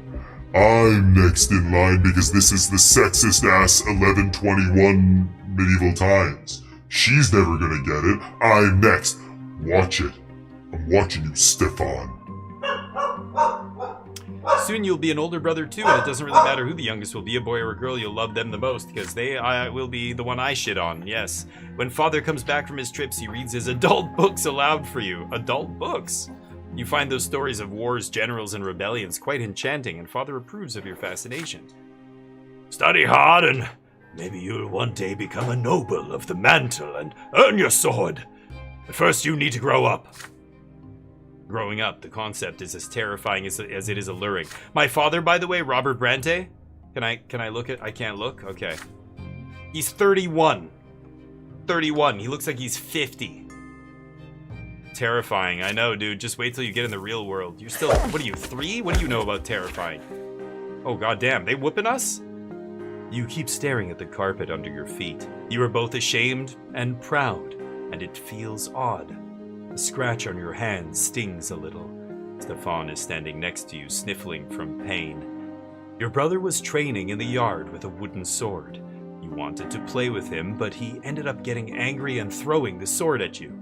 The stick hit you in the shoulder. You picked it up and hit him with it. You see Mother's shoes walking to and fro on the carpet. You do not want to look up. You would rather not see her angry. She is not as gentle to you these days. Why did you hurt Stefan, Damien? You stammer out an explanation. He hit you first. You just hit him back. How dare he pester me like that? When I grow up, I'm gonna hit you with a real sword. That's Stefan saying that to me. Mother shushes you both and speaks to you again. Her voice is stern, and yet you can still feel her concern for you. Even if Stefan hits you, you cannot hit him back. You are my son, and I was born a commoner. Our lot is to suffer. But your brother was born from a noble father and a noble mother. The sacrament is coming soon, and then he'll rule over the likes of us. Jesus. If you hurt a noble, you must be punished. That is your lot, and the sooner you learn it, the better off our entire family will be. Wow. Now Stefan looks at you in triumph. You look up at Mother in fear, not sure what to do now. Wow, you're a lowborn, so you get punished, even though I hit Stefan back, he hit me first. Yeah, not everybody's equal, you're learning. Willpower -5, accept your punishment. Lydia will be grateful, Stefan Bronte relationship up. Deny your guilt, determination goes up. Demand an explanation. Why are things like this? I like that. What do you guys think? Boom, dead. Yeah. Headshot. What do you guys think? Should I demand an explanation?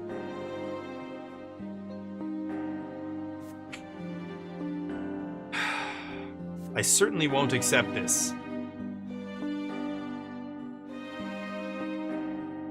Yes, exactly, Basket. No. I demand an explanation, goddammit. Twins, damn it. You start asking questions. Why were you born a commoner if your father's a noble? If you have your father's name, why can't you have his lot? And why can't you choose a lot for yourself if you don't like the one you have? Mother is stunned by all the questions you're peppering her with.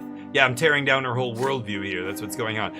Don't you dare ask me about that, Damien. I'll violate my lot if I start explaining it all to you. I'm a commoner, not a priest. You're flogged in front of your entire family. The pain burns on your skin again and again. Tears keep rolling down your cheeks. It feels like the punishment will never end. It hurts to walk when you're finally let go. You slowly climb the stairs and walk to your room. You see a book on your bed.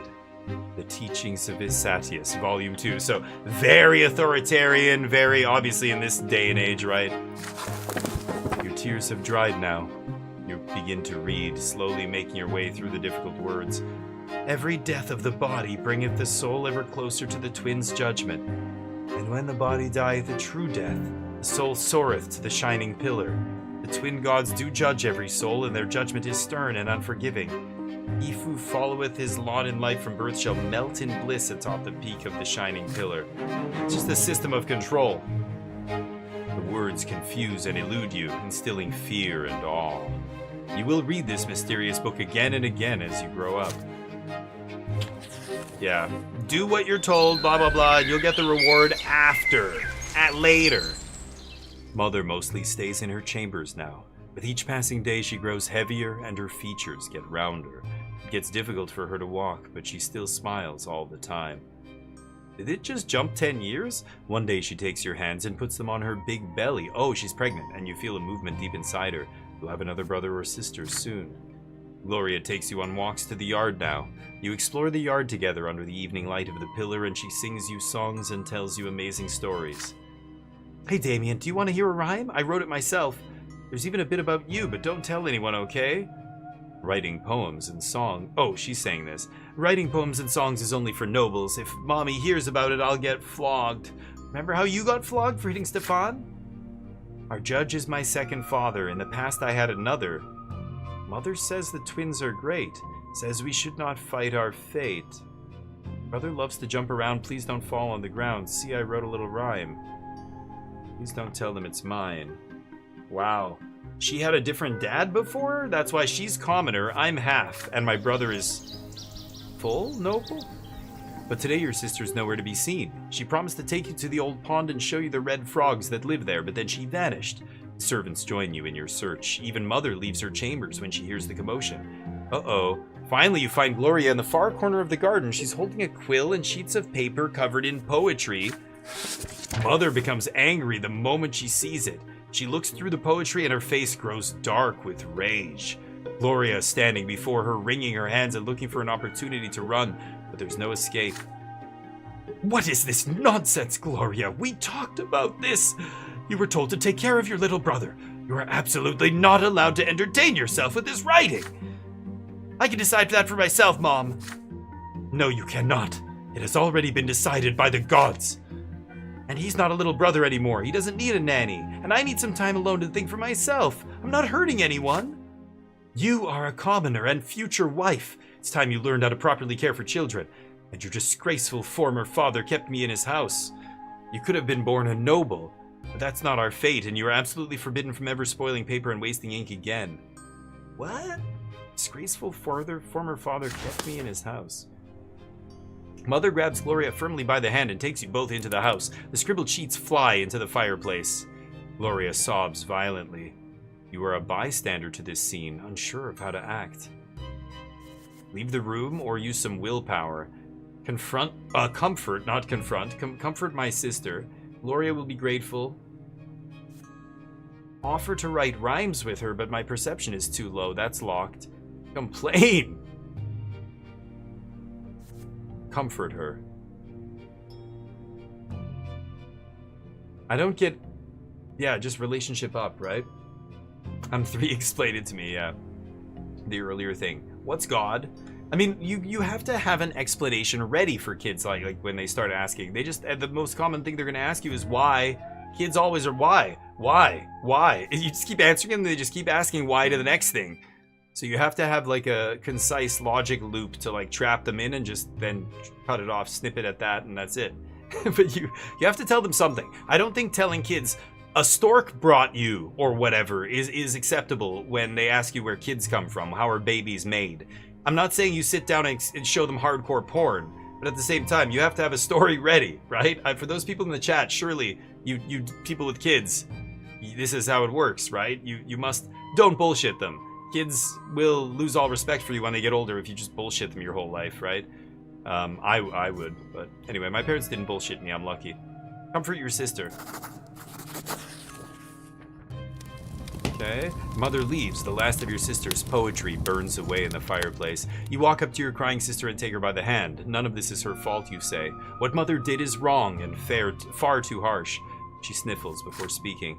But I did leave you all alone. You're not mad at me, really? You nod in reassurance. Gloria embraces you.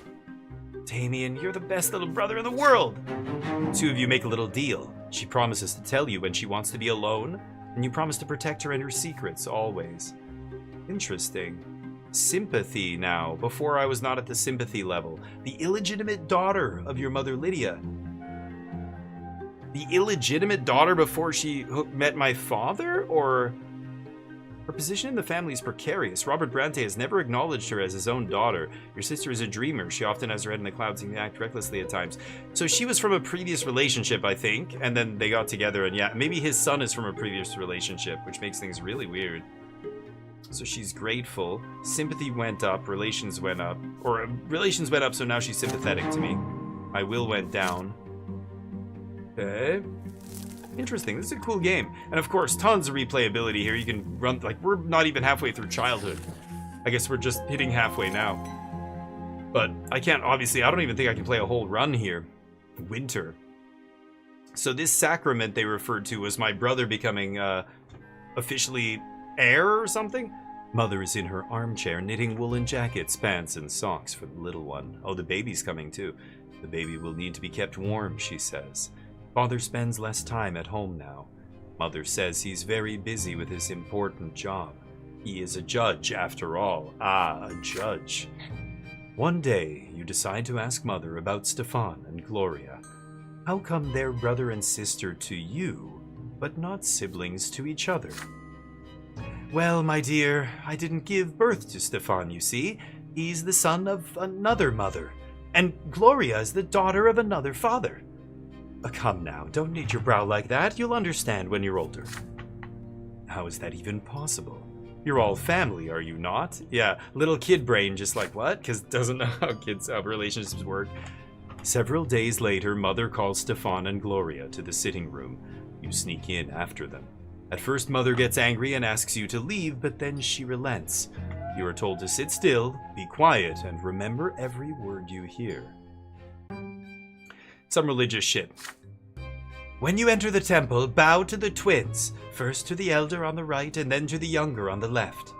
Younger and elder, okay. Younger on the left, elder on the right.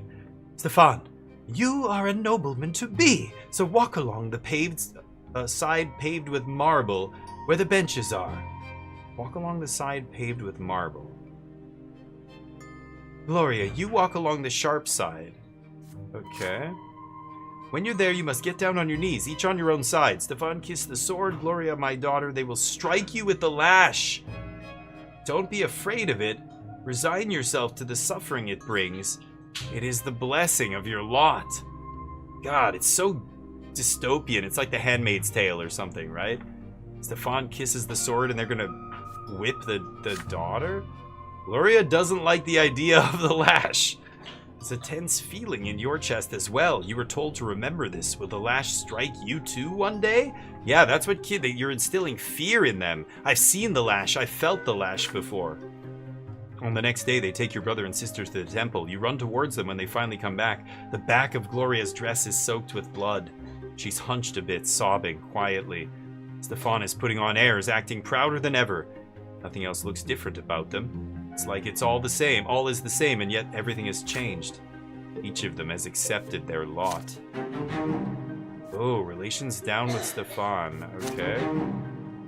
Unity -1. We're in disagreement territory. We had peace before, but now we've got some teenagers in the fucking house.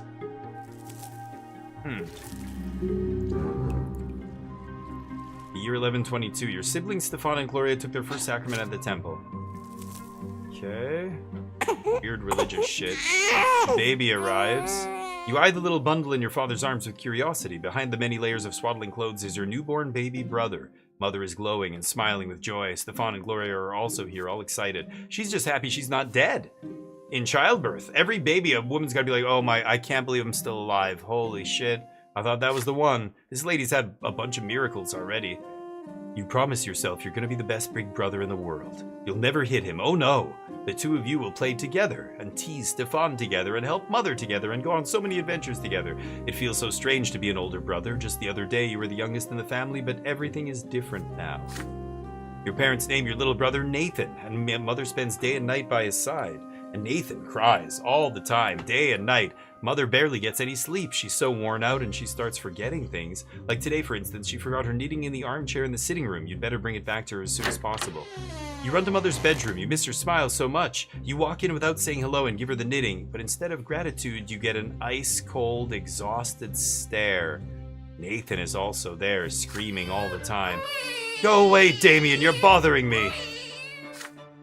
She spits these words out through her teeth. You look at the bawling newborn. She can't even get a minute of respite.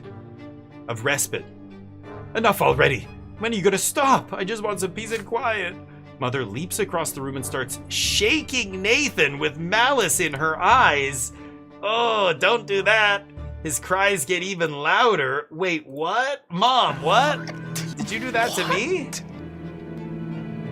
She looks so tired from his never-ending screams. She seems to be within an inch of smashing him against the wall. Somebody has to do something.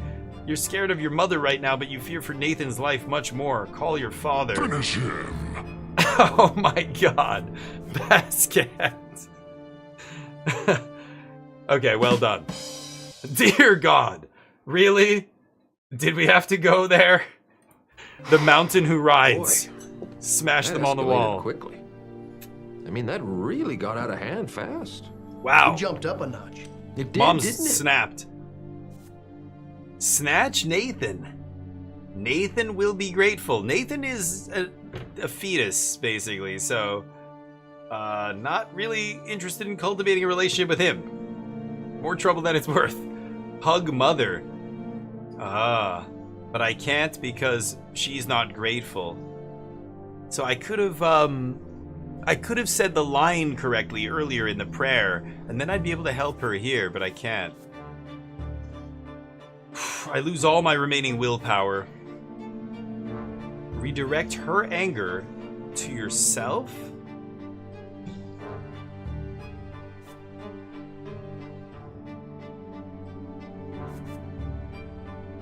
I don't know what to do. I don't know what to do. I want to do a poll here, but I have to go to the stupid Twitch website to do it, which really sucks. There should absolutely be a Twitch plugin for this game. Why is there no Twitch plugin? This is exactly the kind of game that would be perfect with that. I would love to play this with you guys, but stupid. Let's go to the poll here. Choose. 1, 2, 3, 4. Or 3, I guess. Yeah. Go. Oh, wait. Nope. Hold up. End. I forgot. We got to change the time here. Let's go 1 minute. Choose. 1, 2, 3. Get your votes in. All right, there we go. Get your little voties in here. You want to determine his fate? You want to do it? Okay, it's your. Now it's up to you. Don't you put that evil on me, Ricky Bobby! Don't you put that on us!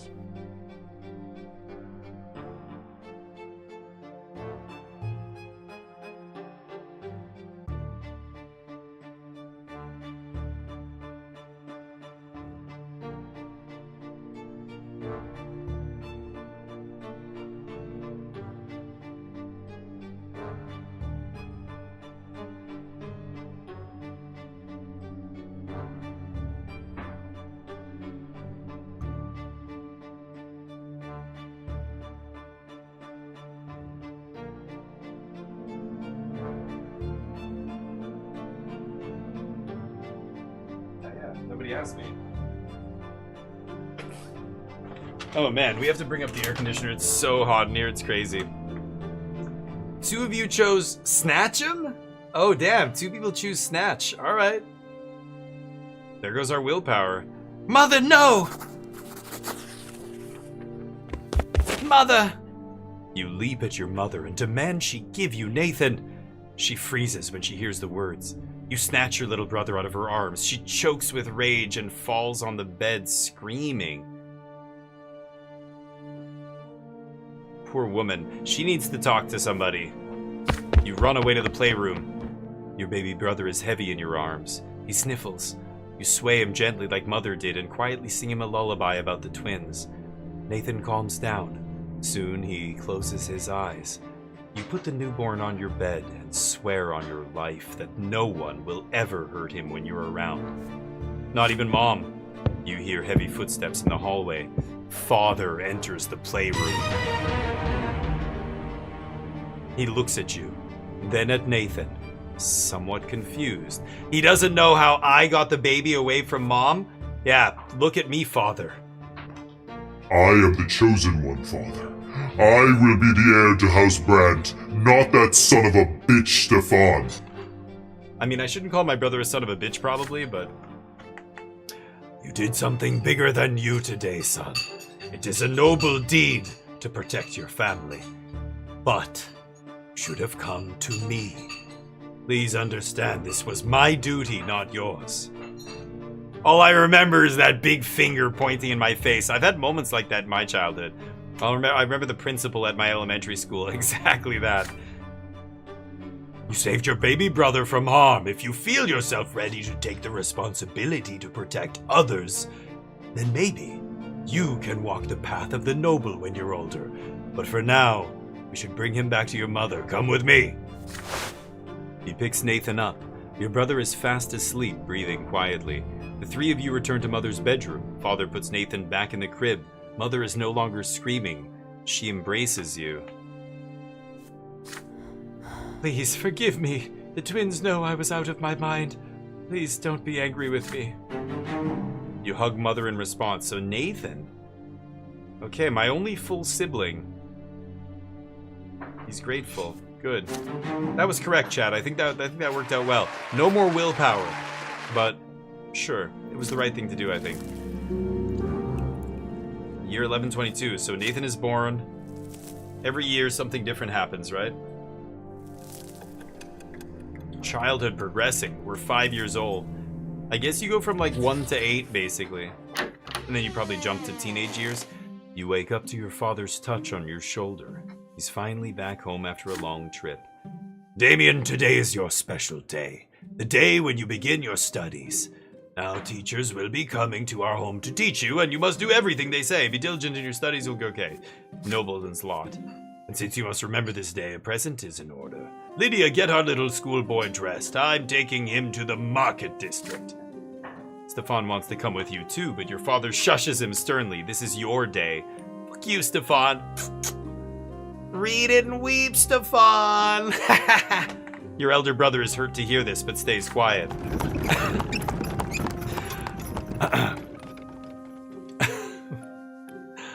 An open carriage takes the two of you through the dusty, noisy streets.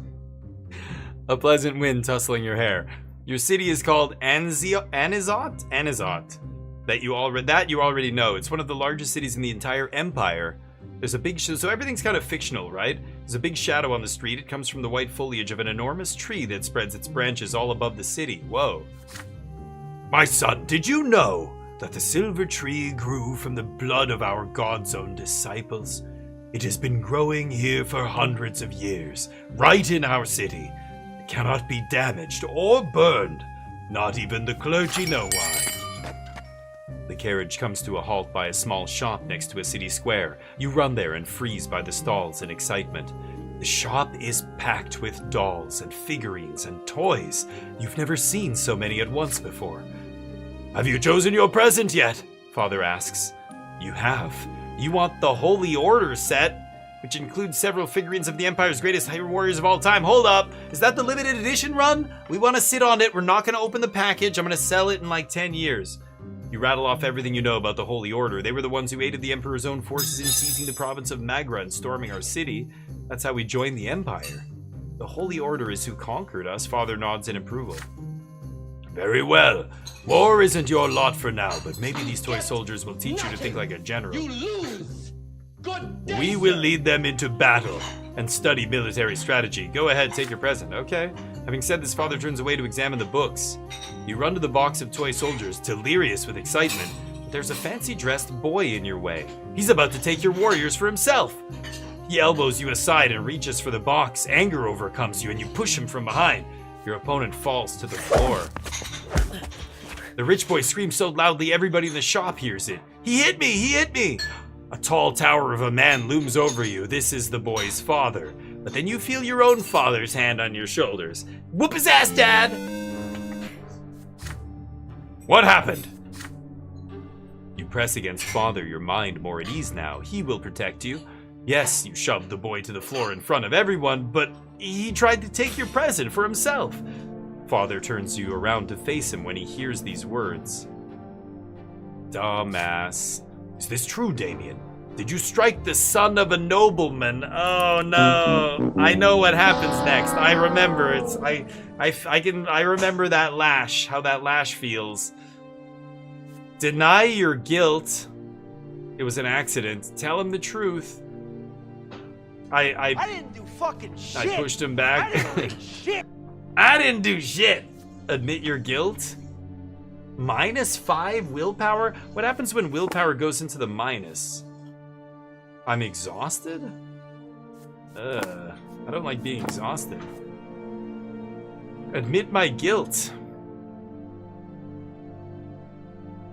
Robert Brante, my father will be grateful. So now 2.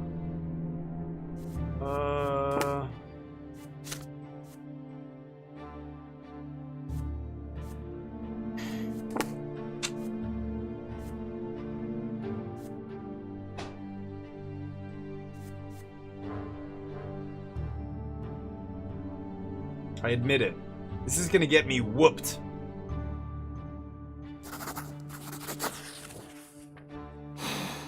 You recall your mother's words. If you hurt a noble, you must be punished. There is no use trying to lie to escape it. You say it was all your fault. You push the other boy to the floor because you wanted to get your present before him. Father nods to you, relieved to hear it, and the enraged nobleman grabs you by the hand and drags you out into the street. The law is the law, and your punishment is due. They lead you and the nobleman's son out of the shop. You're told to bow to him and show humility. A bad feeling sends a shiver down your spine. With a satisfied grin on his face, the boy swings his arm and claps you on the cheek. He strikes you again and again. Father stays quiet all the while, but as you ride home after the punishment's over, he shows you a rectangular package. He got the toys. Yes. I am proud to see you living by your lot. A common birth leads to the life of humility, and you told the truth and accepted your punishment like a man. This present is yours. Inside is a little box with the tin soldiers of the holy orders inside. They didn't need to put inside twice in the same sentence. That's sloppy writing. They are your reward for humility. So he's grateful. He's grateful to me now. My father. My relationship's solid. My willpower is rough. Real rough. In the negative. I don't know what exhausted means. If I go all the way down, what do I die or something? 6 years old. 1124. In an alternate universe, Earth. Today, Father ordered the dinner table to be brought out into the yard.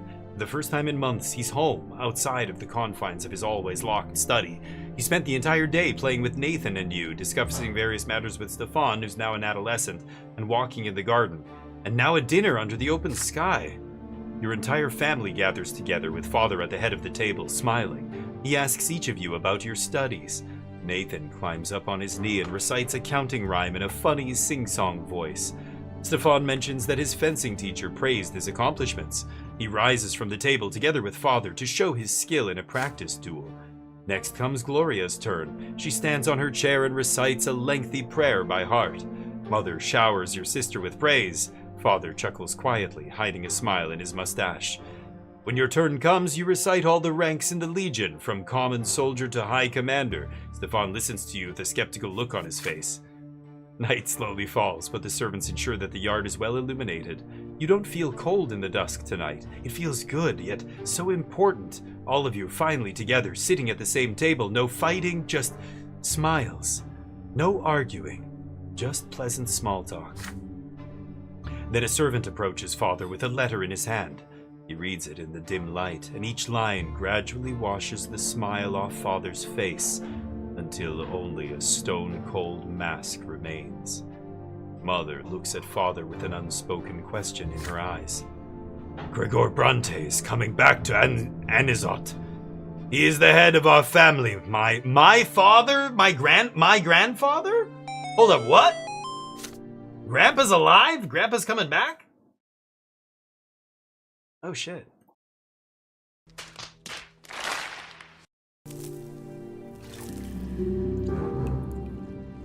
Grandfather's return. Your grandfather, Gregor Bronte, returned to the family home from the capital.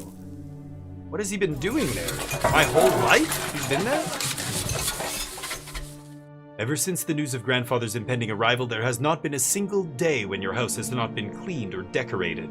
Your parents anxiously make sure everything's in order. They tell you to wash your face and hands after walks, and scold you for leaving books on the floor. They tell Gloria she'll be flogged if she's ever seen hiding in the attic. They make Stefan stay in his room. Even baby Nathan gets in trouble. Everyone's on edge. Uh-oh. Then, one day, grandfather arrives. It is a grim day, so hot your neck is sticky with sweat. Father, Mother, Stefan, Gloria, you, and Nathan, the entire Bronte family, stands on the porch in front of the house. The house servants lined up behind you. The carriage arrives, and out steps a tall, gaunt old man with a heavy walking stick and a heavier gaze. You cringe instinctively.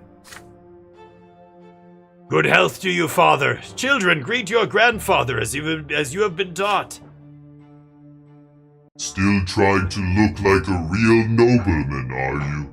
You can't fool me, Robert. I was the first of the Bronte family to be ennobled by the mantle, and I am the only one who remembers how to bear this burden properly. Wow, Grandpa's no joke. I live honorably by my law. Your marriage to that low-born wench cut us off from ever becoming nobles of the sword. My progeny could have been born bearing noble blood. Dear God. Father, I beg you, this is not the place! Grandfather eyes him with scorn and walks into the house, the entire family following close behind him. Huh. Well, that could have gone a little bit better. I don't know. Oh, brother, this guy stinks! I have been away far too long. Extra color in there for Grandpa. He's virulently racist. And sexist, obviously. Like, he's the boomer's boomer. They are being raised in a virtuous family, father. And now you're speaking like a lowborn who's oh, that's Gregor.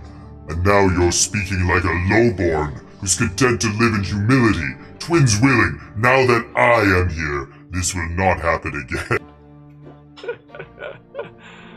Goddamn, Grandpa, chill. I am taking your oldest son to the capital. I see you cannot provide Stefan with a proper education, so I will correct your mistake. Your brother's fate has been decided, just like that. Father does not object. He orders the servants to prepare Stefan for the journey. Stefan freezes in place, glancing at grandfather and father again and again. The latter puts a hand on his shoulder reassuringly. Grandfather's lips are a tight line white with contempt. The house is examined room after room. Everything grandfather sees is showered with scorn. He scoffs at a crease on a blanket in Nathan's crib in Mother's bedroom. He mocks Gloria's knitting in her room. The door to your room is next. What is this? Robert! Tin soldiers in your younger son's room? He was born a commoner. I won't have him daydreaming of battle. Grandfather seizes the box containing the tin warriors of the Holy Order. Your father stays silent. Anger and fear boil within you. This is your big present from the first day of your studies. It means so much to you. But what if he's right? What if you need to prove you're right to command the toy soldiers first? Grandfather shakes his head in disapproval and shoves the toy box into the roaring fireplace. If you wait too long, they'll melt in the flames. I lack the will to act. Rescue the warriors. Determination +2? No, +1. And relations down 1. Oh, this is willpower +5. Well, why can't I select this? Oh, my perception is supposed to be 4. Burst into tears. Strike grandfather. Destiny beyond? What is that? Is he gonna kill me? Send me to the beyond? What does that even mean? Determination, perception, and deaths. He's gonna kill me if I lay hands on him. Wow. Driven mad by anger and injustice, you kick grandfather in the leg and he fucking kills me, his grandson? Savage, Jesus. Barbarian behavior. I guess I can't do this. I need determination 4 or perception 4. Burst into tears, brutal. Or I die. Should I see my first death?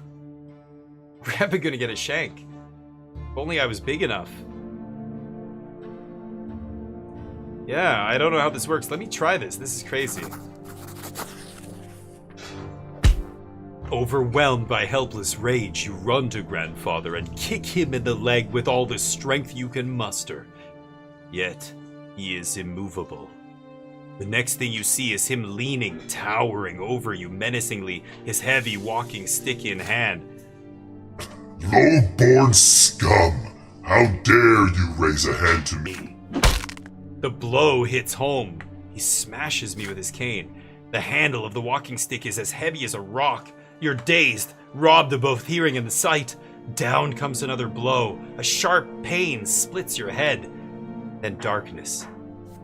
He beats me to death in front of his fucking father and brother and mother. Jesus Christ. Your hand twitches against your will, then again and again. It's like trying to catch a flying butterfly, and then you fall into the primordial void. The void takes away a part of you, one of the lives you were given to live. It will never return. There is pain and desperation and a sense of loss. Nothing can be done now. God damn. You fall into a pain that embraces you like a soft feather bed. You feel light, free. There are no restraints, just a warm glow that envelops you in its secure embrace. The waves carry you. Their touch is soft. They delicately enshroud what was once your body. It is a feeling unlike anything you have ever experienced before. Something absolute and complete. You touch something greater. The reason behind everything. The reason for your very existence. I'm trying to make myself cry here. It's hard. Hold on. Hold on. You were sculpted from this light. It was the first thing you ever felt. A boundless and sincere unity of the diverse.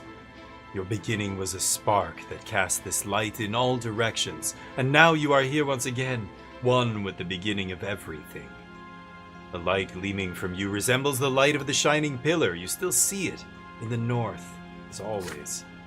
The waves of light carry you to two figures. The Elder is nearest. What? These guys are real? Hold up, shit. Whoa, guys, I didn't know gods are real. I would have totally believed in you before.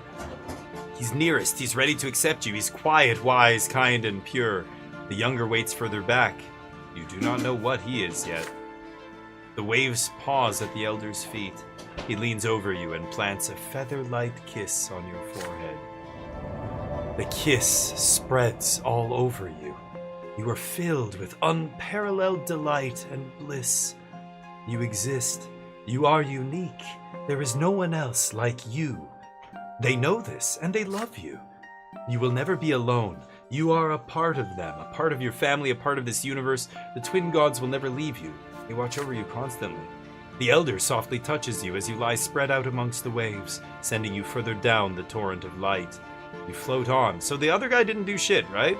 You float onto the top of the silver tree's spreading crown. The closer you get to the silver tree, the heavier you become.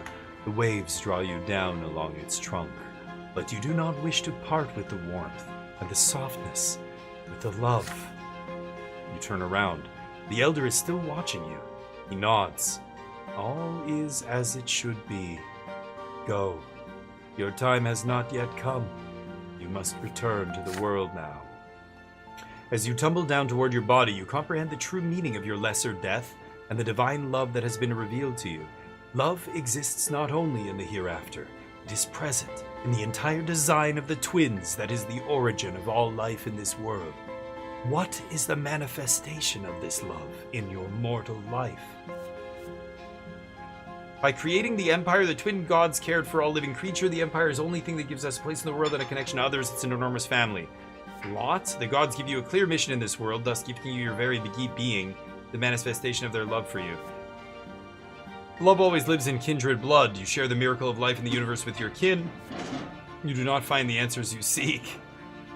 What could be a stronger manifestation of love than your very existence? Your every emotion, every thought, every action exist by virtue of the love from which the twin gods created you. The love for the gods have for you is so great that they allow you to change the world they've created, to influence it with your deeds, whatever your mission is. Me.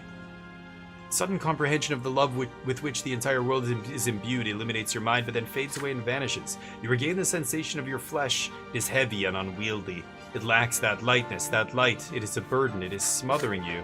You gasp for air. Your chest expands painfully. You feel as though your lungs are about to burst. The stagnant odor of the crypt fills them. Revolting, but so real. What? I literally come back to life? I thought I was just going to be born again. You're back. From the dead?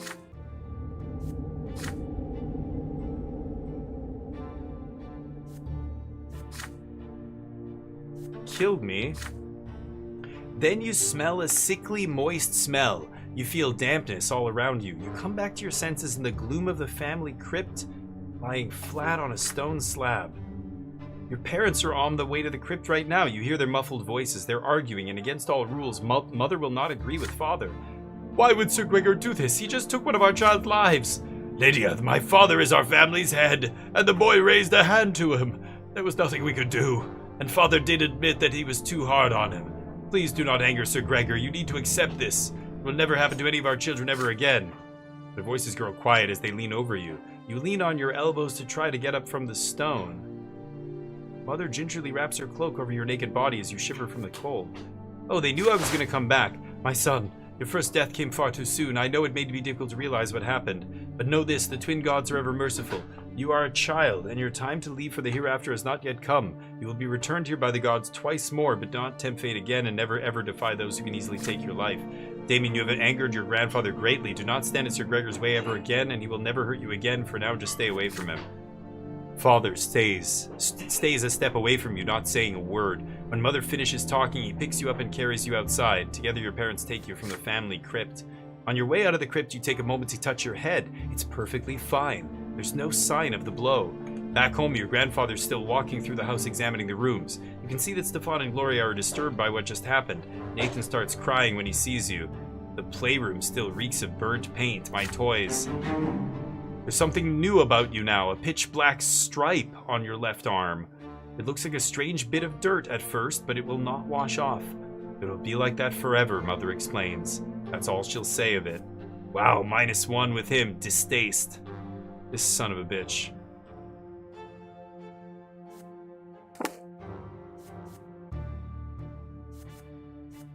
Okay.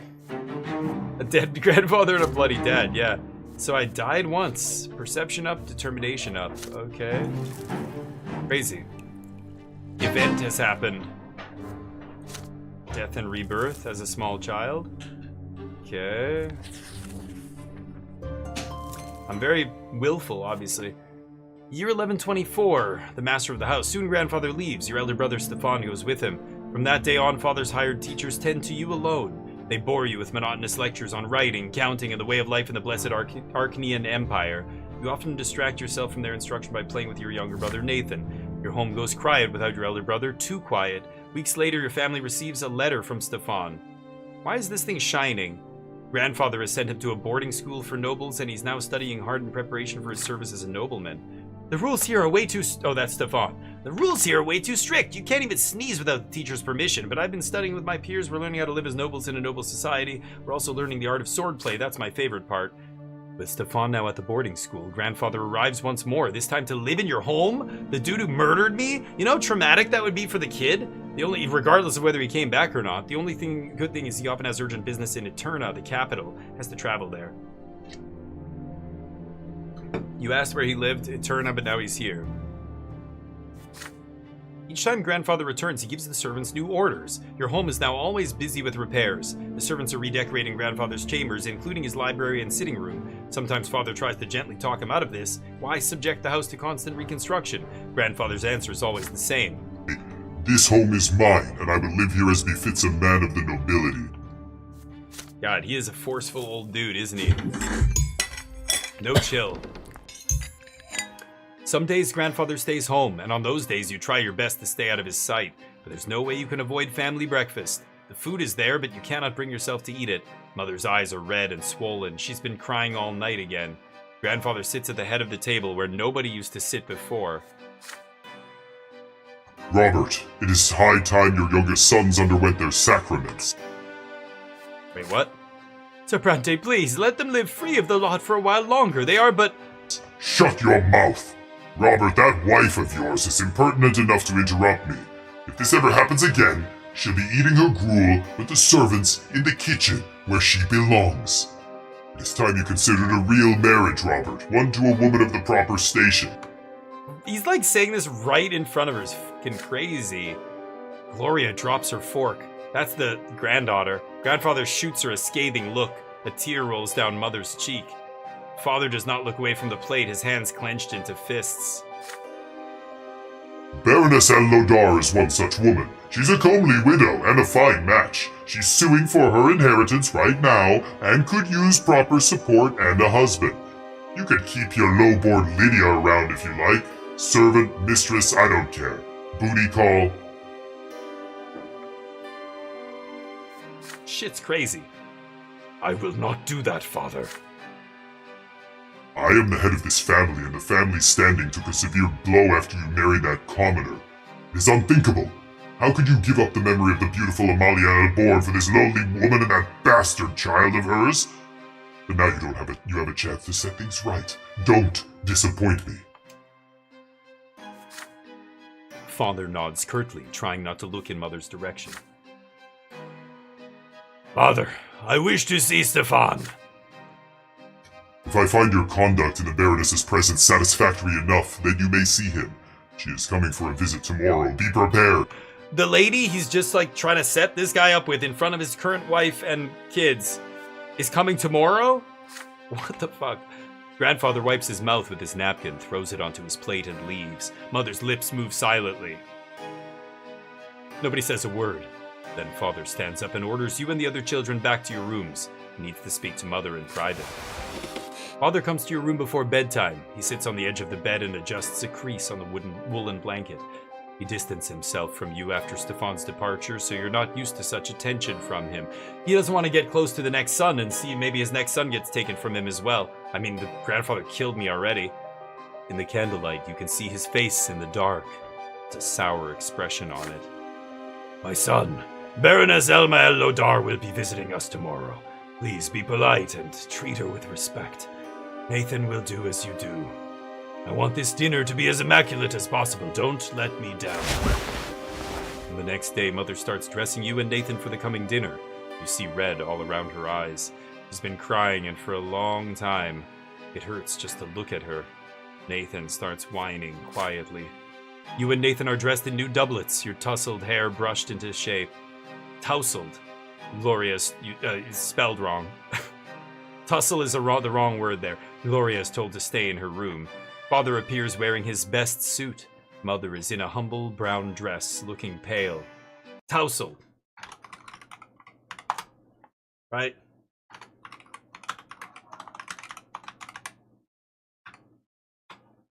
No, I thought MTG Bot would do something there. Mother is in a humble brown dress, looking pale. Grandfather has an uncharacteristically contented look about him.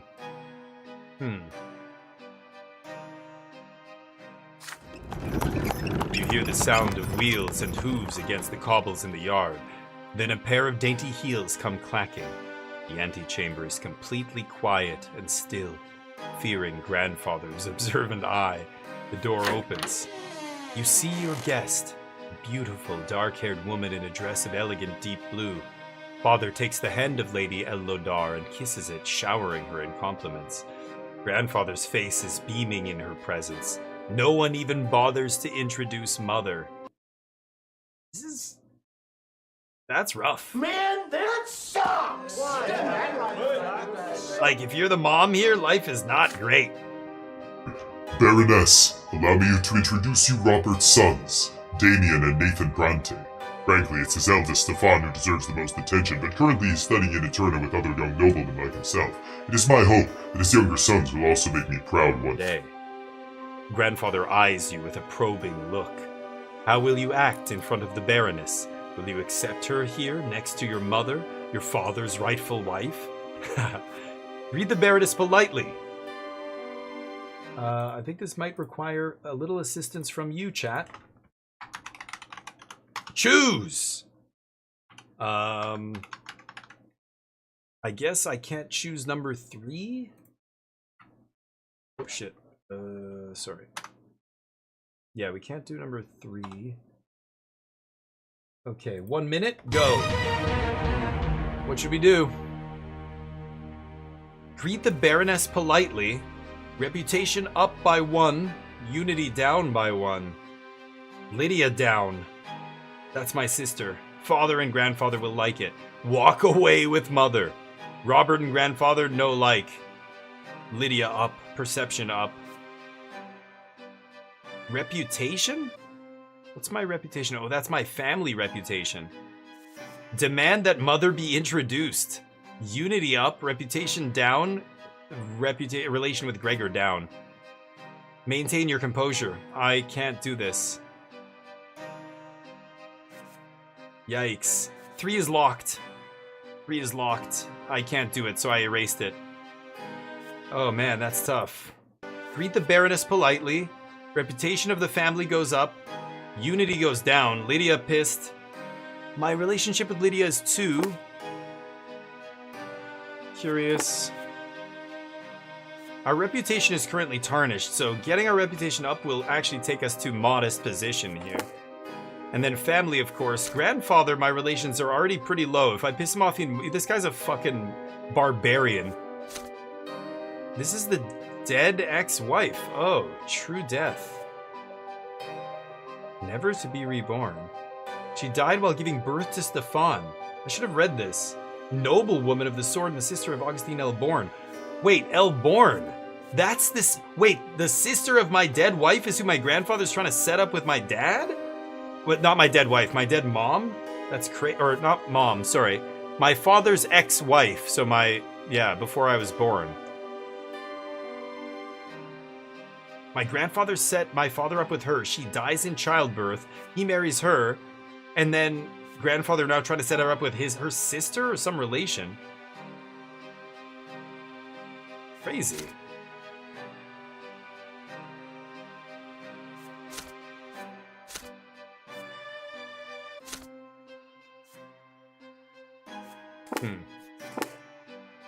So what do you guys think here? Only one person chose. Number 4? Demand that mother be introduced? Ay, ay, ay. Really? I mean, a math equation? No, it often is. But with this, now we have relation numbers to balance here. Robert will be grateful. Oh no, he's grateful? So I could do this. One of these must be true. Yeah, to do these. To do this.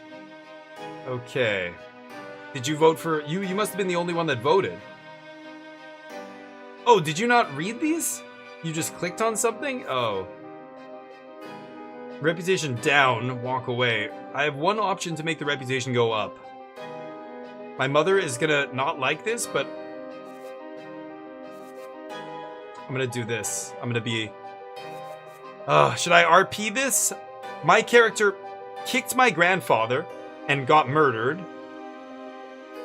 Willful. GP? What do you mean, GP? Gregor?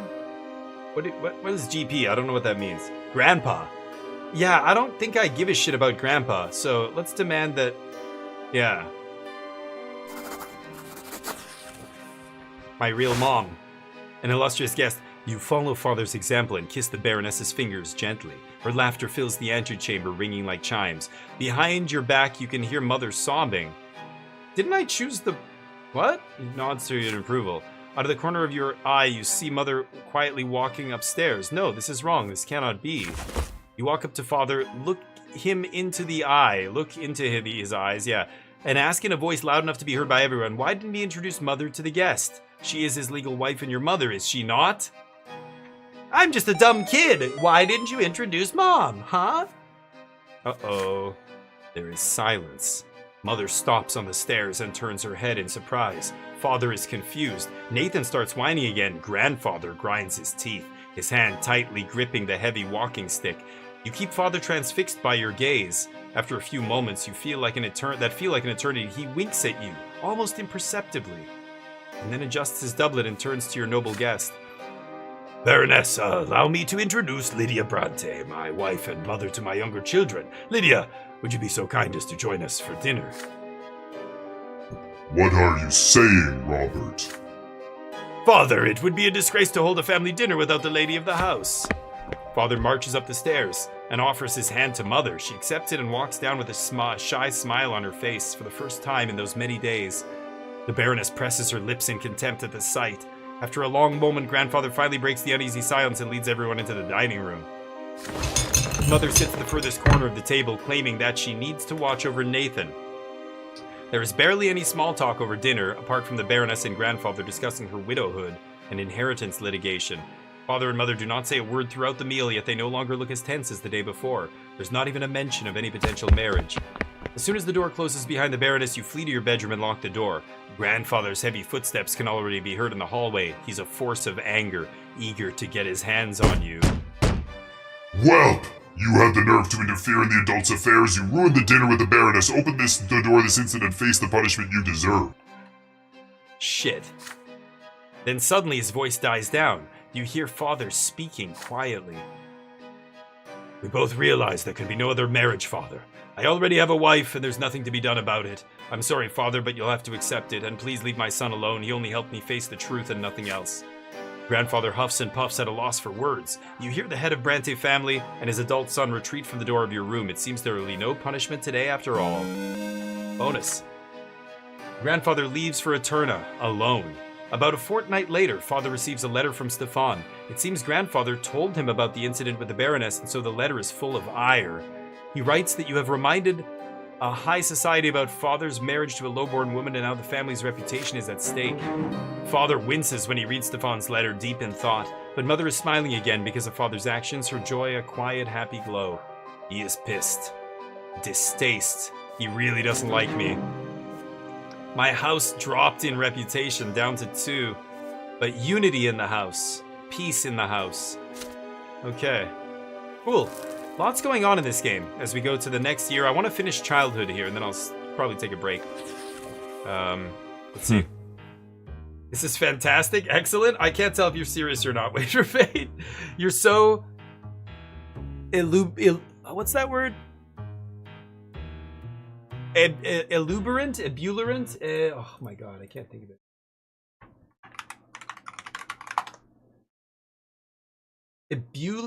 Ebullient. You're so ebullient. It's my word of the day.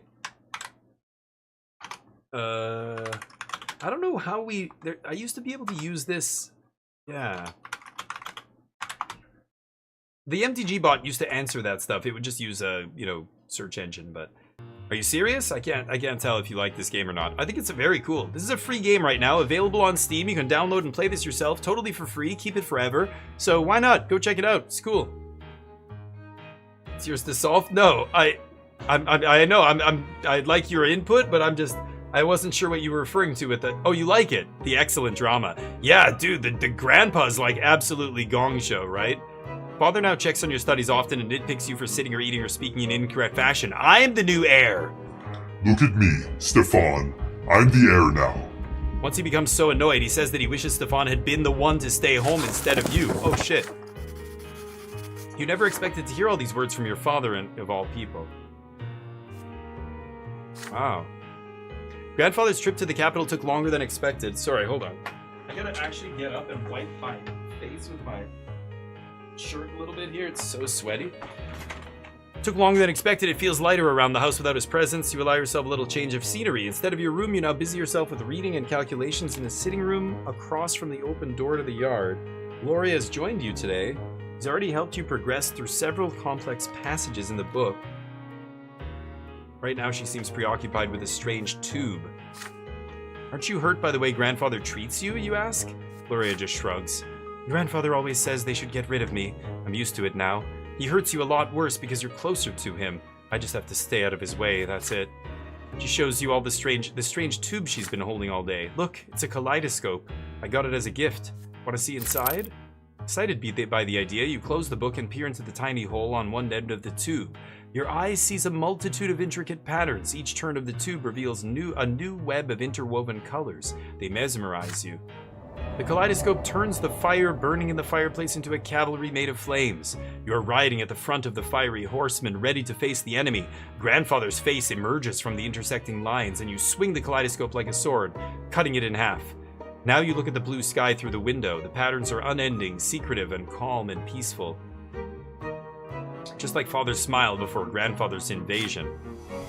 The deep blue gives way to a scattering of gold, radiating gentle warmth like Mother's arms. This fleeting beauty too soon gives way to a hypnotic new pattern. Again and again, you see your family in these interconnecting figures as they come together and break apart. And in the middle of this golden glow, you see Gloria's green eyes gazing at you observantly. Your sister left you long ago. The books are abandoned, and time slips away unchecked, but you're still busy peering into the kaleidoscope. Order emerges from the chaos before your eyes again and again, but you cannot preserve it no matter how hard you try. You're caught in an inner conflict. There is so much that can be done with this kaleidoscope. Should you take it apart or ask Gloria how it works, or keep enjoying the patterns it shows you? But you still have lessons to do today. Wow, I have no choice. I have no willpower to do this. Take it apart. Or return to my studies. I've got to keep looking. Get willpower. I waste the day looking through this thing.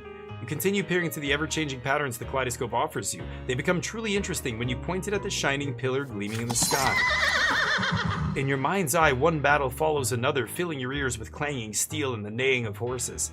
You're leading the Imperial Army now. Everybody is so proud of you. Grandfather says you're better than Stefan. And Father's stern voice cuts your daydream short. You lost all track of time. It's evening now. How did you get your hands on this toy, Damien? Why aren't you studying? Give it to me. You'll have double the lessons tomorrow. Okay, willpower. That's good.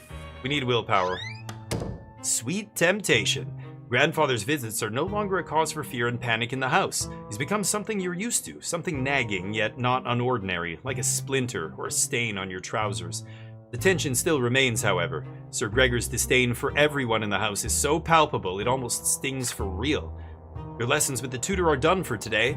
You're walking down the stairs when you spot Gloria peeping into the sitting room through a slightly open door. You sneak up on your sister and tap her lightly on the shoulder. She's startled. Oh, it's you, Damien. Look, Sir Gregor's eating something. Grandfather's sitting on the sofa, flipping through a book with one hand and reaching for a glass bowl with another now and then. Inside the bowl you see candied fruit, a sweet confectionery forbidden to the common estate, like all sweet things, geez. Yet Grandfather's face shows no pleasure as he keeps consuming the high-born treats. The clock strikes 3. Grandfather rises from his seat, puts away the bowl on a shelf, and leaves for the yard. He always takes a walk in the city at this time. Gloria nudges you with her elbow and looks at the candy bowl when you look at her. The first emotion you feel is fear, but next comes curiosity, and it is stronger. Stefan used to boast that candied fruit tastes incredible, and now you have a perfect opportunity to try it. You try a candied fruit first. The sugar starts to melt. As soon as you put it on your tongue, it's so sweet. You've never eaten anything as good as this. You take the whole bowl off the shelf and give it to your sister. She takes the fruit and brings it to her mouth carefully like a rare treasure. There's a thumping on the stairs. Footsteps accompanied by the knocking of a walking stick. You have no idea why, but Grandfather's back! You quickly hide behind the sofa and pull Gloria after you, but she's frozen in place with a bowl in her hands. The door opens. Grandfather's menacing figure advances on Gloria. His hand seizes her arm. You squalid, ungrateful, lowborn child! How dare you bite the hand that feeds you? You and your trollop of a mother would be sleeping in a ditch if it weren't for my spineless son. The sweet and pleasant things in life are for the noble estate, not for the likes of you. Did you forget your lot? Holy cow. His hand swings and hits Gloria on the cheek. She falls to the floor right next to where you are hidden. Her fingers glisten with the warm melted sugar that brought you here. Grandfather advances again, his walking stick ready, but then he sees you huddling behind the armchair. Please don't hurt him, Sir Bronte. This is all my fault. He tried to stop me. You can already see a bruise on Gloria's cheek. This is only the beginning of her punishment. Gloria was caught red-handed. Unlike you, you can still avoid your punishment. What is it then, milksop? Did you try the sugar too? Or were you trying to stop this piece of filth like she says? Oh man, you guys want to get in on this? 1, 2, 3, go. Tell the truth. Here are the results of telling the truth. Perception goes up, willpower goes down, and my relation with Gregor goes up. Lie. Will goes up, Gloria goes down. Convince grandfather that I was trying to stop Gloria. Mock grandfather along with my sister. You start mocking grandfather, convinced that Gloria will join you. Oh my god. I don't know. Gregor is gonna go down to -4. Gloria will go up, determination will go up. Willpower up goes to 10. Or perception up, willpower down. I basically go back to 0 will. God. What's it gonna be, chat? Anybody voting? Any votes? Or else I choose. 1, 2, or 3. It's obviously in ascending order. Mock grandfather. This is wait for fate. Choosing the most provocative answer every time. Yeah, it would be nice if somebody else did something about this, but...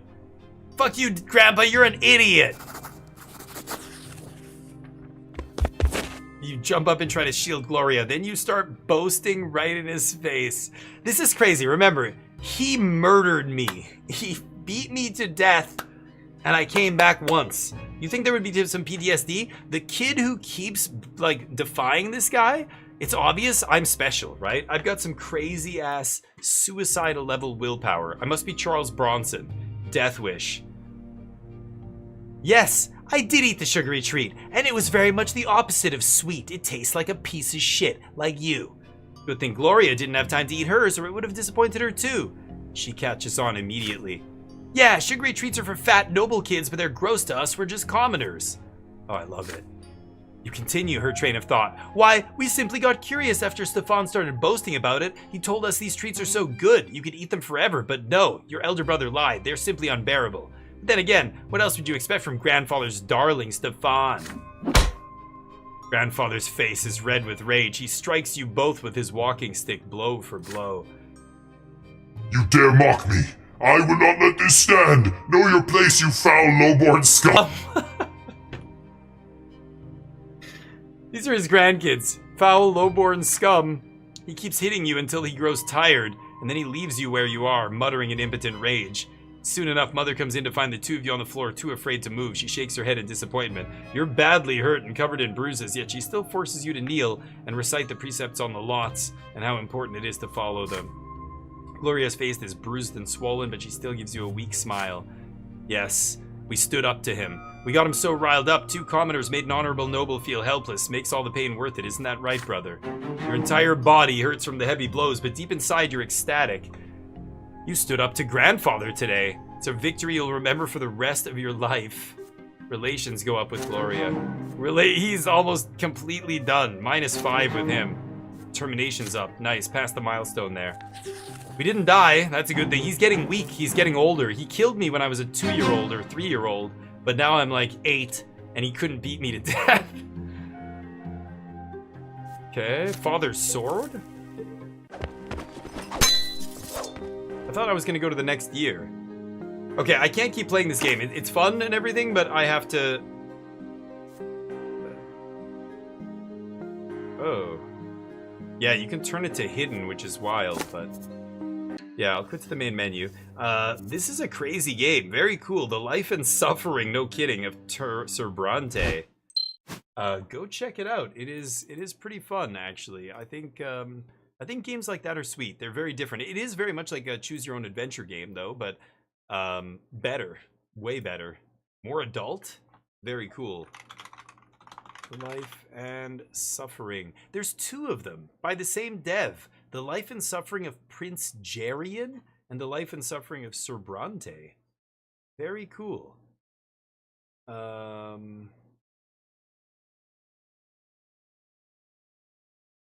Let's go give somebody some love. Who do we have here? Just the next person in line here as we stream. Abby Pro. No cam. I assume they're speaking English? Yes, they are speaking English, it looks like. So let's give them some love. give them a follow, and I'll be back tomorrow for more action. It's Casino Day tomorrow. All the games will be live, but I'll leave it up to you guys tomorrow and see what we play next. Maybe we'll play more of that, but I'm assuming we're going to play some other stuff. There's a few new games coming out. I got the DLC for the Altars I want to get into. The Altars was awesome, and I'm really looking forward to playing that game again. It's very, very fun. Have you seen me play that Wait for Fate? You would like that game, or I don't know, maybe you would.